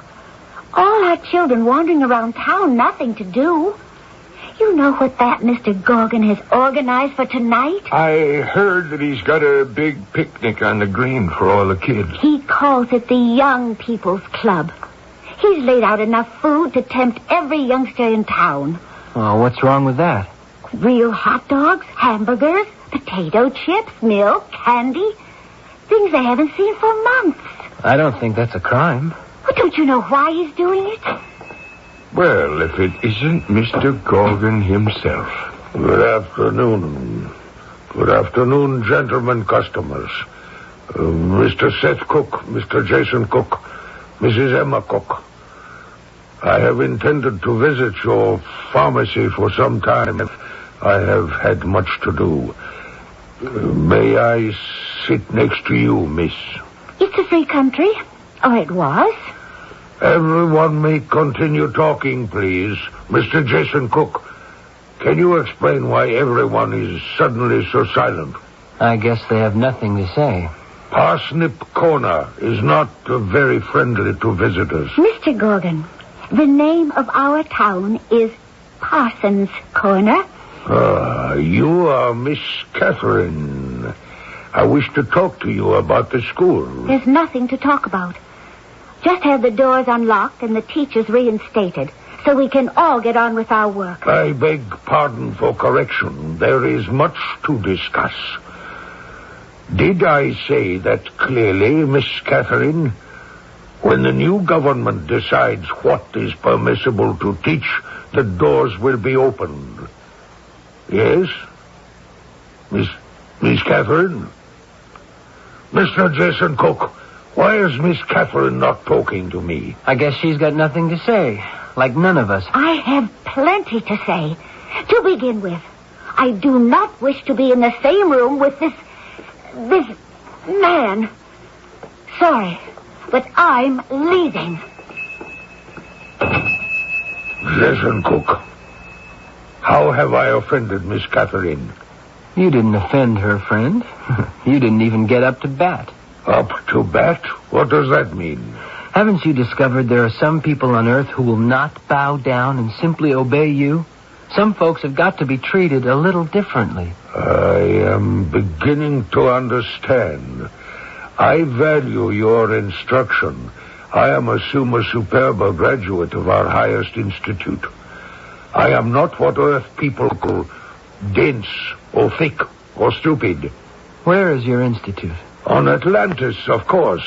Where did you think? But Atlantis, that civilization disappeared many thousands of years ago. Let me assure you it is very much in existence. Atlantis is at the very center of the universe. But to return to Miss Catherine, she has a strange effect upon me. I do not wish to compel her to do anything, but I do wish she would try to understand and like me. I'll be darned. What does that mean? We know so little about you, the Atlanteans. It never occurred to me it mattered whether an Earth person liked you or not. I tell you candidly, Jason Cook, until now, it did not matter to me either. It appears that one of these galactic aggressors has emotions similar to ours beneath that strange fabricated skin. Could that be his Achilles heel? How vulnerable is this highly programmed Mr. Gorgon? Are there limits to his super brain from Atlantis? Can he figure out how to deal with humans? We may find out when I return shortly with Act 2.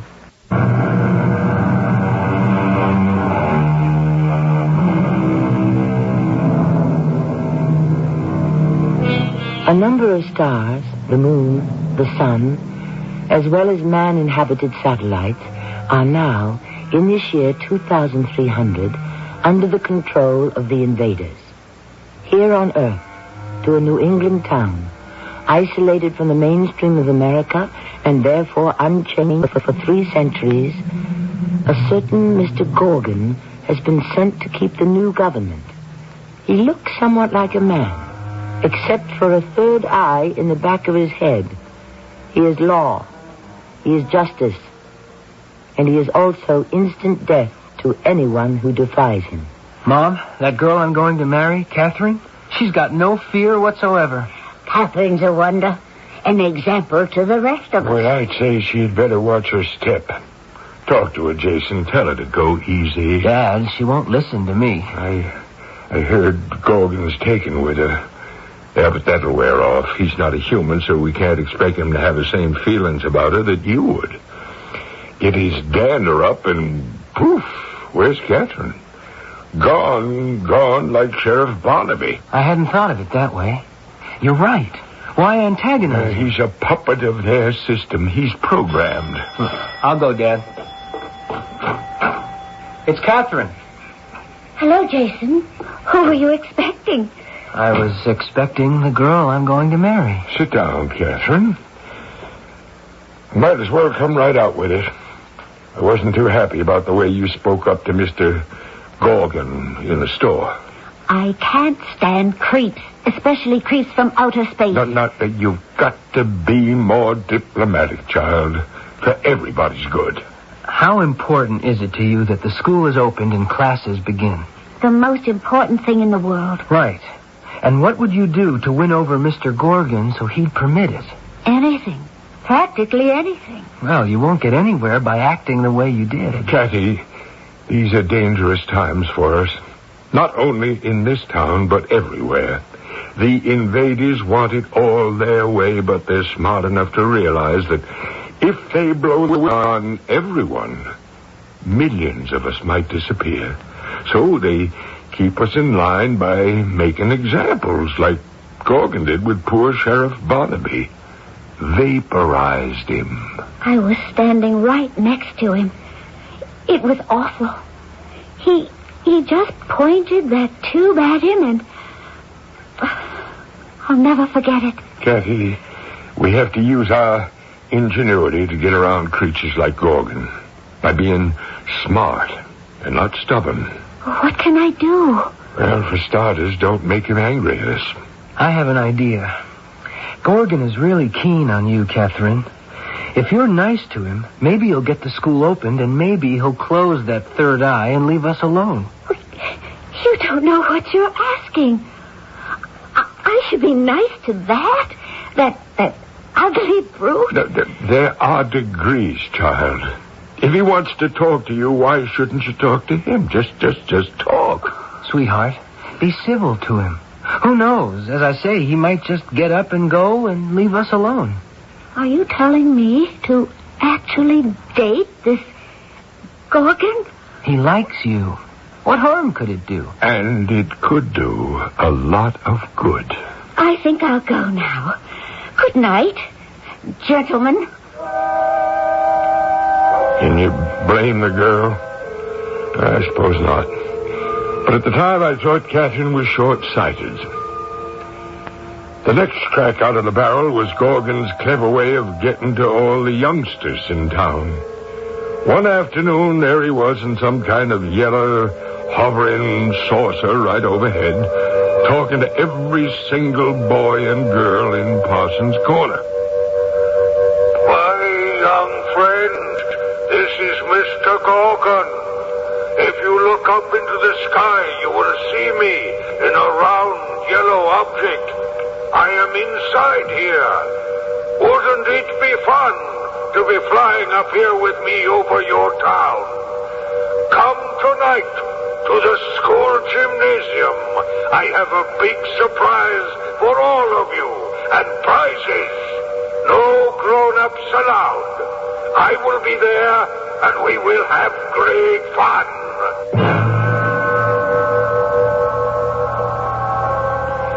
Jason and Emma and I wanted to know what kind of a wingding he was throwing in the gymnasium, so we snuck up the back stairs to the balcony over the gym, and we watched. Kids, I have met some of you. I want us all to be friends.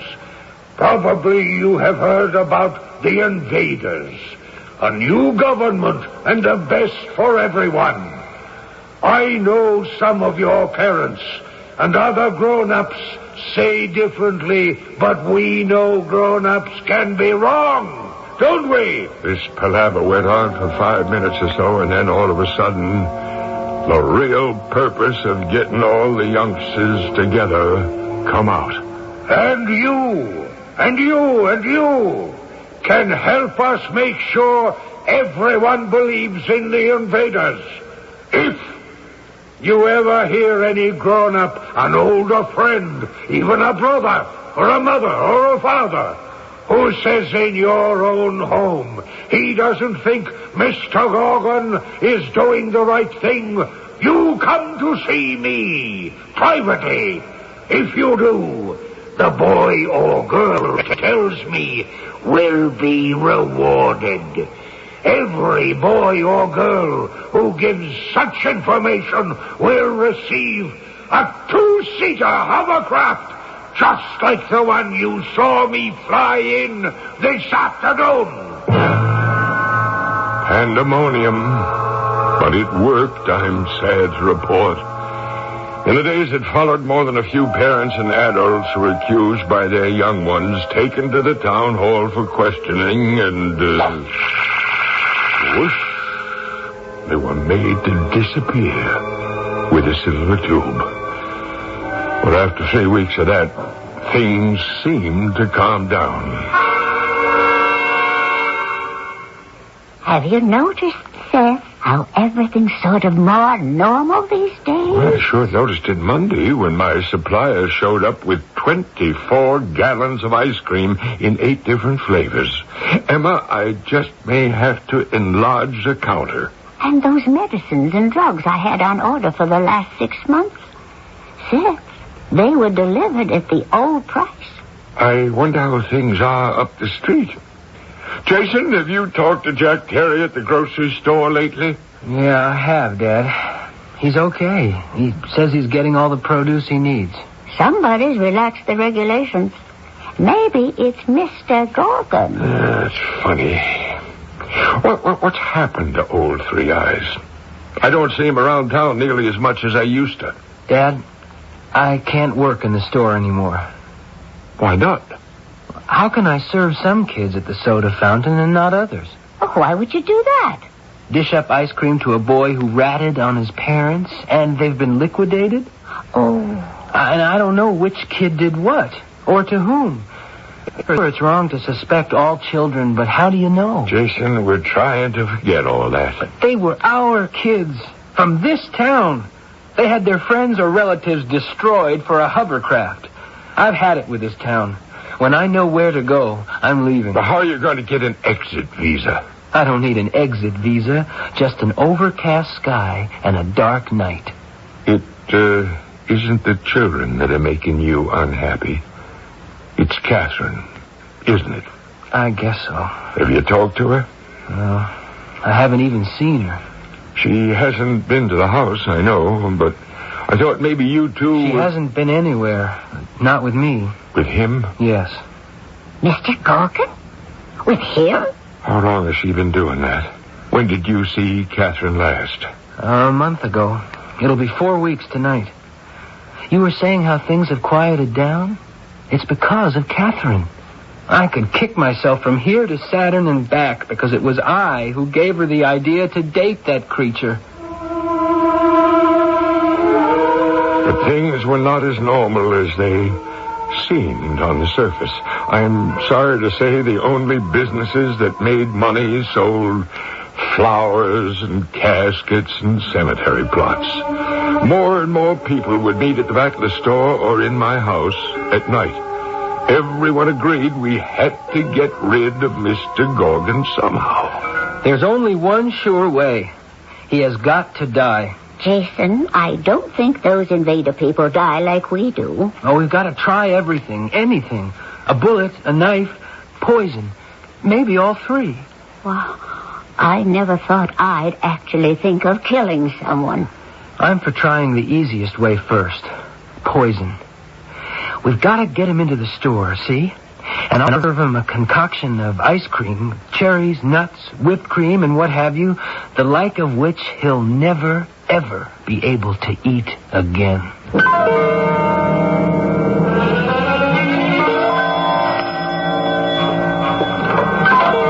Mayor Randall, I was just going to turn out the porch light. Now, come on in.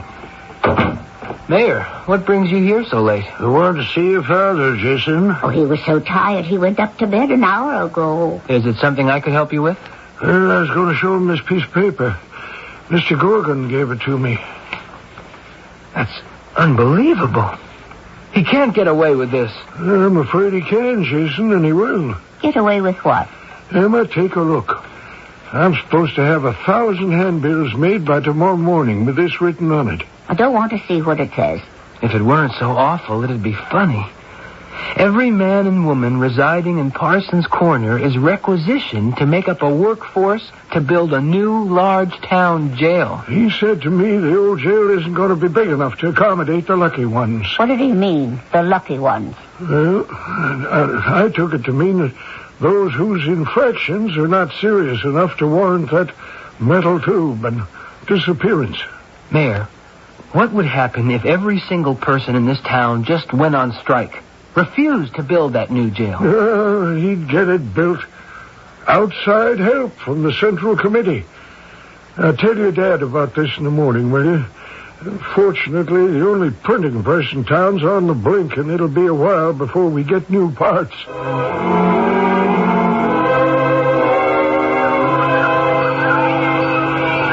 Everybody, back to your classes.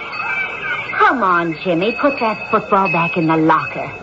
Go on, everybody, run inside. Hello, Catherine. Oh, Jason, what brings you to our playground? I see they opened up your school again. Oh, just for the little ones. They haven't got a curriculum for the older children yet. My father and mother were asking about you. Oh? Are they pleased with the way things are easing up? Oh, yeah. A lot of people are pleased. The ones who aren't in jail or dead. You've been busy? No, pretty much. I've been learning a lot about the invaders. What planet they came from, their beliefs. Who's your teacher? Mr. Gorgon. How nice for you. Jason, I know what I'm doing. I hope so. So, you're learning about the master space race. And what are you teaching Gorgon in return? Anything about those old-fashioned, outmoded beliefs of Tom Jefferson or Abe Lincoln? He's interested in our history. He wants to know everything, right up to the present. Has a real taste for America, has he? That's true. Wants to know what we like and what we dislike. You ought to bring him into the store, Catherine. I don't think he's been there since that first time. No, he hasn't. I bet he's never tasted a good old American hot fudge sundae. Or one of my special 3-flavor delights. Why don't you bring him around sometime? Oh, you wouldn't mind? Why should I mind? We know what's at the back of Jason's mind. We don't know where he's hidden the poison or how he plans to submerge its distinctive cyanide almond flavor. But we'll find out. It takes a lot of nerve when your intended victim has an eye in the back of his head. I shall return shortly with Act 3.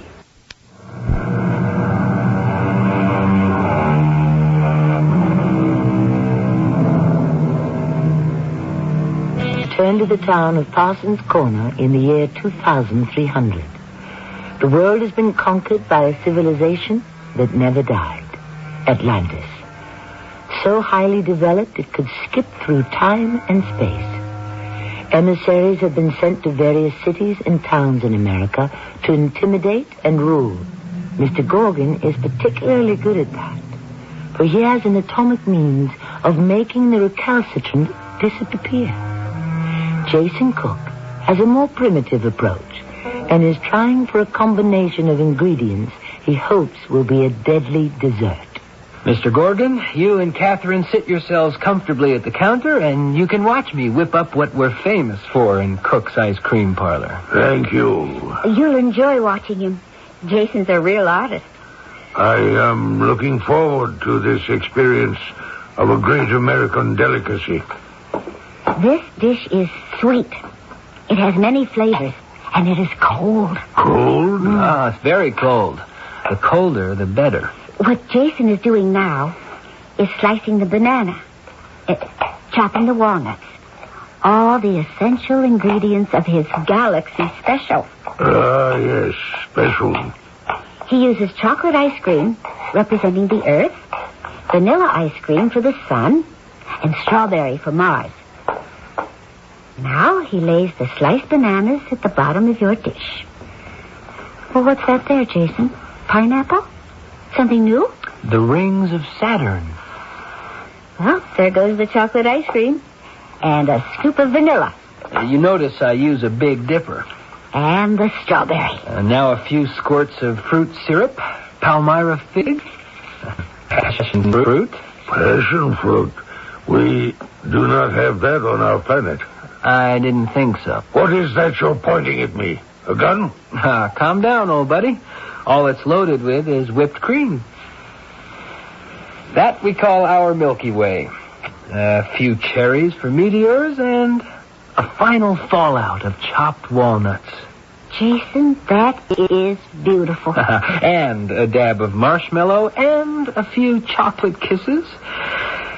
Mr. Gorgon, it's all yours. You got a spoon, a napkin, and a glass of water? Enjoy yourself. Well, what about mine, Jason? I want exactly the same. You wait your turn.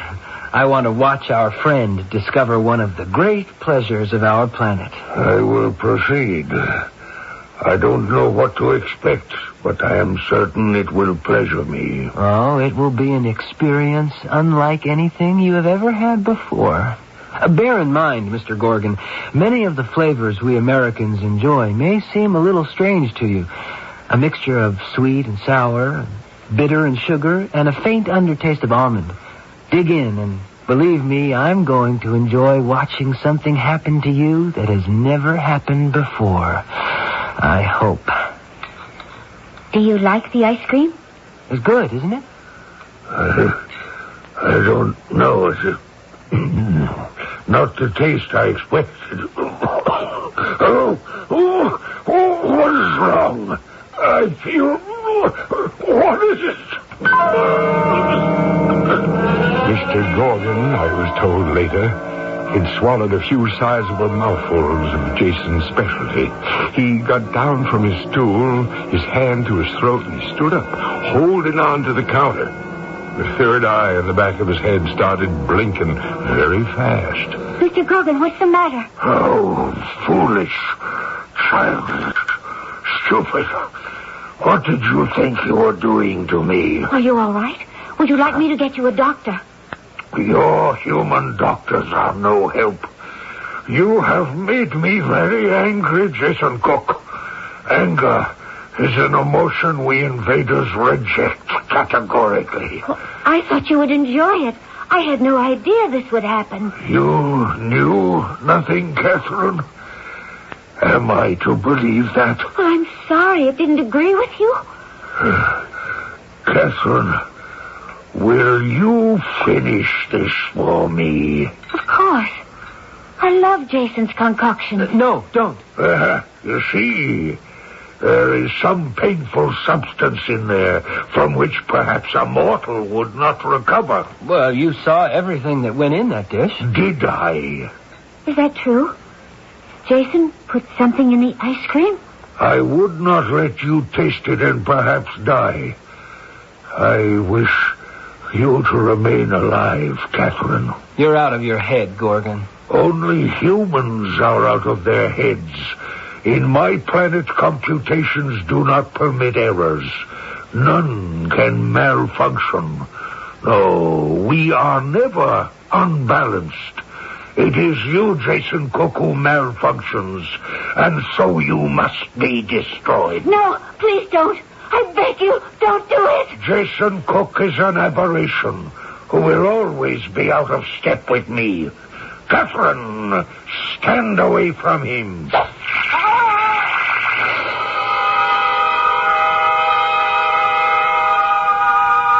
Gorgon pointed his laser tube at Jason, and my son just disappeared. I didn't feel right for a long time after that, and Emma, well, I won't go into that. After Jason had gone, we never saw Catherine again, until one day we learned why. I have an announcement to make to the people of Parsons Corner. As before, when you heard a voice coming at you from the sky, you looked up, and sure enough, there was Mr. Gorgon's hovercraft spinning over the village green. I am getting married this coming Saturday to Catherine, your favorite school teacher. To celebrate our union, the village green will be filled with food and music. All free. Come one, come all. Nobody came. Not a soul.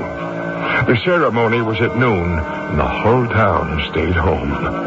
The married couple, Catherine, who we loved as a daughter, and the creature with 3 eyes who had terrorized the town, they come out of the town hall with the mayor behind them. The streets in the village green remained empty, so they got into the yellow hovercraft and took off, making one low pass over the town. As an added inducement to brighten this already happy day, we now release all those who have been imprisoned. They are made free. The jail doors swung wide. Those who had been put there silently went home. There was no celebrating. Everyone was too frightened of Mr. Gorgon and his ultimate powers.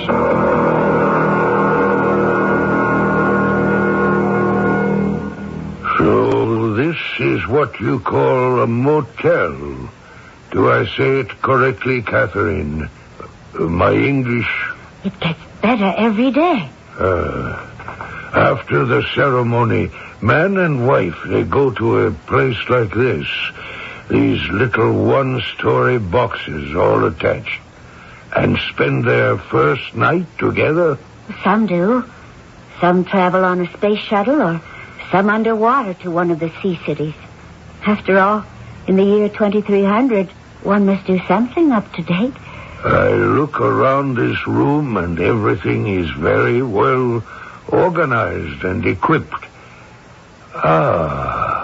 I have never taken a water shower, and I see there is one. I will do it now. I must say, the application of small streams of water has a refresh... Catherine? Where are you? Catherine? Why are all the room lights turned off? Catherine, are you outside this door, I wonder? There you are. Why are you standing here outside our room? Are you perhaps saying goodbye to your old life in Parsons Corner? Catherine, what are you doing? Giving you a taste of your own terror. Don't point at. You'll invalidate me. Don't move. Goodbye, Mr. Gorgon.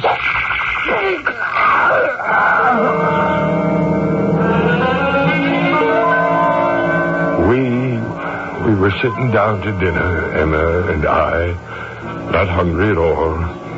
Our hearts filled with sadness, knowing this should have been the day of our Jason's marriage to Catherine. And then suddenly we heard voices on the porch. It was Catherine talking to someone. It's really you, Jason? You're alive? You're here?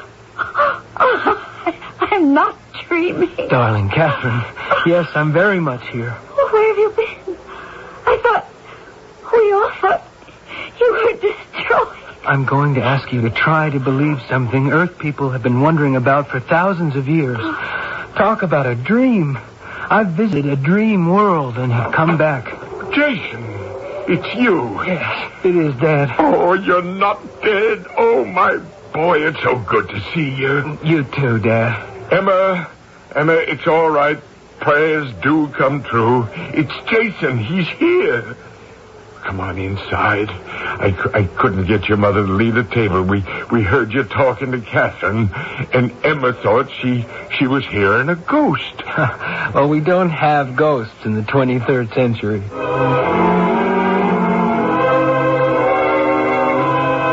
Where to begin? That's the problem. Oh, Jason, why don't you start when Mr. Gorgon pointed his destruct tube at you?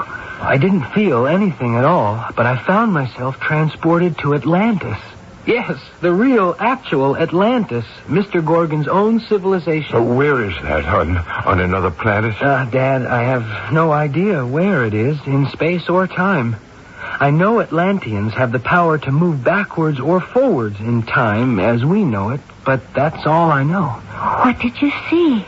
I was suddenly standing in a large hall in front of 3 judges. An interesting thing about that place. Not only does time telescope, but so does knowledge. I didn't have to be told anything. I just knew. You knew what? There's no question the invaders who are here on Earth are Atlanteans who, after thousands of years, are reclaiming the universe as their own. And who do you think I saw from down here? I don't know. Who? Sheriff Barnaby and all the others from Parsons Corner who'd been shot there with that destruct gun. Almost every day, more people from town kept showing up. And then Mr. Gorgon himself is there. He's apologizing to the judges. They tell him that he's failed in his mission. I didn't understand that at all. I did that. Pointed his own ray gun at him. I'll tell you all about it, Jason. Gorgon was taken away, and the 3 judges decided all of us from Parsons Corner were to return to Earth. So it's not only me. We're all back. But for how long? There'll be other invaders. Well, there may be, but they'll have to change a lot of their concepts. You see, that tube thing Mr. Gorgon used, it's still here. Gorgon left it when he was liquidated. So for the present, the Atlanteans are just watching and waiting to see what we'll do. Well, you know what that means. We can go from town to town wherever there's a Mr. Gorgon making life miserable, point this at him, and poof, we've shot the invader back to Atlantis. Well, can we risk it? Risk? Well, how do you think this country got started anyway? Somebody wanted to take us over, and we sent them back right where they come from. Dad is right, Catherine. Let's do it.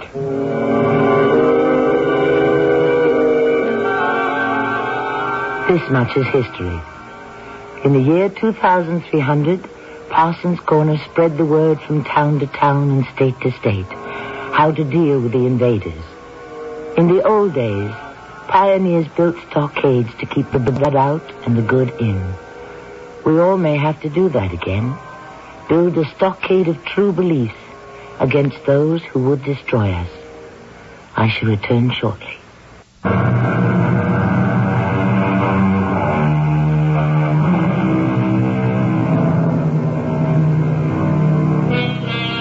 We have turned the clock forward. Now let us turn it back to 1775 and hear from a man who knew a lot about those who would rob you of freedom. He left these words in our safekeeping. He said, "I know not what course others may take, but give me liberty or give me death."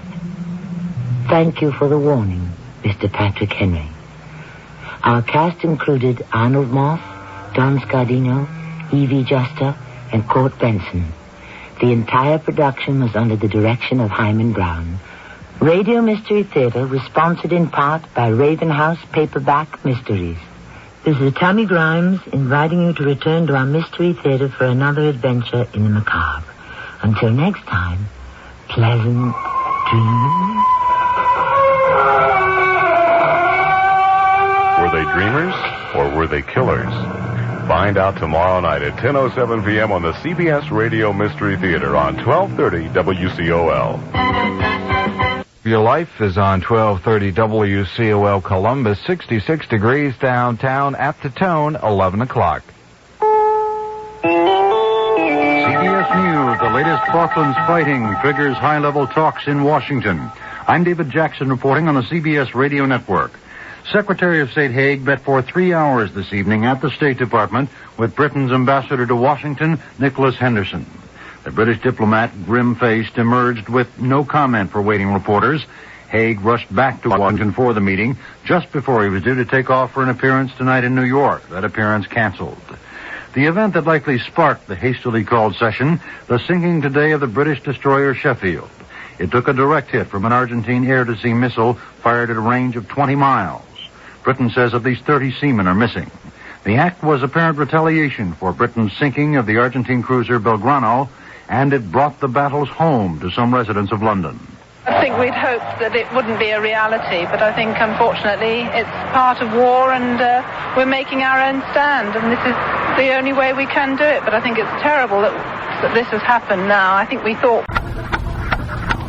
The CBS Radio Mystery Theater presents...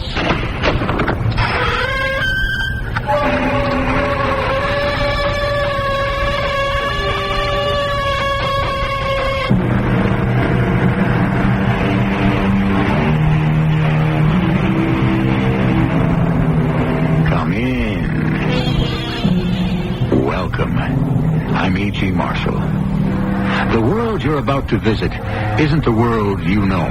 It's an alien planet, so distant, so remote, so anonymous, that it bears a number instead of a name. It's a world called A15. And while it may be light years away in distance and many years away in time, we're going to take you there right now. You'll travel with 4 others, young but seasoned veterans of spaceflight, the kind of tough, resilient young men the rigors of space will demand. Ready for anything? Well, almost anything. Esquia! Esquia! What are you shooting at? Look, Captain! It is a frog! A giant frog! You're out of your mind, Esquia. There isn't any animal life on this planet. Look! Behind the hill! What do you call that thing? It's impossible. Captain, this whole planet is impossible.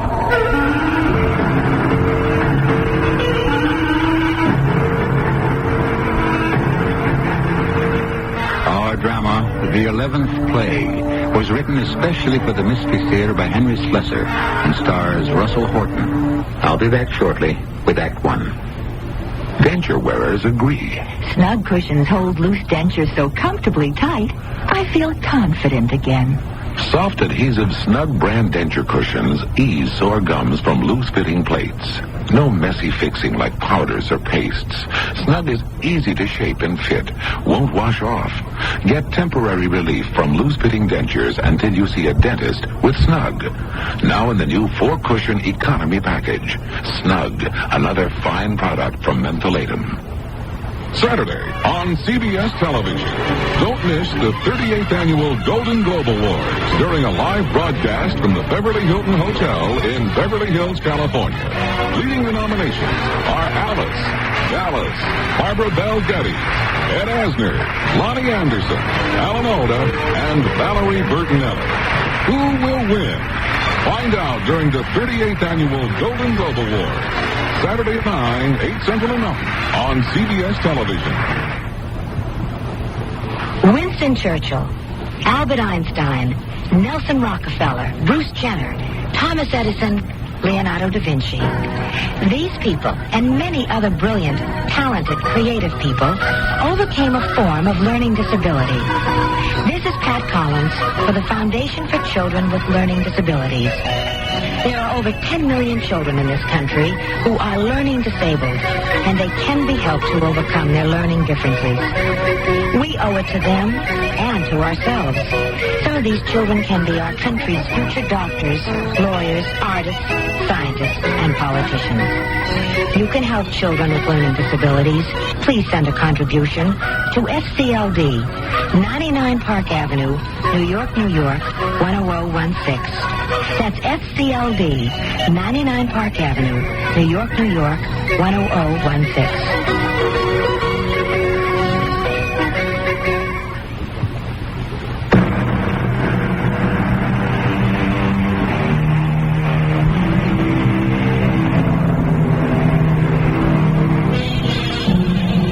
the Northwest headquarters of the USSC. No, those initials aren't familiar to you yet, but they're famed the world over in the year of our story, 2065 AD. They stand for United States Space Command, and it's the military arm of the nation's space program, a program which has expanded to the stars thanks to the astonishing rate of development in space flight. But while the technology has changed dramatically, some things remain very much the same, especially human emotions. Captain Joel Taylor reporting, sir. Oh, yes, Captain. Come on in. I understand you've seen your orders. Well, no, sir, not really. All I've been told was that the mission starts in 9 weeks and that I'm supposed to pick a crew of 3. That's right.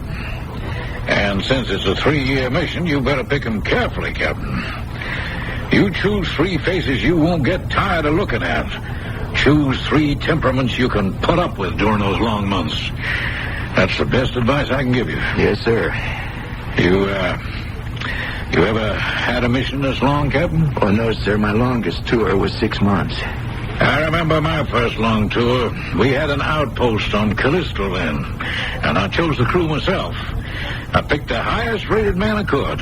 A real crack crew, Captain Taylor. But I didn't pay any attention to temperament, and by the end of the first year, one of my men had killed another. And then the rest hated each other so much that the mission had to be aborted. So, don't you worry about service records so much, Captain. Pick guys you can live with. I still don't know what the mission is, Colonel Deegan. Oh, yeah, that's right. Well, you and your man are to set up a permanent or semi-permanent station on planet A-15 in the Antares system. You'll construct a radio station to provide free contact with Earth and ships in the vicinity. You'll provide an emergency landing area for ships in distress, but not a way station. To do all this, you'll have to spend many months in astronomical observation in order to keep track of all conditions involving space traffic. And you'll do anything else we want you to do. Yes, sir. There'll be a 4-week briefing session for you and your men as soon as you've determined who they are. Start collecting those service records.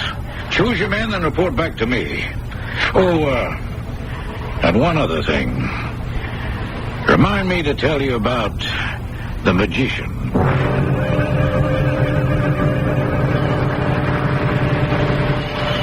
So these are your choices, Captain Taylor. Yes, sir. Let me see now. Lieutenant Carlos Esquilla, co-pilot, born Santa Rosa, Argentina, age 26, 4 years, interstellar experience, class rank 4, psych rating excellent. Esquilla. Speak English? Oh, yes, sir. Also French, Spanish, Italian, and Russian. Sounds like salad dressing. Lieutenant Gary Flack, navigator, born Birmingham, Alabama, age 26, 3 years, interstellar, class rank 7, psych rating excellent. And the third man, Sergeant William Bart, general crewman, born New York City, age 27, interstellar 5, psych rating good. That's it, sir. Do you think you might tell me about it now? You mentioned a magician? Oh, yes, that's right, Captain. Well, it's not a difficult problem, just a bit unusual. In what way? Well, when you arrive on A-15, you'll have to dispossess someone.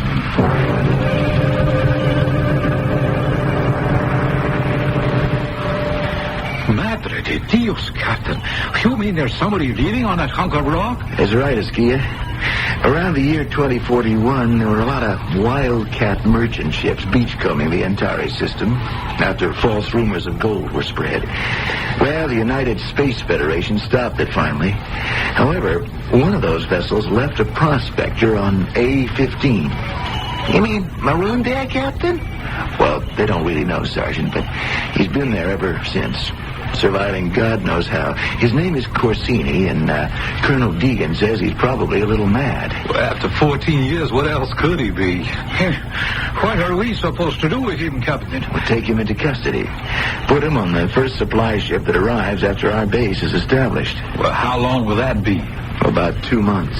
Sir, what was that you said about him being a magician? Well, that's the only background information we have, Sergeant. That prior to becoming a space prospector, he was a stage magician. Right now, the supposition is that he fancies himself as king of the planet. He may not want to abdicate, Captain. Yeah, we'll humor him. Tell him the Earth government wants to give him an official welcome as ruler of another sovereign state. All right. Now, briefing begins at 1400 hours today. From now on, all sessions will be at 0800 every morning, excluding Sundays, until blast-off.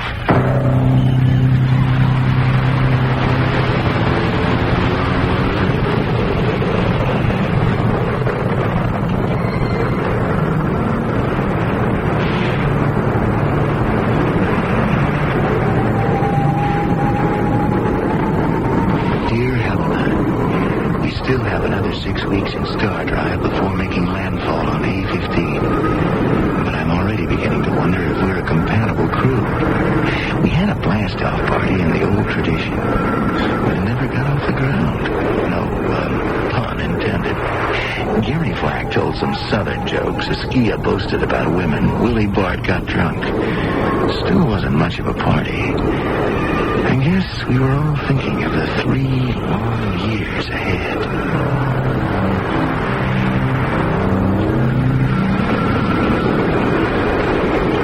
Dear Helena, I'm happy to report that we made an uneventful landing on A-15. The only word I can think of to describe this place is eerie. It's small, hardly bigger than an asteroid, and just as rocky. But there are queer little patches of green vegetation. The worst thing about it is the wind. It's warm, and it never stops.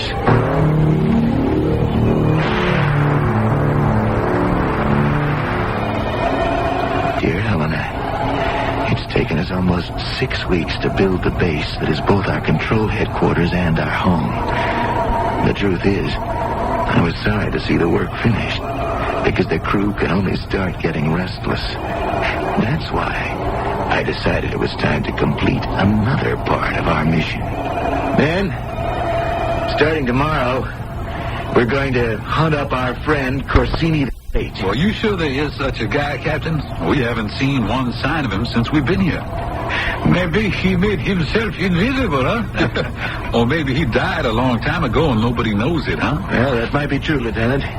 But just the same, we'll make up a searching party that'll fly the copter in a circle covering a radius of 100 miles. If we don't spot him the first time, we'll make temporary camp at the perimeter of that circle and cover another 100 miles the next day. We'll keep doing that until we have our man. Or his body, huh? Either one. Who calls, Captain? Well, 2 men will be needed here, Sergeant. One at the ship and one at the transmitter. So, I go and Lieutenant Flack goes with me. Well, that suits me, Captain. We'll go full battle dress, Lieutenant. This Corsini may be harmless, but we won't take any chances.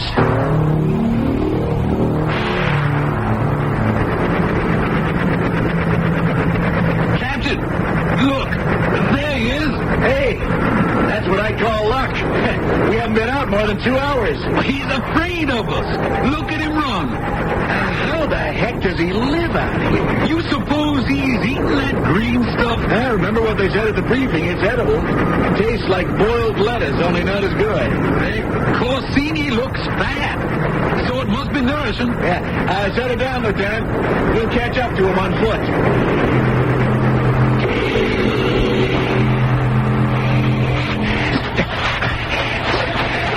Corsini! Corsini! We want to talk to you. Help you! Should I fire a shot, Captain? No. We don't want to scare him any more than he is right now. Look, Captain. He is down. He is tripped. Now's the time, Lieutenant. Mr. Corsini, my name is Captain Joel Taylor, USSC. Get away from me. Leave me alone. It's all right, Mr. Corsini. We haven't come to hurt you. We're delegates from Earth. We came to invite you to pay us a visit. You don't belong here. I didn't give you permission to land. You are here illegally. We mean you no harm. The Earth government has sent us here to ask you to Washington as our official guest. You see, our starship is only 80 miles from here, and you can stay at the camp until the next ship arrives from Earth. No, I won't go. I refuse. Well, it's for your own good, Mr. Corsini. This is my planet. Mine. Invaders. That's what you are. Captain, look out.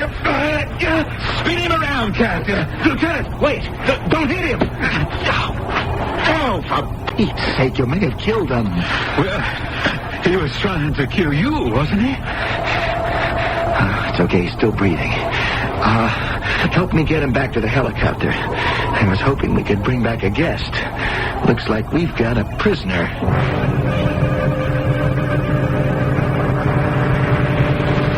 Mr. Corsini?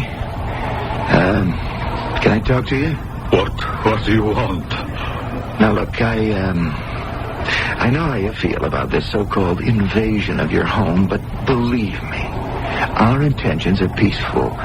Your intention is to rob me of my planet. Mr. Corsini, nobody owns a planet. The Space Federation made that clear 15 years ago. This is my world, Captain. My kingdom. Well, it's a poor kingdom, isn't it?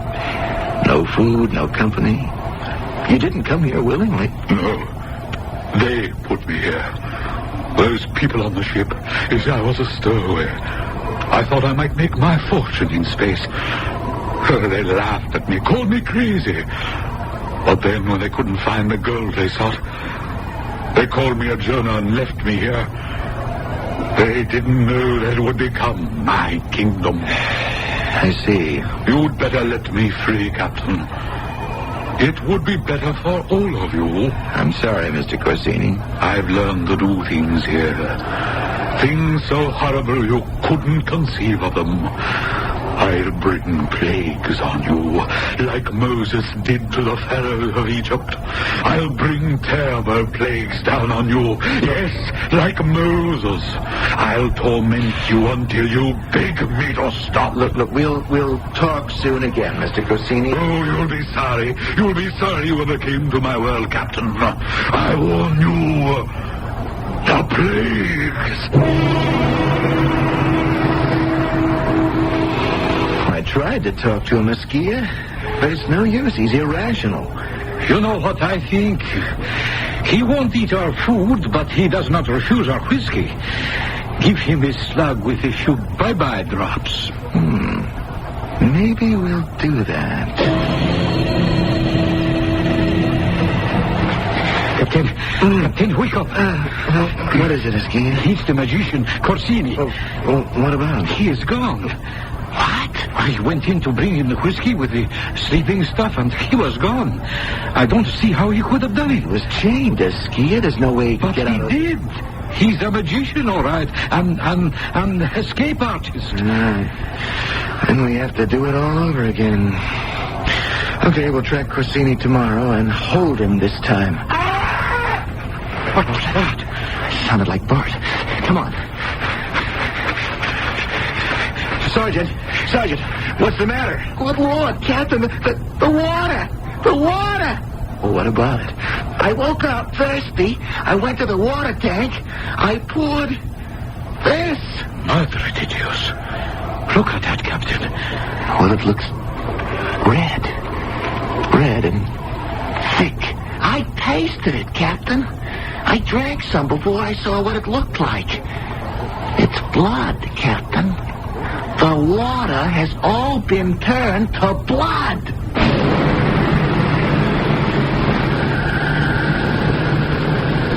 Thus saith the Lord, in this thou shalt know that I am the Lord. Behold, I will smite with the rod that is in mine hand upon the waters which are in the river, and they shall be turned to blood, and thou shalt loathe to drink of the water. As the magician of planet A15 proved that he really is the Lord of his world, and as we all know, the plagues numbered more than one, we'll see what other numbers Corsini the Great has planned for our adventurers in space when we return with Act 2. Once you've tried it, you'll agree the Red Devil Pad Painter Kit from True Value Hardware Stores is a stroke of genius. Hi, Pat Summerall to tell you the painting pad applies paint faster and helps save you work because it eliminates stray bristles and brush marks that might otherwise mar the paint finish. With the Red Devil Deluxe Pad Painter Kit, you get a 9-inch pad painter and a sash trimmer plus a metering pad tray and ladder bracket. Get the Red Devil Deluxe Pad Painter Kit for just $6.88 from participating True Value hardware stores and home centers. The boy next door's a doctor, and he's single. My daughter, what a girl. She's single, too. I'll invite him for some donuts and my coffee. Maxwell House, I'm leaving it up to you. Maxwell House. Good moment. Maxwell House. Good coffee. Good to the last drop. Maxwell House. Get together with the great taste of Maxwell House coffee. Coffee you can count on. Good to the last drop. Maxwell House. Hi, this is Andy Williams. I learned about the importance of donating blood when my mother became ill. Although most people could qualify as donors, many have not donated blood because they have not personally experienced the need, either for themselves or for those they care about. Presently, over 30,000 pints of blood are required in the United States every day, and the need is increasing. The balance between supply, demand, and human life depends on you, the public. Donors often respond when there is an emergency or a disaster, but blood of every group and type must be available at all times. Blood banks depend on people who are willing to give to meet the day-to-day blood needs. Donate today at a blood bank in your community. Blood is life. Let's keep it running. A public service of this station and the American Association of Blood Banks.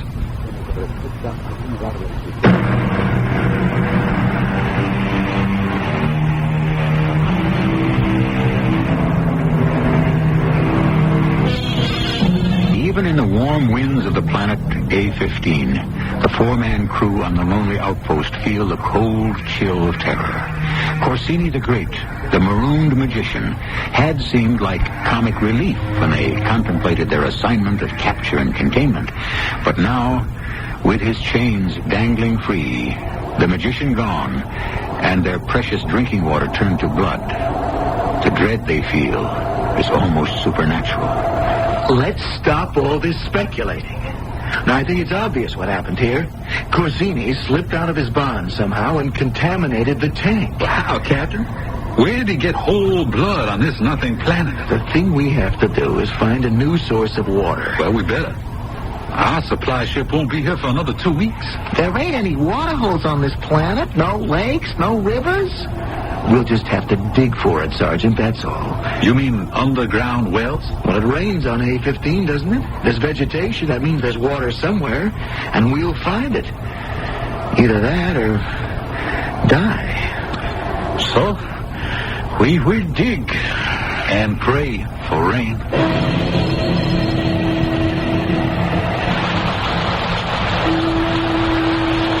Dear Helena, it's raining today.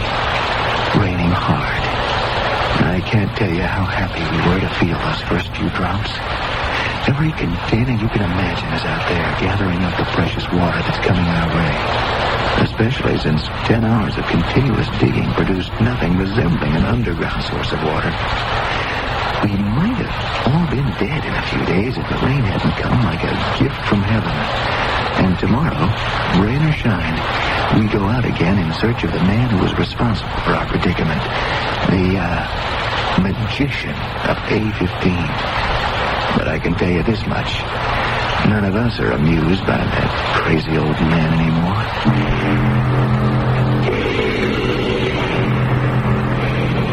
There he is, Captain. Right out in the open. Yeah, not running this time. You know what I think? I think he's not afraid of us anymore.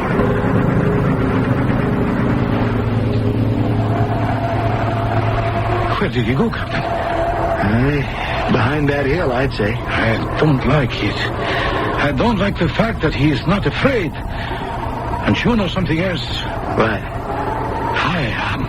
Oh, he's just a crazed old man, a skier. I'll tell you what. You stay here and cover me. I'll go to the rise and see if I can spot him. Sure, dear Captain. Corsini! Where are you? Captain! Captain! Esquilla! What are you shooting at? Look, Captain! It's a frog! A giant frog! You're out of your mind, Esquilla. There isn't any animal life on this planet. Oh, look, behind the hill. What do you call that thing? It's impossible. Captain, this whole planet is impossible.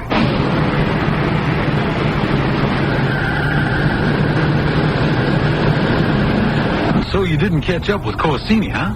We caught up with him, all right. Only he changed himself into a frog. What are you talking about, Esquilla? It was a frog, Sergeant. A monster, maybe 15 feet tall. So there goes Colonel Deegan's theory about the planet not supporting life. Well, now, we don't know if the thing was indigenous. Maybe it was brought here. By who, Captain? Corsini the Great? This is crazy. First the water turns to blood, and now you see big... Hey, you hear something? Well, sounds like an aircraft or something. Wait, look at the stars. Over there. They're usually bright as diamonds. Something's coming from over there. Maybe it's some planet phenomenon. The sky's getting dark. That's what's happening. Listen to that sound. It sounds like insects. Hey, that's what it is. Insects, flies, gnats, billions of them. Look out, they're coming for us. No! Take cover. Back to the shelter. We're being alive. Hurry! Hurry!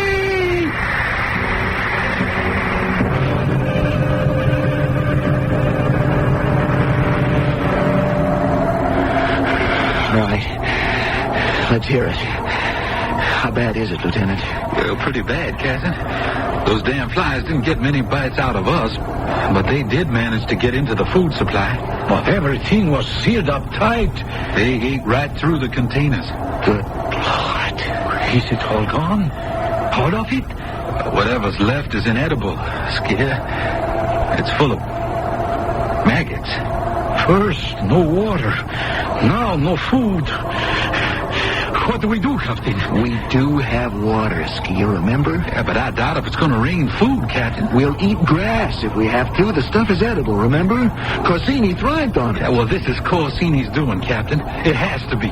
He's trying to drive us off. He can't control nature, Lieutenant. Well, I'm not so sure. Maybe he's a better magician than you think. Captain! Captain! Now what? What's the matter, Willie? I just made an engine inspection, Captain. Something's gotten into them.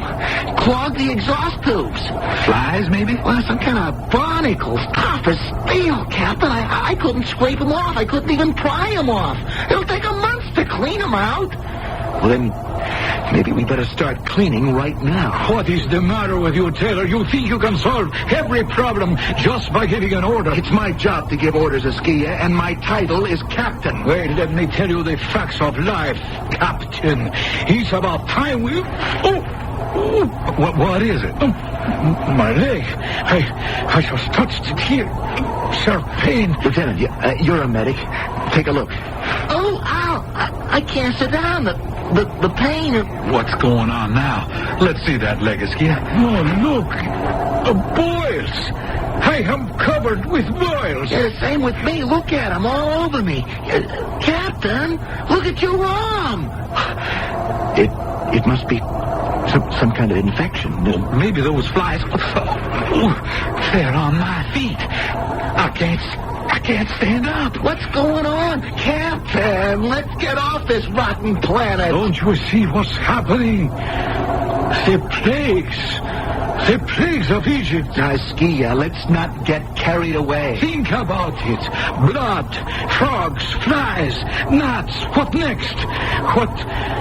What did they call the next one? Wait, I remember. A murrain of cattle, whatever that means. And we don't have any cattle, Lieutenant. Yeah, but we have a ship, Captain. That's as precious as cattle were in biblical days. And a murrain might be the same as barnacles. And boils. The plague of boils. Are you telling me that is a coincidence? No, I'm not saying that. The truth is, Corsini the magician, he said something about bringing down the plagues of Egypt. And that's what he's doing. Captain, we can't beat somebody with powers like that. I'm not ready to admit he has any powers. Hey, where are you going, Captain? I'm taking the copter out. Alone? Yes, alone. I'm going to find Corsini. I don't know if he does have anything to do with what's happening, but I intend to find out.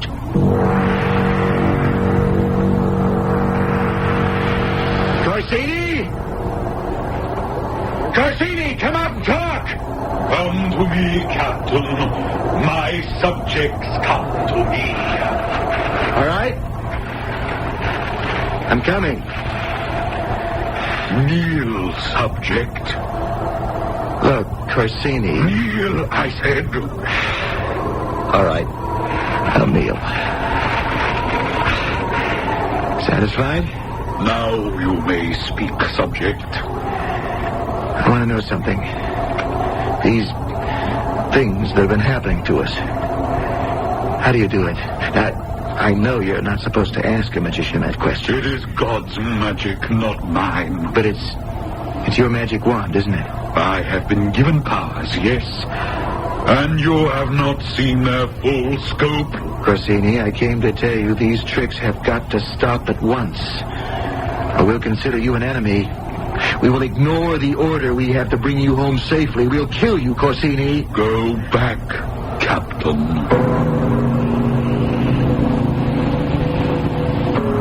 Skia, wake up. Oh. What happened to you? What went on here? Flack, Willie, what is it? Boulders, Captain. Gigantic boulders. What? Stones, Captain. Great big stones from the sky. The Lord knows where they came from. They dropped right out of nowhere. Knocked us all down. Well, then where are they? If there were stones, where are they now? Well, they're gone. All of them. Hailstones, Captain. That's what they were. That must be the 7th plague. Now look, there weren't any stones and there aren't any plagues. We're being fooled. We're being tricked. Lieutenant, what's the 8th plague? What's going to happen to us next? I can tell you that. If Corsini sticks to the script, it'll be locusts. Oh, no. There will probably be another swarm like the flies in the gnats. I can't take too much more of this, Captain. But we'll be prepared this time. We'll make sure we get inside the ship at the first sign of things. We'll use the heat guns to blast them. And if they get too troublesome, we'll blast off and burn them with our rocket fire.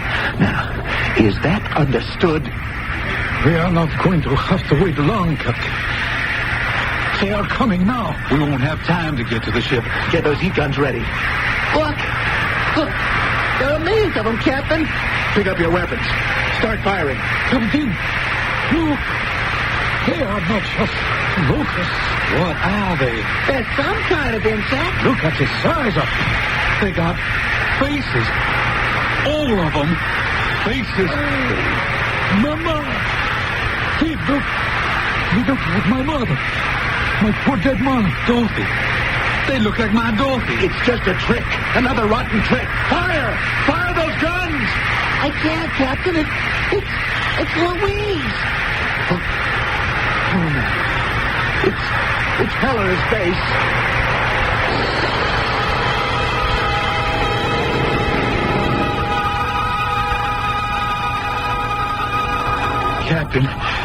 Captain, where are you? Back. Is that you? I can't see. I'm blind. Somebody help me.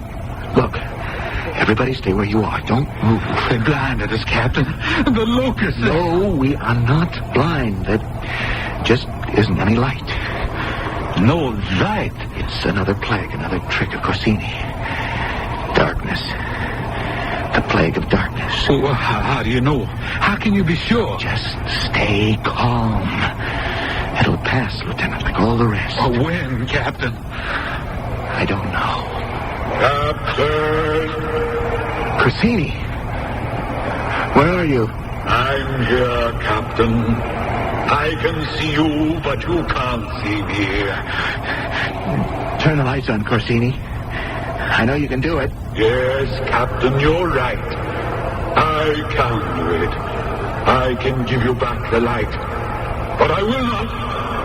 Unless you and your men make me a solemn promise. We can't make deals, Corsini. We're acting on orders. Very well. If you wish the plague of darkness to remain with you forever. Listen to him, Captain. Give us back our eyes, Corsini. We will do what you ask. Tell him, Captain. Please, Captain. What are your demands, Corsini? That you leave, Captain. That you get back into your ship and leave my planet at once. It can't be that immediate. There are preparations. The ship has to be thoroughly checked, refueled. Do what must be done. But be off my planet by the next 3 suns. Is that understood? All right, Corsini. I agree. Your solemn word. My word, Corsini. Now, give us back the light. It's yours, Captain.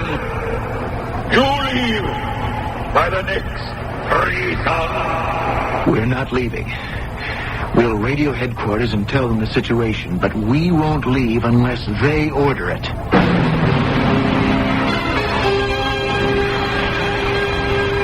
Well, I got the word.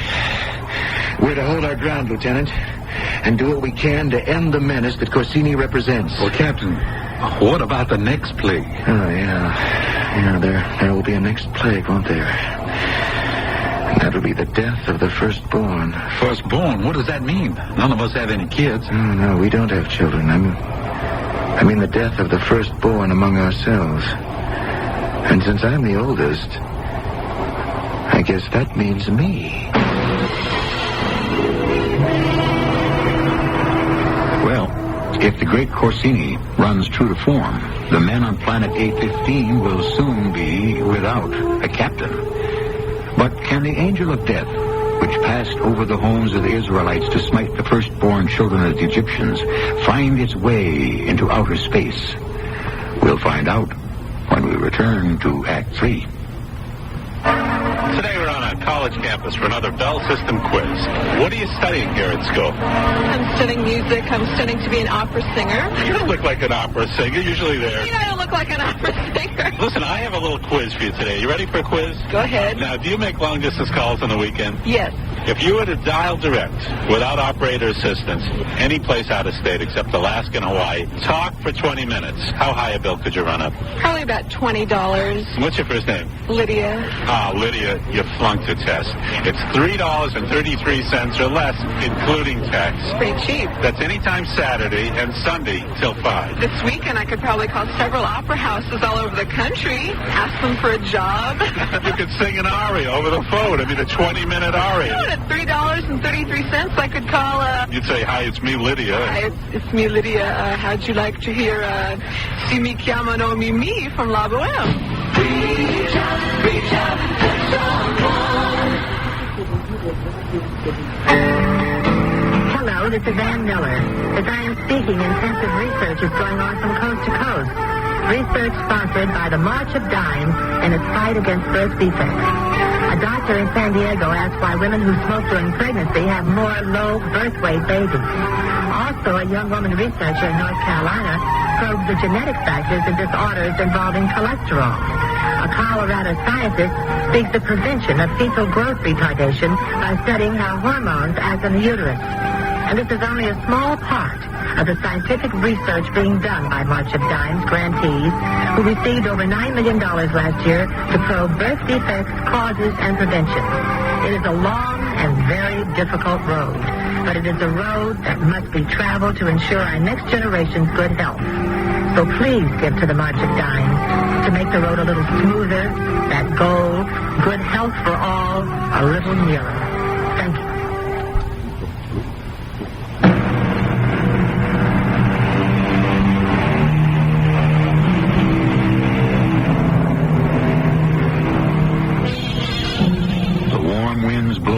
Fiercely on planet A15, whistling through the slate-gray hills as if whispering a warning to the 4 men who wait for tragedy to strike again. But the man who is threatened most refused to show his fear. He's Captain Joel Taylor, an officer of the United States Space Command.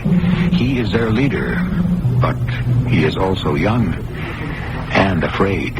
Nothing's going to happen. It can't. Now, take my word for it. How do you know? Corsini's made good on all the other plagues. Why not this one? Because all the other plagues were imaginary. That's why. The water wasn't blood. It was water. Good drinking water. Are you kidding? I tasted that stuff. You tasted what Corsini wanted you to taste. You saw what Corsini wanted you to see. And the frog, was that imaginary? Well, of course it was. Just like all the other hallucinations. The flies, the gnats, the barnacles on our ship. You mean we scraped those things off for nothing? And we suffered those boils for nothing because they weren't real. They hurt for real. Well, those giant hailstones. You saw them too, but they melted away when you opened your eyes. How come none of us were ever hurt, bruised, even scratched by one of those things? Bitten by any of those giant insects? Well, you're right about that, Captain. See, and the faces on those giant locusts. We all see different faces. They had to come out of our own minds. Yes, exactly. It's all come out of our own minds, because that's where Corsini the Great operates. You mean he's a hypnotist? I'm sure of it, Lieutenant. He was a stage magician, probably a professional hypnotist in his career on Earth. But something happened to him on this planet. In the 14 years he was marooned, his powers increased in some way, and increased 100 times. But he can't really hurt us. Is that what you mean? He can't cause us any physical harm. And that's why I'm not worried about the 10th plague. Well, I'm glad you're not, Captain, since you're the firstborn. And I'm also the captain of this expedition. So, let's get some sleep, and let's go look for our hypnotist in the morning. Armed.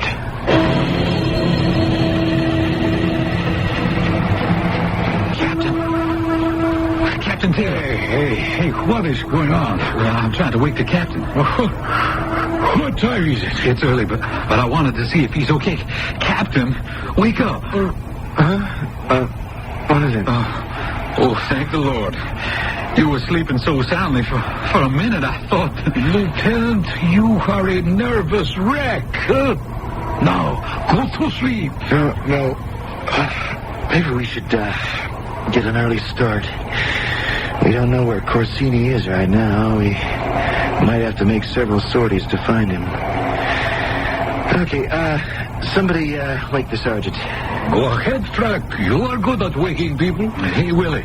Hey, wake up. He's a heavy sleeper, all right. Willie, what's the matter with you? Come on. Oh, no. What's wrong?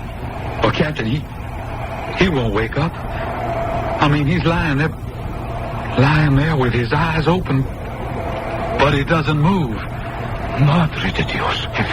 Get away. Let me see him. He looks dead.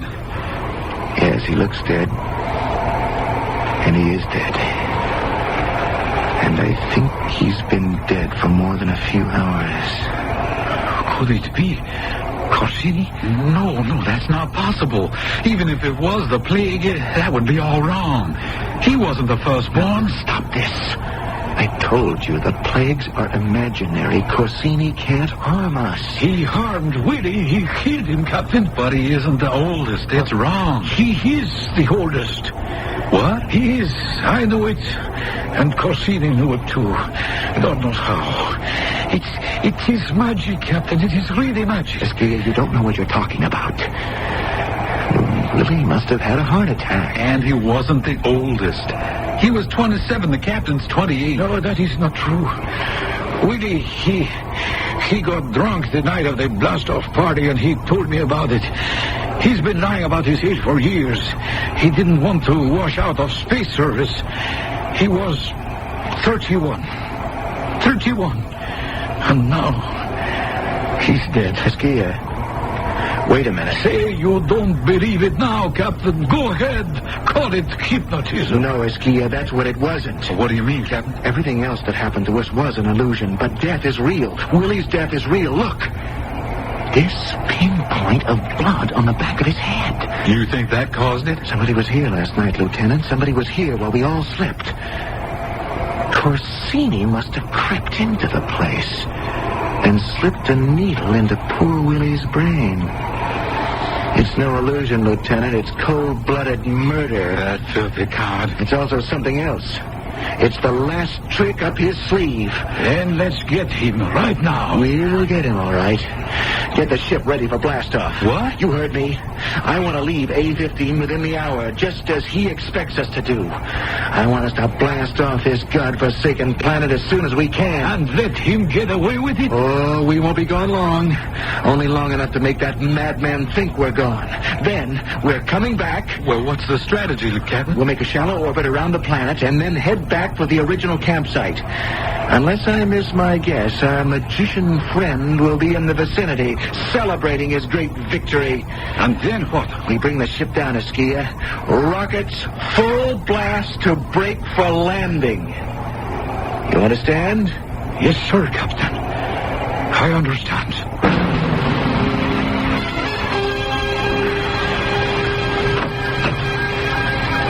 Come on in, Captain. Have a seat. Thank you, Colonel Dagan.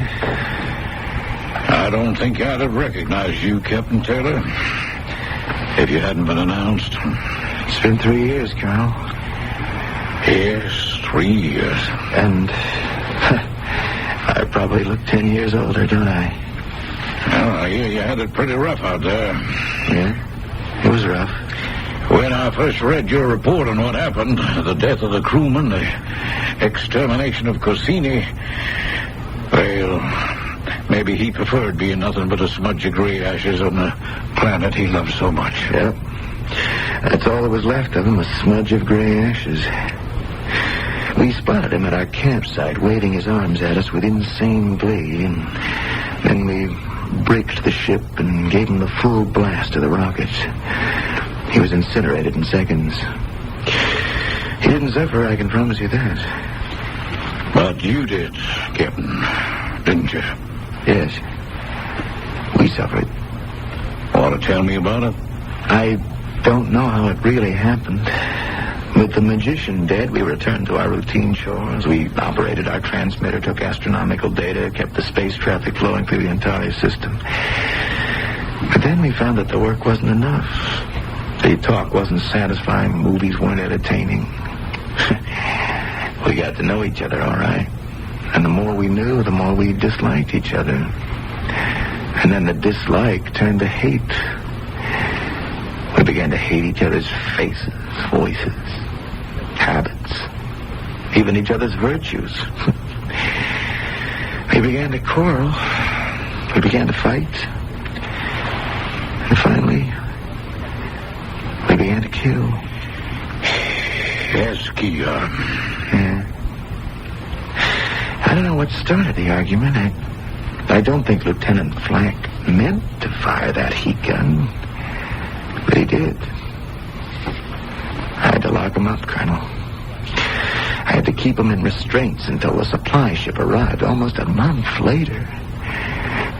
And I had to bury Askia's body in that gray sand. Dear God Almighty. All right, easy, Captain. We didn't know how well off we were when Corsini was alive. When he was after us, his plagues drew us together, Colonel. They united us against a common enemy, made us a unit. For months, he gave us something to occupy our minds, something to fight for, to live for. But when the magician died, there was nothing else. Only space. Only that half-dead planet. And boredom. And each other. Yes, Captain. I understand. That was the worst plague of all, Colonel. The 11th Plague. Loneliness.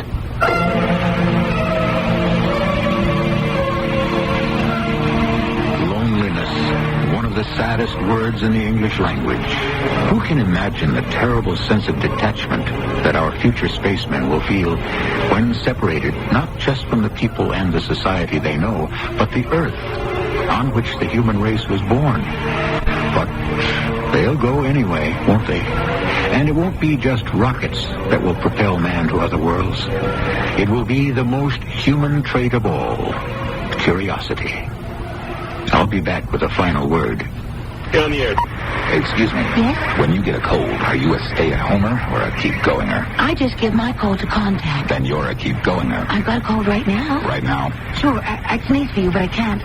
You know, Contact. Your nose, can you make it run? Oh, I'd like to, but... We know Contact's tiny time pills. Look, I gotta get back to work. To work, ma'am. Gotta keep going. No cold tablet or liquid keeps relief going up to 12 hours per dose like Contact. That keeps you going cold medicine. Take only as directed. Never thought I'd get hemorrhoids. Just what I need now that I drive a cab. Here, try what I use. Preparation H. You too? Anybody can get hemorrhoids, especially people who sit a lot. But Preparation H often gives me fast, temporary relief from occasional pain and itch. Sounds great. Even helps shrink swelling of tissues caused by inflammation. I'll try it. It's good this week. Yours is the best. Preparation H relieves pain and itch, even helps shrink swelling. Use only as directed.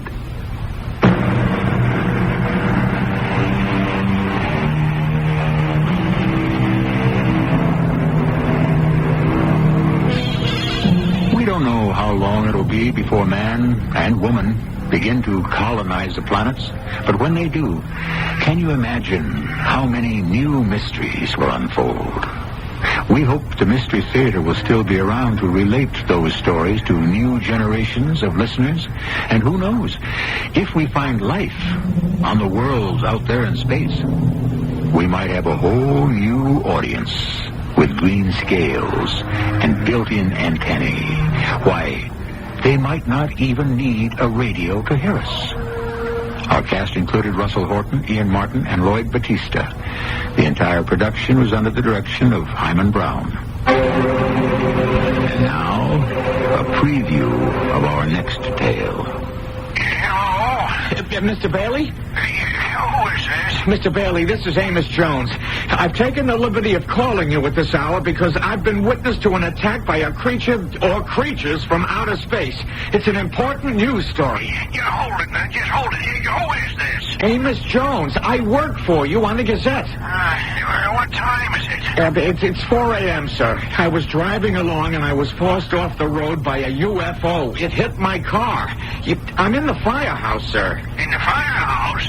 What are you doing there? Yeah, well, they're looking for a pair of pants to fit me. I lost all my clothes in the fire. I was hit by a UFO, sir. I heard you the first time. You weren't hit hard enough. Now, you be in my office in the morning, and you'd better be wearing pants. This is E.G. Marshall inviting you to return to our Mystery Theater for another adventure in the macabre. Until next time, pleasant dreams.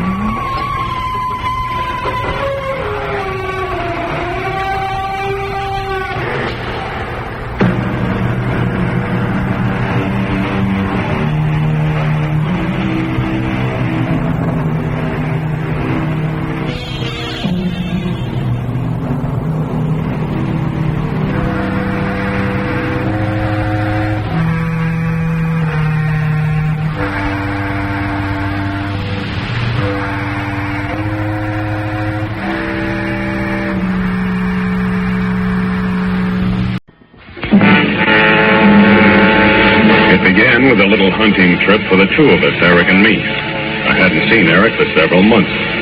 Not since before Karen died, in fact. When I bumped into him at the club, he suggested that we run up to his cabin in the mountains for a few days, grab a bit of fresh air and a little relaxation. See if we couldn't bag ourselves on a moose or a deer. And yet, almost at the outset, I had an uncanny feeling about that trip.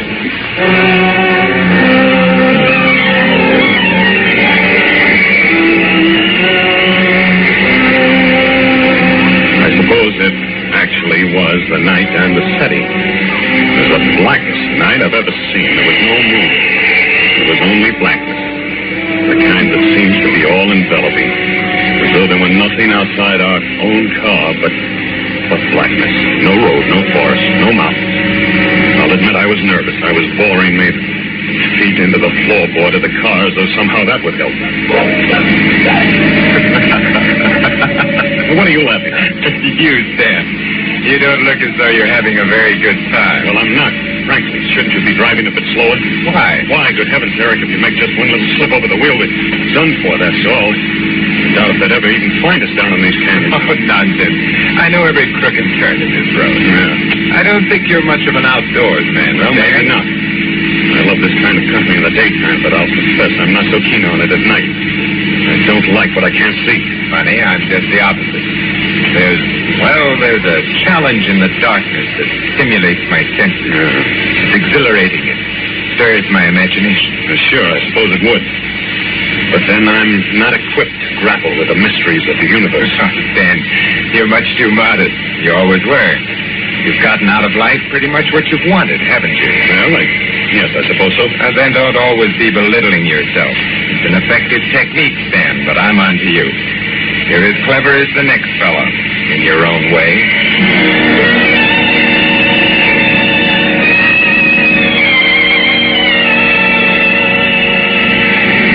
I sat back and tried to relax. Things weren't quite as Eric had pictured them. I was born with a silver spoon in my mouth, as they say. Eric had come up the hard way. I was average and soft. He was brilliant and hard. We'd known each other a long time, going to school together, been in love with the same girl, Karen. When I married her, he was my best man. And yet I couldn't pretend to understand him. He was still pretty much of a stranger to me. I glanced over his way. He actually seemed to be enjoying himself. It crossed my mind that he was rather enjoying seeing me a little bit off lather, too. Well, it's not far now, just around the next bend. Thank the Lord. Suppose I'm amusing you again.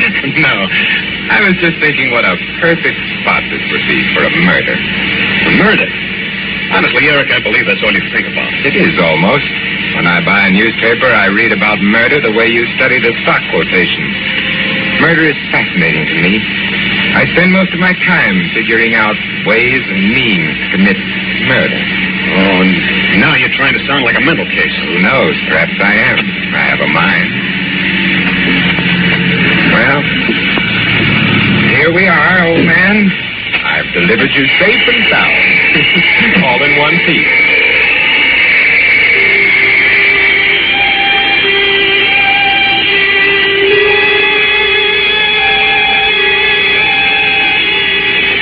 Eric's cabin was perched high on a rocky crag jutting out from the side of the mountain, with one wall flush against a sheer drop. In front there was a steep path leading down to a lake. I could hear the lapping of the waves. Eric fixed us something to eat, then went outside. Pretty soon he came back with an armful of logs. His face was red and healthy. I don't think you like my place, Dan. Huh? Oh, yes, I do, honestly.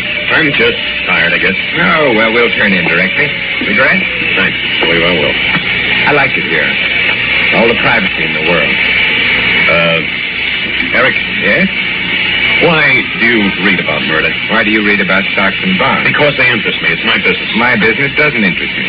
I read about murder because I'm interested in people.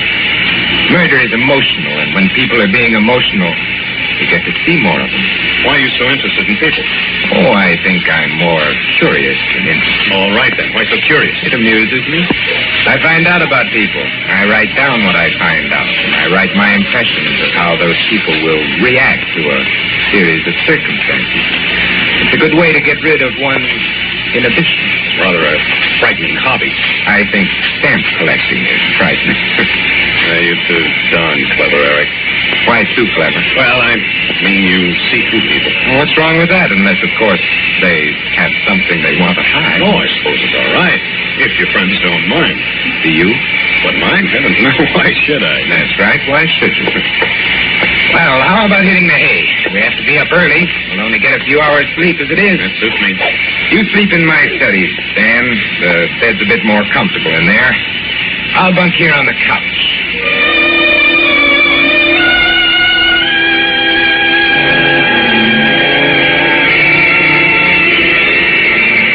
Dressed and gotten into bed and was reaching over to put out the light on Eric's desk when my eyes fell on a stack of typewritten sheets.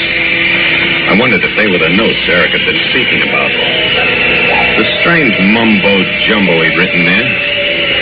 Phrases he liked, single sentences describing people he'd met. There were a few clippings pasted on sheets of white paper. Clippings describing murders. By strangulation. By pistol. By drowning. By poison. The full sheet was devoted to Karen. I hadn't realized how much he cared for her. His analysis was very kind, almost maudlin. He spoke of his shock at hearing of her suicide. He tried to reason it, to find causes. On the last page, I saw my name carefully printed. I read it eagerly. Read Eric's arguments for not hating me because I had married Karen. I read Eric's cold analysis of my character. Not exactly flattering, but pretty accurate. And at the bottom of the page, newly written by the looks of it, and in Eric's own careful hand, I read 4 ways to commit murder. By strangulation. By pistol bullet. By drowning. By poison.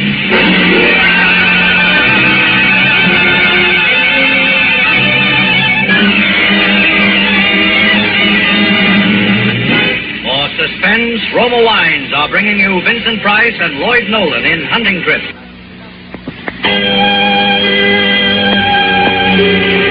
I suppose I slept that night, but it seemed as though I had only just dozed off when I heard the door open quietly. I opened one eye cautiously. It was still gray in the room, so I know I hadn't slept long. I was about to open both eyes to save Eric the trouble of waking me when I thought, he hasn't come to wake me. My mind threw 2 words at me. By strangulation. Before I had the chance to move, I felt his hands carefully on my throat. Don't! Why, Stan, what's the matter? I thought for a minute. Yes? I guess I must have been dreaming this nightmare. You grabbed hold of my hands like you thought I was going to strangle you. Did I? What's the matter? Have you got a guilty conscience? Yeah. Yes, I guess I have. What did you want, Eric? Time to get up. Oh. Already? Yeah, that's right. Yeah, I've got good news, too. I just spotted a likely-looking vessel right across the lake when I went down for water. Good. Well, I'll get breakfast going. As soon as you're ready. I'll be right with you. Oh, there's no rush. Take your time. Nice to have you here, old son. Well, maybe it was the way he said that, as though he really meant it, but for a minute I was convinced that I'd let my imagination run away with me. Now, as for putting his hand on my throat, that was an accident. He'd been groping for my shoulder.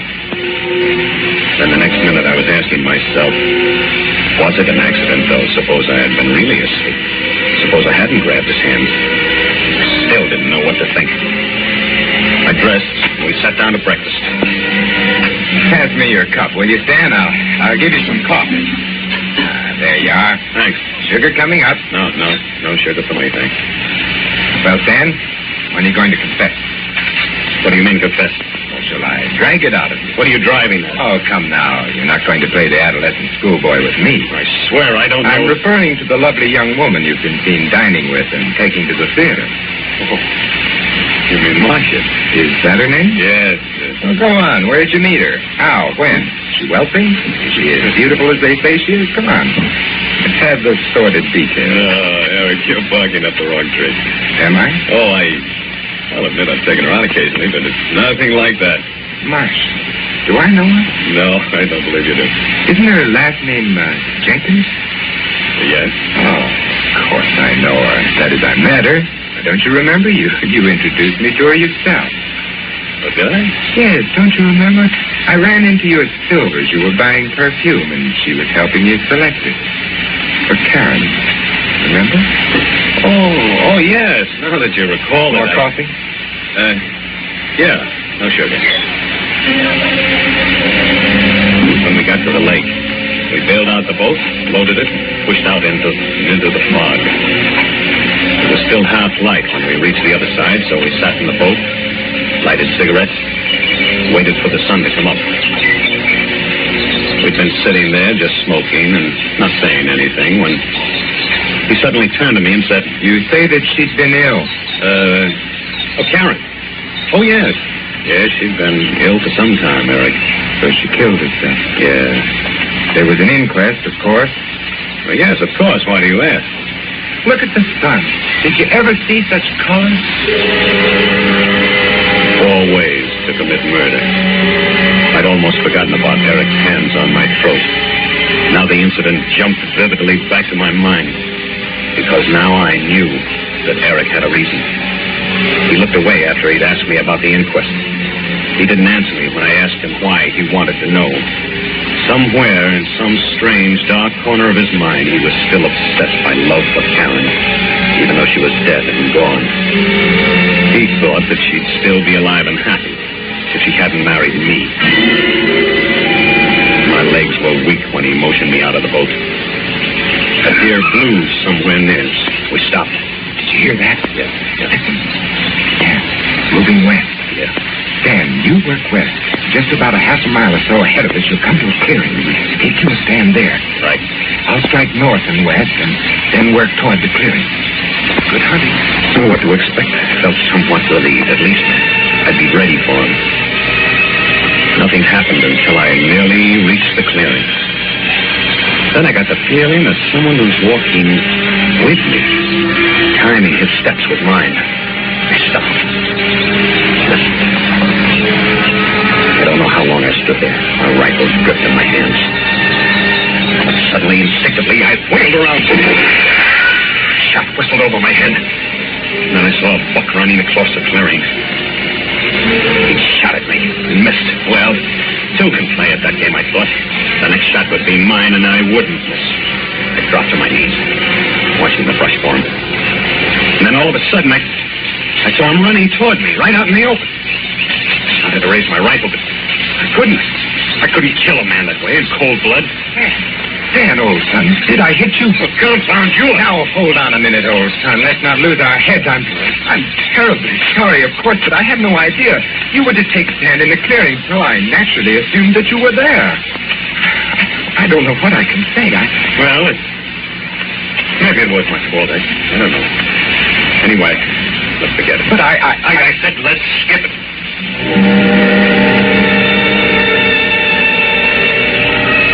I stuck close to Eric after that. I gave no more opportunity for a shooting accident.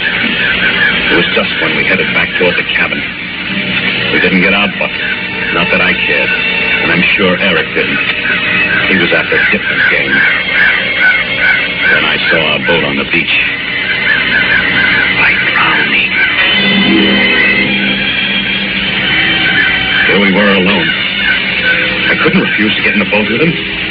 There was no other way of getting back to the cabin. I could feel the perspiration trickling down my ribs. I stumbled in the underbrush.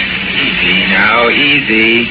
It's too bad we didn't bag that fellow. For what? That buck. Better luck tomorrow, maybe. Yeah, better luck tomorrow. You seem preoccupied, Stan. Do I? Yeah. I have the ghastly feeling that I'm failing you as a host. I don't think you're having a very good time. I think this is a marvelous country, Eric. Well, you've exercised phenomenal restraint, old son. What do you mean? Well, about expressing your admiration for it. I'd never have suspected that you liked it so much. That remark called for some sort of an answer, but I wasn't equal to it. Fortunately, I was spared the necessity. We reached the lake in the boat then. We tossed our guns into it. Eric started to push out from shore.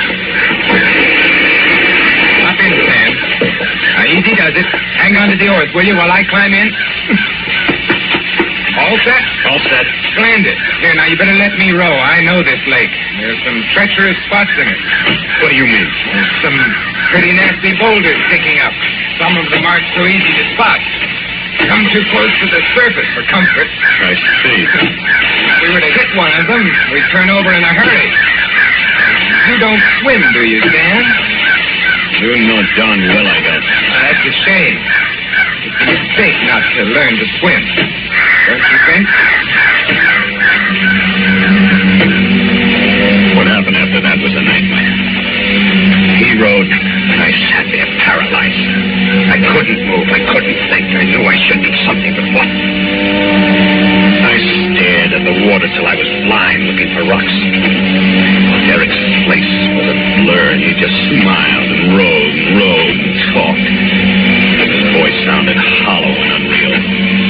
shaking, Stan. Something wrong? This lake's plenty deep. Lots of fish in it, too. Maybe we can do a little fishing. He stopped suddenly. He'd seen something in the water. He turned around, pulled hard on the oars. We'd reached the spot. He knew it. And then... Don't do it! Quick, for the love of God!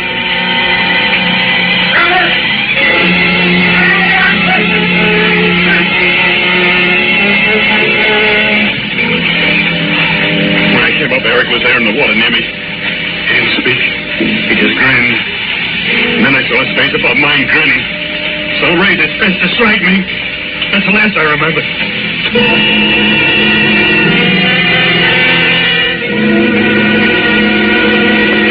When I came to, I was lying on the beach. And Eric was standing over me, smiling. Well, hello. How are you feeling? Hi. Okay, I guess. Say, you're a tough customer to rescue, old son. You put up quite a fight. I'm sorry. I thought that... Don't try to talk now. You've had a pretty bad time. Take it easy. It was all clear to me then. Eric had saved my life. It had been accidental, the shot, the boat turning over. He didn't want to kill me. A man doesn't save you from drowning when he wants you dead. It had all been my imagination, a nightmare. The relief that flowed through my body was almost too much for me. There aren't any words to express how I felt.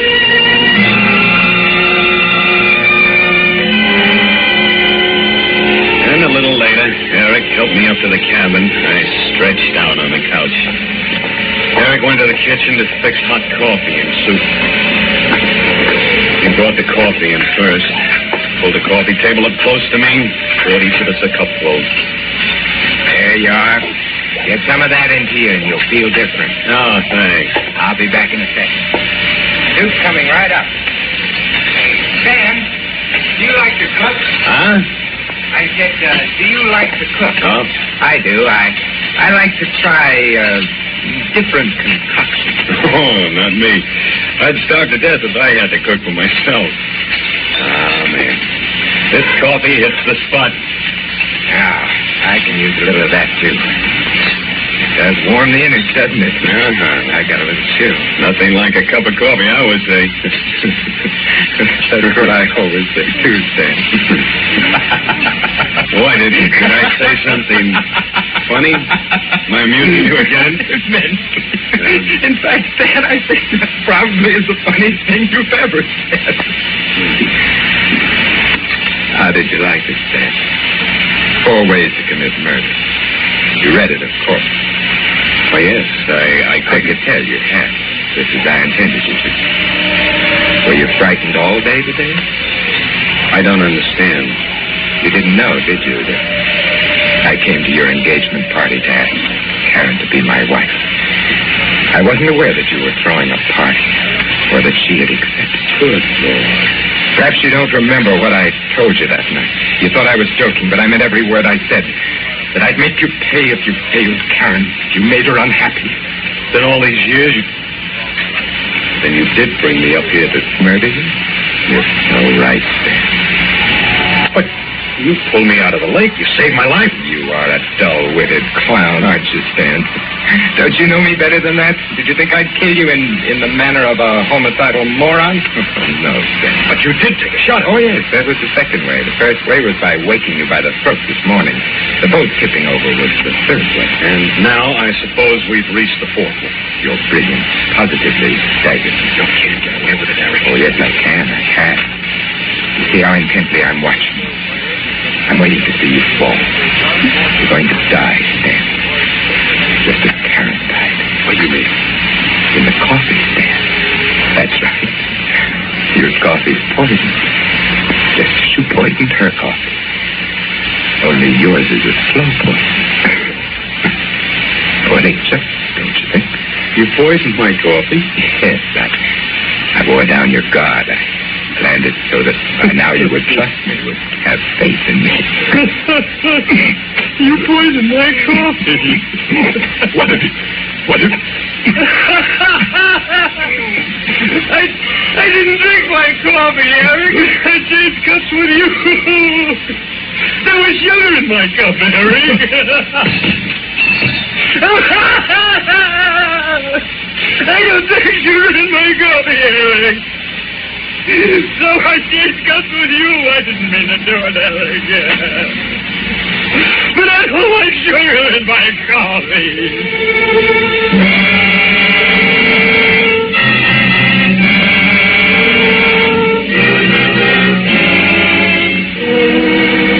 So you say I didn't kill Eric, really? He killed himself accidentally.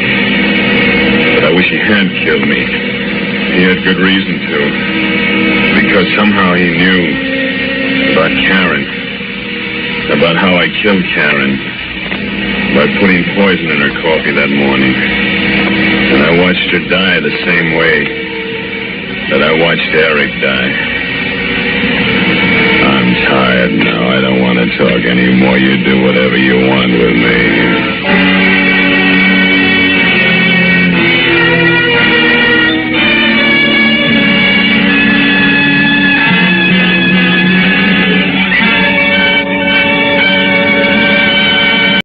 Tired of the everyday routine? Ever dream of a life of romantic adventure? Want to get away from it all? We offer you Escape.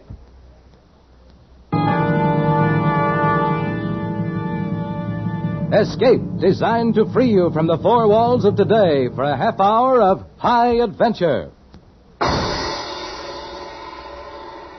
Escape, brought to you by your Richfield gasoline dealer and the Richfield Oil Corporation of New York. Marketers of Richfield gasolines with Xylene, Rich Lube, all-weather motor oil, and other famous petroleum products. Look for the Richfield Eagle on the cream and blue pumps.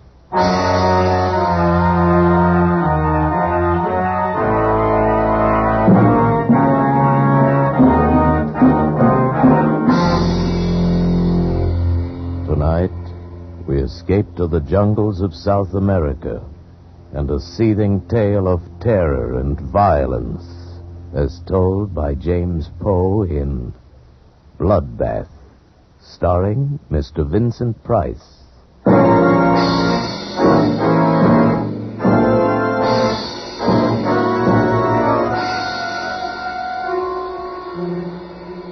By portaging the rapids and walking the mules in the shallower stretches, we'd managed to get our supplies and equipment more than 1,700 miles up the river. After this, further navigable passage being impossible, we'd traveled by foot, hacking our way through the thick, steaming jungle, coaxing and goading the heavily laden beasts. We'd left the jungle and begun the climb. 11 days later, high in the Andes, we found our objective. We set to work, hard work. And then, on a hazy afternoon in late May, we found it. I shall never forget the scene. Below us, the mountains swung down to the jungle which stretched eastward, far as the eye could see. The peaks above us had cut off the setting sun, and the light had a curious violet quality. The dank, chill wind, whispering and gusting, set the sparse timber scrubs to trembling and shuddering, and the mules, disdainful of their 5 strange masters, foraged the cacti and dwarf pine. The instruments were set up and the specimens were at hand, and now, crouched and tense, we leaned forward. How about it, Hess? Wait. The tube's got to warm up. Come on, come on. Wait, will you? I've waited 5 years for this moment. 500, you mean? 5 million. Come on, Hessie. How about it, Hess? Mm-hmm. Okay. Give him the sample, O'Brien. Yeah, here. Come on, baby. Shut up, will you? Shh. Here goes. Switch on.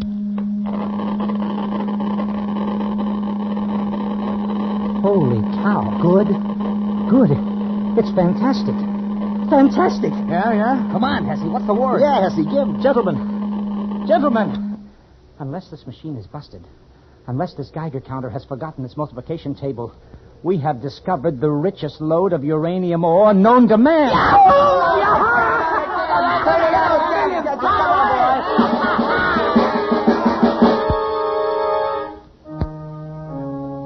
I won't go into the details of how we'd come to locate the ore because that's a story in itself.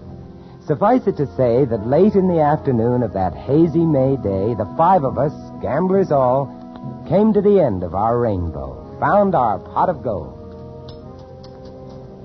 The vein runs all the way up the side of the mountain. Must be worth $1 million. $1 million, $1 billion. $1 trillion. Do you boys realize what we've got here? Sure we do. We've got the world at our feet. Why, the man who gets the strike registered in his name can be a king. Every country in the world is going to come running up to him with trunks full of money and power. You tell him, Hesse. Power? Yeah, we'll make the United States the most powerful nation on earth. Why the United States? Oh, you wouldn't sell to anybody else, would you? I'm a businessman, Harris. You're a fool. No. I'm a businessman. $1 trillion. Oh, gents, we've got the world at our feet. Split 5 ways.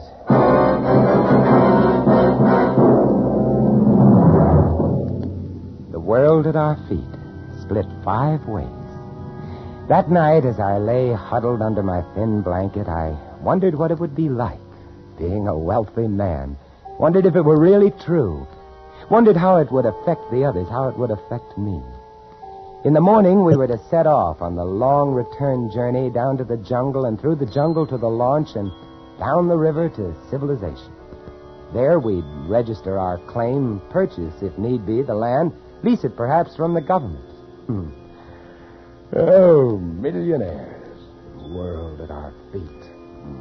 Uranium. Enough to blow up the whole universe. Power.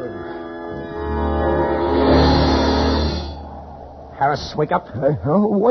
Wake up, Harris, wake up. Oh, good morning, millionaire. Weems, wake up. The sun's coming up. Hey, where are the others? They've gone. Gone? Yes, Dumont and O'Brien. They took the mules and most of the food and cut out. When? How do I know when? Sometime during the night. But why? Why? $1 trillion, that's why. Oh, no. Once they get down to the jungle, they'll have to travel on foot. There's 10 days' march to the river. If they beat us to the boat, we're stuck with 1,500 miles of jungle between us and safety. 50? Impossible. We'd never make 100. That's right. We've got to catch them, or we're dead. We traveled as lightly as possible. It was a risky business, doubly so because O'Brien and Dumont had taken our guns with them. The only weapons we had between us were 1 long machete and 2 pocket knives. These would be of little protection against jaguars, bushmasters, tapirs, boa constrictors, and the rest of it. Fortunately, they'd left our number 1 necessity to survival. They'd forgotten to take our quinine. This and our food was all we carried.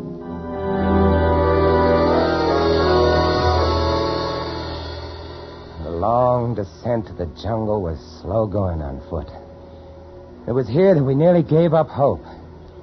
We moved as fast as we could, but we were no match for men who were riding. But we reached the jungle. Then things took a better turn. Here the thick vines and heavy undergrowth was, we knew, almost an impossible hazard for a riding man. And we could see their boot prints mingled with those of the mules. We knew that they were having trouble, too. The animals were afraid of many things in the jungle, would balk suddenly, require careful handling. We pushed ahead as rapidly as possible, battling mosquitoes, pume flies, matukas, and the blood-sucking carpato ticks, and, of course, the jungle itself with its never-ending barrage of razor grasses, needle vines, swamps, bog traps, and so forth. It was hot, stinking hot, and the going was hard, but we had to make it.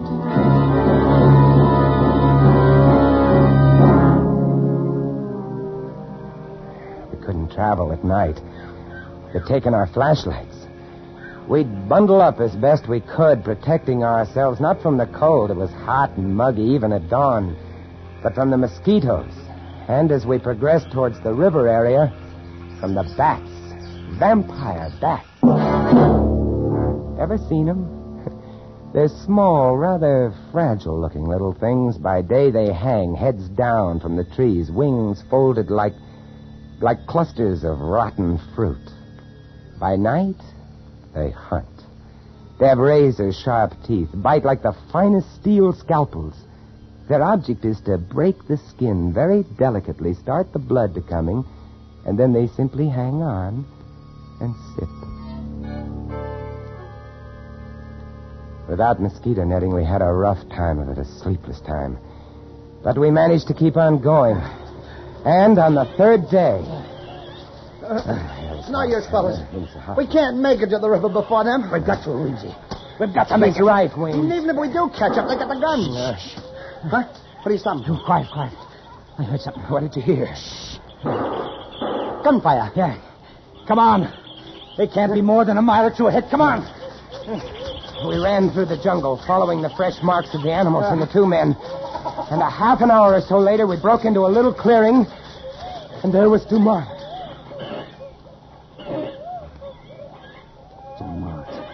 He's dead. Shot in the back. Good old Obi.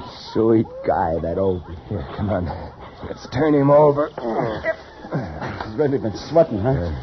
Yeah, it's malaria. You see his face? Good old Obi. And Dumont came down with malaria, probably started to slow him down. Sweet guy, that Obi. Come on, let's go. Hey, they should have remembered the quinine. I got no sympathy for Junior. You know what'd be nice? What? If that Obi should get malaria now. Yeah. He'd be helpless. He'd ask me for quinine. And I'd throw him a stone. On we went. Now there were no boot marks with the mule tracks. Apparently O'Brien was riding one of the animals. From time to time we'd see a flurry of tracks turned up as though he had to dismount to tug one of the beasts back onto the trail. We followed the tracks for another 2 days, and then on the 6th day, we found one of the mules. How you feeling, boy? Huh? Where's your saddle? He really looks beat. Look at those marks on his flanks. Vampire bats. Yeah. That leaves O'Brien on foot. Yeah. Hey, you hear that? Hey, it's the launch. We're to the river. He's starting the motor. Come on. It wasn't very far, just a few hundred yards, and the path was strewn with O'Brien's discarded supplies. Quite suddenly, we came out of the jungle and onto a narrow white sandbar. The river. And there, not 30 feet away from us, just drifting off into the deep, dark, fast-moving waters, was O'Brien and the launch. O'Brien!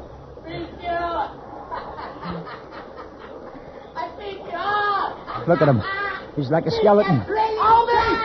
Wait for us, Obi! The launch lurched dizzily as it floated downstream. O'Brien was feeble, sweating, possessed. He had the fever, had it bad. Come on, let's go after him. You can't. This is piranha water. Cannibal fish, they'll eat you, haven't they? Yeah. Hey, Obi! Hey, you know me, Obi! Your old pal Hesby! Hey, what do you say, Obi, huh? Huh? He staggered dizzily about the cockpit, trying to start the engine. He was laughing, and he was so weak that he could barely spin the flywheel to the kicker. Obi! He slipped! Good Lord, he's in the water. The fish, the piranhas. They got it. I ain't gonna look at this. One moment we saw him swimming weakly, his large, fever-ridden eyes turned imploringly toward us, and the next moment he was gone, leaving only a large red churning patch on the water. The piranhas are small, rarely more than 12 or 14 inches long, small fish with large, powerful jaws, teeth like broken glass, and an insatiable, maniacal appetite for flesh. The launch, caught by the deep, fast-moving waters, rocked softly this way and that and moved on downstream. Away. Away around a bend and out of sight.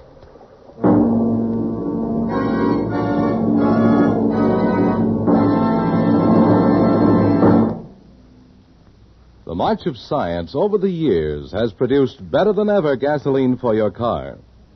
But now science adds one of the greatest gasoline components of all.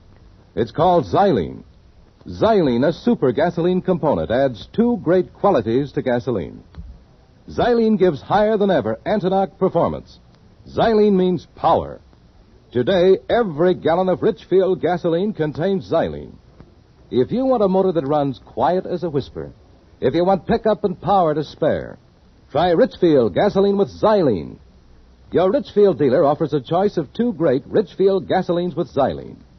Richfield High Octane at regular price for the average motor. Or Richfield Ethyl.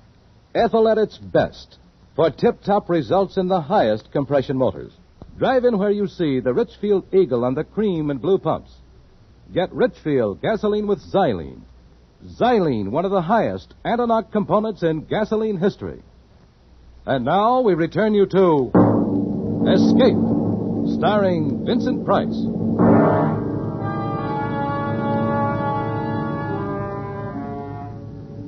We picked over the supplies O'Brien had left on the shore. There wasn't much we wanted. A gun without ammunition, a few tins of food, a tent and some bedding, cooking equipment, a coil of rope. We loaded these things onto the mule and set off through the jungle, downstream along the river's course. 1,500 miles to civilization.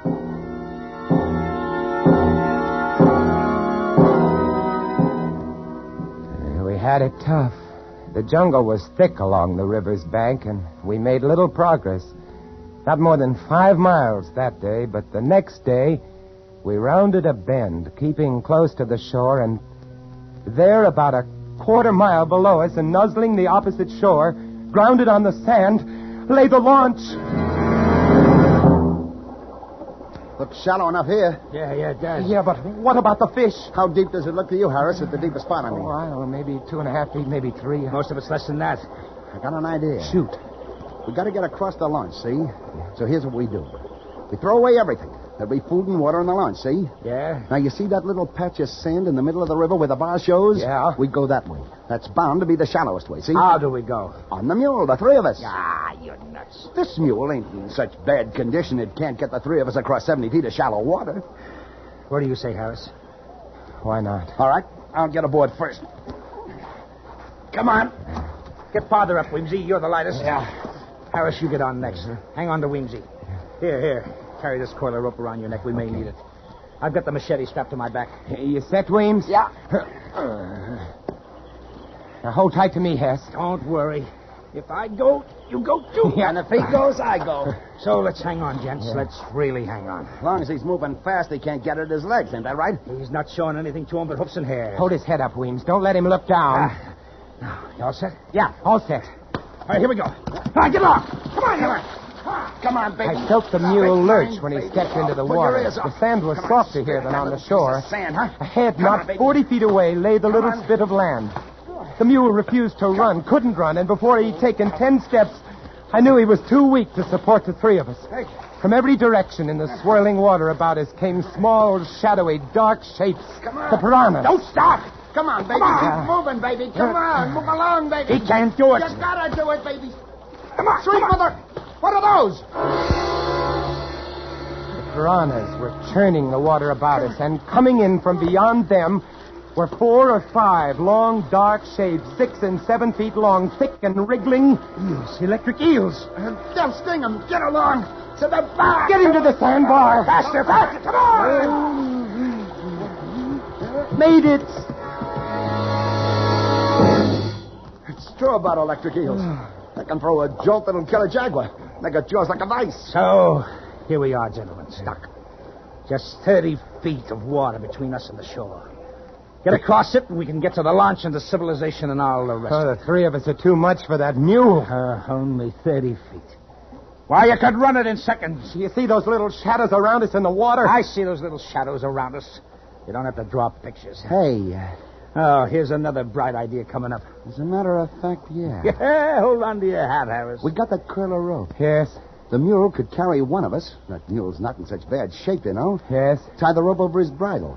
Then one of us pulls him over with him fast. You see, one rides, and then the other 2 pull him back. Yeah? And the next one gets on. Yeah. What do you say? Oh, he can't stay here. It's a natural. Who goes first? Me, on account I'm the lightest. I won't tire him so much. How about it, Harris? All right. Well, get going then. Okay. Tie that rope to his bridle. I'm doing it. right, give me the machete. What do you want the machete for? I want it, that's all. Give me. No. Okay. All right, Here. now you two get at the end of the spit. So as when you pay out the line, you don't get it caught in his legs. Well, you think of everything. That's right. I'm a smart boy. Ready with the line. You sure it's tied fast to the bridle? Yeah, I'm sure. No funny business, Weems. All we gotta do is jerk this rope once while you're over that water and you're done for. You're a sharp article. Yeah, that's right. But not sharp enough. Hey! Weems, you cut the rope! So long, suckers! The rope.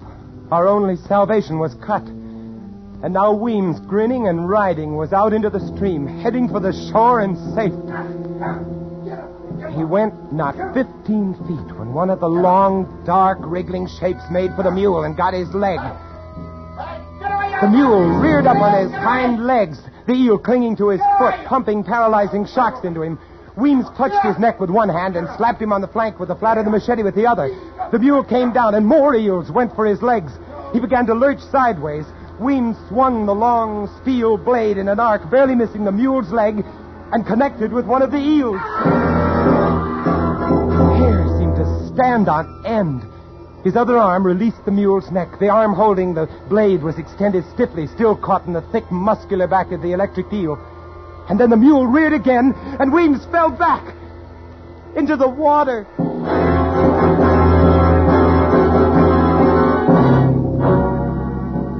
The mule, freed of Weems, made the shore and vanished into the jungle.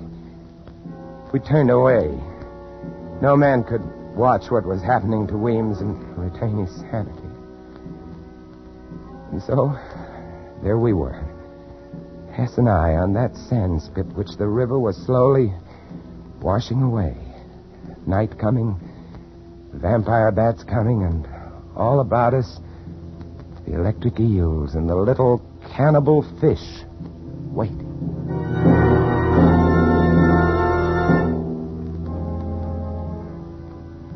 There was no moon. There were evil stars, red and yellow. It was a black sky, and against it, blacker shapes, the vampire bats. We waved our arms and kept them off, but again and again during that long and terrible night, they brushed against us, squealing and squeaking, trying to get us. Dark, evil, thirsting bats.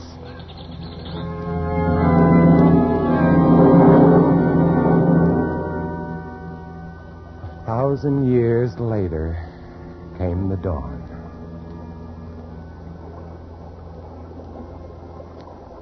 That water's taken a lot of sand away.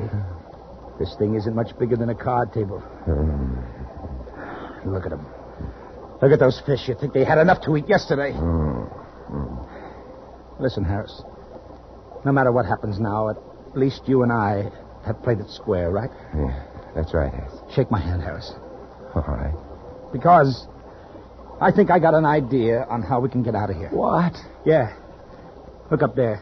Yeah. See that vine hanging down from the big tree? It's over the water, and it must be 15 feet up. Yeah, but if you were on it, you could do a Tarzan to the shore. The rope? That's right. Now, if we can just lasso the end of that and pull tight, we'll have enough swing to make it across. Swing like a pendulum, if you follow me. One guy gets on the other's shoulders to swing over to get the start, see?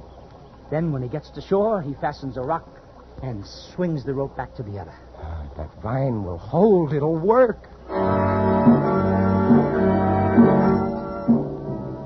It took us 2 hours before we managed to lasso the end of that vine. And then we tested it again and again until we were positive it would hold a man's weight. And then we were ready. Stand good and steady now, pal. I'm going to go easy on you, but don't shake. Because if you spill me in that water, I'm a gone guy. I'm ready. I'm ready. Good luck. Here. I felt his feet leave my shoulders, and then he was off, skimming the water with his feet drawn up, and then, miraculously, he was on the shore. Good boy! Good boy! Yeah! Like a breeze, huh? Like a breeze. Hey, any rocks around there? Sorry. He smiled at me and shrugged, and then looked down the stream at the launch. I knew that smile, that $1 trillion smile. It said, "So long, sucker." Don't do it, Hess. Send me the rope. You can have it all, Hess. Every scrap of it. Only for the love of mercy, send me the rope. No, you want some. You wouldn't approve of what I mean to do with it. Hess! He stood there laughing at me and shaking his head slowly. But above him, just over his head, was another vine, thick and mottled, and it was moving. Look out, Hess! Hess! He didn't understand or didn't hear me. Just stood there smiling and shaking his head. The boa constrictor dropped heavily and accurately, a thrashing tangle of scaly musk.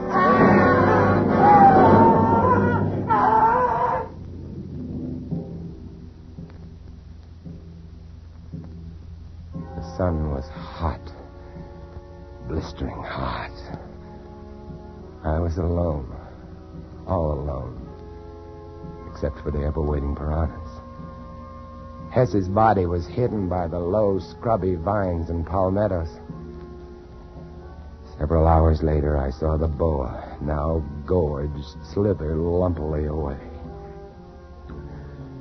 I waited, and I waited. From time to time, I thought of stepping out into the stream. It would be over very quickly, I told myself, very quickly. But I couldn't. And then I noticed an odd thing. The current which had been sweeping the sand away had shifted slightly. A whim, a miracle. And now new sand from some sunken bar was beginning to pile up between me and the shore, grain by grain, rib by rib. I watched this. And I watched. And I watched. And at 5 o'clock that afternoon, I walked ashore to the lawn. And didn't even get my feet wet.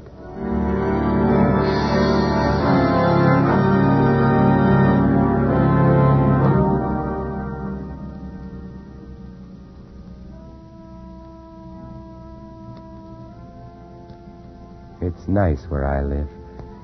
Quiet little streets, nice people, nice kids, nice country. Peaceful. Nice peace. I know where there's enough uranium to blow it all to hell. Want it? Just go up the river. Up the river, it's for the taking. Ask Dumont and Obie and Weems and Hess. $1 trillion worth. Enough to give the whole world a bloodbath. Yourself included.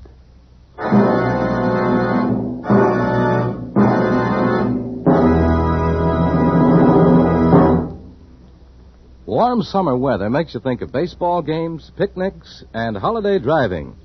But be sure your car's ready when you are. Get Richfield All-Point Safety Service, the service that puts your car in top shape for warm weather driving. With Richfield All-Point Safety Service, you get a careful all-point lubrication job that protects the chassis, transmission, and differential. You get lubricants that stick to your car's ribs no matter what the temperature. You get the protection of Rich Lube, all-weather motor oil, the Pennsylvania premium-grade oil that cleans as it lubricates. You also get a safety check of batteries, spark plugs, tires, and radiator, and expert service if your car has automatic transmission. The Richfield gasoline dealer is specially trained to protect your car against wear and breakdown. So get Richfield All-Point Safety Service tomorrow. Look for the Richfield Eagle on the cream and blue pumps. Escape is produced and directed by William N. Robeson, and tonight starred Mr. Vincent Price. Bloodbath was written by James Poe. Others in the cast were Wally Mayer, Ted DeCorsia, Paul Frees, and Tony Barrett. Special music arranged and played by Ivan Ditmars. Next week. You are groping your way slowly through the dark hold of a ship at sea, moving carefully, step by step, dreading to find what you know is there. Death in the form of a deadly bushmaster from which there is no escape. Next week at this time, the Richfield Oil Corporation of New York invites you to escape to the Caribbean and a grim voyage of impending death, as Martin Storm tells it in his exciting tale, A Shipment of Mute Fate. Goodbye, then, until this same time next week, when once again we offer you Escape. Tom Hanlon speaking. This is CBS, the Columbia Broadcasting System.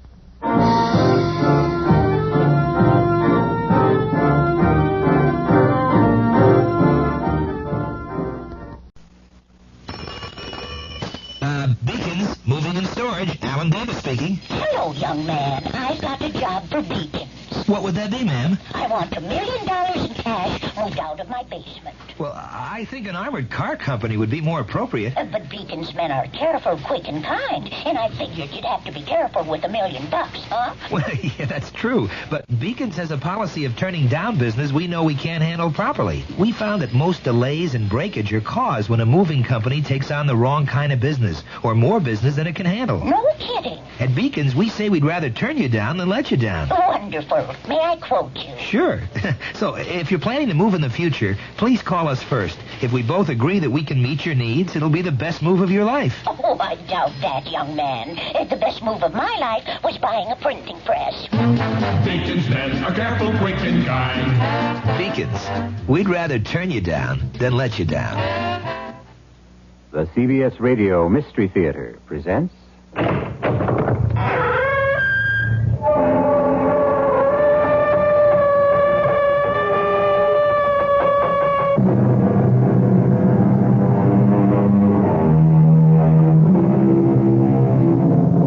Come in. Welcome. I'm E.G. Marshall. Most people look upon their own everyday lives as being routine, without much excitement. But that shouldn't stop anyone from having an active imagination. This is why we make our escape from the humdrum with stories of adventure, mystery, and murder. Another mental activity most people enjoy is fitting together the pieces of a puzzle. The stranger the shapes, the more challenging that puzzle becomes. Our present puzzle concerns a young man who is called upon to use all his wits in figuring out the whereabouts of a string of deadly pearls. Now, it's absolutely essential, Keith, that you understand the importance of this assignment. I believe I do, sir. If those pearls aren't recovered, and recovered soon, it's an established fact that someone else will die. I understand. And no matter what happens, no one on that island must have any idea who you really are and what you're doing there. Check. You better be a good actor. I think I can manage that. What do I have to lose? You could lose your life.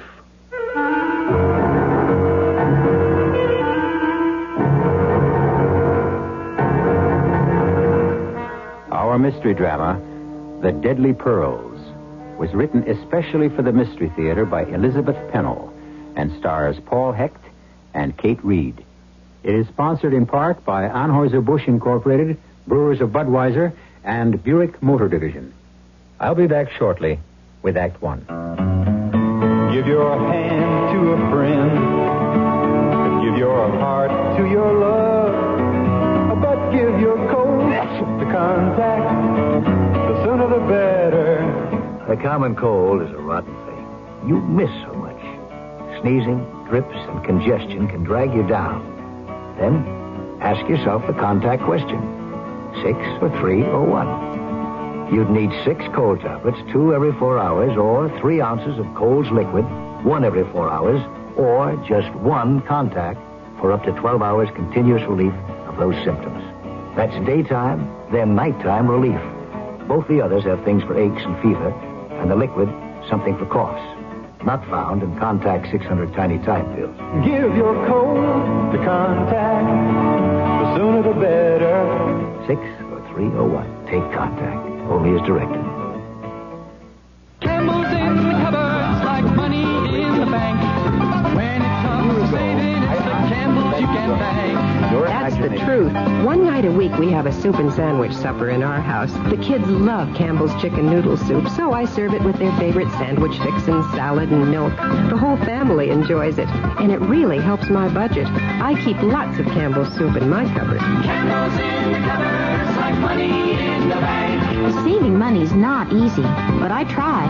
One thing that helps is cooking with Campbell's soup. With a can of Campbell's cream of mushroom soup, you can do wonders with ground beef. I found an easy recipe on the label for meatball stroganoff. Good. And and inexpensive. Stretching out a meal or cooking up a storm or teaming up a sandwich with something good and warm. When it comes to saving, it's the Campbells you can thank. Campbell's in the cupboard, it's like money in the bank.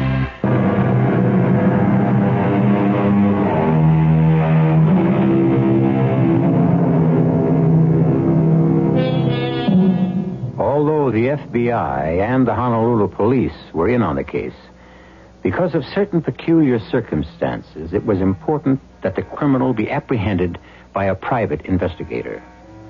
This hazardous assignment went to Keith Spencer, a young man who had proved his physical courage in wartime service. But other qualifications were required for the job, as explained when Keith had his final briefing in San Francisco with the head of the Gordon Investigating Service. Afraid we've given you a rough time these past few days. Oh, I didn't mind, sir. Only I am anxious to get going.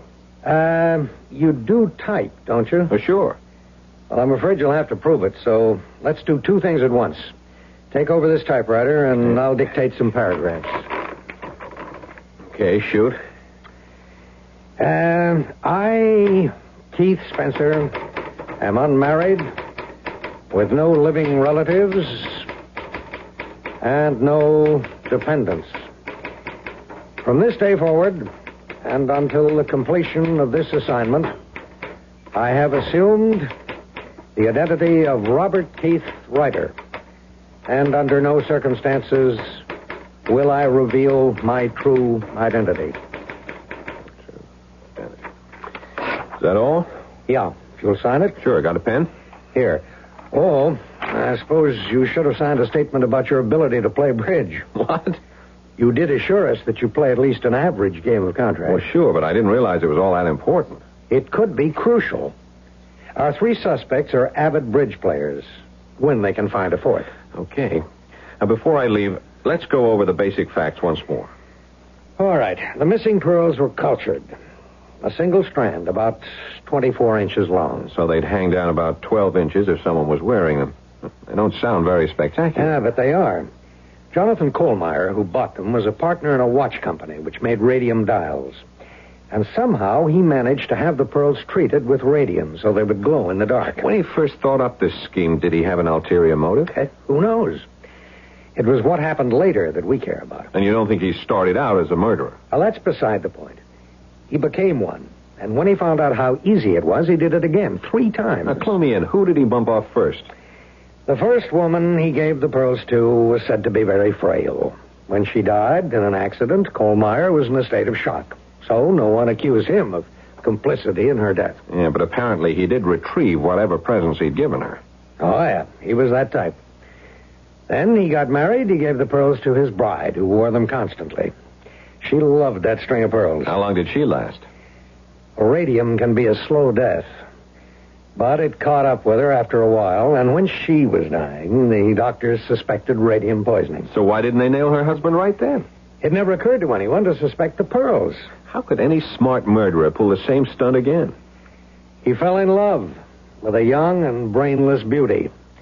Must have really liked her because he didn't give her the pearls for a long time. Not till he retired and they moved to Hawaii. What did she do to deserve such a present? Started playing around with another man. That did it. Kohlmeyer gave her the pearls. She moved out, went off with the pearls and her new boyfriend to a scarcely inhabited island, a small one, well offshore from Oahu. And when she developed an unexplained malady, the boyfriend left her. Big-hearted guy. Well, after her death, there was an autopsy. And this time, no question. Radium poisoning. Now, why didn't the police move in and confiscate the pearls? There were no pearls to be found. Now, isn't it possible that Kohlmeyer had been there and gotten them? No way. Kohlmeyer committed suicide without returning to the island. Without a confession about what he'd done? Good Lord, no. He was a respected businessman. Now, you think the pearls are still on the island? We're sure of it. But more than that, Keith, we've narrowed down to 3 people who lived nearest the cottage where the last victim died. So my job, then, is to make friends with these 3 people and find out quietly which one of them has the deadly pearls. Well, you make it sound too easy. Each of these people is highly eccentric. The few people who come and go from that island are under constant surveillance. Including me. Naturally. The pearls were usually kept in a narrow box. It looked like an ordinary jeweler's box, but it was made of lead. Protection against the radium, of course. Means it would be heavier than most boxes that size. Well, that makes it seem more elegant. The box is covered with purple velvet and lined with satin. How original. I know. It won't look much different from any jewel box you've ever seen. I can't help thinking how useful a Geiger counter would be. That's totally out of the question. When you bring a Geiger near a suspected object, it starts ticking. Sure, I know. No gadgets to make life easier. Just your own ingenuity. And it better be damn good. Well, there's not much more I can say, except to wish you luck.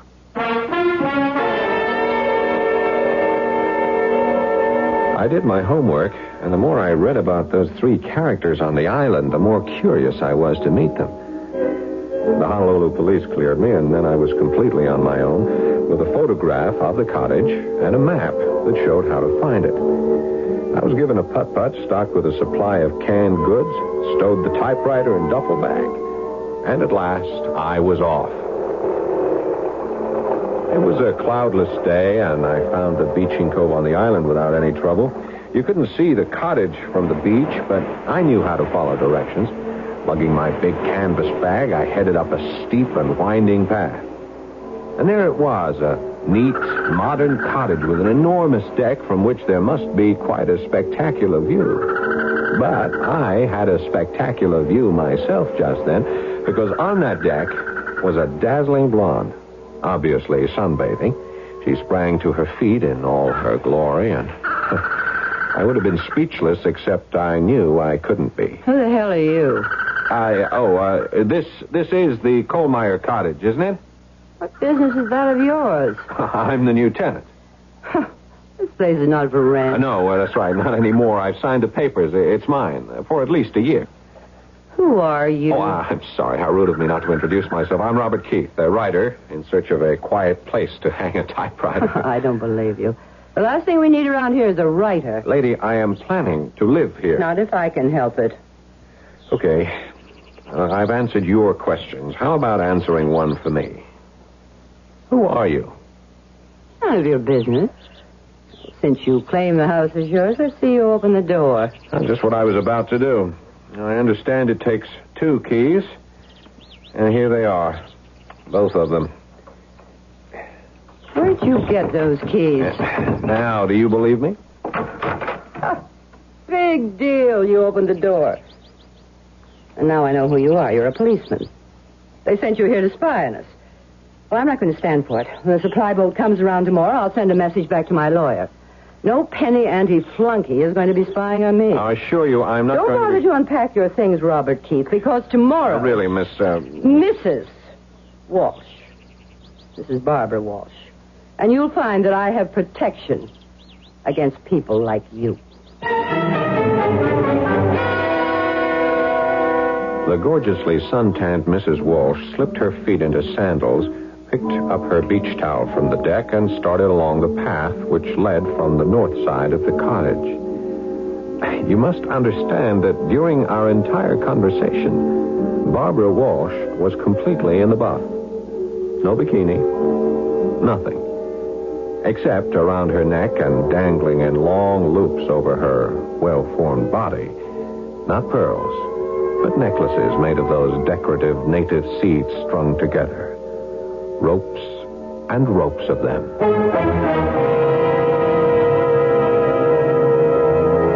Robert Keith may have thought he was prepared for anything, but this introduction to his new home was an unsettling experience he hadn't counted on.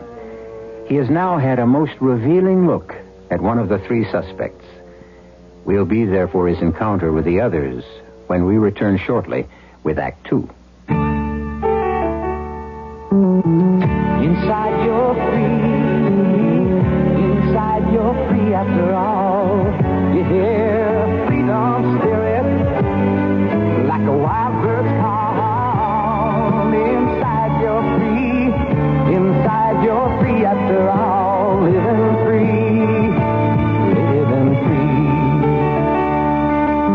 You're on the open road.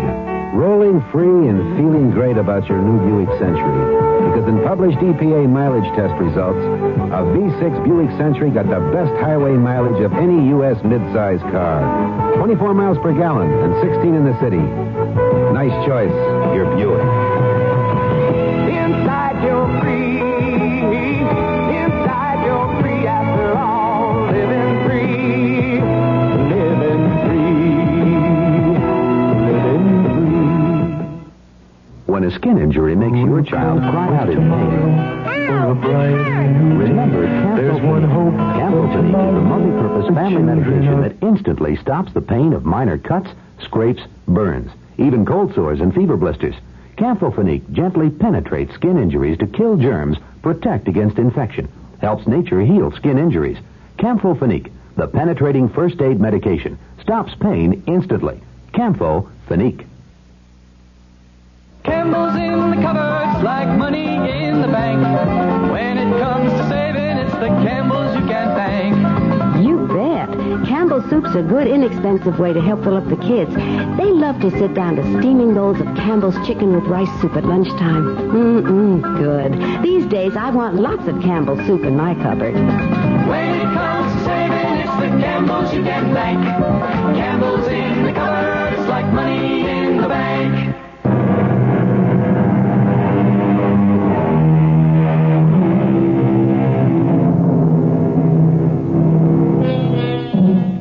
Robert Keith found the cottage very much to his liking.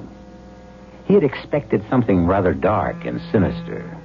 But one wall of the living room had a big picture window, and in the bedroom there was a slanting skylight directly over the bed. It was certainly no place to hide, and Keith realized that whatever he did could be watched at close range, if anyone cared about what he was doing. He spent the first evening getting settled, and after a late supper of canned goods, he turned in for the night.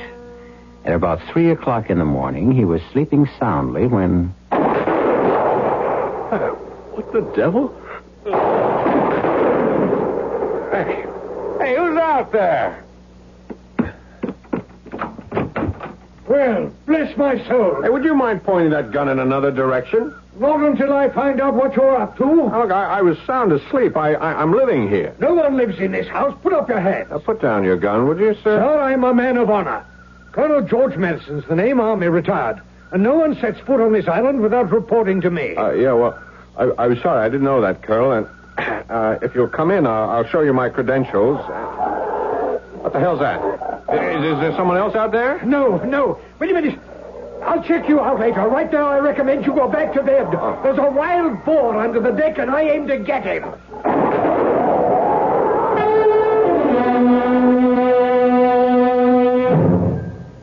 When the sun came up, it was another cloudless day. And after breakfast, I decided to pay a visit. Not eager to encounter either the gun-happy colonel or the wild-eyed lady with no clothes, it seemed wise to seek a formal introduction to the third island resident. The path to her property was overgrown with luxuriant shrubbery, but it opened up into an area dotted with palm trees surrounding a small stone house. Squatting in the midst of a flower bed was a gnome of a woman wearing one of those loose garments the Hawaiians call muumuus. I wondered when you were coming. You were expecting me? Of course. You're the writer who's moved into the death cottage. Moved into the what? Well, surely the rental agent told you that the 3 former tenants died there. I think you're just trying to frighten me, but I don't scare easily. You're very sure of yourself, aren't you, Mr. Keith? Well, you know my name. Well, since we're going to be neighbors, perhaps you'll tell me... I'm Nora Babcock.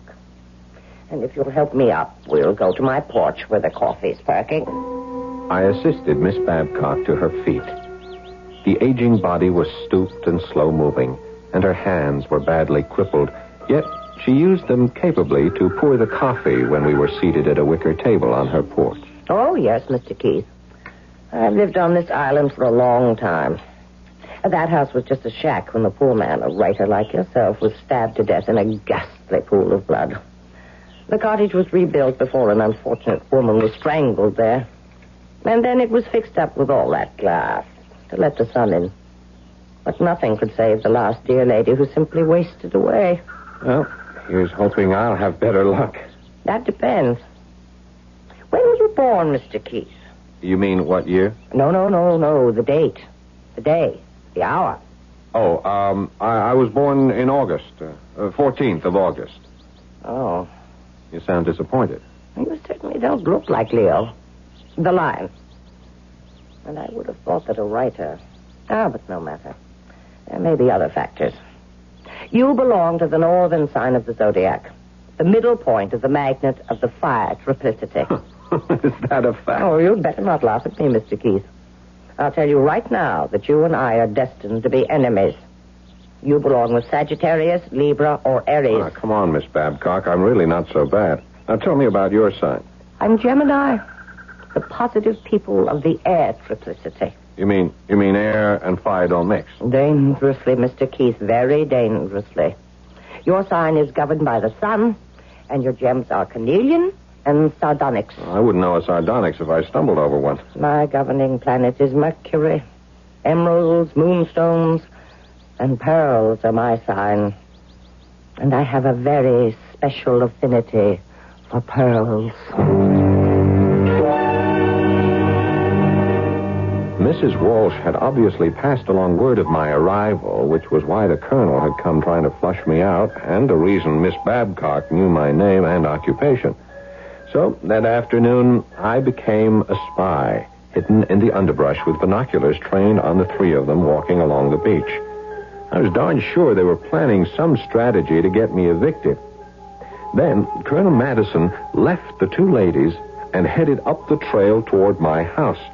I went quickly to the typewriter and pretended to be busily at work. Oh, there, Mr. Keith. I hope I'm not disturbing you. Beautiful day, isn't it? Yes, that it is. How are you, Colonel? No, couldn't be better. Say, I'm sorry about last night. Wouldn't want you to think we're not hospitable around here. Do you mind if I sit down? No, please do. I was beginning to feel like an outcast. I gather you've met the ladies. Yes, they didn't exactly give me a warm welcome. Pay no attention. Batty old Babcock won't be a problem. She's usually off in outer space, talking to the stars. I gather she's hipped on astrology. Oh, mad as a hatter, even though she does play a good game of bridge. You say you're also acquainted with Barbara Walsh? If you mean, have I had a good look at her, you're darn right. Stunning, isn't she? You said it. But now, tell me, Colonel, what's a woman like that doing all by herself way out here? Oh, but if this were a British colony, I'd say she's a remittance woman. She's being paid to stay away? Yeah, being paid very well. The big man in her life is a mafia type. They nabbed him. My guess is the family's afraid she'll talk unless she's kept well out of the way until he's released from jail. What's he in for? Oh, drug traffic, I don't know. Dealing in stolen goods. Let's talk about you, Mr. Keith. You writer fellows interest me. What's your special subject? I'm a novelist, science fiction sometimes, but mostly light stuff. Know anything about pearls? No, not much. How'd you like to come over to the other side of the island and watch the pearl divers? Pearl divers? Here? Oh, well, it's not like Ceylon or the Sulu Sea, but they go through the motions here twice a week during the season. Occasionally they come up with a creditable pearl. Come along if you want to. Well, I'd like that very much. Fine. Oh, wear some stout walking shoes, and I'll pick you up in about an hour.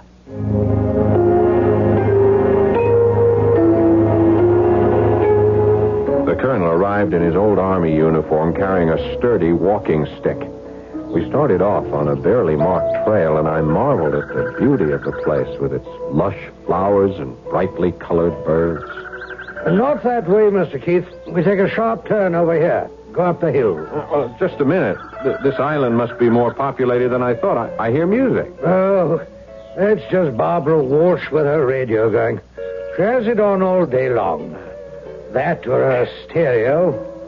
Come along. Get ready for a steep climb. The path went straight up, and I had to scramble to keep the colonel from getting too far ahead. But quite suddenly, all the lush greenery ended, and we came out on a rocky promontory overlooking the sea. We made it. That's quite a view. Hey. Now, you see those small boats way out there? Yeah? Those are the oyster fishermen. The flat-bottomed boats are dragging nets. Uh-huh. And from those kayak-looking things, you may be able to see the young men diving. Won't they come closer to shore? No, not much closer. It's too treacherous for the tides are running as high as they are today. Go on, out on that big rock so you can get a better look. Is it steady? Oh, like Gibraltar. Go on, Mr. Keith, out further. Don't be afraid. Watch your step, Mr. Keith. Hey. Oh, merciful heaven. Help me, Colonel! Help me! Hang on, Keith, hang on. I'm trying to get a foothold. Here. Grab my walking stick. I grabbed the stick because I had to, even though I knew it was the same stick that had been pushed into the middle of my back just a moment before.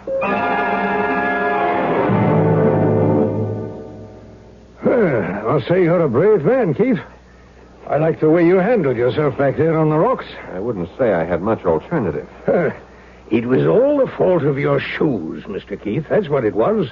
I warned you to wear walking shoes. I say, Mr. Keith, why don't we stop by to see Barbara? Right now?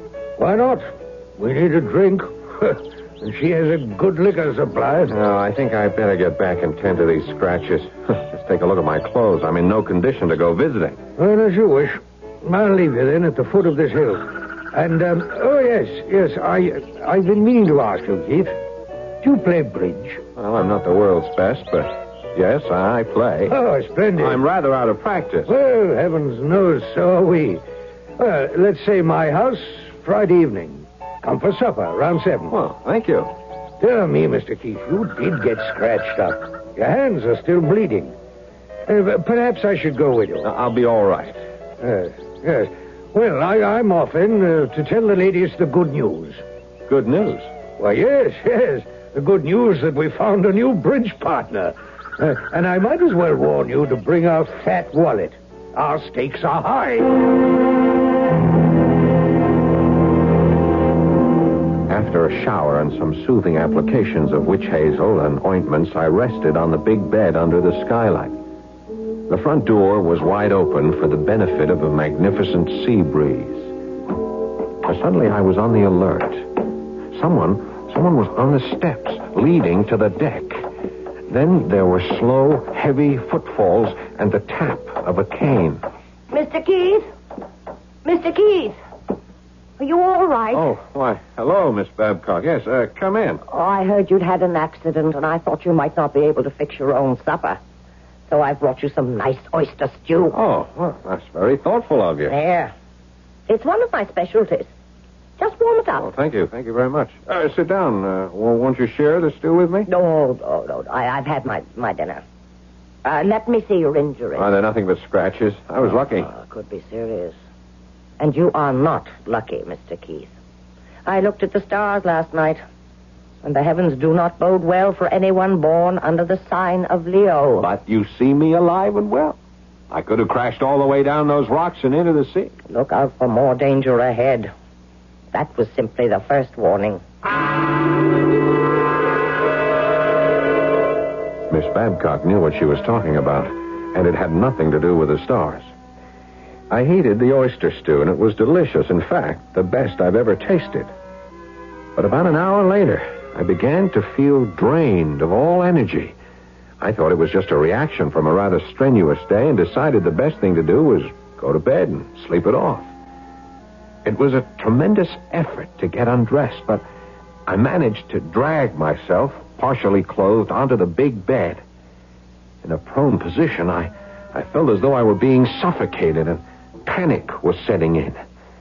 I'd been poisoned, and no one was going to save my life this time unless I did it for myself. Literally, I crawled into the bathroom for the well-stocked medicine kit. Yes, I was prepared with antidotes for poison, but time was too short to figure out which one would be appropriate. By now, my hands and feet were growing numb, and breathing was getting more and more difficult. I mixed up a heavy pink liquid in a glass of water, and just before blacking out, I was very, very sick.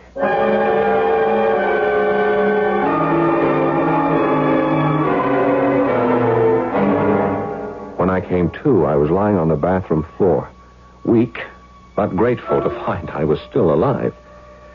Very slowly, I got to my feet and staggered toward the bedroom, hoping at last to sleep off the effects of whatever had been in that poisonous stew.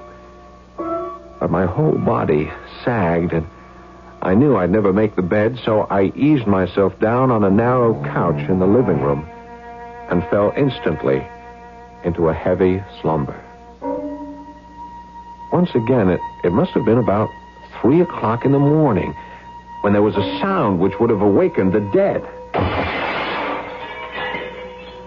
The skylight in the bedroom, backed flat against the wall. I waited for minutes that seemed like an eternity. No movement. Absolute silence. So I crept into the next room, armed with a flashlight, and cupping the beam, examined the bed. It was a mass of shattered glass. In the darkness once more, I moved stealthily to the front door, opened it without a sound, and stared into total blackness.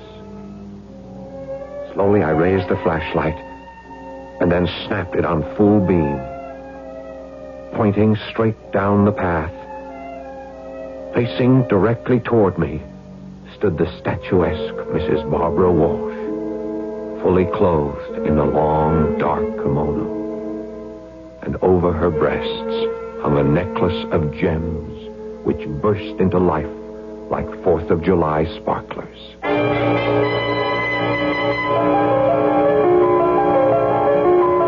I must warn you not to jump to conclusions. If you imagine that Mrs. Walsh was wearing the stolen pearls, think again. Diamonds are the jewels that glitter when exposed to light. A pearl is sometimes a gem of great value, but it is not a precious stone. And one can scarcely say that pearls sparkle, while radium... Remember the dial on your watch or bedside clock? Radium glows in the dark.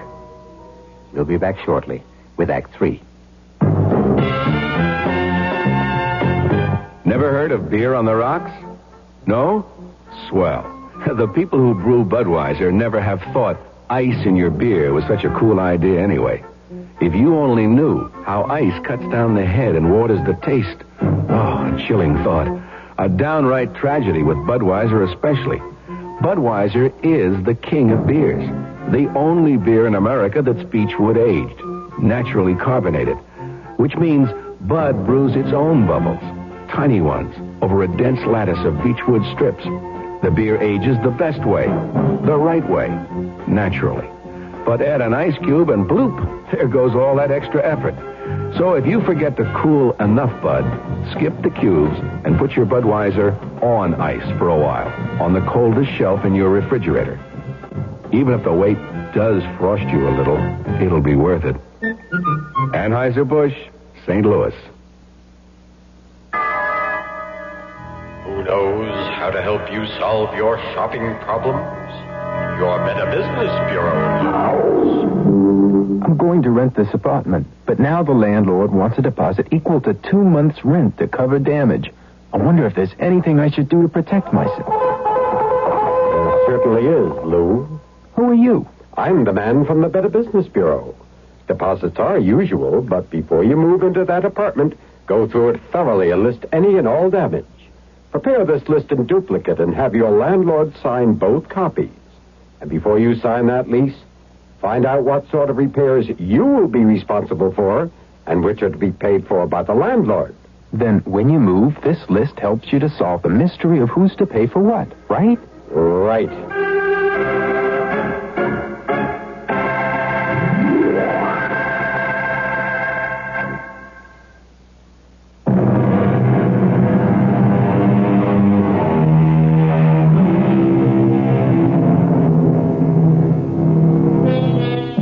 Mercifully for Robert Keith, The next 2 nights and 3 days were totally uneventful. He dozed in the sun, occasionally pecked at the typewriter, and did a great deal of thinking. Keith looked forward eagerly to the evening of bridge, and as he approached the colonel's house for the first time, he found a charming, sprawling building with a table set out of doors on what the Hawaiians call a lanai. He was glad he had purchased a colorful sports shirt in Honolulu, although it paled beside the one Colonel Madison was wearing over his white slacks. Even Miss Babcock looked festive in her flowered muumuu. Hi. Ah, welcome, my boy, welcome. You're looking much better, Mr. Keith. Quite recovered, thank you. This island air will cure anything. Anything but my arthritis. Where's Barbara? Oh, always late. I suspect she's getting herself decked out, ready for the kill. Oh, you express things so aptly, Colonel. If it's like old times, Barbara will come prepared for murder at the bridge table. Oh, I'm speaking. Hello, everybody. Oh, Barbara. Well, you've outdone yourself. Hey, dazzling. Simply dazzling. Oh, Colonel. And, Nora, dear. I believe you've met Mr. Keith. My lawyer has verified that he exists. Well, I'm glad to hear that. Mr. Keith, you may have the right to live on this island, but that doesn't mean that I have to love my neighbor. No, Barbara. However, since we have so little opportunity for social occasions, I propose we declare an armed truce. But I'm not at war with you, Mrs. Walsh. Speak for yourself. Peace for the evening. Dinner began with oysters on the half shell. 6 enormous oysters for each of us. And I should be interested in your opinion of these, Keith. Delivered by my favorite fisherman, fresh from the beds this morning. Colonel, look. My horoscope said this would be a lucky day. Well, bless my soul. Oh, Nora has nothing on me. I found one, too. But I suspect you, Colonel. Come on, confess. All right, I confess. Party favors. There's a pearl in every oyster shell. Rogue. I must say this is rather a good one. Nice sheen. Oh, I love them. Every one. They feel so good. I thought the surprise was just for the ladies, but I see you've included me. Very pretty, Colonel. Well, let that be the beginning of your collection. I hope you won't mind if some of them are already pierced. You mean a pearl like this one has been removed from a string? Yes, that's right. Part of my hobby. I seldom find a string that meets my standards for matching, so I rematch them and mix them. But come, let's finish our dinner so we can get on to the battle.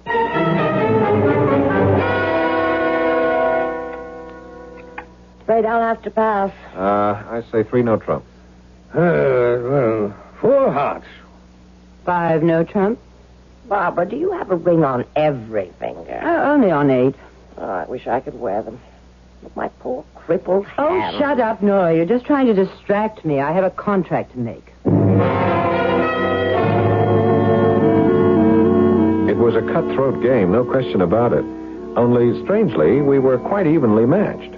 We played 3 rubbers, so I had my chance with each one as a partner. By this time, we were on a first-name basis. Well, that's it. And as usual, top honors go to the ladies. In points, let's see.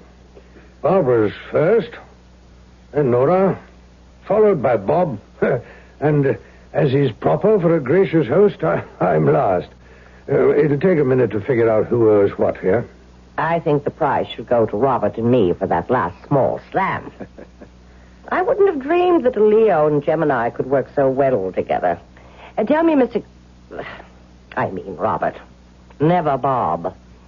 Isn't there some way you could find out the hour of your birth? What rubbish. Well, if it would please you, Miss Nora, I suppose I could write and ask my mother. Well, you do that. It's very important. Oh, Nora. Speaking of my mother, you've all given me a very good idea. But I'd like to send her a present. A present for your mother? You'll think I'm sentimental, but many years ago, my dad gave her a string of pearls as an anniversary present, and, well, they were her greatest treasure. Dad's been dead a long time now, and she was heartbroken when the pearls were stolen from her New York apartment. Oh, well, say no more. I'll fix you up. How much do you want to pay? Right, now, just a minute, Colonel. I'm afraid you deal in merchandise that's too rich for my blood. I'm talking about a simple string of cultured pearls. Couple of $100? Now you're on the right track. Ridiculous. Excuse me, everybody, but I'm very tired. Time to go home. Well, I'll be happy to escort the ladies. Don't bother with me. Perhaps you're not aware that I spend most of every night wandering around the island alone. Oh, go with them, Barbara. Well, you'll have to help me with the dishes. Oh, that does it. Walking with Nora Babcock was a tortuous business, and I had a feeling she was in pain every step of the way. And we lost sight of Barbara, although she had an unsettling trick of appearing on the path, sometimes in front of us, sometimes behind. And when we reached the door of Nora's house... She's out there somewhere, and I don't want her to hear. If you'll come to my house tomorrow afternoon, I'd like to talk to you about those pearls for your mother. Fine. What time? Around 2 o'clock. Okay, be seeing you. Good night. And now you may have the pleasure of seeing me home. Oh, yeah, this is a pleasure and a surprise. You want to know what I have against you, don't you? I am curious. Well, come to my house for a nightcap, and I'll tell you.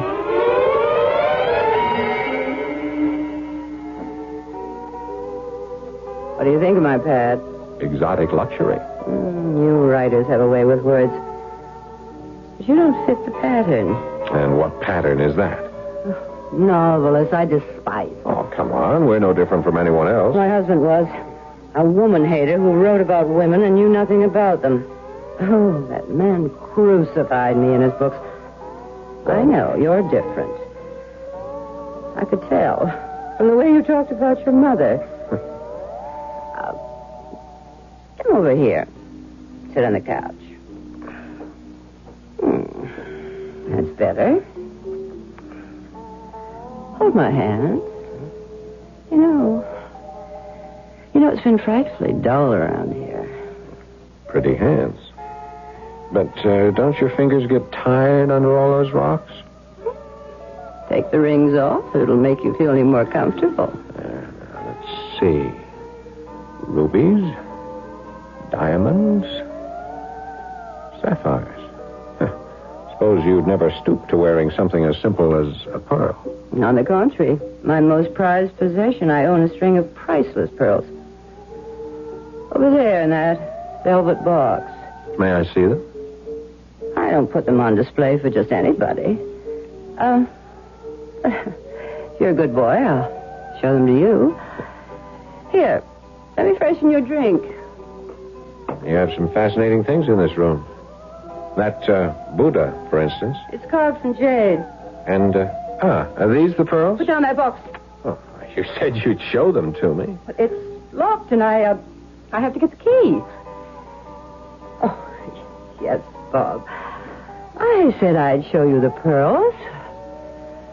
If you're a good boy. And I will. Tomorrow morning. After you spent the night.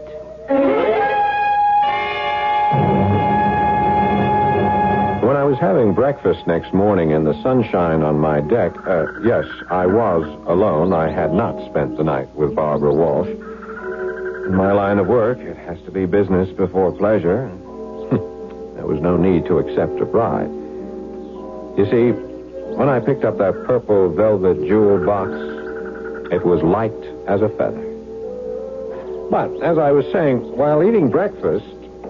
Well, good morning. You're a late riser. Yeah, I went to a big party last night, Colonel. Come on, have a cup of coffee. I brought you something. Don't pay any attention to the looks of the box. The velvet's worn. It's been around for a while. It's what's inside that counts. I'd be glad to sell you the pearls. Open the box. Oh, they're beautiful. But these are not the ones we were talking about last night. I mean, this is a double strand. Obviously far more expensive. I know. They can be sold for several $1,000s someday. But my price to you still stands. Oh, no, Colonel. I just can't accept it. My good man, I'm offering you the kind of bargain that comes once in a lifetime. But it'll never do for my mother. Don't you have something else? Yes, of course I do. I thought I owed you a favor. Oh, you owe me nothing. Now, please, Colonel, if you'll let me go to your house, perhaps you could show me another string that would be... I'll show you nothing right now. Good morning, sir. The Colonel stomped off, and I knew I would have to change my approach if I wanted to look at his collection. Well, I'd think about that later, because my next appointment was with Nora Babcock. Come in, Robert. Didn't we have a good time last night? You can be my bridge partner anytime. That's very sweet. I meant to ask you, how did you like my oyster stew? Well, the taste was superb, but... didn't it help you to go to sleep? Look, I'll level with you, Miss B. You put something in that stew, didn't you? Oh, the usual dash of chili sauce and plenty of rich cream. No. I mean something bad. I don't understand. That stew made me deathly ill. Why, I wanted you to sleep well after your accident, so I did put in a drop or two of my sedative. The kind that helps me. From one of those bottles. Perhaps it shouldn't have been combined with the seafood. Yeah, perhaps. I thought you were trying to poison me. How could you have such thoughts about a poor old lady? I take them all back. When is your mother's birthday? It's in June, like yours. Oh, I knew it. My pearls were a present, and nothing would please me more than giving them to a Gemini. Oh, that's very generous of you, but Please, get the pearls for me, Robert. On that cabinet over there. Okay. You'll find the box is rather heavy. You say these pearls were given to you? Yes. Yes. By the dear lady who lived in your cottage. I took care of her, poor thing. And before she died, she gave me her dearest treasure. Open the box and tell me what you think. I think they're perfect. Oh, you don't know the best part. These pearls have a magical quality. Just wait until you see what happens to them at night. Pick them up, examine them. I like the way they look against the satin. Oh, how I love them. Nora, just when do you wear these pearls? Oh, they're not for wearing. At least not for me. I like to fondle them. Before my hands got so bad, I used them the way the Greeks do. You know, worry beads. I've often taken them to bed with me. Nora, these hands of yours... Oh, it's not my hands.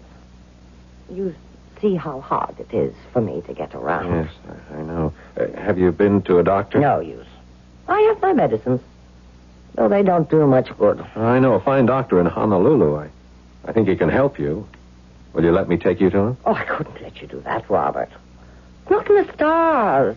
How many times have I told you? I've been warned never to trust a Leo. Look, Nora, for reasons I won't trouble you with, and that, of course, I wouldn't want the Colonel or Barbara to know, I'm not the person I've pretended to be. Would it make any difference to you if I told you I was actually born on January the 2nd? Why, all the difference in the world. I should have known. We were destined to be friends from the very beginning, Mr. Keith. Yes. Just Keith. That's my real first name. I'll go with you wherever you want me to go.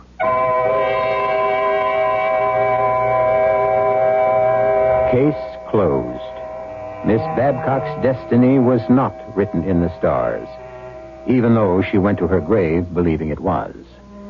The deadly pearls were taken out of circulation, and Nora Babcock was given the best of care in a hospital, where they did what they could to ease the pain during the short time she had left to live. It was thought best not to shatter her dream, so she never knew that Keith Spencer was an orphan, or that her treasured pearls had been anything but a comfort. I'll be back shortly. Young I may be, but still I'm a man. Just turned 18 and I'll do what I can to find me a place where I can be me. Get ready for life and be free as the sea. Where do I go from here? Oh, where do I go from here? I finished school, but what lies ahead? Don't want to get trapped, want to feel free instead.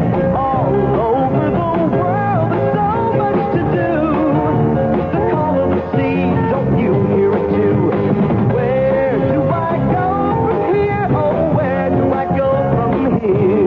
about the new Navy. You'll get your chance at success, learn an exciting job, and see the world. Call toll-free 800-841-8000. That's 800-841-8000. Or see your Navy recruiter. Be someone special in the new Navy. I know where I'm going from here.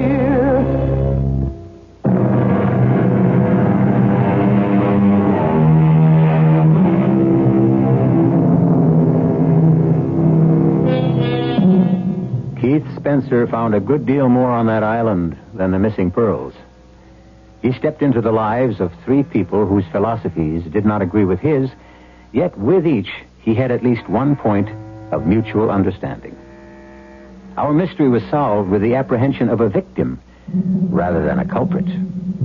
Our cast included Kate Reed, Paul Hecht, Grace Matthews, and Kurt Benson. The entire production was under the direction of Hyman Brown. And now, a preview of our next tale. I'll tell you why I called you, Sam. Your favorite parolee, Steve Janos, was just in. Yeah. I know what a big football fan you are. Me, it's the Ponies. What's on my mind? I don't know. The Cleveland police just sent me down a picture of that wife of his. And... Huh?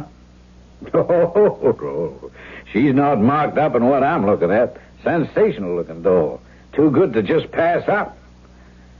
What I want to know is, how are you coming on that trace you've had out on her? Yeah.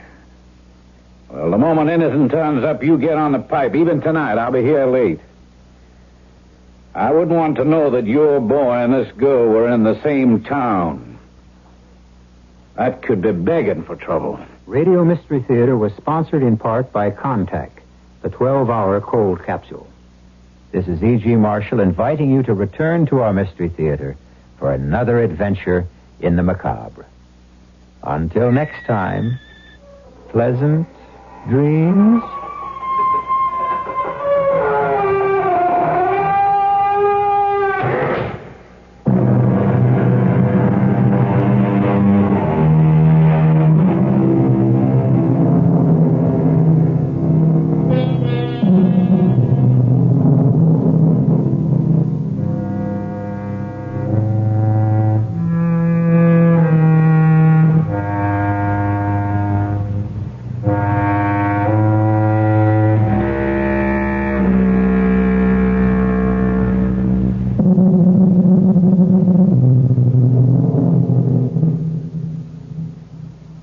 January is when people find out if they're out of shape. Combine cool weather with outdoor exercise, and you get aches and pains. Hi, Frank Lieber here with relief from True Value Hardware Stores. A Northern electric heating pad. It's the bargain of the month, a $5.95 value for just $2.99. Just plug it in, then put it wherever you hurt.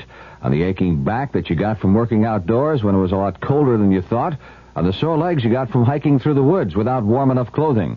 You'll find out that True Value Hardware Store's bargain of the month is a timely one. The Northern heating pad soothes aching muscles and helps tense muscles relax. It has 3 heat settings and a nightlight on the control switch. On the inside, there's a pad that surrounds the heating element. It's waterproof.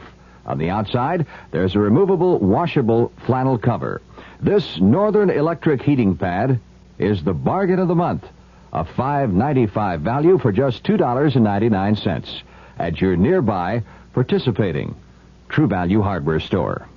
At 1080 on the dial, you're listening to KRLD Free Theater.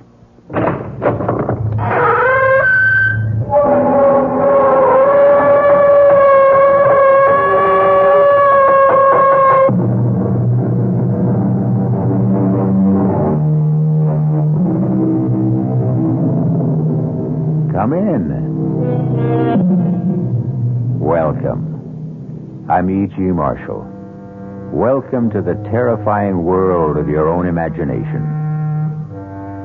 The law says, thou shalt not kill. And that's the law most of us openly acknowledge. Yet, there are other laws. Laws and drives that stir primitive, long-forgotten urges, instincts. Laws that raise murder from the worst of sins to the most satisfying of deeds. Please, let me go. Oh, no. I've got you now, Jim. You have no reason to kill me. We're friends. It's nothing personal, Jim. Why? Why do you want to kill me? A hawk kills a rabbit. Why? Because he has to. It's the law of nature. Frank, you're crazy. Put away that knife. I'm a natural man, Jim. I'm only obeying the law of nature. Kill me!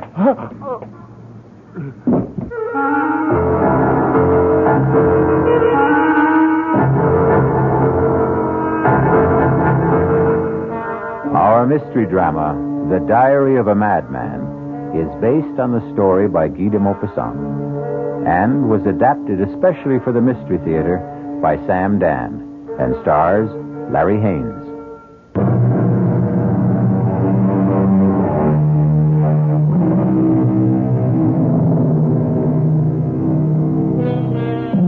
Homicide is illegal, immoral, and a mortal sin. We condemn and punish the murderer. And yet, from time to time, doesn't an entire nation rise up in righteous anger and slaughter another nation? And so, there are those who, naturally enough, ponder the question. If it's noble to kill for one's country at wholesale, why is it base to kill for oneself at retail? These are the thoughts that occupy the mind of a tall, well-dressed, dignified gentleman. He's walking down a deserted street very late one night in the early summer, some 25 years ago. As he passes a darkened doorway, he hears a gasp. Oh, what a relief. I beg your pardon. Oh. Is something the matter, miss? Yeah. Oh, it's only you. Me? Yeah, you. I don't believe we know each other, Miss... Wilson. Darlene Wilson. Oh, my God, it's you. I'm afraid I don't understand. Well, you see, I took this job at Benji's Diner. My first night at the job. You know the place? No, I can't say that I do. We'll never go there. Oh, what a bunch of creeps. Anyhow, somebody said this street was a shortcut to the bus stop. And I was walking down the street and I heard these footsteps coming up right behind me. Well, wouldn't you be scared if you was me? Well, I suppose. Oh, I got so scared. I tried to hide in this doorway. Oh, and it turned out to be you. Well, I'm sorry I frightened you. Oh, forget it. Oh, you're just the kind of person somebody would like to see on a lonely, deserted street late at night. Really? Why? Well, you're so well dressed. Is that all? Well, look. Is it okay if I walk with you as far as the boulevard? I guess it's pretty safe there. Yes, of course. Do you mind if I ask you something? Please do. I really shouldn't ask strangers such questions, but what's a person like you doing in a neighborhood like this, anyhow? I was looking for somebody. Down here? Yes. What kind of person will you be looking for in this part of town? I mean, it's none of my business. Well, in a sense, it is your business. It is? How? Because, I happen to be looking for a person like you. What? What did you say? Person like you. What are you talking about? You see, I have a certain urgent need. Now, listen here, mister. If I was that kind of a girl, No, Darlene. It's obvious you are not that kind of girl. Well, then, what do you want from me? I want your life, Darlene. What are you saying? No, please, get out of my way. Oh, no, Darlene. Let go of me. No, I can't, Darlene. You can't kill me. I never did anything to you. No, of course not. I don't even know you. There's nothing personal in this, Please, Darlene. I'm scared. Please leave me alone. Please, don't struggle. I won't hurt you. It'll be over very quickly. I don't want to die. Don't please.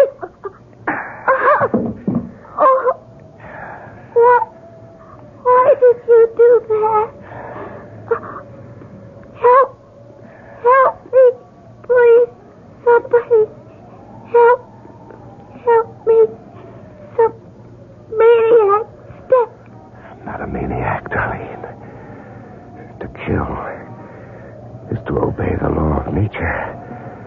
Nature commands all of us to kill.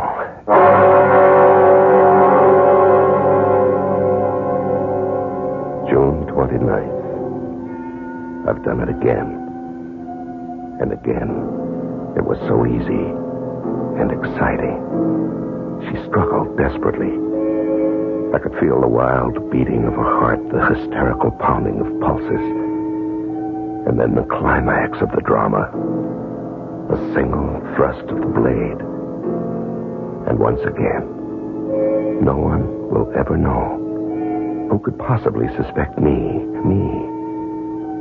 The knife. I carefully cleaned and hid it in my desk. There was blood on my lapel. I scrubbed every trace of it away.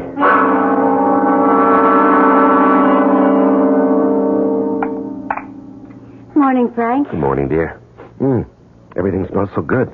You mean you've regained your appetite? Well, I don't know. I'm starved. Oh, that's wonderful. I've been so worried about you lately, Frank. What did the poet say, dearest? Come fill the cup. Well, fill my cup and my plate with doubles of everything. What's come over you? Well, I feel like a brand new man today. How was the banquet last night? Oh, the usual political nonsense. Anyone want you to run for the Senate? Well, as they say, the feelers were out. Do we want to live in Washington? Oh, darling, that was a bore. I made an excuse and left early. Oh? Where'd you go? Oh? Out for a stroll? One of your long walks? Clears the mind. Doris took your coat to the cleaners. The lapels were all wet. Yes, I tripped and fell to the pavement. Oh, you didn't hurt yourself? No. I landed on some grease or paint or something. I tried to wash it off when I got home. Well, you didn't have to bother. Doris said it looked like blood. Oh, it sounds ominous. Anything in the paper? Oh, the usual mess. Plus a nasty little murder. Oh? A young girl who worked in a diner, killed on her way home from work. Oh, killed? Why? How? How? Stabbed to death on a deserted street. Oh, what a terrible thing. She was hardly more than a child. How would you know that? Well, you said a young girl. She was just 18. Oh, but why? Oh, I think it'll turn out to be a lover's quarrel. Really? They picked up her boyfriend. Seems the two of them had been quarreling. About what? Oh, use of the car. Her parents say she was angry because he took it, but he claims it's as much his as hers. Well, what do they have on the boy? Well, he's got blood stains on his jacket. Oh, well, that doesn't look good. No. He claims he was out riding around and got into a fight. Oh, with whom? Well, that's the problem. He'd been drinking and can't remember where or with whom. Oh, why do we talk about these things at home, Frank? Isn't it bad enough you have to live with them?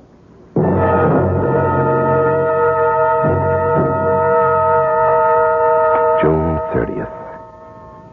Although I'm completely above suspicion, I can't afford to be careless. Not that anyone in his wildest dreams would ever suspect. Still, I should be more careful about my clothes. Last time there were also bloodstains.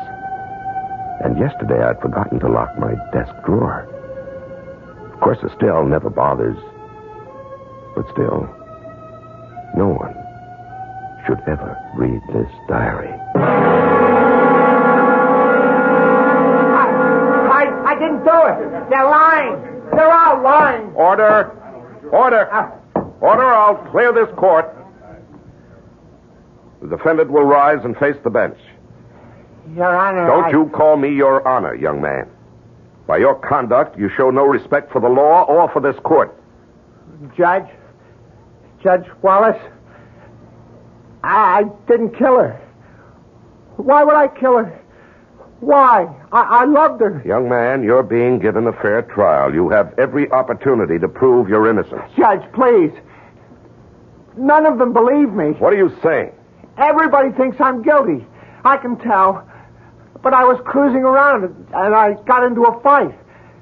I got the bloodstains that way. I got no alibi, but I didn't do it. You'll have to be seated. And we'll proceed in an orderly fashion. Will the attorney for the people continue his cross-examination?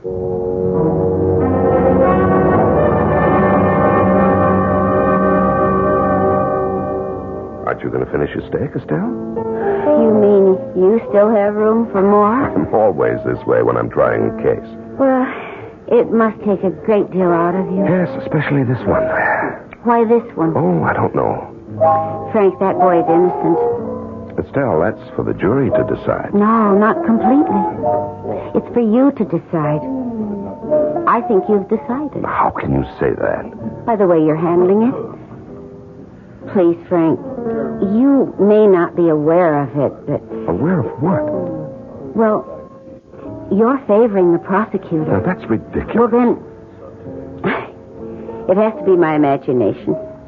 I don't understand why we're even talking about this. We never discussed my case. It's just that. Estelle, you're actually pale. What is it? I'm convinced that boy is innocent. Well, if he is innocent, he'll be acquitted. But you know that isn't true. The innocent don't always go free, and the guilty aren't always punished. Estelle, I've never seen you like this before. I know, and I just can't account for it. But I have this conviction. That boy is absolutely innocent. Darlene, there's evidence. I don't care about evidence. Now, that's irrational. Well, what can I do?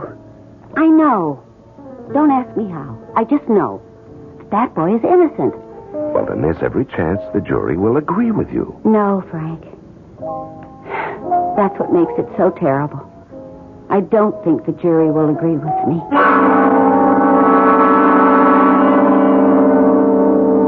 I had killed before, but this was the first time somebody was going to pay for it, so it was doubly exciting. I had not only killed her, but in a very real sense, I would also be killing him. He was doomed. I could tell. They were a hanging jury if I ever saw one. They didn't like the boy. I could read the verdict in their faces. And so I went out of my way to give them the kind of charge that would be as favorable to the defendant as I could make it, because I knew that nothing could save him. They stayed out a whole day, all night, and the better part of the next morning. There was never any doubt in my mind.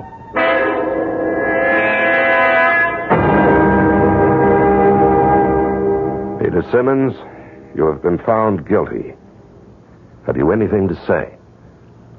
I was brought up to believe in God and to believe in justice. And I can tell you there's going to be justice one day. Not today, but one day. And the person who killed Darlene will never be forgiven.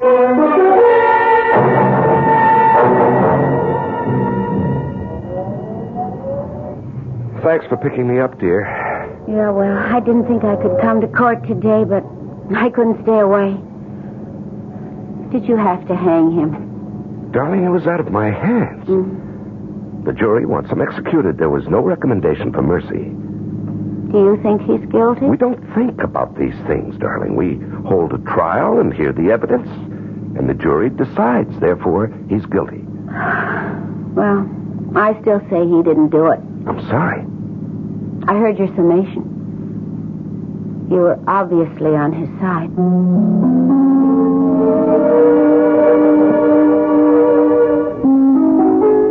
November 27th. All of his appeals ran out. He was executed last night. I understand he died very well. But it isn't as if I killed him with my own hands. And it's been a long time. A very long time since I obeyed the law of nature. I'm growing restless.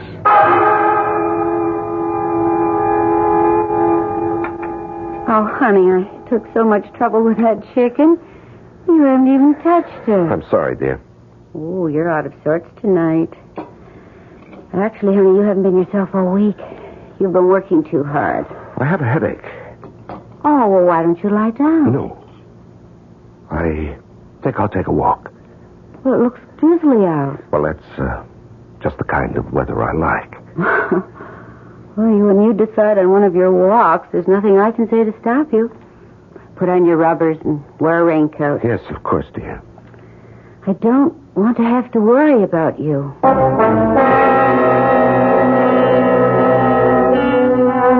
Walking may be good for some people, but it can be extremely hazardous for others, especially for someone who might just happen to run into Frank Wallace. As Frank walks calmly through the rain-soaked streets, he sees a short, slight figure just up the block. And once again, there is the quickened pulse, the rapid heartbeat, the flushed face, and Frank's fingers tighten around the knife in his pocket.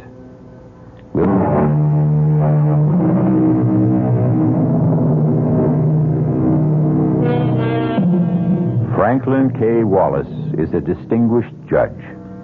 He's a credit to the community and an ornament to his profession. So what is he doing out late at night on a dark street in a drizzle and fog with a knife in his pocket? Moving swiftly toward a man who is walking just ahead of him. What? Hey, well, I'll be. It's Judge Wallace. Evening, Judge. Oh, it's, Jim Downer. Don't you recognize me? Yes, of course. How are you, Downer? Well, I tell you, I'm having a problem. Oh? She says to me, Jim, you're chasing around. And it's true. I am. And she says, Jim, you've squandered not just your money, but mine. And it's true, I have. And she says, Jim, if you don't quit, I'll leave you or I'll kill you. Either one, maybe both. I don't know. Hey, what are you doing out on a night like this, Judge? Just walking. Oh, you don't kid old Jim. Nobody picks a night like this to go just walking. Something's up, huh, Judge? Well, nothing you'd want to write about in the newspaper, darn it. You know, Judge, I need a story in the worst way. I'm up against a deadline. I don't even have tomorrow's column. How about an idea? Well, how about, murder? Murder? Murder. Oh, no. No, I don't think so. Why not? Oh, because it's kind of offbeat, you know? Average person isn't concerned with murder. He doesn't think about killing. Oh, that's where you're wrong, Downhead. Killing is the law of nature. Every living being has the mission to kill. Well, Judge, I wouldn't exactly say that. Oh, yes, everyone wants to kill. Animals kill ceaselessly every day in order to live. Birds constantly must kill. Well, yeah, but we're not exactly talking about animals. Or we cause to be killed for our benefit. Well, it's kind of a gruesome topic. No, killing is almost the same as creating. To make and to destroy. These concepts are the history of the universe. Well, Judge, it's been great running into you, but I have some people down the line. To kill is the law. All right, if you say so, Because Judge. nature loves eternal youth. The more she destroys, the more she renews herself. Well, I wouldn't doubt that for a minute. Okay, I'll see you. Now, just a second. Huh? What is it? I want to show you something. Here, look. Judge, what are you doing with a knife? Judge, let go of me. Are you crazy? Oh, no, I'm not crazy. We kill animals, but that's not enough to satisfy. Now, wait a minute. Long ago, the basic need was met by human sacrifice.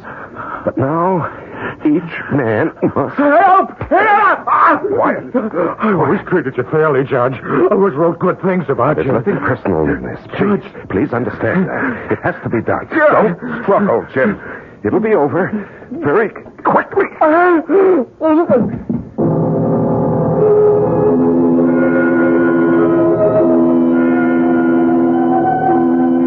Was he dead? I thought I heard someone coming. His scream may have been heard by someone, the police maybe. If he wasn't dead, I was doomed. But I didn't have time to make sure. I had to get out of there because I knew I had blood on my coat. I had to get out of there, and I had to get rid of that coat.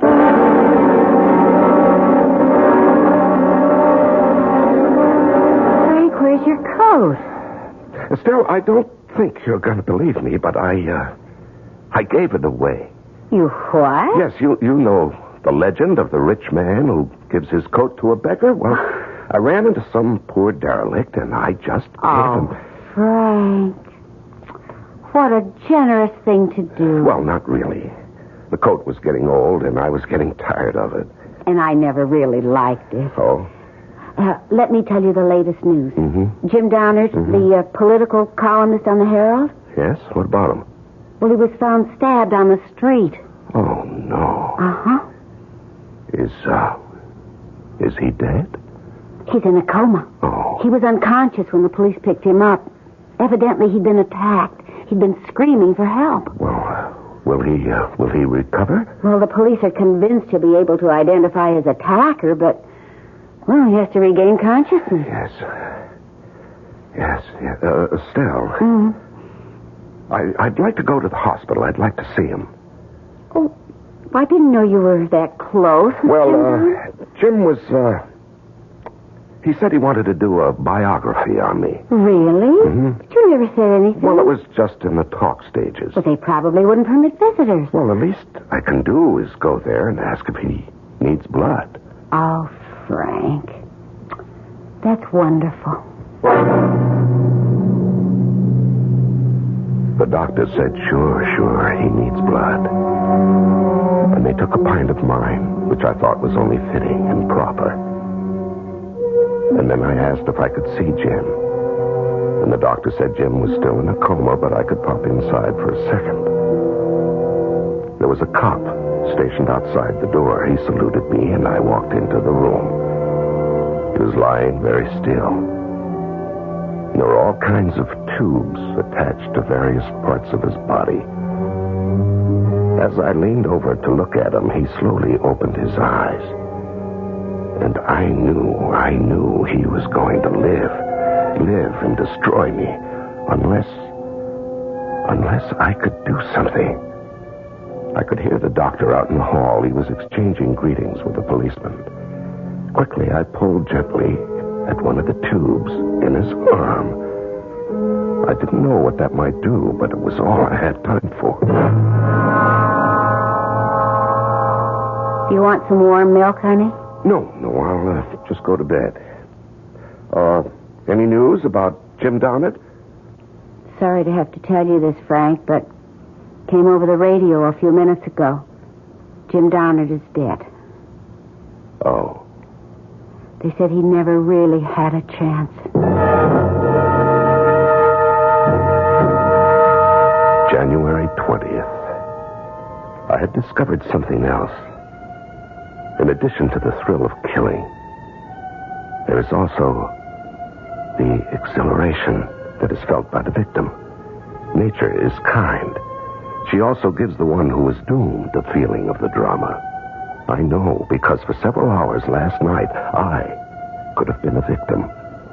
Had Jim Downard lived, well, it taught me a lesson. I should raise the stakes. I shouldn't be so invulnerable. After all, if I am absolutely 100% safe, where is the thrill?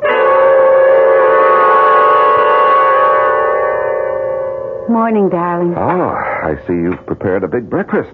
You know, it seems to me that every time there's been a murder, you eat a big breakfast the following morning. Oh? How do you account for that? Well, how do you account for this? Police have suspect in Downard murder. Have they?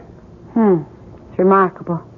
It only happened late last night, and they have their man a few hours later. Darling, he's not exactly their man. He's just a suspect. Well, they don't say, but they hint pretty strongly that the evidence against him is rather heavy. Well, now, that's for a jury to decide. I don't know, Frank. I don't think he did it. Oh, no. Here we go again. Well, it's just a feeling. Darling, he'll have his day in court. Well, that doesn't necessarily prove anything. Estelle, are you attacking our system of justice? Did that poor kid, what's his name, Peter Simmons, did he get justice? Well, he got a fair trial. Huh. Well, I still believe he's innocent, for all the good that does him now. And I believe this man is innocent, too. Estelle, you don't know what the evidence Well, is. it's just a feeling, and it just won't go away. Oh, you're being silly. Maybe. I just wish that you weren't involved. Well, I have to be involved. It's my job. February 23rd. The man's name is Tom Lewis. 30 years old. He has a previous record. He did time for robbery and again for assault. I don't think his chances are too good. He doesn't have a very good story either. Well, I was just walking along down the street, see, and I thought I heard somebody yell for help. So I wasn't going to get mixed up in it, see, but it was foggy, and I couldn't see, you know. And I guess I must have tripped over him. I could see he was dead, or good as dead, and there was blood. There was blood all over him. And that's how it got over me, and the money, well, all right, I figured as long as he's dead anyhow, he might have a couple of bucks on him, so I reached into his pocket. Your Honor, we should like the jury to examine this $50 bill. Listen, I'm not denying I took the money. Order. But somebody else had already knocked him off. The accused will remain seated and orderly. Well, I'm being framed. Mr. Lewis, I will not warn you again. The court cannot tolerate these outbursts. But I didn't kill him.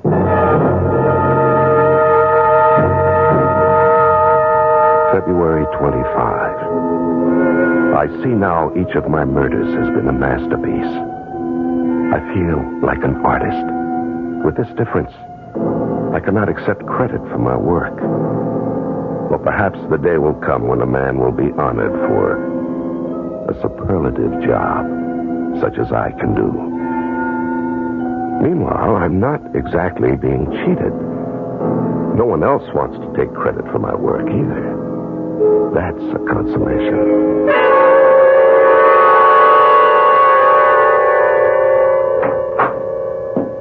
Estelle? Yes, Frank? Well, now, what are you doing sitting here in the dark? Is it dark? I hadn't noticed. Well, did you fall asleep? No. Well, let me turn on the light. There. That's better. Well, what a day. Did you hear about it on the news? No. The boy. He isn't doing his case much good with all those outbursts. Would you like to go somewhere for dinner? I don't feel like eating out. Oh, well, that's all right. I just assumed. The truth is, I don't feel like eating at all. What's wrong? That's a good question. How can I answer it? Estelle. I don't have the faintest idea of what to say or what to think. About what? About everything. Darling, I wish I knew what you were talking about. But there's really nothing I have to tell you. You're the one who has to tell me. I always tell you everything. I was paying the bills today. Oh, well, that's enough to get anybody down. And, I ran out of blank checks. Oh? I remembered... Yes? That you always have an extra book of checks in your desk drawer. Oh. But you always keep it locked. Yes, that's right, I do. I thought, maybe this time, you might have left it open. Estelle, I never go through your things. We always respected each other's privacy. But the drawer just happened to be open. And I found this little book. And, did you read it? Yes. Yes, Frank, I read it. Every single word of it. Did you tell anyone about it? No, Frank. I've told no one. Well, that's good.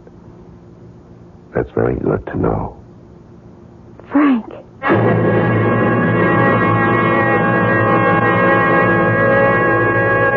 How would you like to poke innocently through your husband's desk and come up with a diary like the one you've been listening to? Well, you could say she's twice foolish.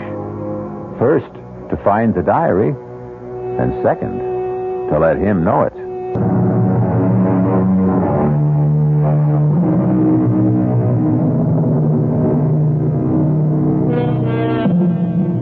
Over the years, there's been a series of particularly brutal murders.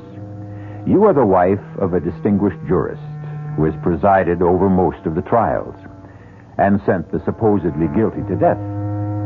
Now, you find a diary in which your husband claims that he is the killer. Frank, what are you going to do? What do you mean, what am I going to do? Well, you killed those people. This boy. This one who's on trial now for the murder of Jim Downard. He's innocent. No, dear, he's guilty. But I just read your confession. And Peter Simmons, who was hanged for killing his sweetheart. Well, you admit you killed her. Darling, please, sit down. You're becoming hysterical. That's right, I am. I have every right to become... Estelle, please, will you listen? But to what? To the truth. I've just read the truth. Darling, listen. For many years, I wanted to write a book. What? Now, will you please just listen? You don't have to say anything until I'm finished. I have been fascinated by the criminal mind. And so after a particularly brutal, apparently senseless murder is committed, I try to place myself in the mind of the killer. What does he think? The way you put it, murder is obedience to a natural law. That's poetic license, dear. What do you mean? We kill, not for gain. Oh, we think we do. We think we kill for money or for passion, but the truth is, these are just pretexts. No, we kill because of an ancient urge. And when the urge becomes strong enough, we take advantage of any pretext that comes up. But I'm not aware of this urge. And neither am I, dear. It's been refined and civilized out of us, but there are lower types. You see, the Tom Lewises, the Pete Simmons. Why what? I don't know. Estelle, do you believe that I killed these people? Well, there it was in your own handwriting. Oh, Estelle, could you actually believe me capable of murder? I don't know. It was such a shock, and I was so frightened. Darling, we've been married 20 years. Don't you know all there is to know about me? I thought I did. And then I happened to remember certain things. Like what? Well, each time there's been one of those murders, you just happened to be out walking. Well, there is such a thing as coincidence. And when that girl was killed, well, you did have stains on your coat. Oh, darling. Would you hang me on circumstantial evidence? Well, you hung Peter Simmons on circumstantial evidence. And circumstantial evidence is tightening the noose around Tom Lewis's neck every day. Do you mean you seriously believe? No. I believe you. Well, that's better. I believe you. Because I have no alternative. February 27. How could I have been so stupid? Why did I leave that drawer unlocked? I'm sure there are psychologists who would say that I want to be caught, but that's ridiculous. Does she believe me? Does she? Or do I have to kill her? Kill Estelle? Now that would be testing the law, the natural law. Can you kill a loved one? Because I do love Estelle. That would be the highest obedience to the law. To kill the one you love. Very well, Mr. Lewis. You expect this court to believe that you just stumbled across Mr. Downard's body in the dark? It's the truth. He had already been attacked by someone else. Yes. He was still alive. I think so. You insist you heard him cry for help. That's right. Someone had just attacked him, see? And he's the one who killed him. Yeah, but we don't know that he cried for help. All we have is your word for it. But it happened, I tell you, and... Yes? What? What did you want to say? Mr. Lewis, you must answer the prosecutor's question. What happened? Yes, well, it was foggy. But you see, just as I got there, I saw somebody. You saw somebody? Right. I could see somebody running away. And could you describe that somebody? He was tall. Very tall. There's no mention of this somebody in any of your previous statements? Well, that's because I was nervous. See, I couldn't think, but now... Yes? Well, now, as I go over it again and again in my mind, I remember. There was somebody, see, a tall guy, and he was running away. I mean, I can even remember his footsteps. His footsteps.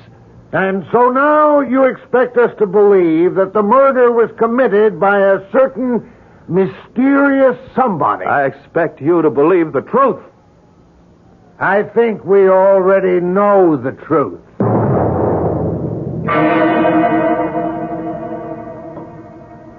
You heard about today's testimony, Estelle? Yes.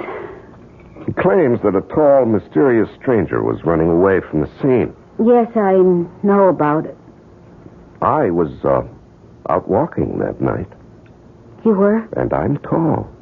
Exceptionally tall. Yes. And if you want to add to it, I came home without my coat. Now, why would I do that? To get rid of it.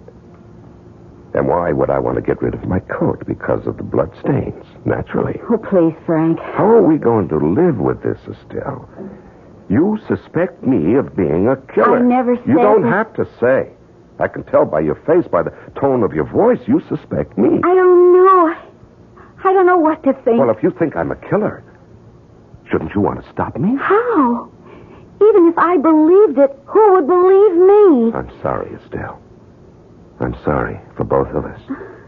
I should have never written a book like that, and you should never have read it. I don't know what kind of life we can have together. You'll never know the truth. But I will, Frank, I will. I found a way to determine the truth. Well, how? How could you? The truth is in your diary. I read your diary very closely, and I found a way. I found a way.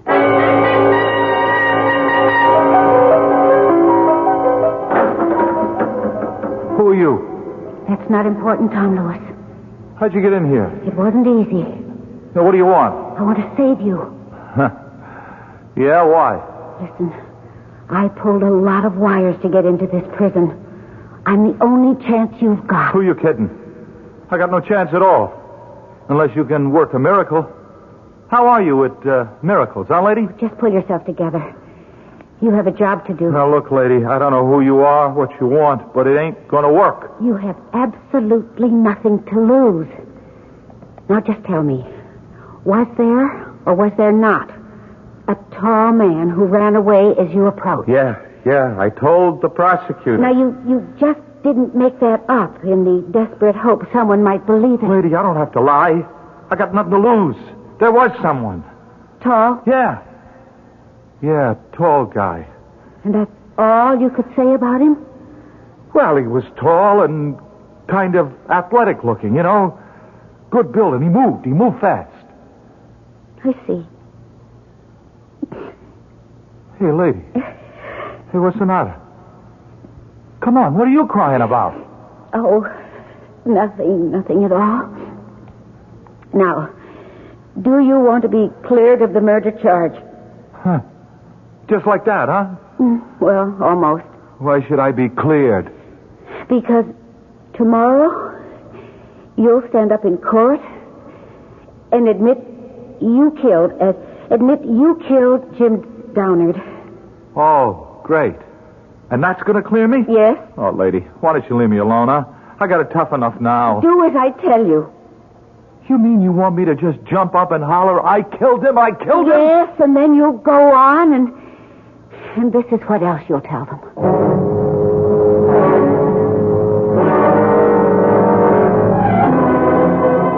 And so, ladies and gentlemen of the jury, you've heard all the testimony, seen all the evidence, and now it's up to you to decide whether the accused, Tom Lewis, is guilty as charged of the crime of murder. They don't have to decide.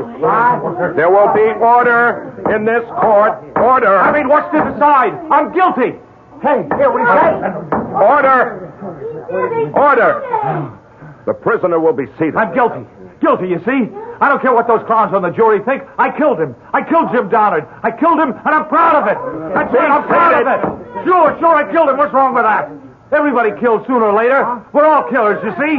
I killed him because I couldn't help myself. I said be seated. Didn't you ever want to kill somebody, Judge, huh? Didn't you? I'll have you removed from this court. What do I care? I killed him. And I also killed that woman last year, you know? That Darlene, right? Darlene, what's her name? I killed her, and her boyfriend swung for it. You did not. I did. I can still feel the wild beating of her heart, you see? The hysterical pounding of her pulse. And then you stab. You stab with a knife. You didn't kill her. I killed her. And I killed Tom Downard. You can't take that away from me. Don't anybody try to take it away from me. Silence! I won't be silent. I killed because I had to. I had to obey the law. The natural law. Nature commanded me to kill. That's a lie. You're a cheap little punk. What would you know about nature's laws? What would an ignorant hoodlum like you know about nature's law? What would an illiterate clod like you know about the dark hidden places in the human soul? What would you know about the bloody imperatives of the race? I know. I killed both of them. You're a liar. You didn't kill anybody. I did. I killed Darlene Wilson and I killed Jim Downard, and I can prove it. Now you know, Estelle. Now you know I did it. And they weren't cheap little crimes of passion. They were obedience to the elemental law. You know that's the truth, Estelle. Show them the book. Show everybody the book.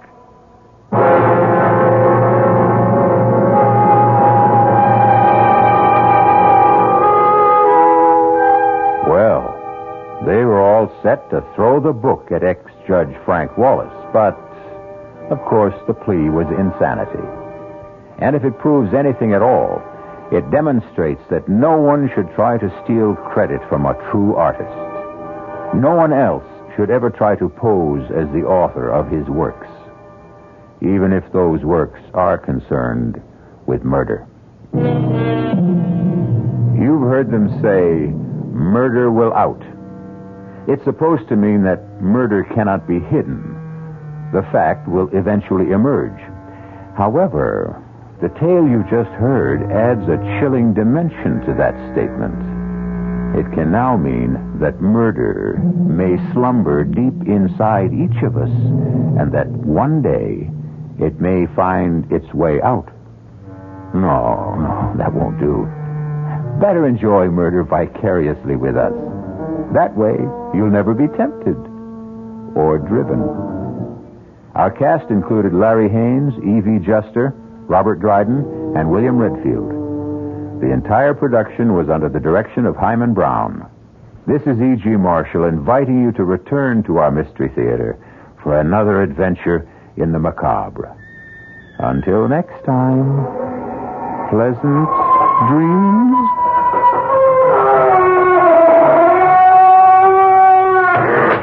The preceding program was furnished by the CBS Radio Network. This is WOR New York, an RKO General Station. And now the news at 8. Tired of the everyday grind? Ever dream of a life of romantic adventure? Want to get away from it all? We offer you Escape.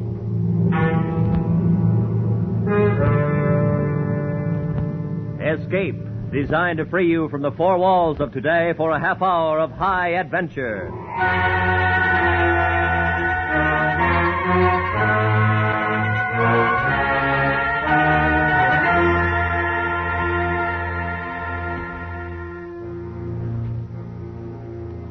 You are traveling east on a cross-country bus, while among your fellow passengers, seemingly innocent and friendly, are a man and a woman who plan to destroy you and 150 million of your countrymen. Listen now as Escape brings you Anthony Ellis's exciting story, Classified Secret.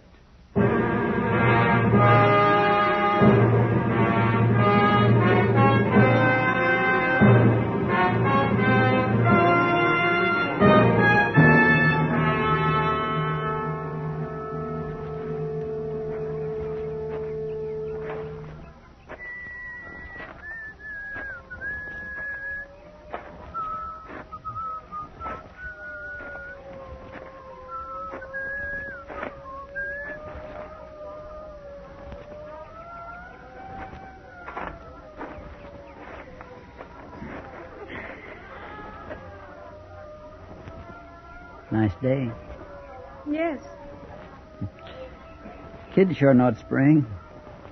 Look at them. I've been watching them. Yeah. Kind of glad, though, I haven't got any. Oh? Well, you know, world conditions, things the way they are. Who wants to bring a kid into it? I suppose so. Do you have a match? Sure. Here you are. Thanks. Have you got it? What's the matter? Well, you don't look the type. I almost hoped you weren't. Have you got it? With me? No, but I'll take you to where it is. All right. The money's in 10s, 20s, and 50s. In the sack with the groceries? Mm-hmm. I thought it'd be safer that way. I guess so. How much? 10,000. 10? That's what you agreed to. I said 20. I was told 10. They made a mistake then, didn't they? Sorry. What are you trying to do? Nothing. Not a thing. I was told you were with us. I am, but I get paid for it too, don't you? I can't sit here any longer. You might be watched. Will you please give me... Sorry. It was a misunderstanding. But... Unless you want to take me to the head man, maybe he can straighten it out. I haven't any instructions for that. Where can I reach you? As of about 2 hours from now, you can't. I'm leaving town. Will you give us 24 hours? It'll take that long. I'm sorry.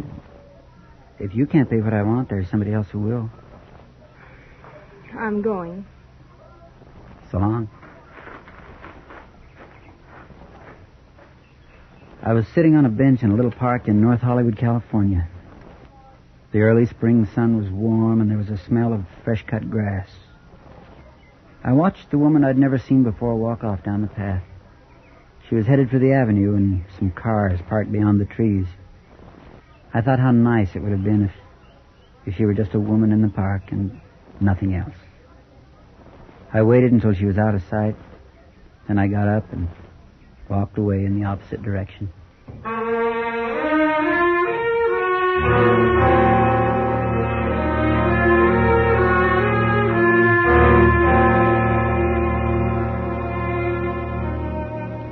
I got the bus at the Hollywood station. I had a train ticket in my pocket, but with the new development, it looked safer to ride the bus. Just before we pulled out, a girl climbed aboard and came down the aisle looking for a seat. Excuse me, is this number... 18. Oh, thank you. Oh, here, let me put your case up. Well, thank you.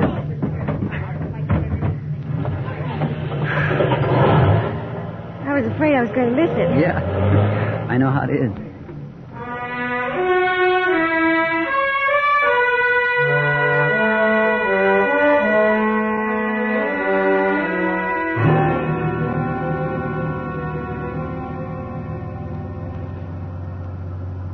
I settled back, watched the city drift away into desert country. As buses go, it was pretty quiet. There was a 4 or 5 year old kid with his mother a couple of seats forward, but he dozed off almost as soon as he got running. I took a look at the girl sitting next to me, not in the way you might think, but because in my business, you get to learn to look at people. You never know who it might be. She must have felt me watching. She lowered the magazine she was reading.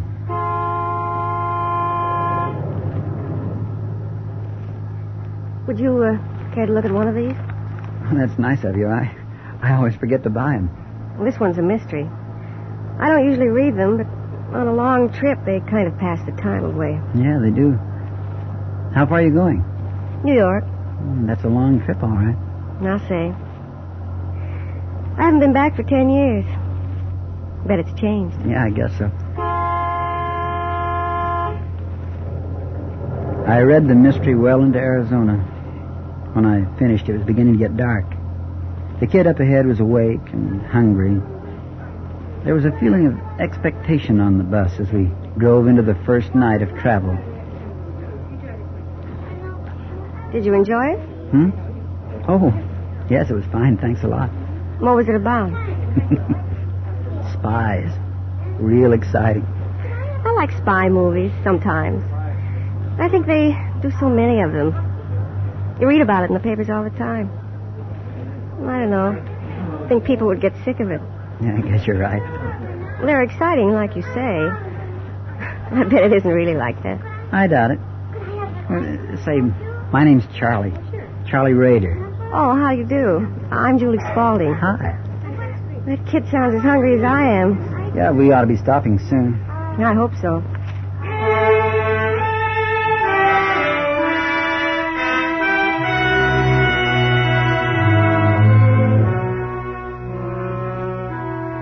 About 15 minutes later, we pulled up at a restaurant terminal and went in for food.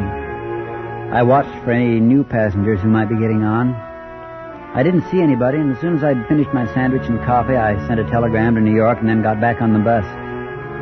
The girl, Julie, and I seemed to be hitting it off, and it was pleasant enough to pass the time. After we got rolling, the kid up ahead decided to sing himself to sleep. It was like a crooning over and over again, the same song, the same few notes. I guess it put everybody else to sleep except him.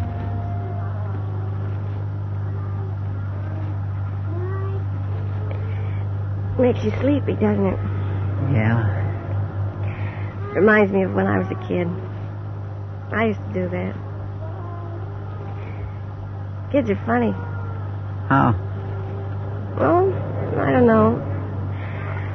I'm going back to New York for my sister's wedding. She's getting married next week. She says she wants lots of kids. I don't know. Yeah, I know what you mean. Mind if I ask you something? No, I don't mind. What? Are you married? No. I don't mean it the way it sounds. I'm always interested in trying to guess about people. Now, I would have figured you were a married man with maybe 2 or 3 kids. No, I'm not married. Oh.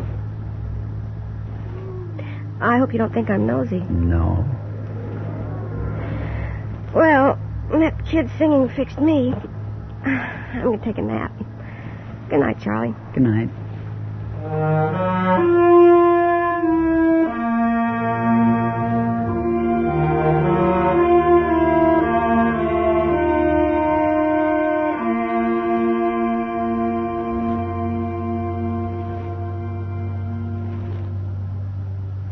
I must have dropped off, too.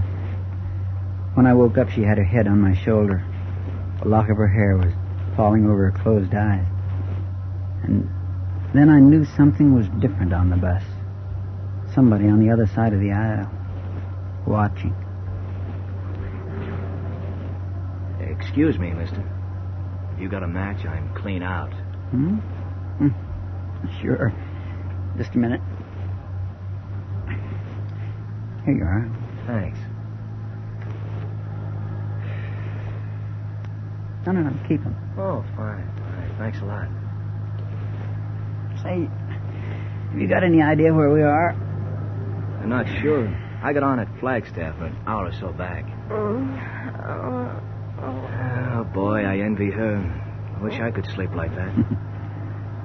Your wife? No.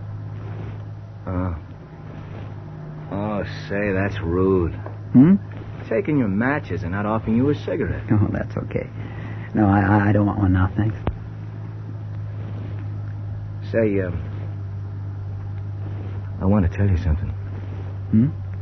There's a lady in the seat behind you. I think you've met her before in the park. Right? We brought her with us to identify you. But she gave us a pretty good description back in L.A. Good for her. Well, this is going to be a nice trip. Nothing like traveling with people you know, is there? Nothing like it. I don't suppose you've got any reading material you could let me look at.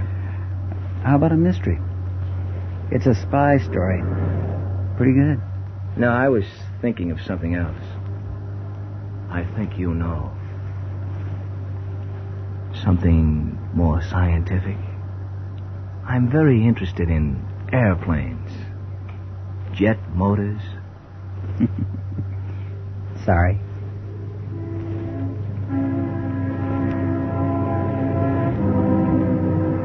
He looked across at me, smiling, pleasant. And to anybody watching, it was nothing more than the casual conversation of two strangers brought together by the night and sympathy of loneliness. Then he leaned back and, reaching inside his jacket, brought out a small automatic, which he kept very carefully hidden from any eyes but mine. Always carry this with me on a trip. You never know. I knew, all right. If they couldn't buy what they wanted, there were other ways. That's what he was telling me. And I saw in the man's smiling face that I'd never reach New York unless I killed them before they killed me.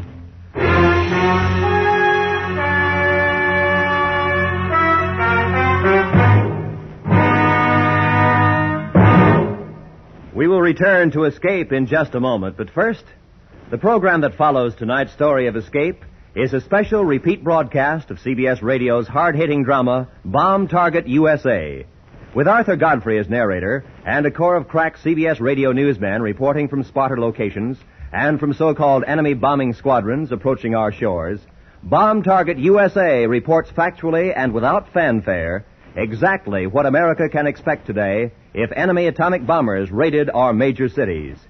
Immediately following Escape tonight, on most of these same CBS radio stations, keep tuned for Bomb Target USA. And now, back to Escape.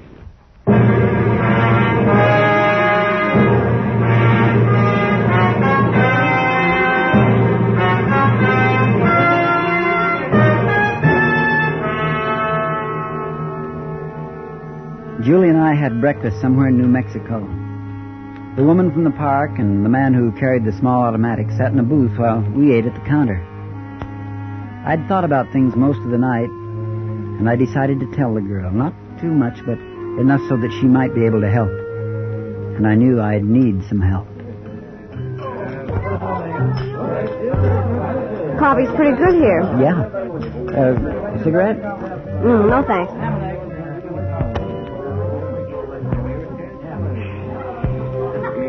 Julie? Yes? I want to tell you something. Oh? I don't want you to turn around and look. Just pretend we're talking about the weather, coffee, or anything. But listen. Well, sure, Charlie. There's a couple sitting in the booth behind us. They're spies. Oh, you... I'm not kidding. I can't tell you much, but as you love your life, you'll believe me. You're kidding. Spies? Don't turn around. Smile. Just listen. But They're trying to get hold of the plans for a new jet motor. It's faster than anything anybody else has got. You are kidding. No, I'm not. How do you know? How do you know about it? I'm working for the government. FBI? In a way. Now, I need you to help me. Me? They think I've got the blueprints, the plans, and they're going to try and get them from me. But can't we get the police? No. Well, why? Because we're trying to get the head man. And if those two are arrested, we'll have to start all over again. They think I'm working with them. But I got tough about the money they offered, so now they're going to try and get rid of me and get the secret for nothing. Did they follow you from Los Angeles? Yes, they got on during the night in Flagstaff. All right, folks. I don't see... Well, Just stick with me. I'll explain at the next stop. We can't talk about it on the bus because she's sitting right behind and he's across the aisle. Listen, are you pulling my... No. No, you're not, are you? I'm not.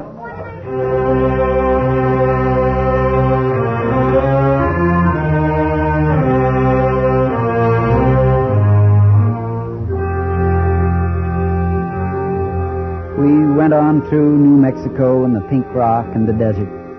We talked a lot of nonsense, and after a while I could see she was getting back to the idea that I'd been kidding, especially after the man with the gun introduced himself as Mr. Hutchinson and started to talk about fishing. It was about a half hour before our lunch stop. Now, you take some of that Northern California country. Talk about trout. Steelhead. I tell you, you have never seen... My dad used to take us up, my sister and me. Oh? Take us up to a place in Maine. Oh. Dad always wanted a couple of boys, I guess, but when he saw what he got, he figured it wouldn't spoil his plans anyway. So we took us fishing every summer. You should have seen the fishing up there. Yeah. I'd like to. Someday. I'd like that. How about you, Mr. Rader? Do you like fishing? No, not much. Did you ever try it? A little when I was a kid. You ought to take it up again. If you have time. Yes, I might do that. If a man had a little money put away, he could do a lot of fishing. That's the way to live. Have about $10,000, go all over the country fishing, no work, no worries. How does that sound, Miss Walden? Oh, what a life. It'd take more than 10,000. Oh, I don't know. 10's better than nothing. $10,000? Why, you could... They went on talking, and I did some thinking. He was smarter than I'd thought. Looked like a nice, average guy and behaved like one. That's one thing I'd learned. The more ordinary you can be, the less you're going to be suspected, and these people had it down to a science. It wasn't going to be easy because I was going to have to convince Julie all over again. I could see that.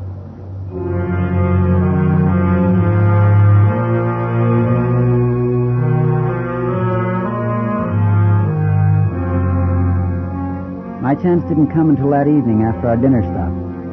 By that time, the woman in the park, who went by the name of Lisa Nyland, Hutchinson, the girl, and myself, all four of us were buddies. We'd pulled up over the Colorado border. There was some kind of trouble up ahead, a slide or a wreck. And the driver told us we'd have a half hour or so before we went on. You want to take a walk for a while? There's a cafe a couple of 100 yards back. I'll give you a call when we're ready to move on. Kind of nice to have an extra leg stretch. How about some coffee? That'd be nice. Charlie?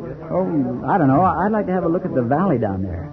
We might walk up the dirt road away, get a pretty good view. Sunset and all. Romantic, huh? Sure. Why not? Oh, Charlie. Okay with you, Lisa? You feel romantic? Want to see a valley in the sunset? That'd be very nice. Okay, let's go. We walked away from the bus and up a narrow ranch road. About 100 yards up, there was a curve and around to the stand of trees. When we got there, you couldn't hear the sounds from the highway any longer. It was peaceful and it was very pretty. I knew that Hutchinson was delighted about the suggestion. It was going to give him his chance, but he made the mistake of playing it a little too clever. And he kept his game of small talk going a minute too long. We got to the top of a cliff overlooking the valley when I stumbled on a rock and fell a few steps behind before they had a chance to stop. And when they did, I already had my gun out. Hey, what are you going to do? Target practice? No. Julie, get over here. You two, stay where you are and keep your hands behind your head. Charlie, are you sure they seem to... I know what they seem. Now, look, I don't want to do this, but it's you or me. You should have made the right deal in the first place. I can't let you go, you know that. We might still make a deal. You had your chance. We've got the 10,000. How about waiting till we get to the next town? We'll have the rest of it telegraphed. I make mistakes, but not that kind. If you told us what you wanted, we might have been able to get the 20,000 for you in Los Angeles. Turn around, both of you. Oh, now, wait a minute. We're all in this together. We all want the same thing. You figure you can get more money from the head man in the East. Okay. Give us a chance to get it for you. We're in contact. Turn around. He gives us our orders. What difference does it make? Now, look, you shoot us. What do you think they'll do? They won't let you get away with it. They'll kill you. Charlie, you can't just shoot them. Turn them over to the police. You can't Be just quiet. shoot them. He can't tell the police, Julie. He's with us. Only he wants money out of it. And he thinks he'll get more from the head man in the East. Turn around. I'm not going to say it again. Charlie, don't. I know you've got a duty, but you can arrest them. Please, you could still... I told you to be quiet. Arrest? Listen, Raider, you're not going to kill us over 10,000. Why, it's murder, even if you... Miss Nyland dropped without a sound. Hutchinson held his middle for a second and tried to keep his balance. I shot him in the back of the head, and I knew he was dead before his body slipped to the ground. The girl just stood next to me, her hands tightly covering her mouth, and she was shivering. I took a look across the wide valley. The sky was turning purple. I've never seen anybody killed before. I'm sorry. Couldn't you have arrested them or something? Couldn't you? Did you have to? I had to. They wouldn't have stopped at killing both of us if they'd had the chance. What are you going to do? What are you going to do now? I've got to get the money for evidence. What are you going to tell the driver? He'll ask where they are. Charlie? Driver's going to wonder where they are. Charlie, what are you doing? I've got to put them over the cliff. Oh, no. Oh, no. I've got to. Oh, no. No, you can't. Charlie, no.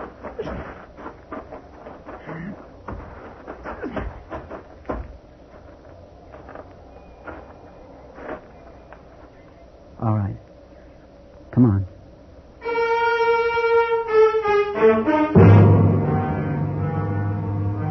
We got back to the bus, and neither of us said anything about the two we'd walked off with. I guess nobody had seen us together, and after waiting around for another half hour, the driver gave up. Well, I've got their baggage in Lahunta. Better notify the police, too. Screw you, all right. Okay, folks. Sorry for the delay. You better go back to your seat, mister. Sure.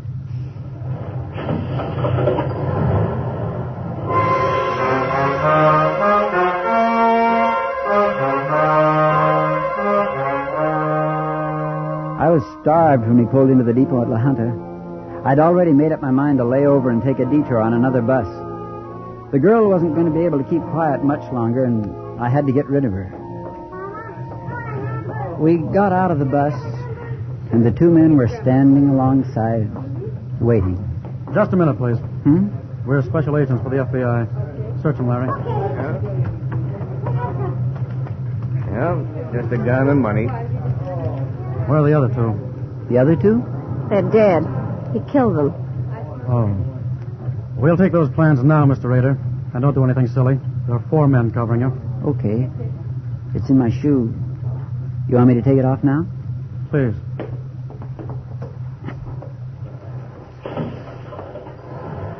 Here. Thank you, Mr. Rader. This isn't worth anything, really, you know. We planted it in the factory in L.A. for someone to steal. What we wanted was to be led to the top man in New York. And when you sent that wire to him back in Arizona, we got him. Oh. We were worried about you, Julie, when you didn't call us from Albuquerque. I didn't get a chance. He was with me all the time. Is she? Is she... Are you playing spy, too, Julie? I'm working for the government, Mr. Rader.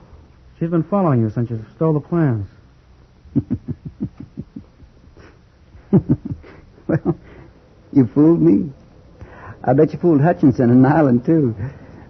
It won't matter to them, though, will it? Well, that's the way it goes. Take him away, will you? I had to watch him murder those two.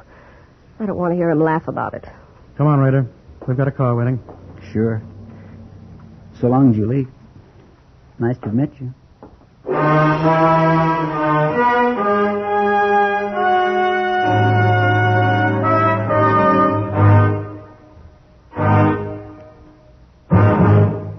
Escape has brought you Classified Secret, written and directed by Anthony Ellis, starring Parley Bear. Featured in the cast were Charlotte Lawrence, Peter Leeds, Miriam Crucian, Tim Graham, Leroy Leonard, and Georgia Ellis. The special music for Escape is composed and conducted by Leith Stevens. Next week.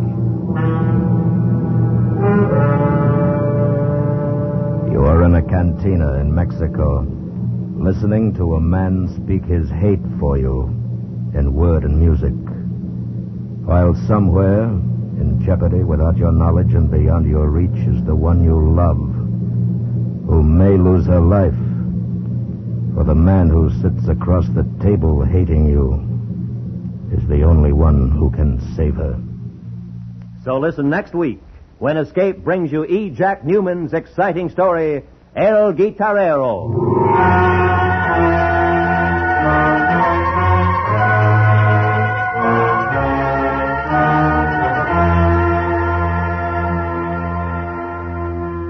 Tomorrow night, the Lux Radio Theater stars Jane Wyman and Dick Hames. The play is Just for You, with Jane recreating her original screen role.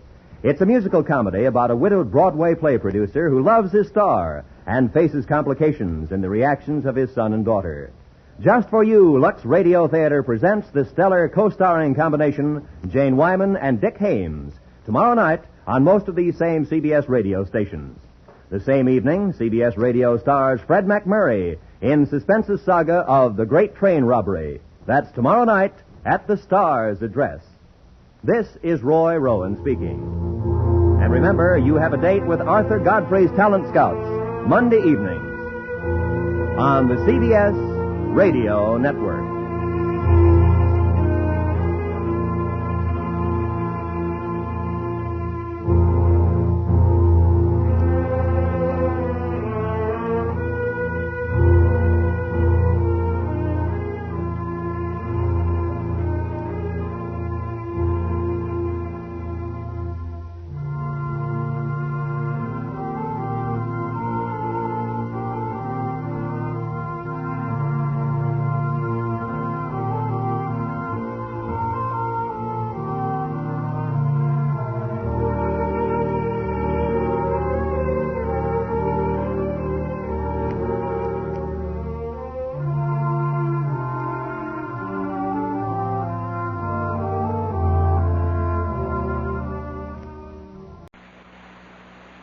I'm not sure. Two all pickles, two all beef patty, special sauce, lettuce, cheese. Okay, I got that part, but not the pickles, onions on a sesame seed bun. Cheese, pickles, bun. And cheese. Sauce. Sauce. Two all pickled on the sesame seed bun. Sounded quite nice, actually. McDonald's Big Mac. 7 great ingredients working together to make one great taste. Two all beef patty, special sauce, lettuce, cheese, pickles, onions on a sesame seed bun. The rhythm's nice, you know. 1, 2. Two all beef patty, special sauce, lettuce, pickles, onions, cheese on a sesame seed bun. Is this necessary? Do we have to do what? Two all beef patty, special sauce, lettuce, cheese, pickles, onions on a sesame seed bun with onions and lettuce and cheese and McDonald's Big Mac. The great big sandwich with a great big taste. Oh. Two all beef patties. There's a chicken. Oh, now I think I got it and then I'm all wrong. You deserve a break today at McDonald's. Where your dollar gets a break. Every day. The CBS Radio Mystery Theater presents...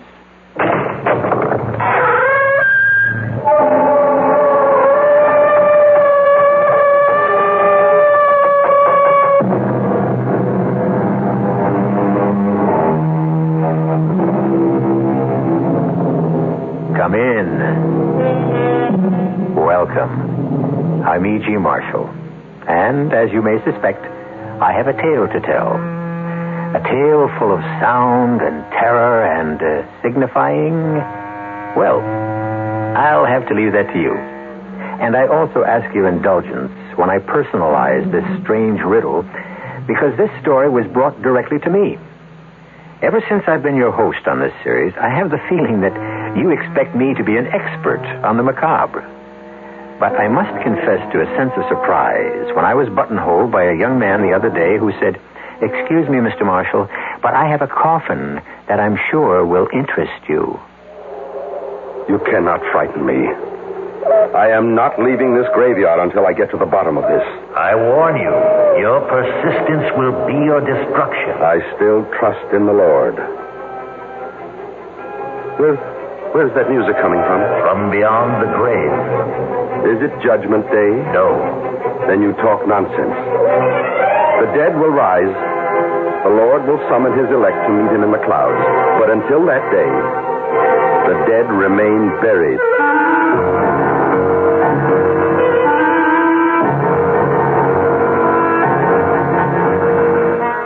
Our mystery drama, A Coffin for the Devil, was especially adapted for the Mystery Theater by Murray Burnett and stars Keir Delay. It is sponsored in part by Anheuser-Busch Incorporated, Brewers of Budweiser, and Buick Motor Division. I'll be back shortly with Act One.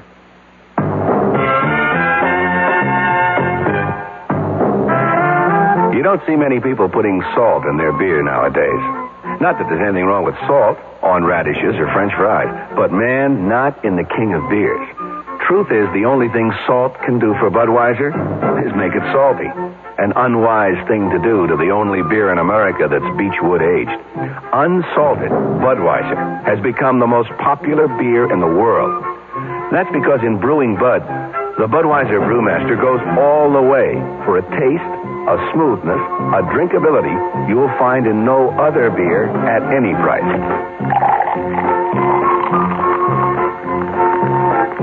And something else you can take without a grain of salt. The fact that when you say Budweiser, you've said it all. Anheuser-Busch, St. Louis.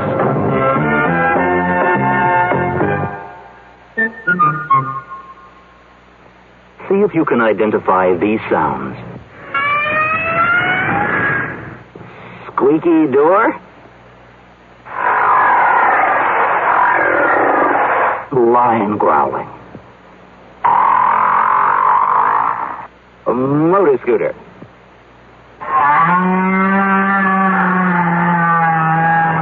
Cow mooing.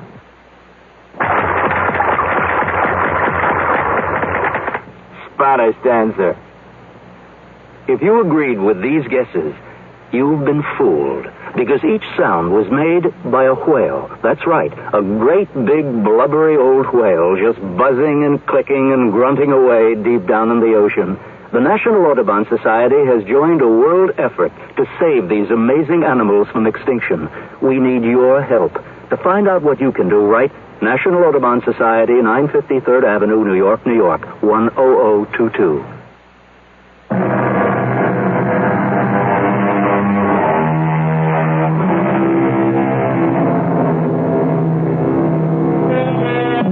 What do you do when a perfect stranger tells you he has a coffin which might interest you? My first instinct was to tell a young man that I wasn't in the market for coffins.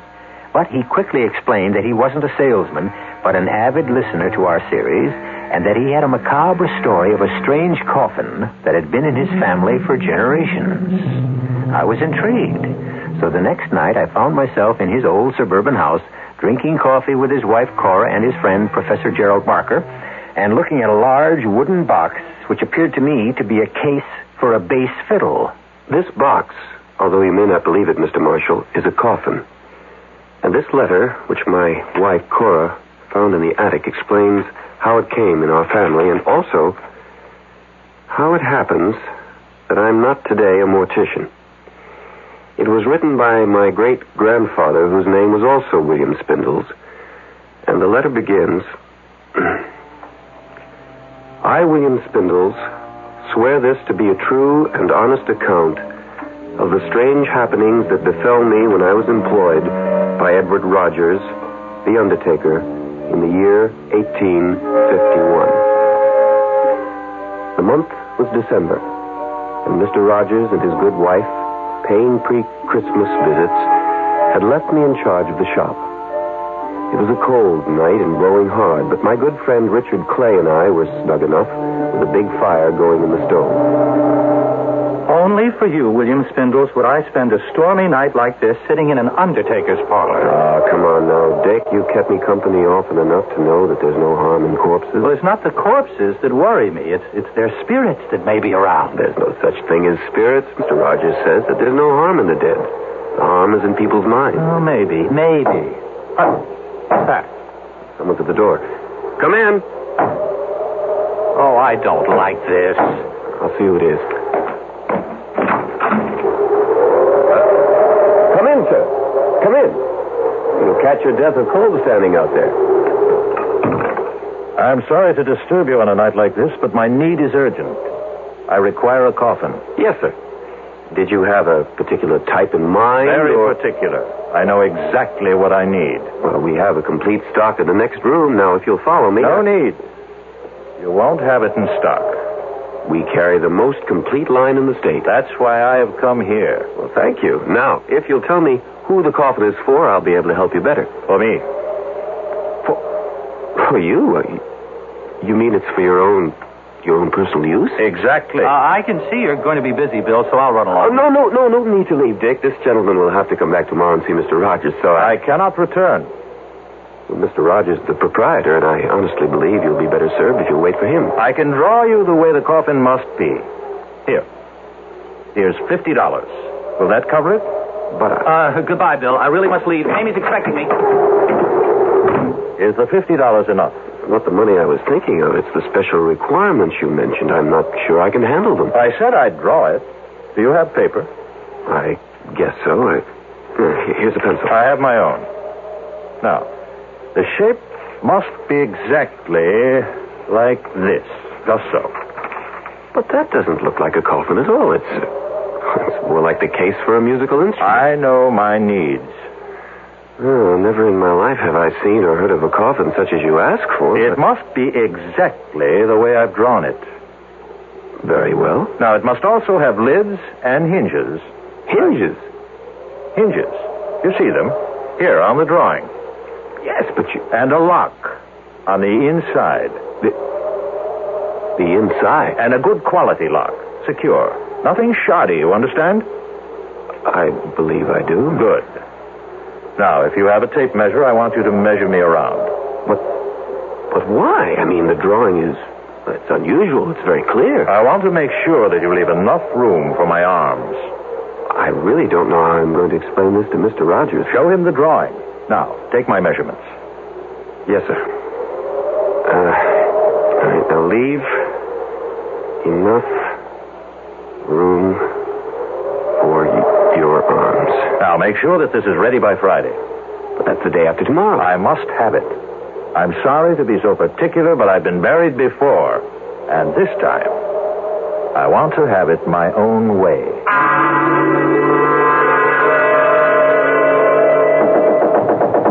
Bill! Bill! Are you in there? Just a minute. I'm opening the door. Lucy, what are you doing here? Are you all right? Is he still here? What are you talking about? Dick told me about that strange man who came here. Dick was really scared. He said the man wanted to order his own coffin. That's right, but I'm sure it was some kind of practical joke. Well, I don't care what it was. I want you to find another job. I hate the idea of your being an undertaker. Lucy, we've been through this before, and this job is no different than any other except in people's minds. I'm sorry, Bill. I'm sorry. I was just so frightened. All the way over here, I was just worried about you and scared, but I came anyway, and now... Oh, Bill, I don't think it's going to work. Oh, I'd like to punch Dick Clay right in the nose for frightening you like that. Don't blame Dick. It's not his fault. If he hadn't scared you, you wouldn't have... Yes, I would. Maybe I wouldn't have come here tonight, but I hate what you're doing. I hate it. I know, honey. What do you want me to do? Quit. And do what? Oh, I don't care. Well, what will you live on? Well, you'll find another job. Nowhere near as much money. I don't care about the money. Bill, can't you understand? I don't want hands touching me that have been touching death all day. All right, Lucy. I'll speak to Mr. Rogers about leaving.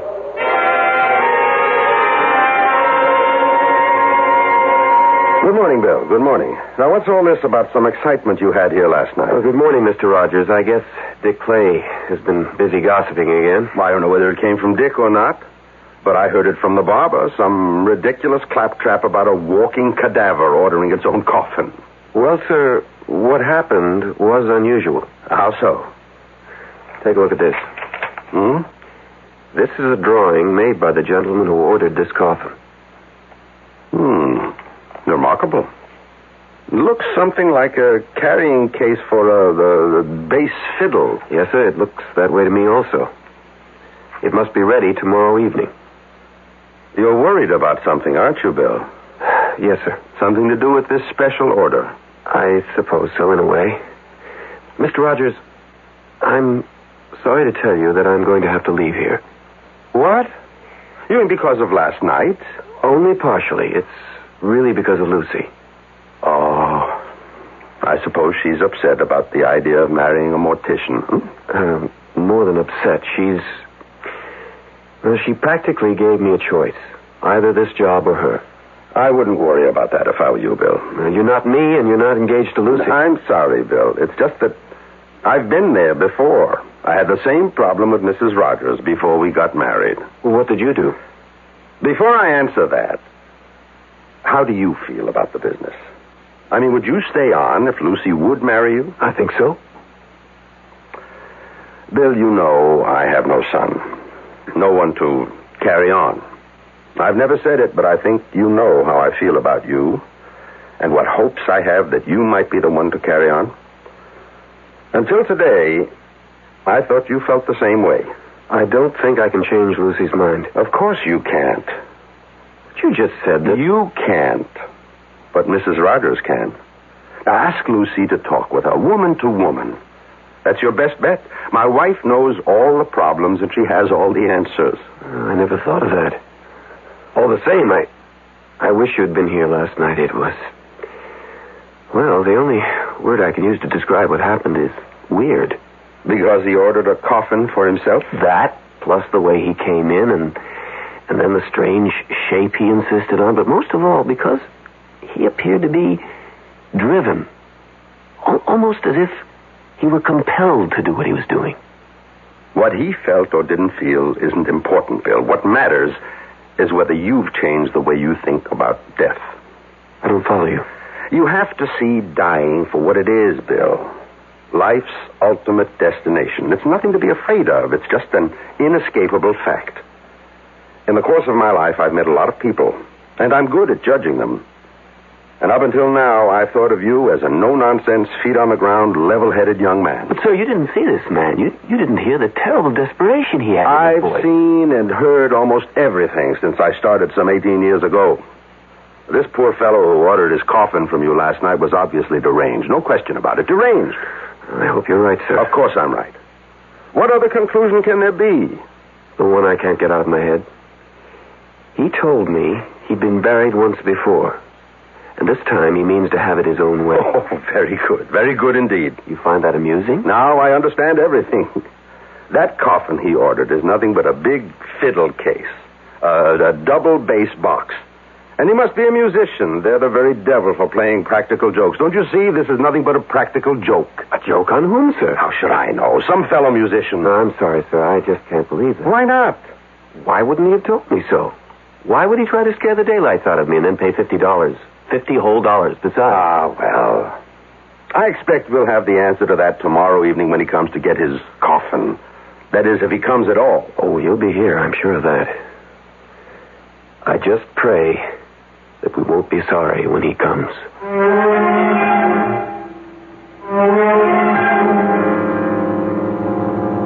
When the reading stopped, I looked at the faces in that sane and sensible 20th century living room. Spindle's wife, Cora, was wide-eyed. Professor Barker's lips were pursed and his eyes were skeptical. My eyes were drawn automatically to the subject of the letter. The large, strangely shaped coffin that stood in the corner of the living room, and I could understand the fear that had gripped that 19th century William Spindles. I'll be back shortly with Act 2. Give your hand to a friend. Give your heart to your love. But give your cold to contact. The sooner the better. 6 or 3 or 1. Please don't give me problems. I'm catching a common cold. Sneezing, drips, congestion. Give your cold a contact.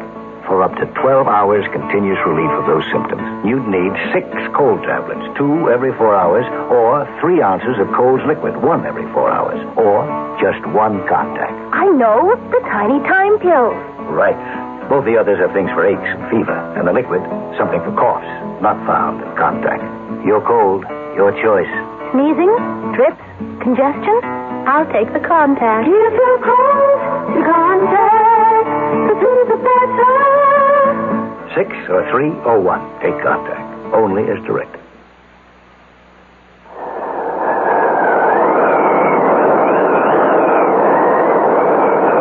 Old age. It should be a time of harvest. But all too often in these days of high prices and fixed incomes, when city life can be overwhelming and when everything's moving faster, just when you feel like moving slower, it's painful to grow old. And most everybody does, you know. That's why Red Cross has so many programs to help the elderly. Red Cross volunteers, for instance, drive senior citizens to the doctors or Social Security. Our youngsters help in senior citizen centers. Mrs. Martin, can I get you another cup of tea? In many areas, Red Cross volunteers work in Meals on Wheels programs for older people. In fact, whatever the problem, your local Red Cross is there to help. If you need help, call us. If you can give help, call us. Either way, we need you. Because it's a cold world out there.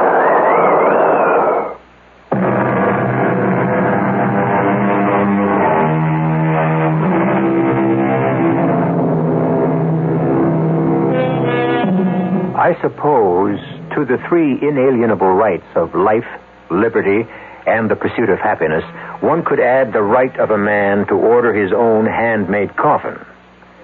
Most of us, I believe, would find the thought distasteful, but the feeling that prevailed among us in the living room of William Spindles was one of curiosity. We were all anxious for him to continue reading the letter from his great-great-grandfather. I must confess that my work suffered during that day.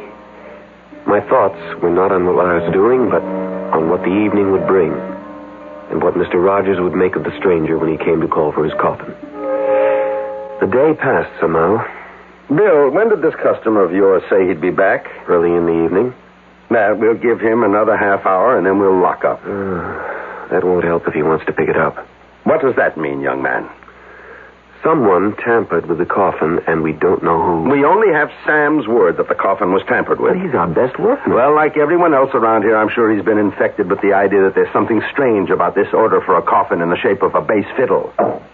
At last, he's arrived. Those raps didn't come from the door. Nonsense. Of course they did. It's cold out there. He wants to come in. I'll prove it to you. I'll open the door. No need. He's letting himself in. Sir?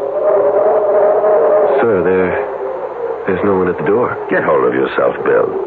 Must have been a draft that blew the door open. I'll close it myself. Good evening, Mr. Rogers. Is my order ready? Good evening, sir. Come in, come in. The box you ordered is ready. Thank you. My dear sir, you really should wear a greatcoat and a muffler in this bitter weather. You'll catch cold. Where's my coffin? Ah, that's it, in the corner. Mm-hmm. Satisfactory? Very satisfactory. Is there a good, secure lock on the inside? You may open the lid and see for yourself. That way you can also test the hinges. The make of the lock is unknown to me. Is it a good one? We never have had a single complaint about any of our coffins. So I'd heard. Now then, where would you like it sent? I'll take it with me. My dear sir, it's much too heavy for one man to carry. I'll manage. Don't you have a horse and cart outside? We can help you get it on. That won't be necessary. May I have your name? My name is of no importance. Sir, I'm a reputable undertaker. I must keep my records in order. Any name you choose will do. Come now, sir. I see through your little joke, and I don't disapprove, but you must... Joke? Mr. Rogers, if there's any joke being played here, it's on me. So, I'll take my coffin and be on my way. But, sir, you can't just walk out of here with Thanks to you for your efforts, and I wish you gentlemen good night's sleep. Sir, come back. Let him go. For the love of heaven, let him go, Mr. Rogers. He lifted that box as if it were as light as a feather. Get your coat. What for? To follow him, Bill. Couldn't you see the man is ill? We're the ones that are going to be ill if we follow him. Stop babbling and get into your coat. All right, I'll go with you. I don't want you following that spirit alone, but I tell you, he's not mortal. He is, and he's sick, mentally ill. Hurry. How far do we follow him? As far as he goes. No, sir, I won't, because I believe his destination is hell. There he goes. Around the corner, down Green Tree Lane. Oh, yeah, I see him. Where can he be heading? There are no houses after a block of Green Tree Lane. But there's the cemetery. Didn't I tell you he was deranged? The cemetery gate's locked. Locks never bothered spirit. Then he's no spirit. Didn't he ask for a lock on the coffin? Oh, let him go, Mr. Rogers, please. Hurry up before we lose him. Mr. Rogers, If we do catch up to him, what in heaven's name do you want of him? Find out who he is, where he lives, and get him safely home. Then I shall call a doctor to attend him. There he goes, heading directly for the cemetery gate. Confound it. What's happened to the moon? A cloud just passed in front of it. No matter. Even if we can't see him, we shall catch up when he finds the gate locked. Oh, here comes the moonlight, and here's the gate. Where did he go? Well, he must have gone in. Gate's locked. Well, I have my key. You don't intend to go in, do you? Of course. Come on. No, sir. There. Isn't that our man? Moving among the trees over there near the Addison Mausoleum? Mr. Rogers, I've had enough of this. I'm going home. And allow that poor soul to do himself some kind of mischief? Sir, that poor soul, as you call him, is a person I want nothing to do with. I don't know whether he's man, ghost, or devil, but whatever he is, and whatever his business is in the cemetery, I want no part of it. Bill, when a man's dead, he's dead. I've never seen a man or woman come to life again. I'm a God-fearing man, and I go by the Bible. Doesn't the good book say dust to dust? The Bible says a lot of things, but I remember no mention of men who could lift a heavy coffin as if it were a pillow and pass through locked gates without leaving a sound, to say nothing of a man ordering his own coffin. Very well, Bill. You can stay or leave. I'm going after him. I beg of you. Close the gate. I beg you, Mr. Rogers, leave this be and come home with me. Close the gate and make sure it's locked.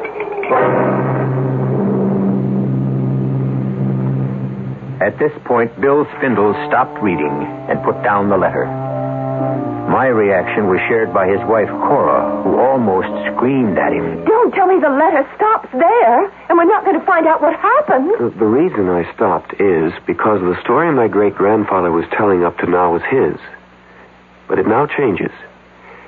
At this point, he is writing not what he saw, but what he heard, as he puts it in the letter. Perhaps I was a coward, but I allowed Mr. Rogers to go on into the graveyard alone while I hurried home. So I warn the reader of this letter. This portion of my tale is written here as it was told to me by Mr. Rogers. The moon again had gone behind the clouds when young Spindles went hurrying off. But I thought I saw some light in or around the big Addison tomb. I started that way, and then I heard what seemed to be the voice of the man I was following, but it seemed to come from far off. Too far. You have come too far on a useless journey, Edward Rogers. Turn back before it's too late. Where are you, sir? Listen to me. Thrice they tried, and thrice they died. Where are you? What are you doing with your coffin? Leave here, Edward Rogers. Your business with the dead is finished. You don't belong here. And what do you do here? I keep an age-old bargain.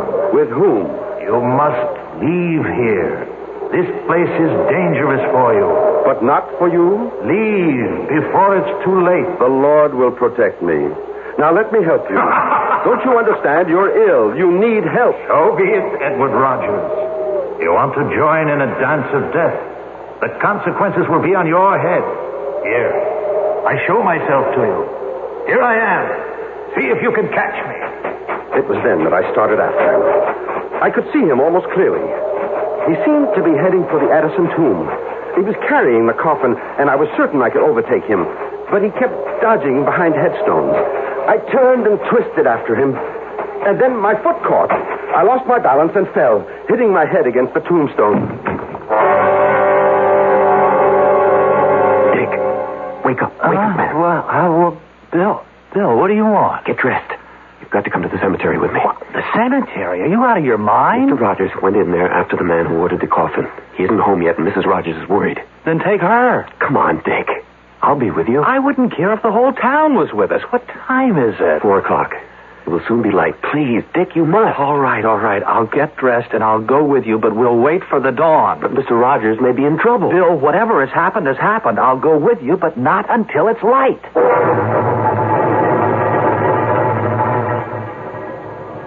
Oh, my head. It hurts. Where am I? Where you do not belong. Oh. It's you. Where's your coffin? Where it belongs. Good. Come Come, I'll take you home. You need more help than I do. I'll be all right. I was fortunate. It was just a glancing blow. I'll take you to the gate. See that you get there safely. You've changed. Why are you now worried about me? I admire your courage. You were concerned about me? Now I return the favor. No. You tried to frighten me before. For your own good. You're still in danger. From whom? From the damned. Sir, I don't know who you are or where you're from, but I'll swear you're of this world. There are no such things as ghosts. I know that's what you believe. I wish with all my heart that you were right. What's that music? Do you hear it? I do. What is it? It doesn't belong here in a graveyard. You're wrong. It's the only place it can be heard, and not by everyone. Come, the gate is this way. No, I am not leaving until I get to the bottom of I this. warn you, your persistence will be your destruction. I still put my trust in the Lord. Where's that music coming from? From beyond the grave. Is it Judgment Day? No. Then you talk nonsense. The dead will rise. The Lord will summon his elect to meet him in the clouds. But until that day, the dead remain buried. And quiet? And quiet. Oh, foolish man. I will not be able to protect you much longer. Go home now, while you can. I will, if you'll first allow me to take you to your home. Can't you understand? My home is here. Tommy Rot. I must go. I have work to do. You've been warned. My conscience is clear. As I turned my head to see where he went, I felt dizzy. The blow had evidently been more serious than I thought. When my head cleared, I could still hear the music, and I thought I saw a light. I walked toward the light. It seemed to come from the Addison tomb. As I approached, I could see that the door to the mausoleum was open. I was convinced that inside was the source of the music. It grew louder with every step I took. And then I found myself at the door to the tomb. And there, just inside, I saw the large coffin the stranger had ordered. The lid was wide open. But the moment I took one step inside, the lid slammed shut, and the music stopped. I thought the coffin had been empty, but I couldn't be sure. I walked over to it and bent down and listened. I heard the key turn in the lock, and I called out, "You mustn't lock yourself in. You mustn't. Please open the coffin." He wouldn't listen, so I determined to get the coffin open. When suddenly there was a flash of light and a loud explosion.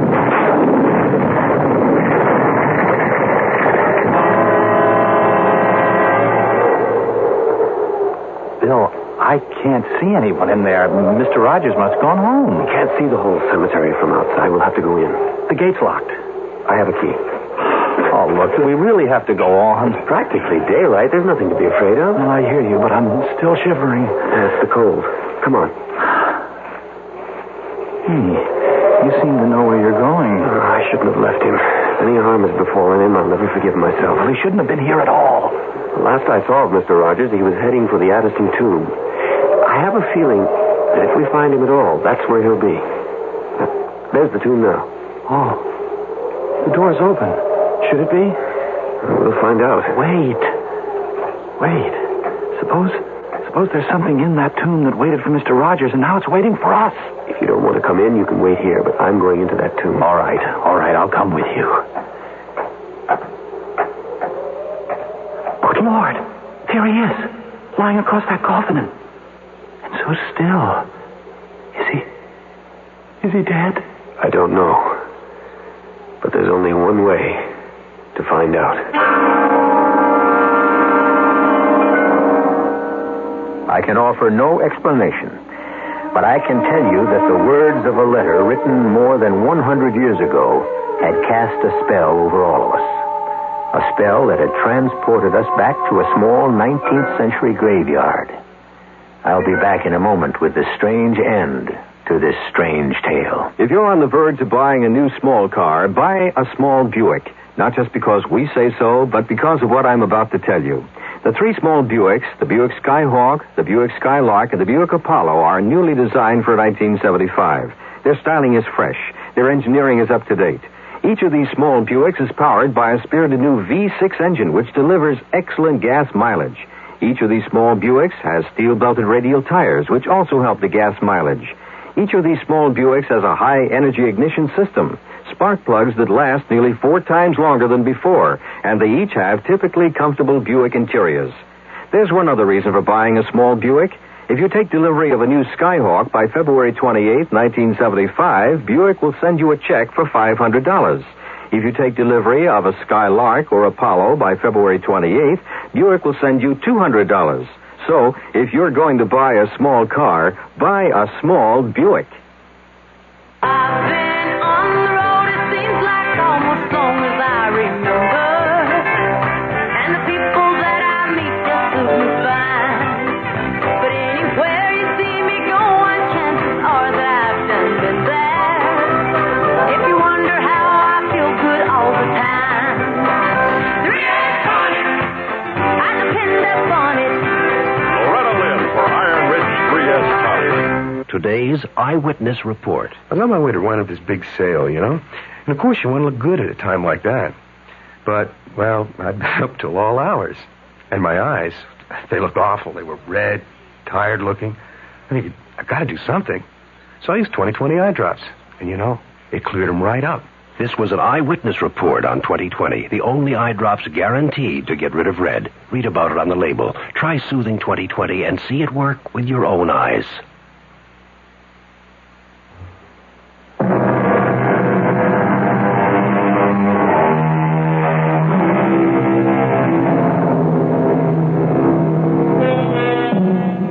Like many time-worn sayings, the old adage, curiosity killed the cat, but satisfaction brought it back, still contains more than a few grains of truth. Certainly all of us sitting in the William Spindle's living room that night were anxiously waiting for him to resume reading the letter from his great-great-grandfather. But he further whetted our curiosity by prefacing his reading with this explanation. I think it's important to tell you that this next portion of the letter is an eyewitness account, not what was told to my ancestor, but what he experienced himself. So, if you're all ready, I'll continue. After Mr. Rogers told me what had happened to him that night in the cemetery, I was still undecided about leaving the undertaking business, although my dear Lucy was at me every day to give my notice. And then, one morning, Mr. Rogers called me to his office. Sit down, Bill. I think we should have a talk. Yes, Mr. Rogers? My wife tells me that Lucy hasn't been to see her. Have you spoken again to Lucy about discussing your future here with Emily? No, sir. You still believe that our strange customer was a ghost? Let's say I'm still undecided. What's that? Probably someone who wants to see me. Come in. Should I get the door? Don't bother. I'll go. Good morning, gentlemen. It's you. It is indeed I. And I'm not sure how long I'll be permitted to stay. Long enough, I hope, to give me an explanation of your actions the other night. That is why I'm here. Good. Perhaps you'll start by telling me... I come here, sir, at great personal risk. I ask you to believe me. I beg you to listen and keep an open mind. I believe I'm a fair man. Since you're a native of this town, you must know of the Addison family. Of course. Old Thaddeus Addison owned the leather and dye plant. He did.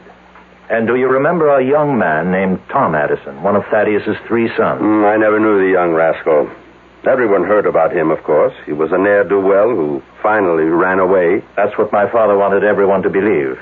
Hold on. Are you trying to tell me you're Tom Addison? My father wanted me to go into the factory. I couldn't abide the thought. In all modesty, I had a great talent for music, particularly the bass, a talent which my father felt was foolishness. All of our quarrels came because I wanted to practice my music, and my father thought it was a waste of time and money. Then you are young Addison. I am. And I am not. Not in the sense that you mean. I suppose you can explain that. The situation between my father and me became unbearable. He finally gave me an ultimatum. Either I go into the business, abandon my music, or he'd turn me out of the house. I really had no choice. I left. Mm-hmm. And what brought you back? The very same thing that took me away. Music.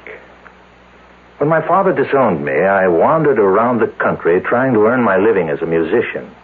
wasn't easy. One day I found someone who valued my musicianship. I made a bargain with him. Who was he? He goes by many names. Take your choice. Satan, the devil, Beelzebub, or the Prince of Darkness. Rubbish. You believe in the Lord. Why do you find it so difficult to believe in the devil? I'm a God-fearing man. The devil has no power over me. Not unless you invade his realm, as you did the other night. All I did the other night was my duty, as an undertaker and as a man. How can I make you see the horrors that lie ahead of you if you will not listen? What will change your foolish obstinacy so that you can save yourself? Are you so insensible that if I tell you what I have suffered and am suffering, you'll still close your mind to what I say? I promise to listen, and I will.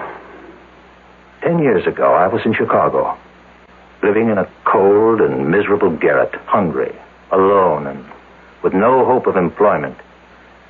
In order to get something to eat, I knew I'd have to pawn my fiddle. Just before venturing out, I wanted to play it one last time, when suddenly I thought I'd lost my mind, because not only was I hearing my own instrument, but it was joined by a full symphony, and he was there. Satan? And he offered me the fulfillment of a dream. I would never have to worry about money again, and I could concentrate on my music. It dazzled me, the prospect of a life I'd always hoped for. And what did he ask in return? Your soul? Nothing so dramatic. What seemed a simple, harmless request. All he asked is that I play for him whenever and wherever he should ask. I hesitated, but only for a moment. How I wish I had thought longer on it, but I didn't. I agreed. And now I'm his forever, a member of his orchestra of the damned.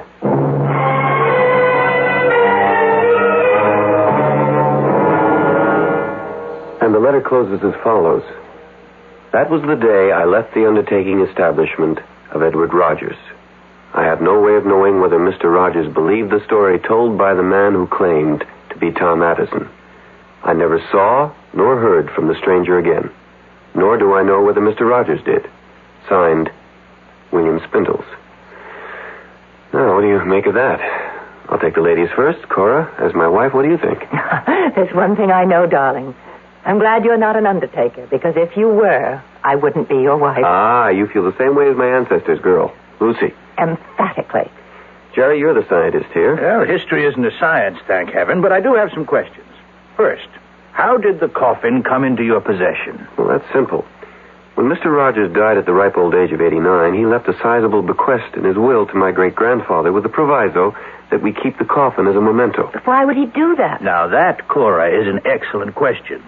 If he insisted that the coffin remain in your family as part of his bequest, I think he must have had a reason. In other words, you don't believe that the stranger was a ghost? Let's say I'm dead set against the idea of ghosts playing symphonic music in a graveyard at night. Well, I believe he was the ghost of Tom Addison. Well, how do you explain Rogers leaving the coffin to the Spindles family? Simple.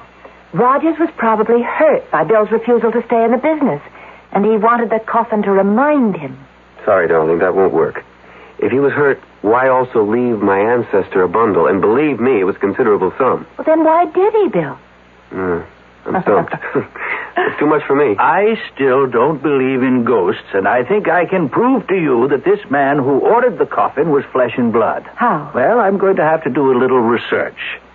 When did you say all these things happened? The date, I mean. December 1851. Why? Well, give me 2 days, and I'll let you know.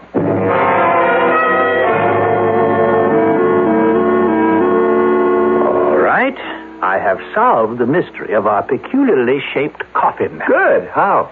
I kept asking myself, why did this man go to all the trouble of ordering a coffin, which, to say the least, was strange, and also behave as if he wanted everyone to believe he was a ghost? But if you've forgotten Mr. Rogers' belief that he was crazy, I mean, wouldn't that account for all his behavior? Yes, that would, but I preferred to think of this fellow as a con man. You see, a really great con man who successfully conned your grandfather but had more difficulty with the undertaker. Why? Precisely, why?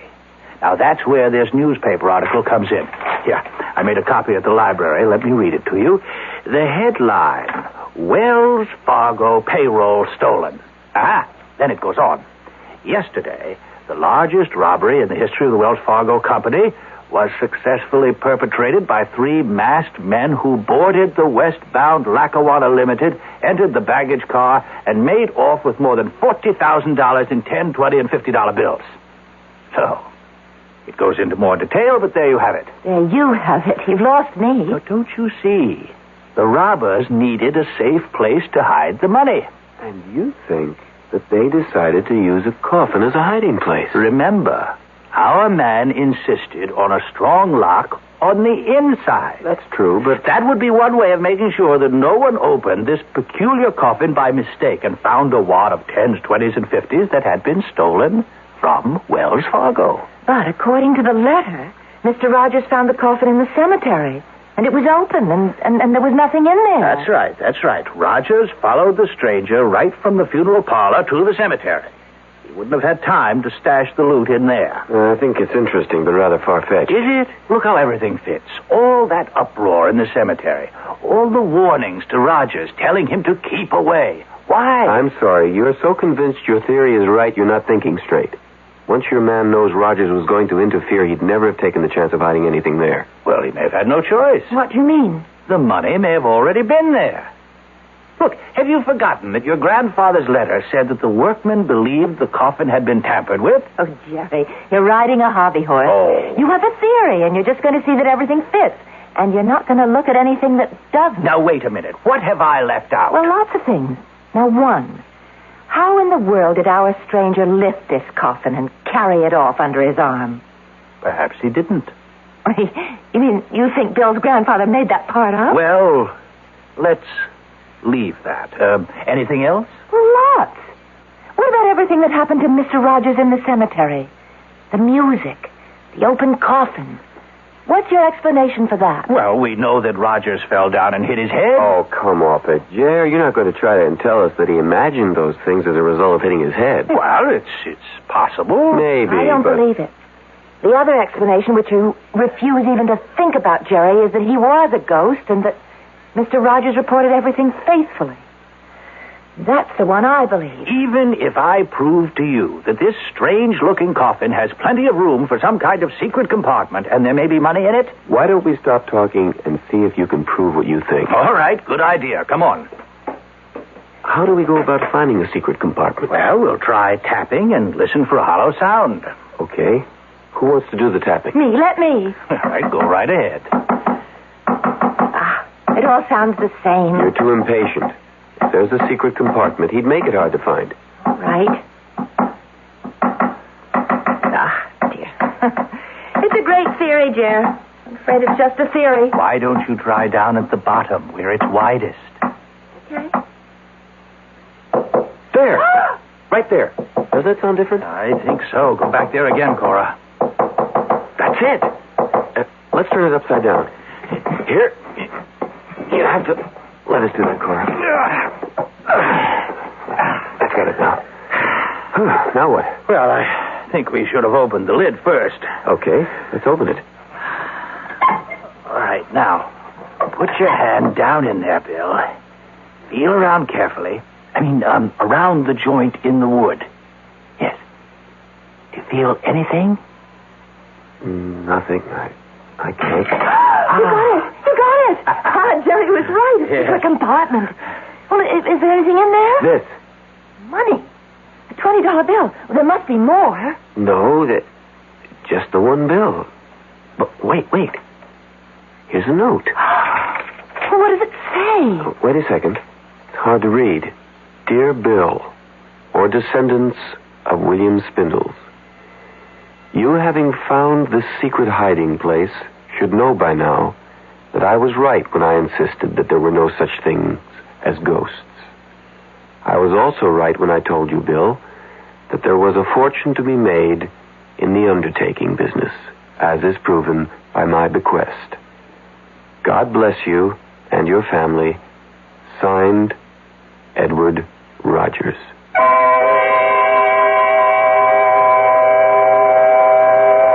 What do you do when you discover that the fortune you expected turns out to be a single $20 bill?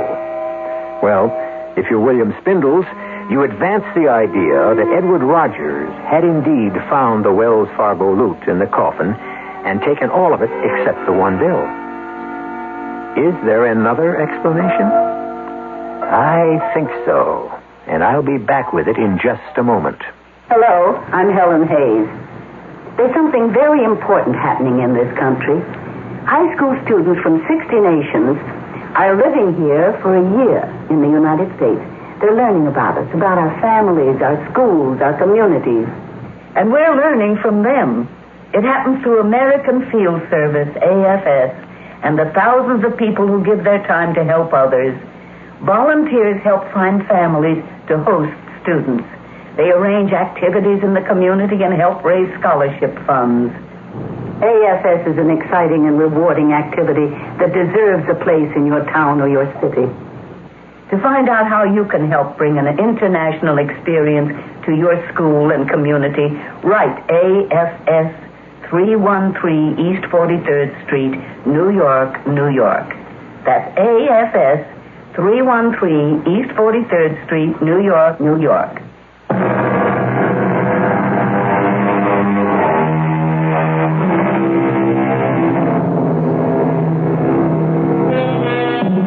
For what it is worth, I present you with this thought.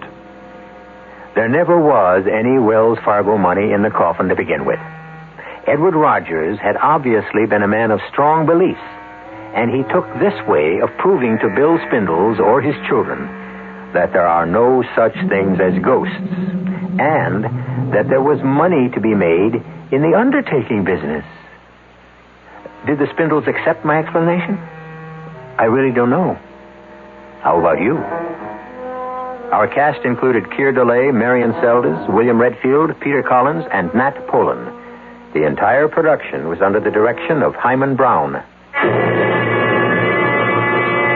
And now, a preview of our next tale. But, John, this is the only time we can call Windandingo, at midnight. It's the only time he's able to hear the voice of mortal man. And the clock just struck. Listen. He's here. That's his voice. Jay, that's just an ego way off. Listen. Will you go back to sleep? Who's that? Sounds like Enoch Fraser. Enoch must be having a nightmare. Don't let him. Let me go. Oh, Enoch does drink an awful lot. No, it's Windandingo, all right. Don't. And justice is being done. I didn't think Enoch's crimes were that serious.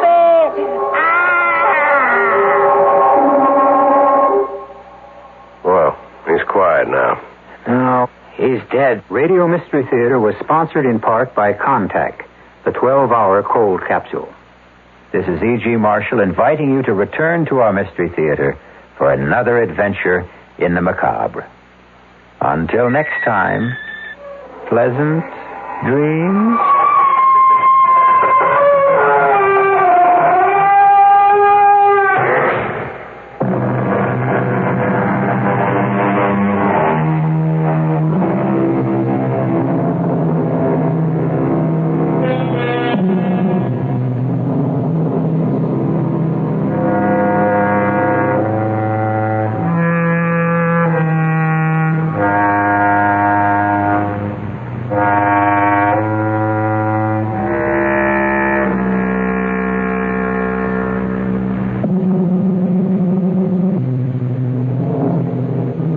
At 1080 on the dial, you're listening to KRLD Theater.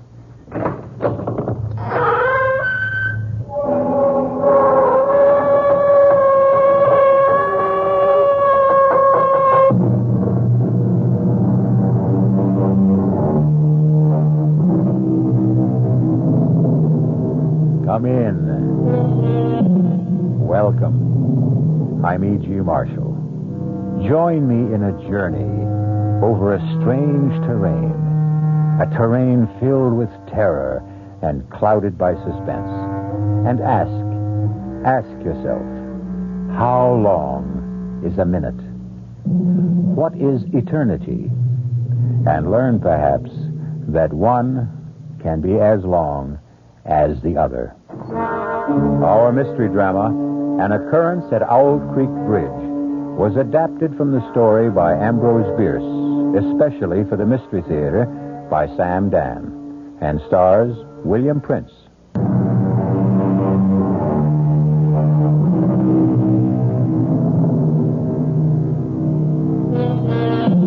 They're going to hang Peyton Forrester.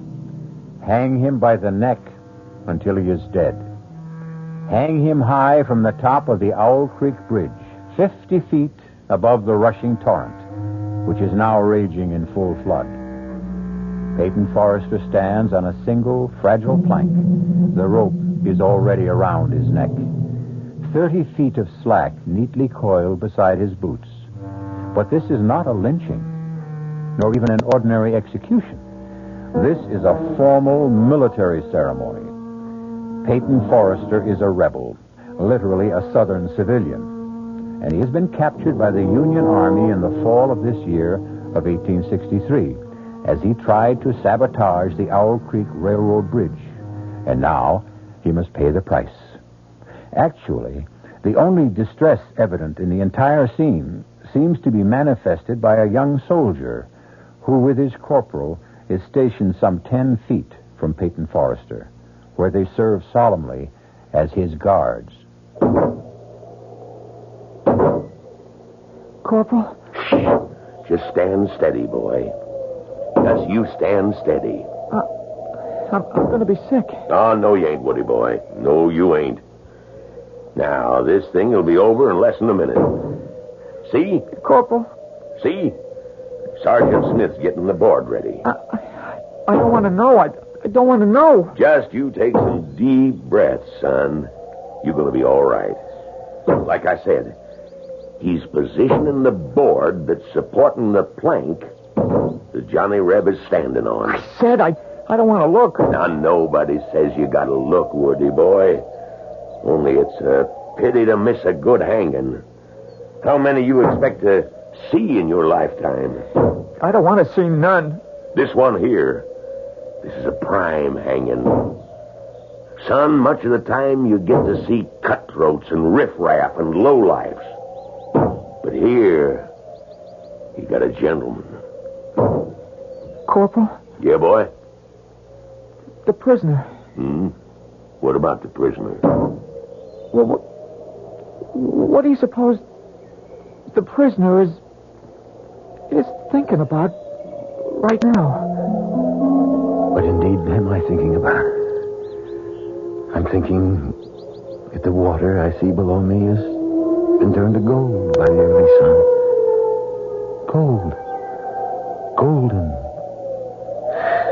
The same golden tints I see in Millicent's hair. I'm thinking of Millicent.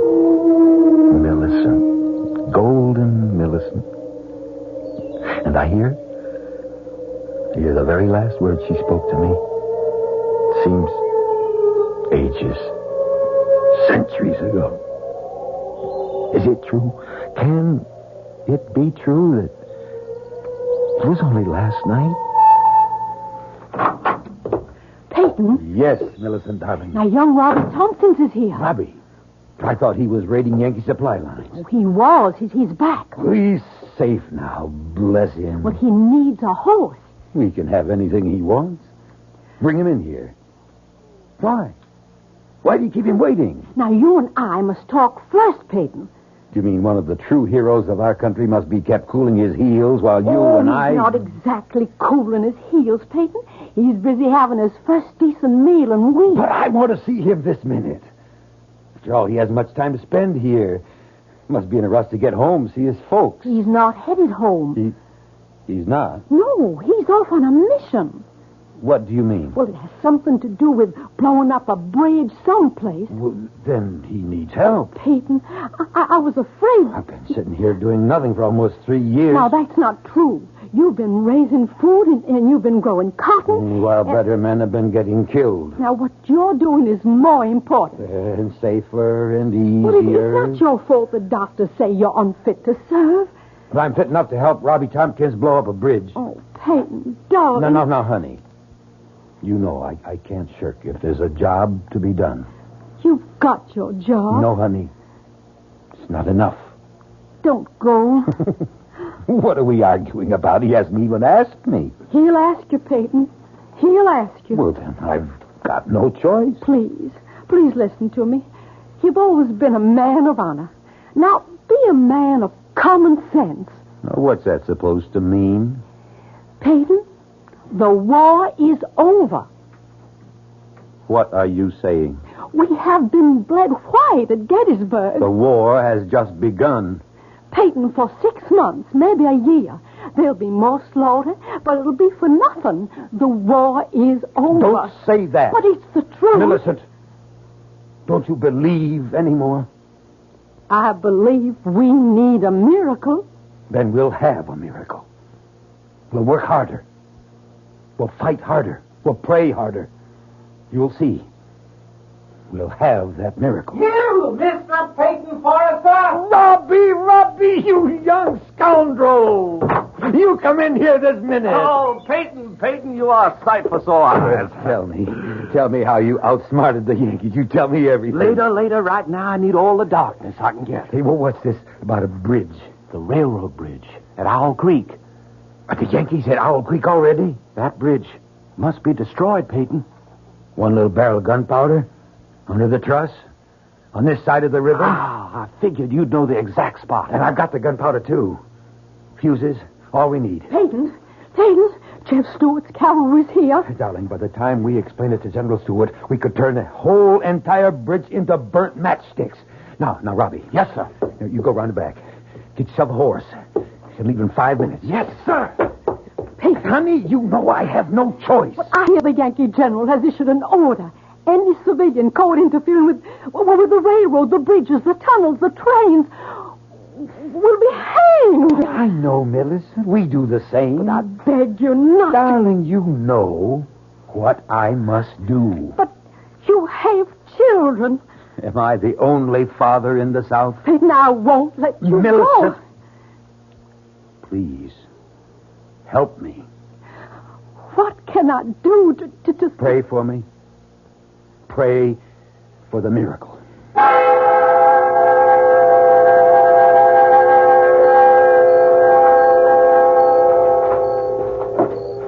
Robbie, up yonder, the bridge. We must be right in the middle of the Yankee camp, Peyton. Keep low to the ground. They won't see us. So I said to Mama, I promise I ain't going to take up with any bad women. I hope, Woody, you kept your promise. Well, I ain't had a chance to test it one way or the other so far, Corporal. To tell the truth, Woody, actually there ain't no such thing as a bad woman. That should be a corporal. Maybe 5, 6 men. Let's move to the right. Now. Hey, Corporal, you hear something out there? Son, you start seeing Johnny Rebs behind every tree and we won't get a wink of sleep. Yeah, but I'm sure I heard... Suspense is supposed to be pulling guard duty out there. Hold it, Robbie. There's a sentry between us and the bridge. Now I see him. Headed this way. We have to get rid of him. I'll do it. He doesn't know we're here. As he walks past, I'll jump him.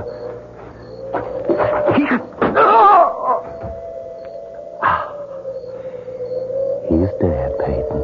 All right, let's go set the kid in place. Light the fuse. We'll dive into the water. Swim for it. Say, it's time to relieve Spencer. Hey, Spence! Come on in. Woody'll stand guard. Hurry, Robbie. Yeah. Spencer! Corporal, I hear somebody out there. Huh? Everybody, grab your weapon. On the double. Right. Hand me the fuse, Robbie. There they are! Hold! Robbie, I'm hit, Peyton. I'm hit. Robbie, let me. No, run for it, Peyton. Hold your fire. Run for it. We can take them alive.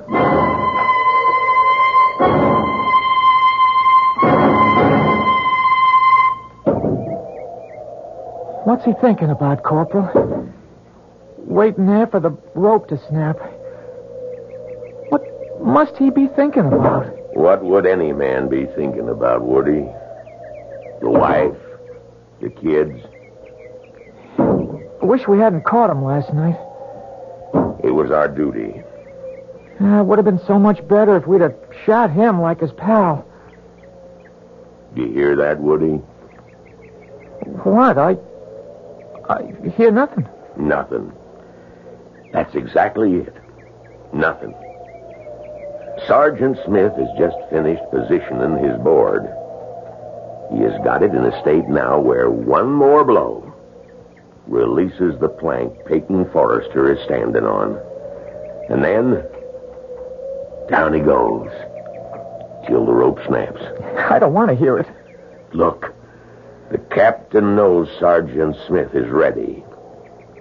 When he raises, then lowers his sword, Sergeant Smith is going to give that board one whack. And that's it. And Forrester knows it. He can see it. What must that man be thinking about? I'm no longer thinking, son. I'm praying. Praying for a miracle. I'm praying the rope is going to snap and break. And I'll get my hands free. And I'll fall into the river. And it'll carry me swiftly away from here to safety. That's what I'm doing, son. I'm praying. Praying for the miracle. Sister Millicent is praying. Just you're praying too, I can tell by your voice, son. You don't want me to die this way. With all of us praying, has to be a miracle. Has to be. Oh, dear Lord. The captain, he's raising his saber. Woody, you don't have to look. He's bringing it down. Goodbye, Johnny Reb. Corporal, look! The rope! The rope! It snapped! It broke! Is it broke? Is it broke? The miracle! The miracle! Get my hands free! Roger, I've got to get him free! Come up for air! Dang it! Oh, it's loose! That's free! Free! Air! Air! I need air! Air! There he is! Moving downstream! Captain, there he is! Shoot! Fire! Fire away, Yanks! Fire all day, Yanks! Fire everything you got! You won't hit me! You can't hit me! It's a miracle! You can't shoot a miracle!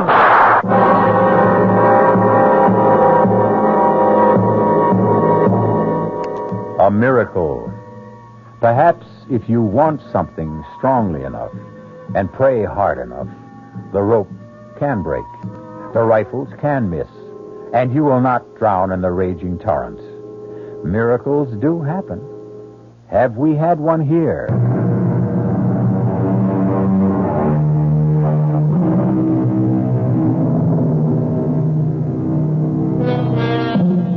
It is late in the year 1863.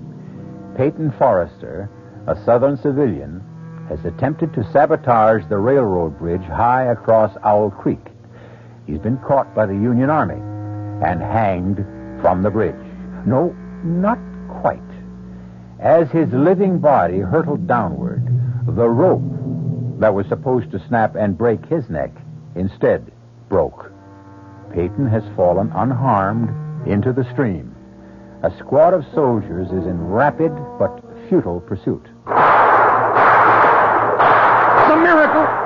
Miracle! You can't shoot a miracle! Spread the alarm! He's escaped!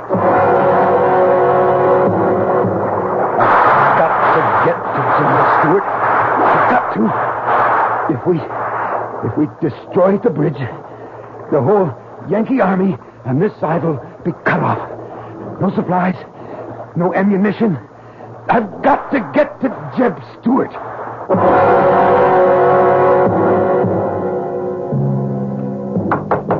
Get away from here! Now get away, you tramp! Please, ma'am. I warn you, I got a rifle aimed at your head! I mean you no harm. I need your help. I'm Peyton Forrester. Peyton Forrester? No, just the Open!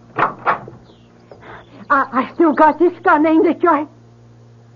Good Lord! It is Mr. Forrester. Come in, sir. I'm Sally Watson. The Yanks are after me. Just a bite of bread and a glass of water. I have to keep moving. Peyton Forrester, the man the Yankees couldn't kill. I have to hurry. You have to rest. No, there's not time. But you're going to drop. Sit down, sir. Sit for a minute. All right, just for a minute. Now, I got a piece of meat here, and I'll heat it with some beer. No, I don't have time. Just rest. There's a storm coming up. Storm? You can hear the wind. I don't hear nothing. Can't you hear the whistle of the wind? But the whole Yankee army's out looking for you, Mr. Forrester. Where's General Jeb Stewart? I reckon he's a good 10 miles southwest. I've got to get to Stewart. Now, first, you have something to eat.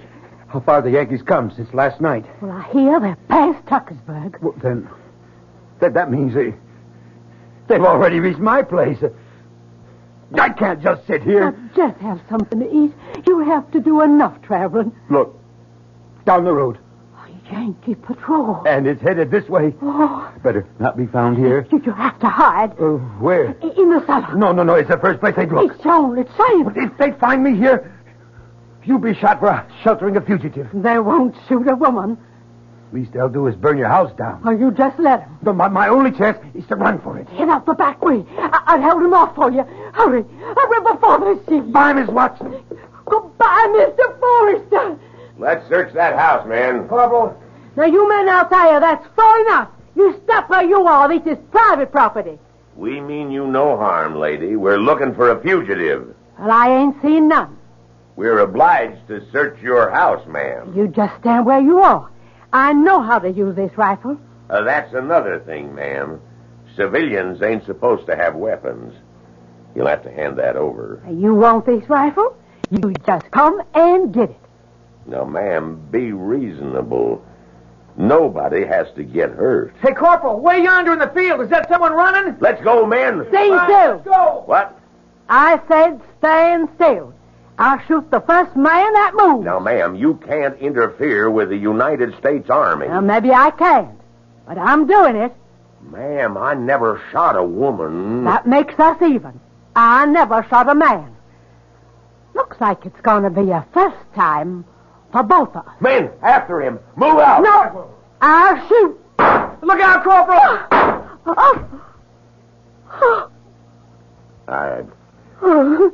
I'm sorry, man. I'm awful sorry. Run, Mr. Forrester. Run for it. They'll never catch us. Nobody can ever catch you.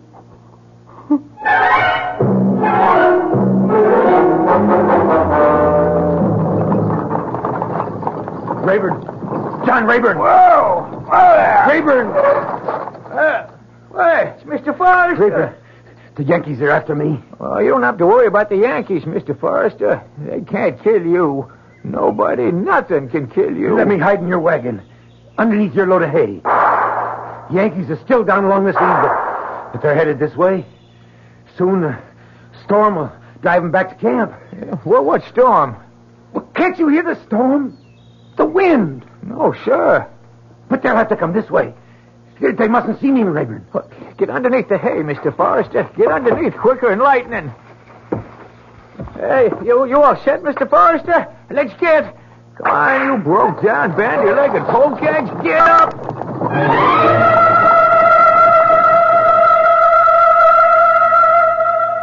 There's just no sign of him, Corporal. All right. Rest of you men, let's head back. I guess he got away, huh, Corporal? No, not for long. He's still a good ways from the rebel lines. We got men sweeping every square inch of the ground. Yeah. Now, what's that? Well, since you come from the city, Corporal, that's a hay wagon. Yeah? We'll see about that. Hey, you! Yeah, yes, sir. Oh, there. What you got on that wagon? Guess I got me a load of hay. What else? Well, nothing else. Nothing else, huh? You sure? You're sure there's nothing living in that load? Well, there might be 1 or 2 field mice. Sometimes they get pitched in with the hay. Field mice, eh? Yeah, maybe. Maybe not. Well, let's see. Let's see about everything. You men, fix bayonets. Now, let us ventilate that hay a little bit. Just. That's it. Up and down. All the way across. Come on now, put a little muscle in there.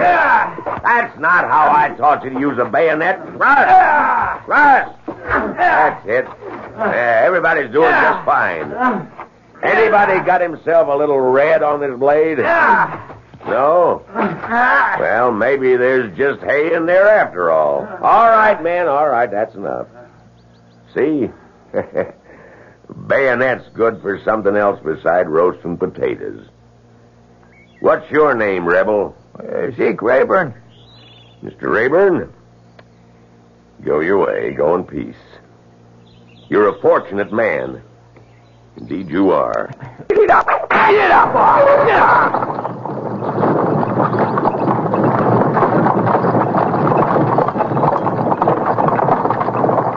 Mr. Forrester. Mr. Forrester, you all right? Mr. Forrester, it's all right to come out now. Yes, I'm all right. Had a bayonet thrust through my coat, but that was all. Oh, the Lord be praised, Mr. Forrester. The Lord be praised. You better get your load in before the storm hits, Rayburn. What storm, Mr. Forrester? Well, don't you hear it? Hear what? The wind. Can't you hear it whistle past your ears? No, sir. That must be my imagination. We're lucky there was infantry soldiers. What do you mean? There was cavalry. Well, they might have decided to take the hay for their own horses, and then it would have been all over for you. Yes. How far is it to our lines? Well, it's no more than 1.5 miles, but here's where we start running into patrols. You'd be better off on foot. At least you'd have trees and bushes for cover. You're right. Oh, now! Thank you, Rayburn. I'm grateful. It's all of us who ought to be grateful to you, Mr. Forrester. Everybody's talking about it. It's like a miracle.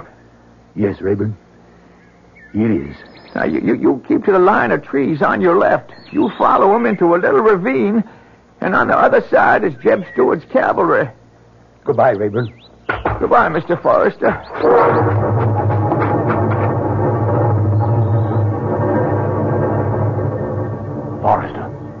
Forrester, don't be scared. Who are you? Lieutenant Burns, with Stewart's cavalry. What? There's a Yankee troop up ahead. You scared one of the sentries.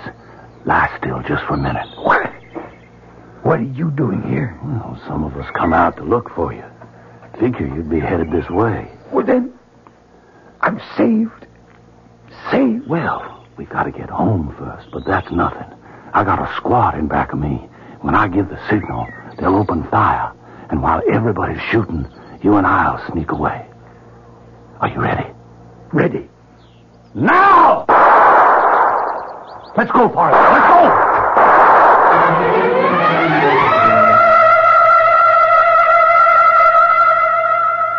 Peyton Forrester. General Stewart. Mr. Forrester, let me shake your hand. Word of your exploit has spread through the entire South. Sir, I can only say I prayed for a miracle. And we needed it. It's been a dark year for us. But now men, women throughout the country are taking heart once more. Thank you, sir. You had to make your way through an entire Union army to get here. I had help, sir. Loyal Southerners fed me, sheltered me, and even fought for me. We're going to win this war, Forrester. I've never been as convinced of it as I am now. I see new spirit in all my men. And it's all due to you. I only did my duty, sir. And, well, no. No, I can't say I did my duty. I failed. You failed? Yes, sir. I didn't accomplish my mission. Robbie Tompkins and I set out to destroy the Owl Creek Bridge. Robbie's dead, and the bridge still stands. The explosion was not strong enough. The bridge must be destroyed. But I don't have the men. But you don't need men. Oh, it's strange. What's strange? The wind feels like a storm, and yet the trees are still. Why do you say I don't need men to take Owl Creek Bridge? The wind.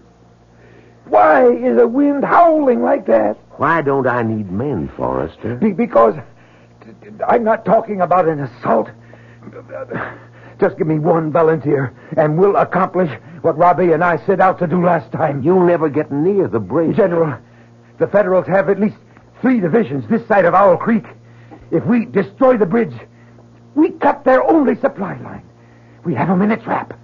You think you can do it? It's part of the miracle. The bridge, it was meant to be destroyed. That's why I was saved. So I could try it again. And this time, succeed.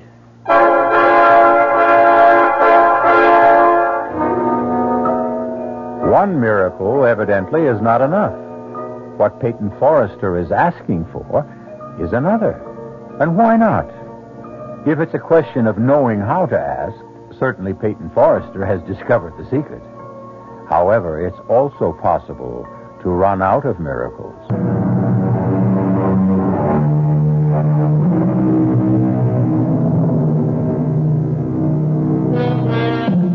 The first time Peyton Forrester tried to destroy the Owl Creek Bridge, the Union Army caught him and tried to hang him.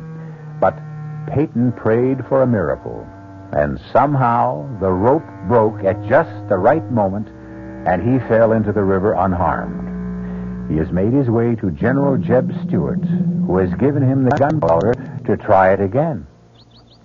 I'm your volunteer, Mr. Forrester. Lieutenant Burns, you realize this mission must be performed in civilian clothes. Oh, I'm aware of that, sir. And you know the penalty if we're caught. Same penalty we exact from the Union spies that are caught, Mr. Forrester. We'll need the powder and the fuses, and I'll need some hair to make a false beard and mustache. What's that, sir? I should have a white shirt, and so should you, incidentally. Well, why, sir? Burns, do you know anything about medicine? No, sir. Yes, you do, Burns. You're a doctor. Me? We're both medical men.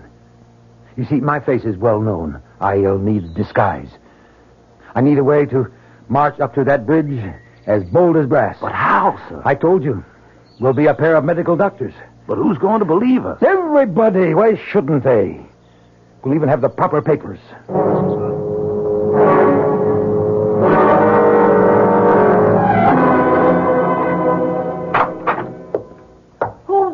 Uriah? Who are you? Millicent. Oh, Peyton. Oh, it's you. Well, if the disguise can fool my own wife. Oh, darling Yankee soldiers patrol through here all the time. Oh, I know. Oh, you're alive, and I prayed so hard. We prayed for the miracle, Millicent. Now, I want to see you more than anything in all the world, but why are you back this way, darling? The whole Union Army is after you. You should be hiding. I haven't completed my mission. Peyton, the Yankees mustn't find you here. Millicent, Honey, what is it, Peyton? My neck. Something seems to be rubbing against my neck. It's something stiff, something sharp. Oh, you're not well. You're not well, darling. It was such a horrible experience. You're real. No. I'm all right. I need strength. I came home. I saw you. I'm all right. I'm all right now. Peyton, you're not listening to me. Peyton, what is it? Listen to the wind, Millicent. The wind. How it whistles and screams. Peyton, I'm frightened.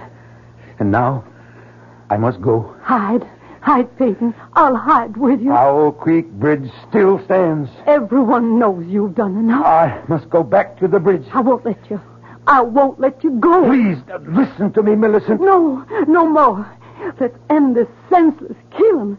What's the good of it? Millicent, we're fighting for our homes. We've lost, Peyton. We've lost. I prayed, Millicent. I stood on that bridge, on that narrow plank, with a thick, rough rope around my neck. I can still feel it scratch and burn my skin, and I prayed. Let there be a miracle. Save me this time. Save me so I can come back and do it right. Destroy the bridge. The war is lost, Peyton. Destroy the bridge and we can capture an entire Union army. An army with supplies, food, ammunition.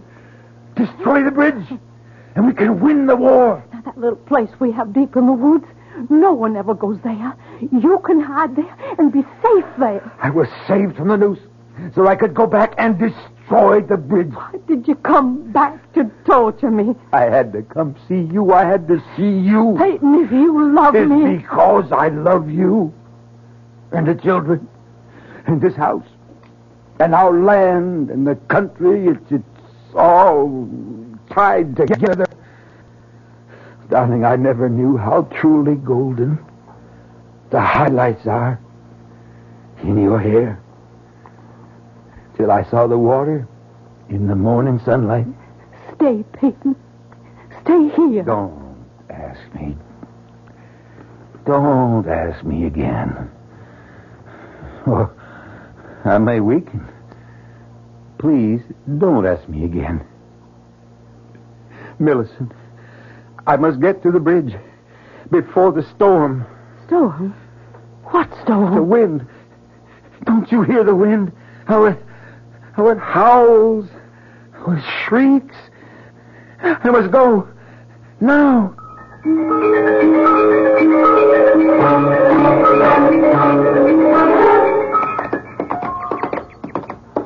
Mr. Forrester, what is it? Shouldn't we stop for a rest, sir? There's no time. But the horses, they could use a breather. We have to get there before the storm. Sir, there's no sign of a storm. Oh, I can feel it. I can feel it coming. The wind's getting stronger. The wind, sir? It's a gale. But Oh, look. Where? Up ahead. That's the Yankee picket. All right. Well, sir, let's turn off the road before they see us. But Lieutenant Burns, we want them to see us. Now be calm. Just act calm. Yes, sir. Remember?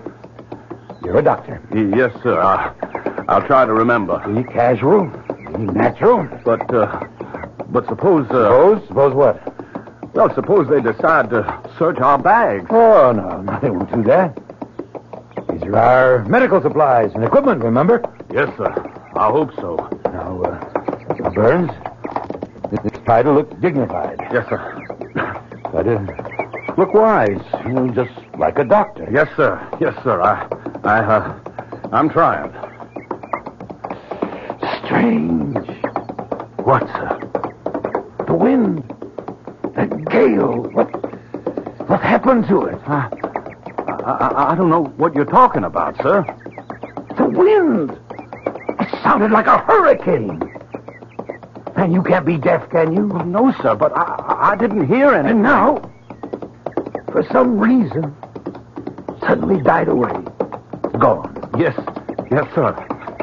So still, so calm. Oh, yes, it is, sir. It certainly is. Except I'm so nervous, sir. Oh, there's nothing to be afraid of, Burns. Nothing except something scratching my neck. It's biting at my throat. Well, it's too cold for mosquitoes, sir. Something's starting to press. It press on my throat. Sir, are you all right? I wonder what happened to that wind. Halt! Well, and who might you two gentlemen be? Corporal, I'm Dr. Jones. My friend here is Dr. Burns. Your friend got a voice? Why, of course, Corporal.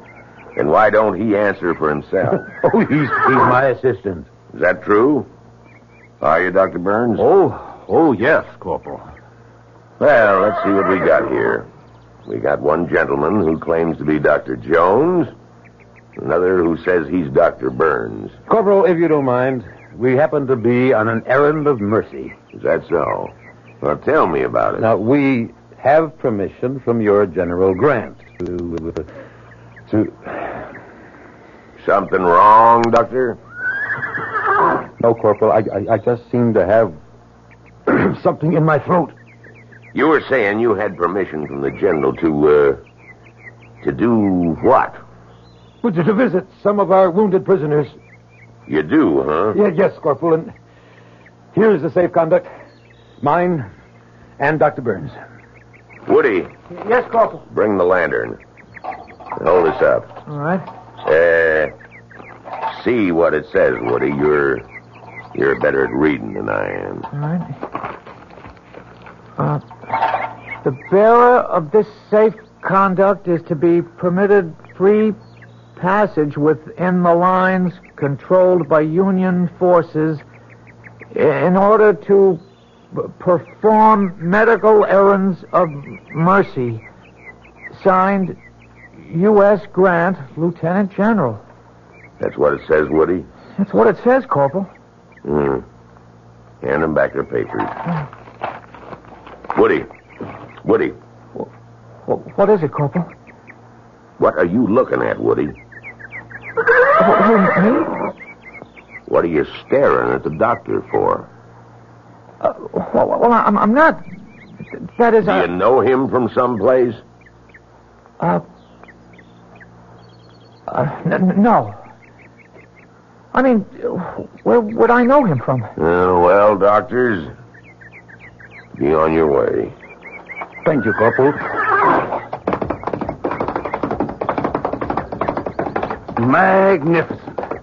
I can only say, sir, that you were magnificent. We have to get to the bridge. Quickly. I could never have handled it that way, sir. Hurry. The bridge is just ahead, sir. I'm beginning to feel very ill. Sir? My neck. Your neck, sir? It's beginning to hurt. I can feel it. It's beginning to swell. Here's the bridge, sir. Easy, boy, a little slower. Now, where do you want to plant the charge? Charge? Where do you want to plant the powder? We have to plant the powder. We have to plant the... Here. Right along. Here. Yes, sir. Stop the horses. Yes, but, sir, you're very ill. No. We could do this. Now, something's choking me. Now, I'll dismount. Yes, sir.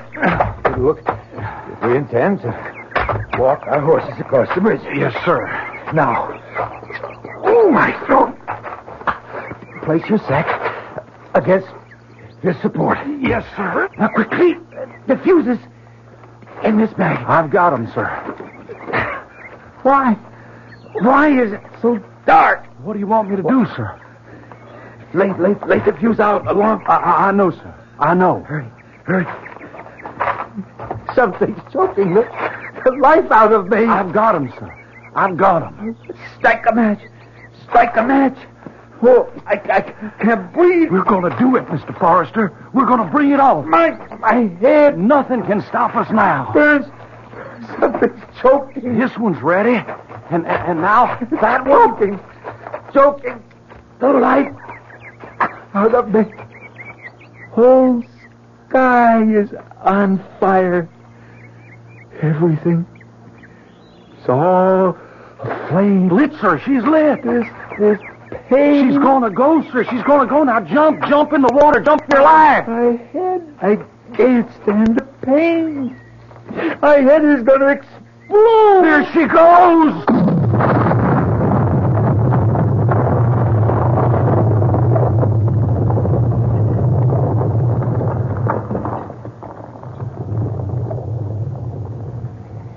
Is it over? It's over, Woody. It's all over. I saw him drop. I closed my eyes. I couldn't bear to see the rest.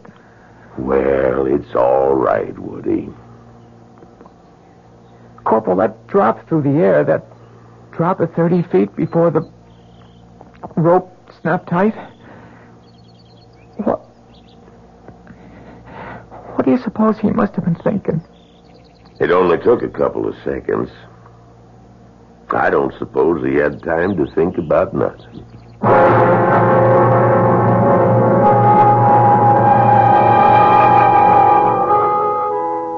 Peyton Forrester was dead. His body, the neck broken, was swinging gently from side to side, suspended from a timber of the Owl Creek Bridge. Swinging gently, swaying gently, turning and twisting gently in the fresh, cool morning breeze above the gold-tinted water of the river below. Our cast included William Prince, Mildred Clinton, Jack Grimes, Leon Janney, and William Redfield. The entire production was under the direction of Hyman Brown. This is E.G. Marshall inviting you to return to our Mystery Theater for another adventure in the macabre. Until next time, pleasant dreams.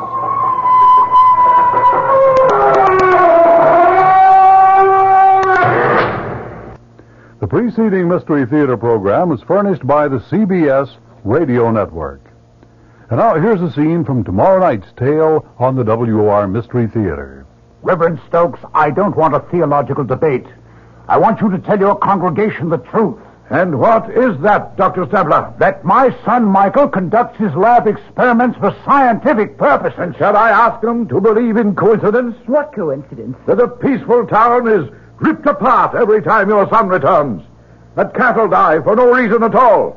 That we are suffering epidemics and the worst drought in our history. All because of coincidence? Yes. This is the 20th century. What else could it be?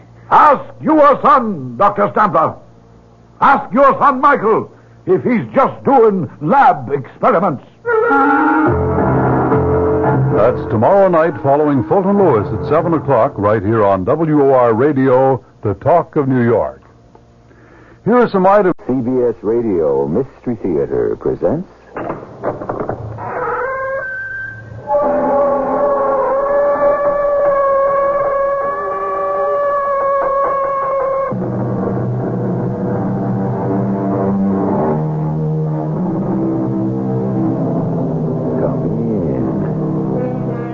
Welcome. I'm E.G. Marshall. When a man marries, his sins decrease, goes an ancient proverb. Decrease they may, but alas, everything is relative. The advantages of marriage are manifold. The union of two people by their mutual commitment to one another is a beautiful thing. It can engender in us a new sense of responsibility. But there are crimes within marriage as well, some of which appear in the statute books, and some of which don't. Jack, dear, I'm so glad you're home. Susan, what are you doing here, in this house? This is such an attractive house. I think you owe it to me, don't you? What's that sheet of paper you've got in your hand? It's a list I've been making, a list of things I'm going to want from you. It looks long. It is. It includes just about everything I can think of, except a divorce.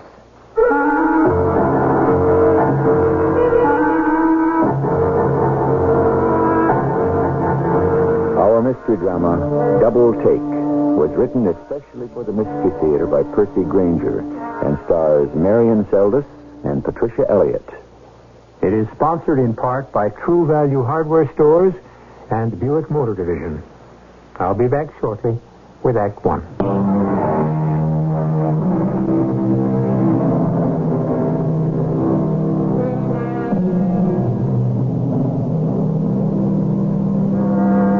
When two people take a vow to live together for life, for better or worse, they do well to realize that all successful marriages are built on compromise.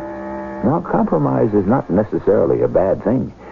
In fact, considering how rarely we are 100% in the right on any given issue, compromise is really a virtue. But there are certain necessities We might call them necessities of the soul, which we ought never to compromise. For to surrender them can only mean trouble. We're in an affluent suburb of Philadelphia.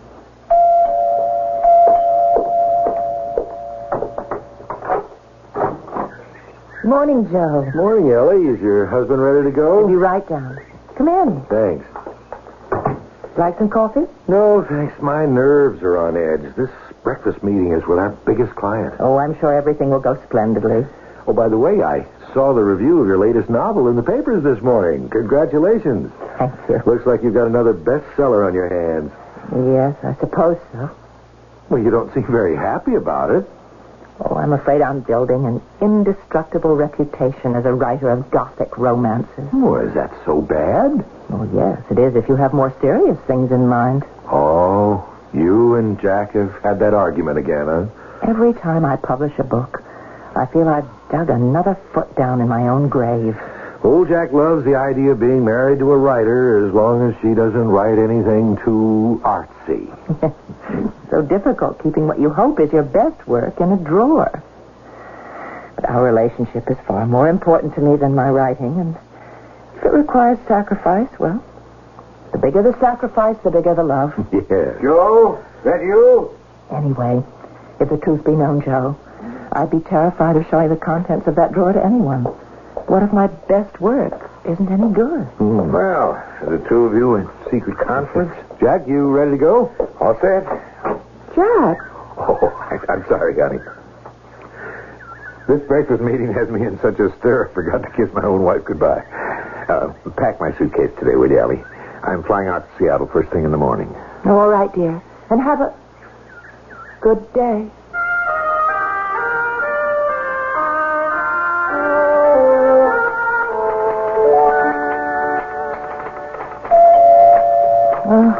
Drat. Yes? Are you Eleanor Reynolds? Yes, I am. My name is Susan Powell. Well, yes? I'd like to speak to you. What about? Could I at least come in? I'm rather busy at the moment. I've come a long way to see you, Miss Mountjoy. What? Well, that is the name you write under, isn't it? Charlotte Mountjoy. How did you find that out? My publishers are under strict orders not to divulge my real name to anyone. I found someone at your publishers who was willing to give it to me for a small price. Are you a reporter? No, I'm not a reporter, Mrs. Reynolds, and I'm getting tired of this charade. Now, may we speak? Well, come in. You seem to be under the impression that I should know you, Mrs. Powell. Susan Powell.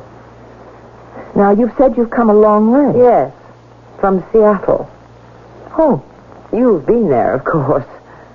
No, I haven't. Why'd you ask that? Because you write about it so convincingly in your latest novel, Double Take. Oh, my husband spends a good deal of time out there on business.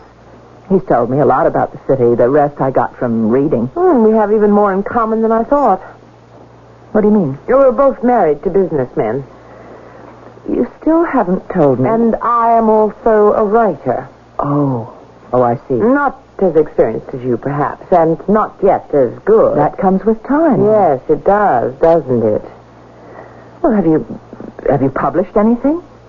Yes. Well, what is it you want? You've come a great distance. You've bribed someone for my name and address. You tell me you're a young writer. What have you got in your handbag? Is this a manuscript you want me to read, or is it contacts you're after, or advice, or an endorsement? Actually, Mrs. Reynolds, it's none of those. I came to compliment you on your new novel. Oh? Oh, yes. I read it with absolute fascination. It held me spellbound from beginning to end. Well, thank you. I can only say that I am in awe of what you've done. Oh, thank you very much. You must forgive me for what I said just now if I jump to conclusions. Frankly, Eleanor Reynolds, alias Charlotte Mountjoy, I don't care what you said. You were right about one thing. I do have a copy of a manuscript in my handbag. You might be interested in taking a look at it. A Secret Life. That's a nice title. Obviously, you didn't think it was good enough. Pardon? You don't have to worry that I'll ask you to help me find the publisher for it. It's already been published. It was serialized in a local Seattle literary magazine called the Amanuensis, as I'm sure you know. No, I don't think I've ever heard of it. But you said your husband travels to Seattle on business? Yes, but he never buys me literary magazines. What makes you think I've read your story? How can you pretend to be so innocent? I think, Mrs. Powell, I'll have to ask you to leave. No, not yet. Because you're the well-known Charlotte Mountjoy, and I'm a nobody. You'll make a fortune with the story you stole from me, while I'll be left with nothing. You're accusing me of stealing your story? How dare you? Here are all 6 issues of the magazine in which my novel appears. It is detail for detail the same story you tell in double take. Secret Life by Susan Powell. It's my first novel. I thought if it was well received locally, I might have interested a major publisher, but now... Powell, I assure you, I did not plagiarize your novel. You expect me to believe it's just a coincidence that we both wrote stories about a man who leads 2 separate lives in 2 different cities? But it is possible for 2 people to have the same idea. It's certainly happened before. I'm sorry for you that mine happened to be published first. You can stop pretending, Mrs. Reynolds. I'm not going to try suing you. I just want to hear you admit the truth for my own satisfaction. Now, just a minute. I'll not have you thinking such things about me. Let me see those magazines again. All right, now. Is this issue the first installment? Yes. All right, now look here. It's dated October of last fall. If instead of wasting your money bribing some unscrupulous employee at my publisher's, you had simply spoken to my editor, he could have told you that I turned in the first complete draft of my novel by November. How could I steal your story when at that time 5/6 of it haven't even been published? But you must have. The details. You even used the same cities I did, Seattle and Philadelphia. But that's because Philadelphia happens to be where we live, and Seattle is where my husband travels to frequently on business. Your book is based on your husband, then? Well, no, of course not. It's an idle fantasy, but the idea came to me one morning when he was away, and I wondered, as I often do, what he was doing at that particular moment, and I let my mind wander, and I concocted that whole story about a man with 2 wives. It's a perfectly silly novel, which, of course, will make me a great deal of money, that I do not, as you can see, need. I am sorry for you, though. I mean, a writer's life is hard enough without having to cope with breaks like this. Funny. That's how I got the idea, too. My husband also travels. Here, to Philadelphia, as a matter of fact. He's away from home nearly half the year. I sometimes wonder why more housewives don't turn to writing. But anyway, I hope you're satisfied that I did not plagiarize your novel. It's just not fair. I worked so hard. Now to have nothing to show for it. That's not true. You always learn something from everything you write. Now, are you sure you wouldn't like some coffee? Maybe a drink? No. Thank you. I should go. Do you know anyone here in Philadelphia? No. Well, except my husband, but he's here on business. Oh, you came with him? Oh, no. No, he's been here nearly a month now. He's coming home tomorrow. Ah, so you'll fly back together. Oh, no. I'll go back tonight by myself. Why? Well, I don't know how to get in touch with him here. I don't know where he stays when he's here. Well, that's very odd. Yeah, he doesn't tell me much about his business life. Well, you should ask. Oh, too boring. No, you'd be surprised. Who knows? You might get a novel out of it. Well, perhaps our husbands will be on the same plane. Jack is flying to Seattle tomorrow, too. Your husband's name is Jack? Huh, so is mine. Really? Well, Jack, my Jack is flying on Alhambra Airlines, Flight 101. That's Jack's flight, too. He always complains about how boring these cross-country flights are.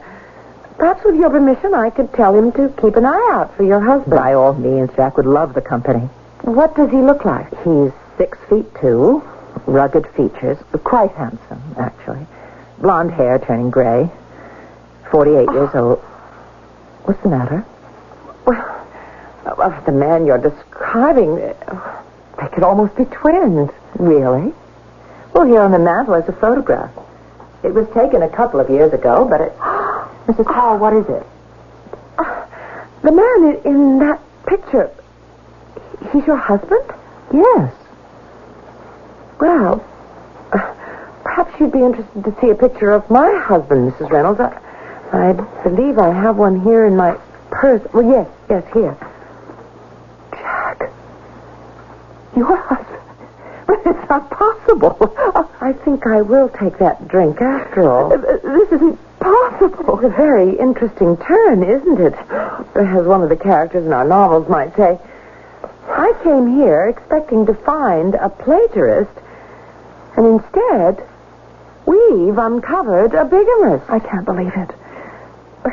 It must be a question